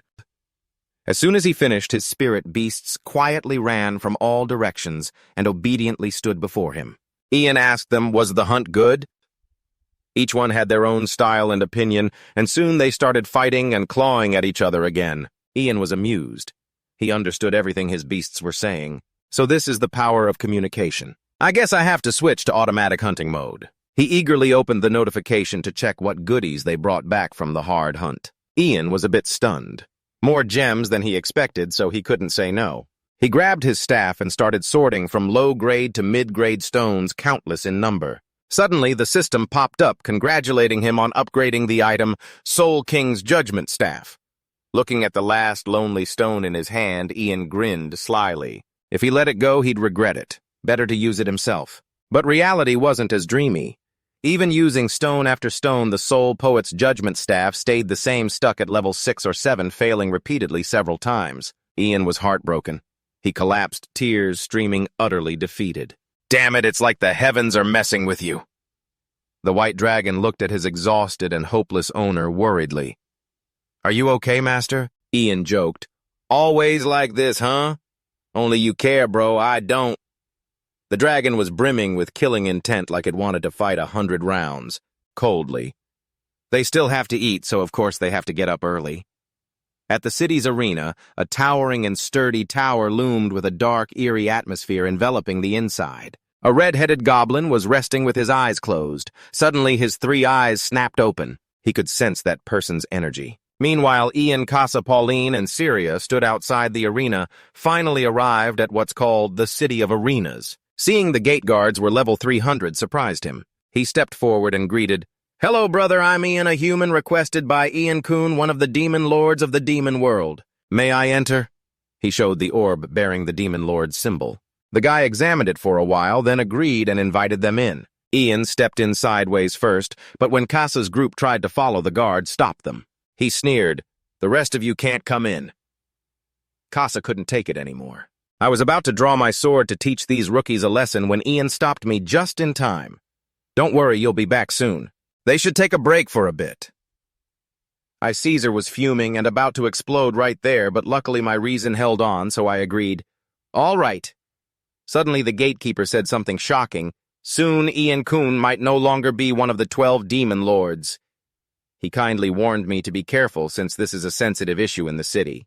If you're looking for Ian Kun, he's probably inside the tower in the city square. Following the guard's directions, I went straight ahead looking around. I had to admit there really were a lot of demons, but at least I was glad to have passed the challenge safely. Announcements kept popping up, updating the situation. After a while of searching, Ian finally found the right spot. I asked skeptically, Is this where Ian Kun lives? The Tower of Punishment chains clanking, eerie screams, deafening noise. Skeletal, gaunt bodies kept clinging to the bars, begging to get out. Some of those demons even screamed like their lives depended on it. Oh man, the atmosphere was so gloomy. The sound of chains was enough. And those demons screaming with pitch-black faces really scared me to death. Ian cried out in fear, almost peed his pants. I was timid, small, teary-eyed, and cowering among these terrifying demons. Ian trembled, stammering, "What kind of demonic atmosphere is this? Could this be a slave market or something?" The system popped up announcing I had discovered the Tower of Punishment for the first time. Reputation increased, and I even received a slave contract. This is definitely the fastest way to get rid of fear. Holding the scroll in hand, Ian had 100,000 questions. I asked, a little confused, "How do you use this slave contract?" The system immediately explained, "Normally, to sign a slave contract, you need to be at least a high-level demon. But if you have this scroll, you can sign a slave contract with any demon regardless of your user level not reaching high demon rank. If the demon's level is too high, the fee will be reduced next time, and the scroll can only be used once." Hearing this, my face lit up with excitement. It's a treasure, but right now I haven't figured out where to use it, so I'll just keep it for now. The most important thing now is to hurry and find Ian. 30 minutes later, I was dazed and stunned, almost falling over. It seemed like this was the path I had run through before, but my head was throbbing and I dragged my feet. Damn it, why is it so hard to find the way? There were slaves everywhere like ants. No clue which way to go. Just when I was about to give up, my sharp eyes caught sight of a demon dressed cleanly, unlike the slaves here. Without hesitation, Ian rushed forward to greet the comrade. He smiled happily and asked if he knew where Ian Kun was. The other person was jotting something down, then suddenly paused and watched him. After a moment, he slowly said, "Maybe it's in the crime center on the 10th floor?" After saying that, he quickly left, not giving him time to ask more. Ian was full of questions. Had he done something wrong? Scene shift somewhere else, a red-horned demon covered in wounds was struggling to launch an attack. That powerful punch landed straight on the face of a long-haired red knight. But just when the red demon thought it was over, a long-haired purple knight, quick as the wind, took advantage of the red knight's blind spot and rushed to attack. A sharp, decisive slash flew out, hitting the red demon, who was caught off guard and immediately collapsed. He struggled to hold himself up, sneering, "So typical of bullies piling on the weak." In front of him stood 3 knights and a mage. The knight with parted hair smiled happily and advised him, "Exactly, you should just give up. You can't beat us." The red demon gave a thumbs up. He had to admit these guys were strong. They were qualified to get inside. The long-haired red knight pointed his sword at the red demon's neck, threatening, "Qualified, huh? Ridiculous. As soon as I kill you, isn't that exactly what I want? Besides, killing you will earn me fame and loot. So why should I keep you alive?" The red demon didn't argue. If they killed him, these people would get fame and loot. But they should think carefully. He calmly analyzed, "If you kill me, the new gatekeeper demon will be appointed immediately. If you want to get through the gate, you'll have to fight again. Think carefully which option saves more time." The young knight's hair parted as he understood, then advised his teammates, "Enough, Sa Jiang." She asked irritably, "Why deal with the next gatekeeper? It's annoying, but now we can get loot." So Long held her hand. Yes, they would get loot, but this is the best way for everyone. If they kill him, they'll have to wait for the next gatekeeper to be appointed. Right now, they need to make sure everyone stays alive, so they can take full control of the area inside Zone 110. So Jiang finally listened, sheathed your sword. "The battle ends here. They're free to enter and exit the gate." The mage immediately summoned a spirit beast. She excitedly asked, "They defeated the gatekeeper, so they must have been faster than Ian, right?" And the little demon didn't answer, instead asked, "What if they could? What if they couldn't?" The mage was confused. Could it be that Ian was the first to defeat the gatekeeper of 110? The little demon curled its lip. It's not that they were the first to defeat the gatekeeper of 110, but that he has the seal of a high-level demon. That's a different story. No one answered that question. Just now he had received a Virtue Demon's Gem, a rare treasure that let him experience what it's like to become half-human, half-demon. Immediately he checked the info about it. It's a rare item, a kind of essential oil extracted from demon red syrup, and especially the user has to be well prepared mentally before using it. Looking at the current situation, he felt this wasn't a good deal. The gem was hard to use, and he wasn't sure he could even survive until the end of this challenge. Just as he was about to risk it all for a final fight, the system announced he had passed all the trials. He was more stunned than a clueless deer. It was over. The glowing blue light from the system shone along with the announcement that he had officially become a Cambion. Immediately, everyone rushed to find him. "I found him." That person smiled brightly and cheered. "Ian became a Cambion," he shouted loudly, beaming with joy. "The ghost is celebrating," LeMay said. "Even if you can use demon power, you're not the first, right?" She thought she had found the stone first. Thinking it over, if her prediction was right, Ian must be nearby. Then she remembered Ian's guards and quietly considered especially about the boyfriend. Everyone thought his talent was nothing special, but they were wrong. On the contrary, it seemed Sarah from Carmen was the one who judged him most accurately. Determined to reach her goal, she and the ghost kept chasing after him. The ghost teased like a dog chasing a chicken too much, right? That itchiness was driving LeMay crazy. Meanwhile, Ian was finding his way to Seraphin's house. Following Jenkins' advice, he would tell him, "I was held here and you can talk about how you handled my investigation request. The rest he'll take care of."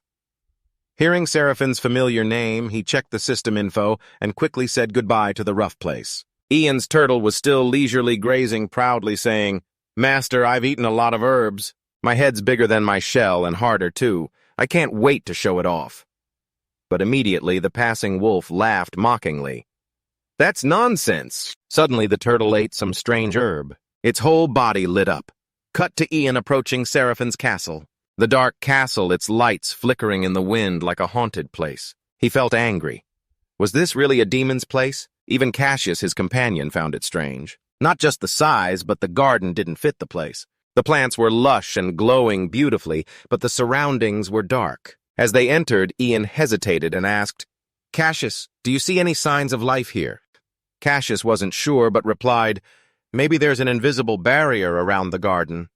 Suddenly a voice echoed, "A human and a dragon. What a rare combination." The mocking voice continued, "Not just an ordinary human, but a Cambion. It's been a long time since I've seen something like this." The voice echoed loudly throughout the castle. Ian blurted out, "Who's there? Who's speaking?" The voice proudly replied, "It's me, the master of this castle, Seraphin." He looked up to see Seraphin sitting on the throne, his gaze cold and authoritative. He didn't hide it either, explaining that Ezreal brought him here and that he wanted to learn about the demons. He realized Ian was a more important guest than he thought, and this wasn't the place to discuss things. He snapped his fingers and a magic circle appeared beneath Ian and Cassius, then both of them disappeared along with the magical light. On the battlefield side, Lisa Han was standing with her arms crossed, watching everyone fight the monsters. Reaching double class and becoming a Cambion isn't the only way. Maybe there's another way, but no one knows about it. He was still keeping an eye on Ian. He was impressive both in skill and luck. His subordinate reported that the scouting around had been completed. Lisa Han would take down that monster herself. He raised his sword, eyes full of killing intent. Though he entered the demon world later than Ian, he received a hidden mission, thinking that he closed in on the monster's feet. He took a running jump, slashing at the monster's back, making it stagger. Lisa Han jumped again, this time higher, stretching over the monster's head, aiming straight from its crown, and slashing down, successfully splitting it in two amid the cheers from others. He sheathed his sword. If he completed this hidden mission, he would truly become a demon. Your half-hearted effort won't beat his real determination. Meanwhile, Ian was now sitting across from Seraphin, and they began their discussion. He mentioned hearing about the saboteurs and wanted to seek his help. Ezel said that to stop the war between humans and demons, they first had to stop the internal conflicts among demons. Seraphin was surprised that Ezel knew about the internal matters even though she was far away. A new mission popped up in the system, find the Lord of the Demon Island, Demon King Jikado. Seraphin raised his hand and a scroll appeared. It was an item, a letter from Seraphin. He asked Ian to deliver it to Jikado, suggesting that preparing carefully before moving would be better. Ian agreed since he planned to reach at least double class before leaving. If combined with this mission, it would be easier to achieve. However, what Ian needed was the hidden class, so first he had to go to Zebion's Research Institute in Area 107. Suddenly he remembered and asked Seraphin about the high-level demon named Jakun, recounting what had happened between them. Seraphin had no idea that Jakun was imprisoned in the punishment tower because of the saboteurs occupying the city, so his powers were severely limited. Even the demon lord Haiken was affected. You were worried that Seraphin's strength wasn't enough to free Jakun, but he assured you he could help at the latest in a week, earliest in 3 days.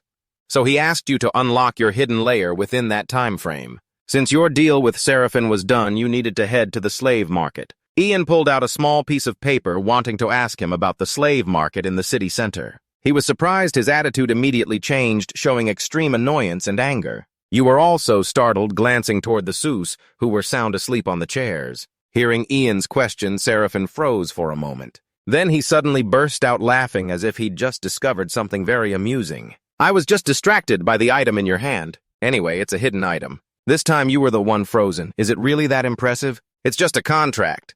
Seraphin looked at it and knew right away it seems you don't really know much about it either. He revealed some news about the city to you. The owner of the slave market, Dice, declared he would open the market on the lowest floor, where only demon lords or those carrying slave contracts could enter, but only once. Usually that place is reserved only for demon lords, and it opens once a year just for high-ranking demon nobles or elite demons. And there they sell slaves so rare that no one has ever even heard of them. Ian couldn't believe it. No way what could be so important about a slave contract for him to do that. Looking at the contract in his hand, this definitely seemed like an amazing opportunity. But at the same time, it could also turn into a headache and the source of trouble. Seraphin also revealed a fact: the slave contract itself might not be worth much, but there is one important factor. It's extremely rare. It's an item issued only once a year. Ian finally realized what kind of background the thing he was holding had. So it really is very rare. When something's rare, even if it's a common item, it can increase in value. You still weren't convinced, but even so, the value of this slave contract was still way too high, just as he said. Why would that demon named Dice go to such lengths? He sighed in frustration, but revealed there was a reason. He's a father who loves his child very much, and he has a beautiful daughter. Ian was so shocked his mouth dropped open like a fish out of water. Huh? At 100 demon zones, the southern gate suddenly flashed a blinding light. Streams of energy intersected, lighting up the space brilliantly. Saklan was thrown out of the gate. He struggled to steady himself, cursing, "Damn it, it's too strong." Sullivan reached out to help, but didn't forget to mock him. "You're still alive." Saklan was helped up and angrily asked, "Aren't you happy? Your guild leader came back safe?" Sullivan pretended to be innocent, saying, "Why would I say that? You know, that wasn't what I meant." After joking, he got serious. "So can you tell us what happened over there?" Saklan reported the situation. "It's going to be hard to get into the 90-99 zones for a while. It's more complicated than I thought. The entrances to the 2-digit zones look a bit different from before. It's not a structure where many people can try at once. No matter how many people enter, each one is sent to a different trial room, and in each room, there's a hero-level monster waiting." Scarlet asked directly, "So did you defeat the monster?" Saklan took a sip of water and replied, "If I did, would I be thrown back out here? I made it all the way to Zone 99. Silen was confused, "But you came back safely. You mean the monster spared you and pushed you out?" He bluntly replied, "No, I was brutally beaten by that monster. However, when my health dropped below 10%, I was automatically pushed out. I'm strong and yet completely defeated. I couldn't even get that monster's health below 50%. Then Saklan announced, "For now, we will pause challenges in the double-digit zones. We'll return to Wrath City to reorganize our forces."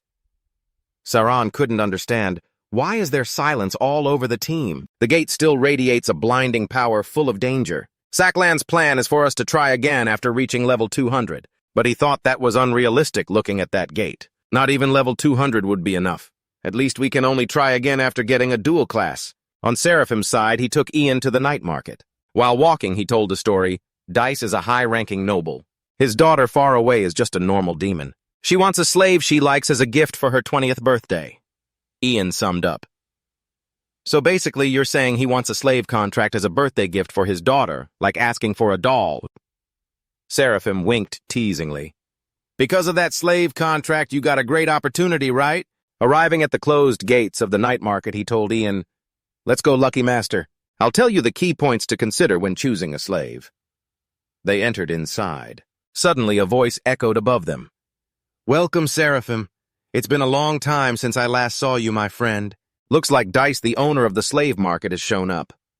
Seraphim hurriedly introduced, "This is the friend I mentioned before. It's his first time visiting the slave market."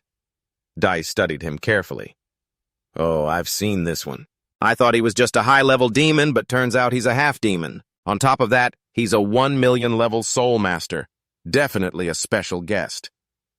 Ian shyly scratched his head and said, "Lord Dice, this is the item Lord Seraphim mentioned to you."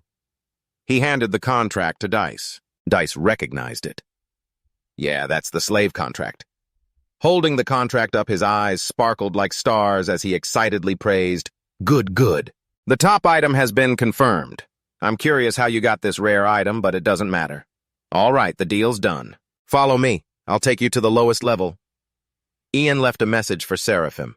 "I'll see you later." Then he followed Dice. Looking around, he was filled with curiosity. Is this the place Seraphim mentioned? Everything before Ian's eyes made him freeze for a moment. Dice gestured behind him and respectfully introduced, "This is the lowest level of the slave market in Wrath City. A spiral staircase stretches endlessly before you." Dice carefully warned, "Once you enter here, you can only sign a contract with one slave. The time limit is half a day. If you don't sign the contract within that time or as soon as the person signs it, you'll automatically be teleported back to the first floor. I hope you find a slave at least at the hero level." Ian remained very calm at this suggestion. "All right, let's look around carefully." Heading down the stairs, he kept analyzing what Seraphim had said. Most information about the slaves is hidden. The most important details can't be confirmed until the contract is signed. So Seraphim suggested 3 types of slaves. Ian stopped in his tracks and stared ahead. 3 names came to mind: Moon Elf, Kaga, Phantom, and Karagon. These are 3 races. The Moon Elf was chained with iron shackles right in front. Remembering back, Seraphim said buyers usually focus only on a slave's stats. They think that's useful for their overall strength in the future. But that's really foolish. Using slaves as regular troops in war is the worst choice. Ian was a bit surprised hearing this for the first time. Then Dice explained that no matter how high a slave's stats are, they ultimately can't defeat a high-level demon. That's really a waste of slaves. So when choosing a slave, instead of looking at their stats, look for the slave's special abilities. Ian studied the slave in front of him. That's why Seraphim suggested these 3 races with outstanding special abilities. This Moon Elf is one of those races. But another important thing is specialization with race linked to special abilities. Taming info pops up: Areola level 105, attack 2, 125, defense 1, 455, agility 2, 5 and 12, intelligence 3, 312, HP 132, 459, 132, 450, level 105, race trait. Moon, Elf, slave classification. Unknown. Rank, personality. Sensitive. Special ability. A race trait. Unknown. Special ability. B. She's a night fairy under the moon's influence. She creates beneficial effects for her allies. Looking at Areola's radiant appearance, he silently evaluates. Related to race means the special ability is connected to the race. Race specialization means when the special ability related to the race is used, that ability is boosted by 2 levels. Race specialization only matters if it comes with a prerequisite of being related to the race. If a slave of the Moon Elf race has a special ability not related to their race, even if there's a race specialization option, it won't mean anything. It's all just a facade and empty shell. Ian immediately turns and leaves. Even though she's Moon Elf, since her special ability doesn't have race specialization, he'll pass on her. So on to the second slave. He swipes it aside quickly, hoping the second one's not a beast slave. Next, Ian checks and immediately knows this one's not right either. He holds his head, frustrated and helpless. No slave is suitable. Time's running out and his steps get faster. Not much time left, but I will definitely find the best slave. Just then, Ian encounters something that makes him freeze for a moment. He hesitates and says, "Is this person Kaga Phantom?" Even Cassios behind him is stunned and stammers, That's... Ian looks back at him, puzzled. "What's wrong, Cassios? Do you know something about this slave?" At a mansion in the southeast of Fury City, inside the building, Saklan stands alone among a group of people. As you all know, this guild mission is a great opportunity for our Titan Guild. We are the first to receive this guild mission from the Demon Realm. Only our guild can bring 20 members into Fury City. At Saklan's rallying words, everyone is filled with energy. He shouts determinedly, "So we can't let this chance slip by. Now's the time to wipe away the bad reputation of always coming in second. This is our chance to rise up and become the #1 guild." The guild collectively shouts, "Titan, Titan, Titan." Saklan promises everyone, As soon as the reorganization is complete, I'll end this mission on the bottom floor of the black market. Ian and Cassius are both so shocked their mouths hang open. Unbelievable. Cassius's eyes are full of surprise. He can't believe a creature like this exists. Looking at the Kaga phantom in front of him, he finally regains composure. I've never seen such a cute dragon since I was born. Master Ian. I didn't expect an old man to have such taste. You like that type? He evaluates the chubby dragon in front of him. So this is a dragon. A female dragon. Why is she fat like a pig? Isn't she supposed to be a winged lizard? Kaga senses the disdain from that guy. What are you looking at, Ian? Cassius guesses curiously. Did you have a big head and chubby cheeks like this when you were little? Is being chubby the beauty standard for dragons? He stammers his denial. What do you mean by a divine creature? No way I was like that. Master Ian exposing Cassius's words. You just said it was cute. Older people always make excuses. It's adorably weird, and Ian thinks that makes no sense. What does that even mean? But he has a hunch, so he opens the system to check. I think it will fit. Reading the info, Ian is shocked. Let's see, is this really an amazing creature? Taming info for Kaga Phantom, level 145. Attack 135, defense 77, speed 97, intelligence 7, 8, 12, HP 2, 334 out of 2, 334, level 145. Race Kaga Phantom, slave classification undefined, personality shy. Special ability. A race-related specialization. Race-based. Evolution ability undefined. Special ability B, rare ability undefined. Special ability C, race-related specialization. Race-based. Evolution ability undefined. This is an ancient race, now forgotten. Some believe they are the ancestors of the Kaga Phantom, or the ancestors of the Kagon race. But the truth hasn't been confirmed. They have big heads and small bodies, giving the impression they haven't fully grown. But what's amazing is they're like living fossils. Having lived for at least 3,000 years, they hate being called cute. He doubts it while looking at Kaga's goofy face. Intelligence 7, 8, 12. He decides not to believe those stats. Ridiculous. Ian clenches his hands. He's about to choose. Why didn't I realize this is a devil's temptation? He silently watches the seemingly dumb dragon. Stay calm and make a reasonable judgment. Just like Seraphim said, if the skill isn't useful for combat, you shouldn't choose it. Now that I look closely at the info window, something seems off. Intelligence is 3 times the HP. I've never seen that before. I've never seen a level 145 game character with less than 10,000 HP. That means even a light bite from Pooji could kill it instantly. Right.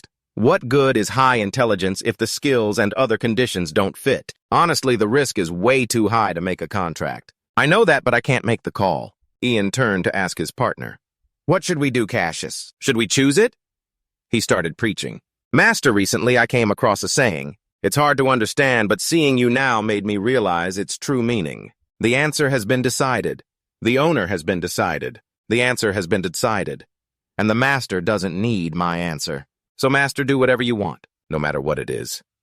Finally, Ian boldly sealed the deal. Sorry. Then let's welcome a new friend. Unlike the calm at Ian's place over at Hun's, a tense battle was underway. They entered the gate and fought a monster with a chubby body. A wave of power radiated from its mouth, making it impossible for anyone to get close. Kanuel was knocked back by the aftershock of its supernatural power. Seeing that Hun warned dude that's an AoE skill, he understood the situation clearly. Okay, one move, order Dragonjaw to summon my beast to charge into battle. System notification. The summoned creature Kanuel order has used Dragonjaw. The gatekeeper Selasiuma is silenced for 10 seconds and experiences fear for 3 seconds. Knowing the moment had come, Kanuel ordered VA Lamb, now's the time to attack. And Lamb immediately charged to attack Selakuma while it was immobilized. The team saw the odds tipping in their favor, cheering wildly. Are we really going to beat it? Looking at the boss's health down to only a third, he's really hopeful. We're almost done with it.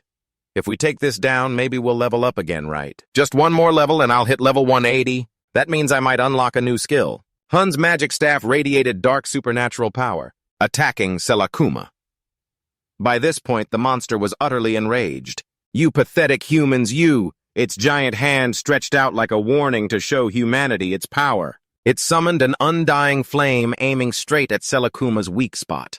The moment has come. We just need to strike back accurately. The battle will be over. You know that, right, Kanon? Getting excited now. At this moment, he summons Ion. Ion. It's time Ion aggressively charges toward Selakuma. The monster isn't phased at all and unleashes a powerful barrage straight at Ion. It's not afraid of fire and still rushes wildly toward Selakuma. Meanwhile, Hun grips his staff tightly, his face full of confidence. He's been waiting for this moment. Magic from him surges toward the enemy. It's the vengeful spirit's retribution.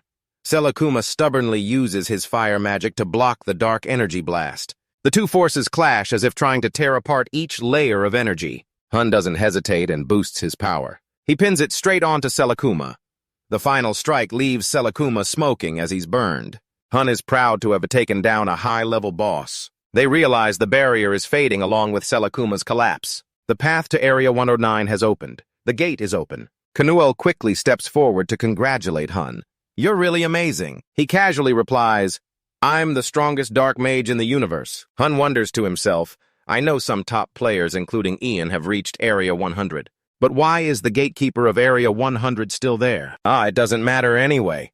I'll keep fighting and look for Ian in the Demon King's castle." The whole castle is shrouded in a dark, gloomy atmosphere. Saklin's group has arrived. The heavy gates slowly open. System message.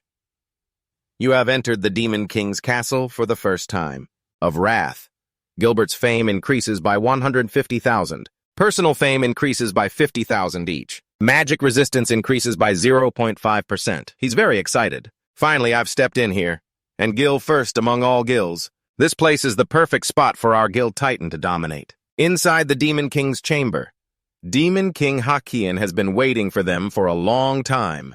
He coldly crushes Saklin's dream. That ambition I will never allow you. He's stunned. What are you saying? You refuse to give us the mission? Hakian calmly confirms, exactly, you must complete the mission under my conditions. To be authorized with a total of 8 members. Each class must have 1 person. You must form a group and complete the mission. Saklin didn't expect to run into such a difficult guy here. Damn it. What a sudden problem after we thought we were doing so well. The Demon King mission's reward is to become an official guild in the city. It sounds not that important, and at first glance it might seem trivial. But if registered as an official guild in the city, through the mission reward, the shop usage fees in the city will be significantly reduced, and the guild will also be able to receive offerings from the demon temple in the central square, along with access to the nearby teleport gate. But with the mission blocked like this, Saklan has no choice but to accept these terms for the mission. Understood. I will meet the conditions and come back. Leaving the castle, the whole group discusses. What should we do now?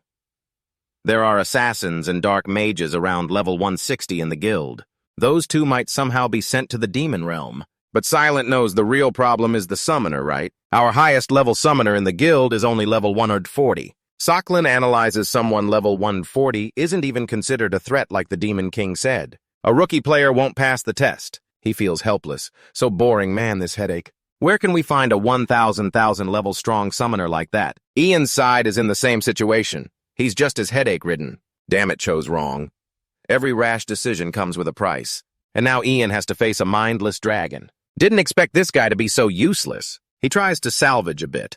Looking at the potential ability, it's not totally useless. First is the race's signature skill. Descendant of Darkness is immune to all attacks except those with light attribute. Takes 50 times more damage from light attribute attacks. So when he pulled this curtain back, Kaga screamed loudly, which annoyed him.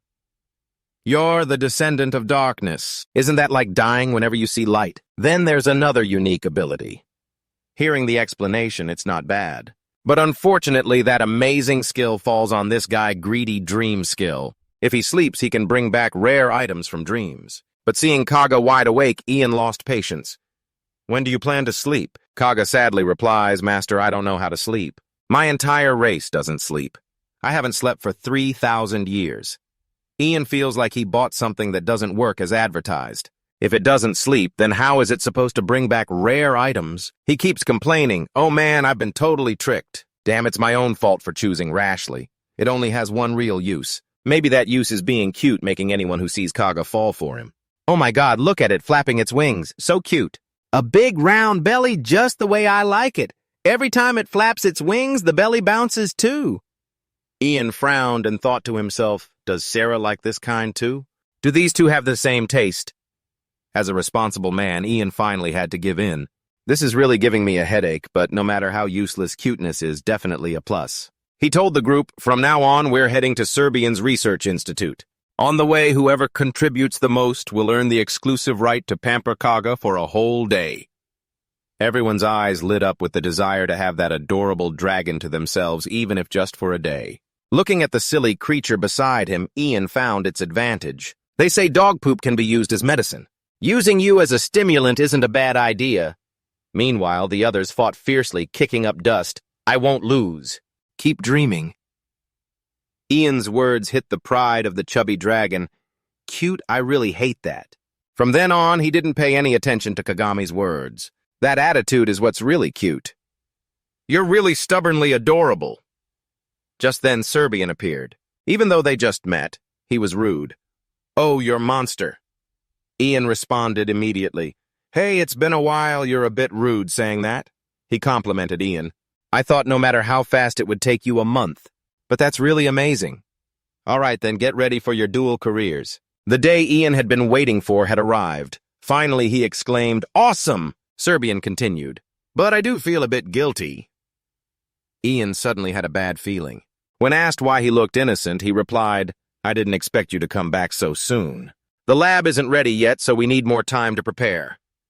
Ian quickly sensed something wasn't finished, so he asked directly, "How much longer?" Serbian answered, "Probably at least another week."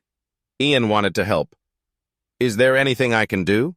"Anything, just say the word." Serbian noticed Ian was getting a bit impatient. Over at Saklin's group, they rested in a building. Inside, the group looked exhausted, like they'd been drained by capitalism. After 16 hours of work, Saklin sighed. "This is frustrating, seriously."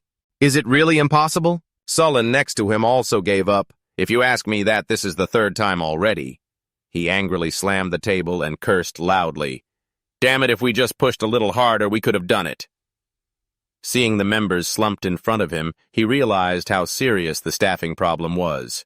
Their skill level is just that. Skills can't make up for it. This is the consequence of being careless in recruiting new profession members. Regretting now won't help. The only way is... They growled angrily. "You evil master!" The white wolf was really pleased. "I thought I had finally found the right master." Watching it dance, the others quietly sneered. "That guy must be crazy." I thought so too. Only Pooji stayed quietly in the corner, knowing clearly it shouldn't come back. The master is really scary. Coming back now means being forced to work. Thinking about selling its life to the capitalists, it immediately ran away. "Even if I join in, it won't help much. You need to keep taking herbal medicine to get stronger. After becoming a cooler turtle, my Pari will proudly return to the master." Ian woke up after a long sleep feeling very refreshed. "It's been a long time since I had such a good sleep. Looks like I slept for about 10 hours. Looking at the sunlight shining through the window, Ian sighed. The weather's warm and the sun looks beautiful. It feels like the whole world is full of joy. A deep sleep really is the best. Had enough sleep, finished eating now, I'm full of energy and shout, "Let's play some games. Let's jump right into the lawn server."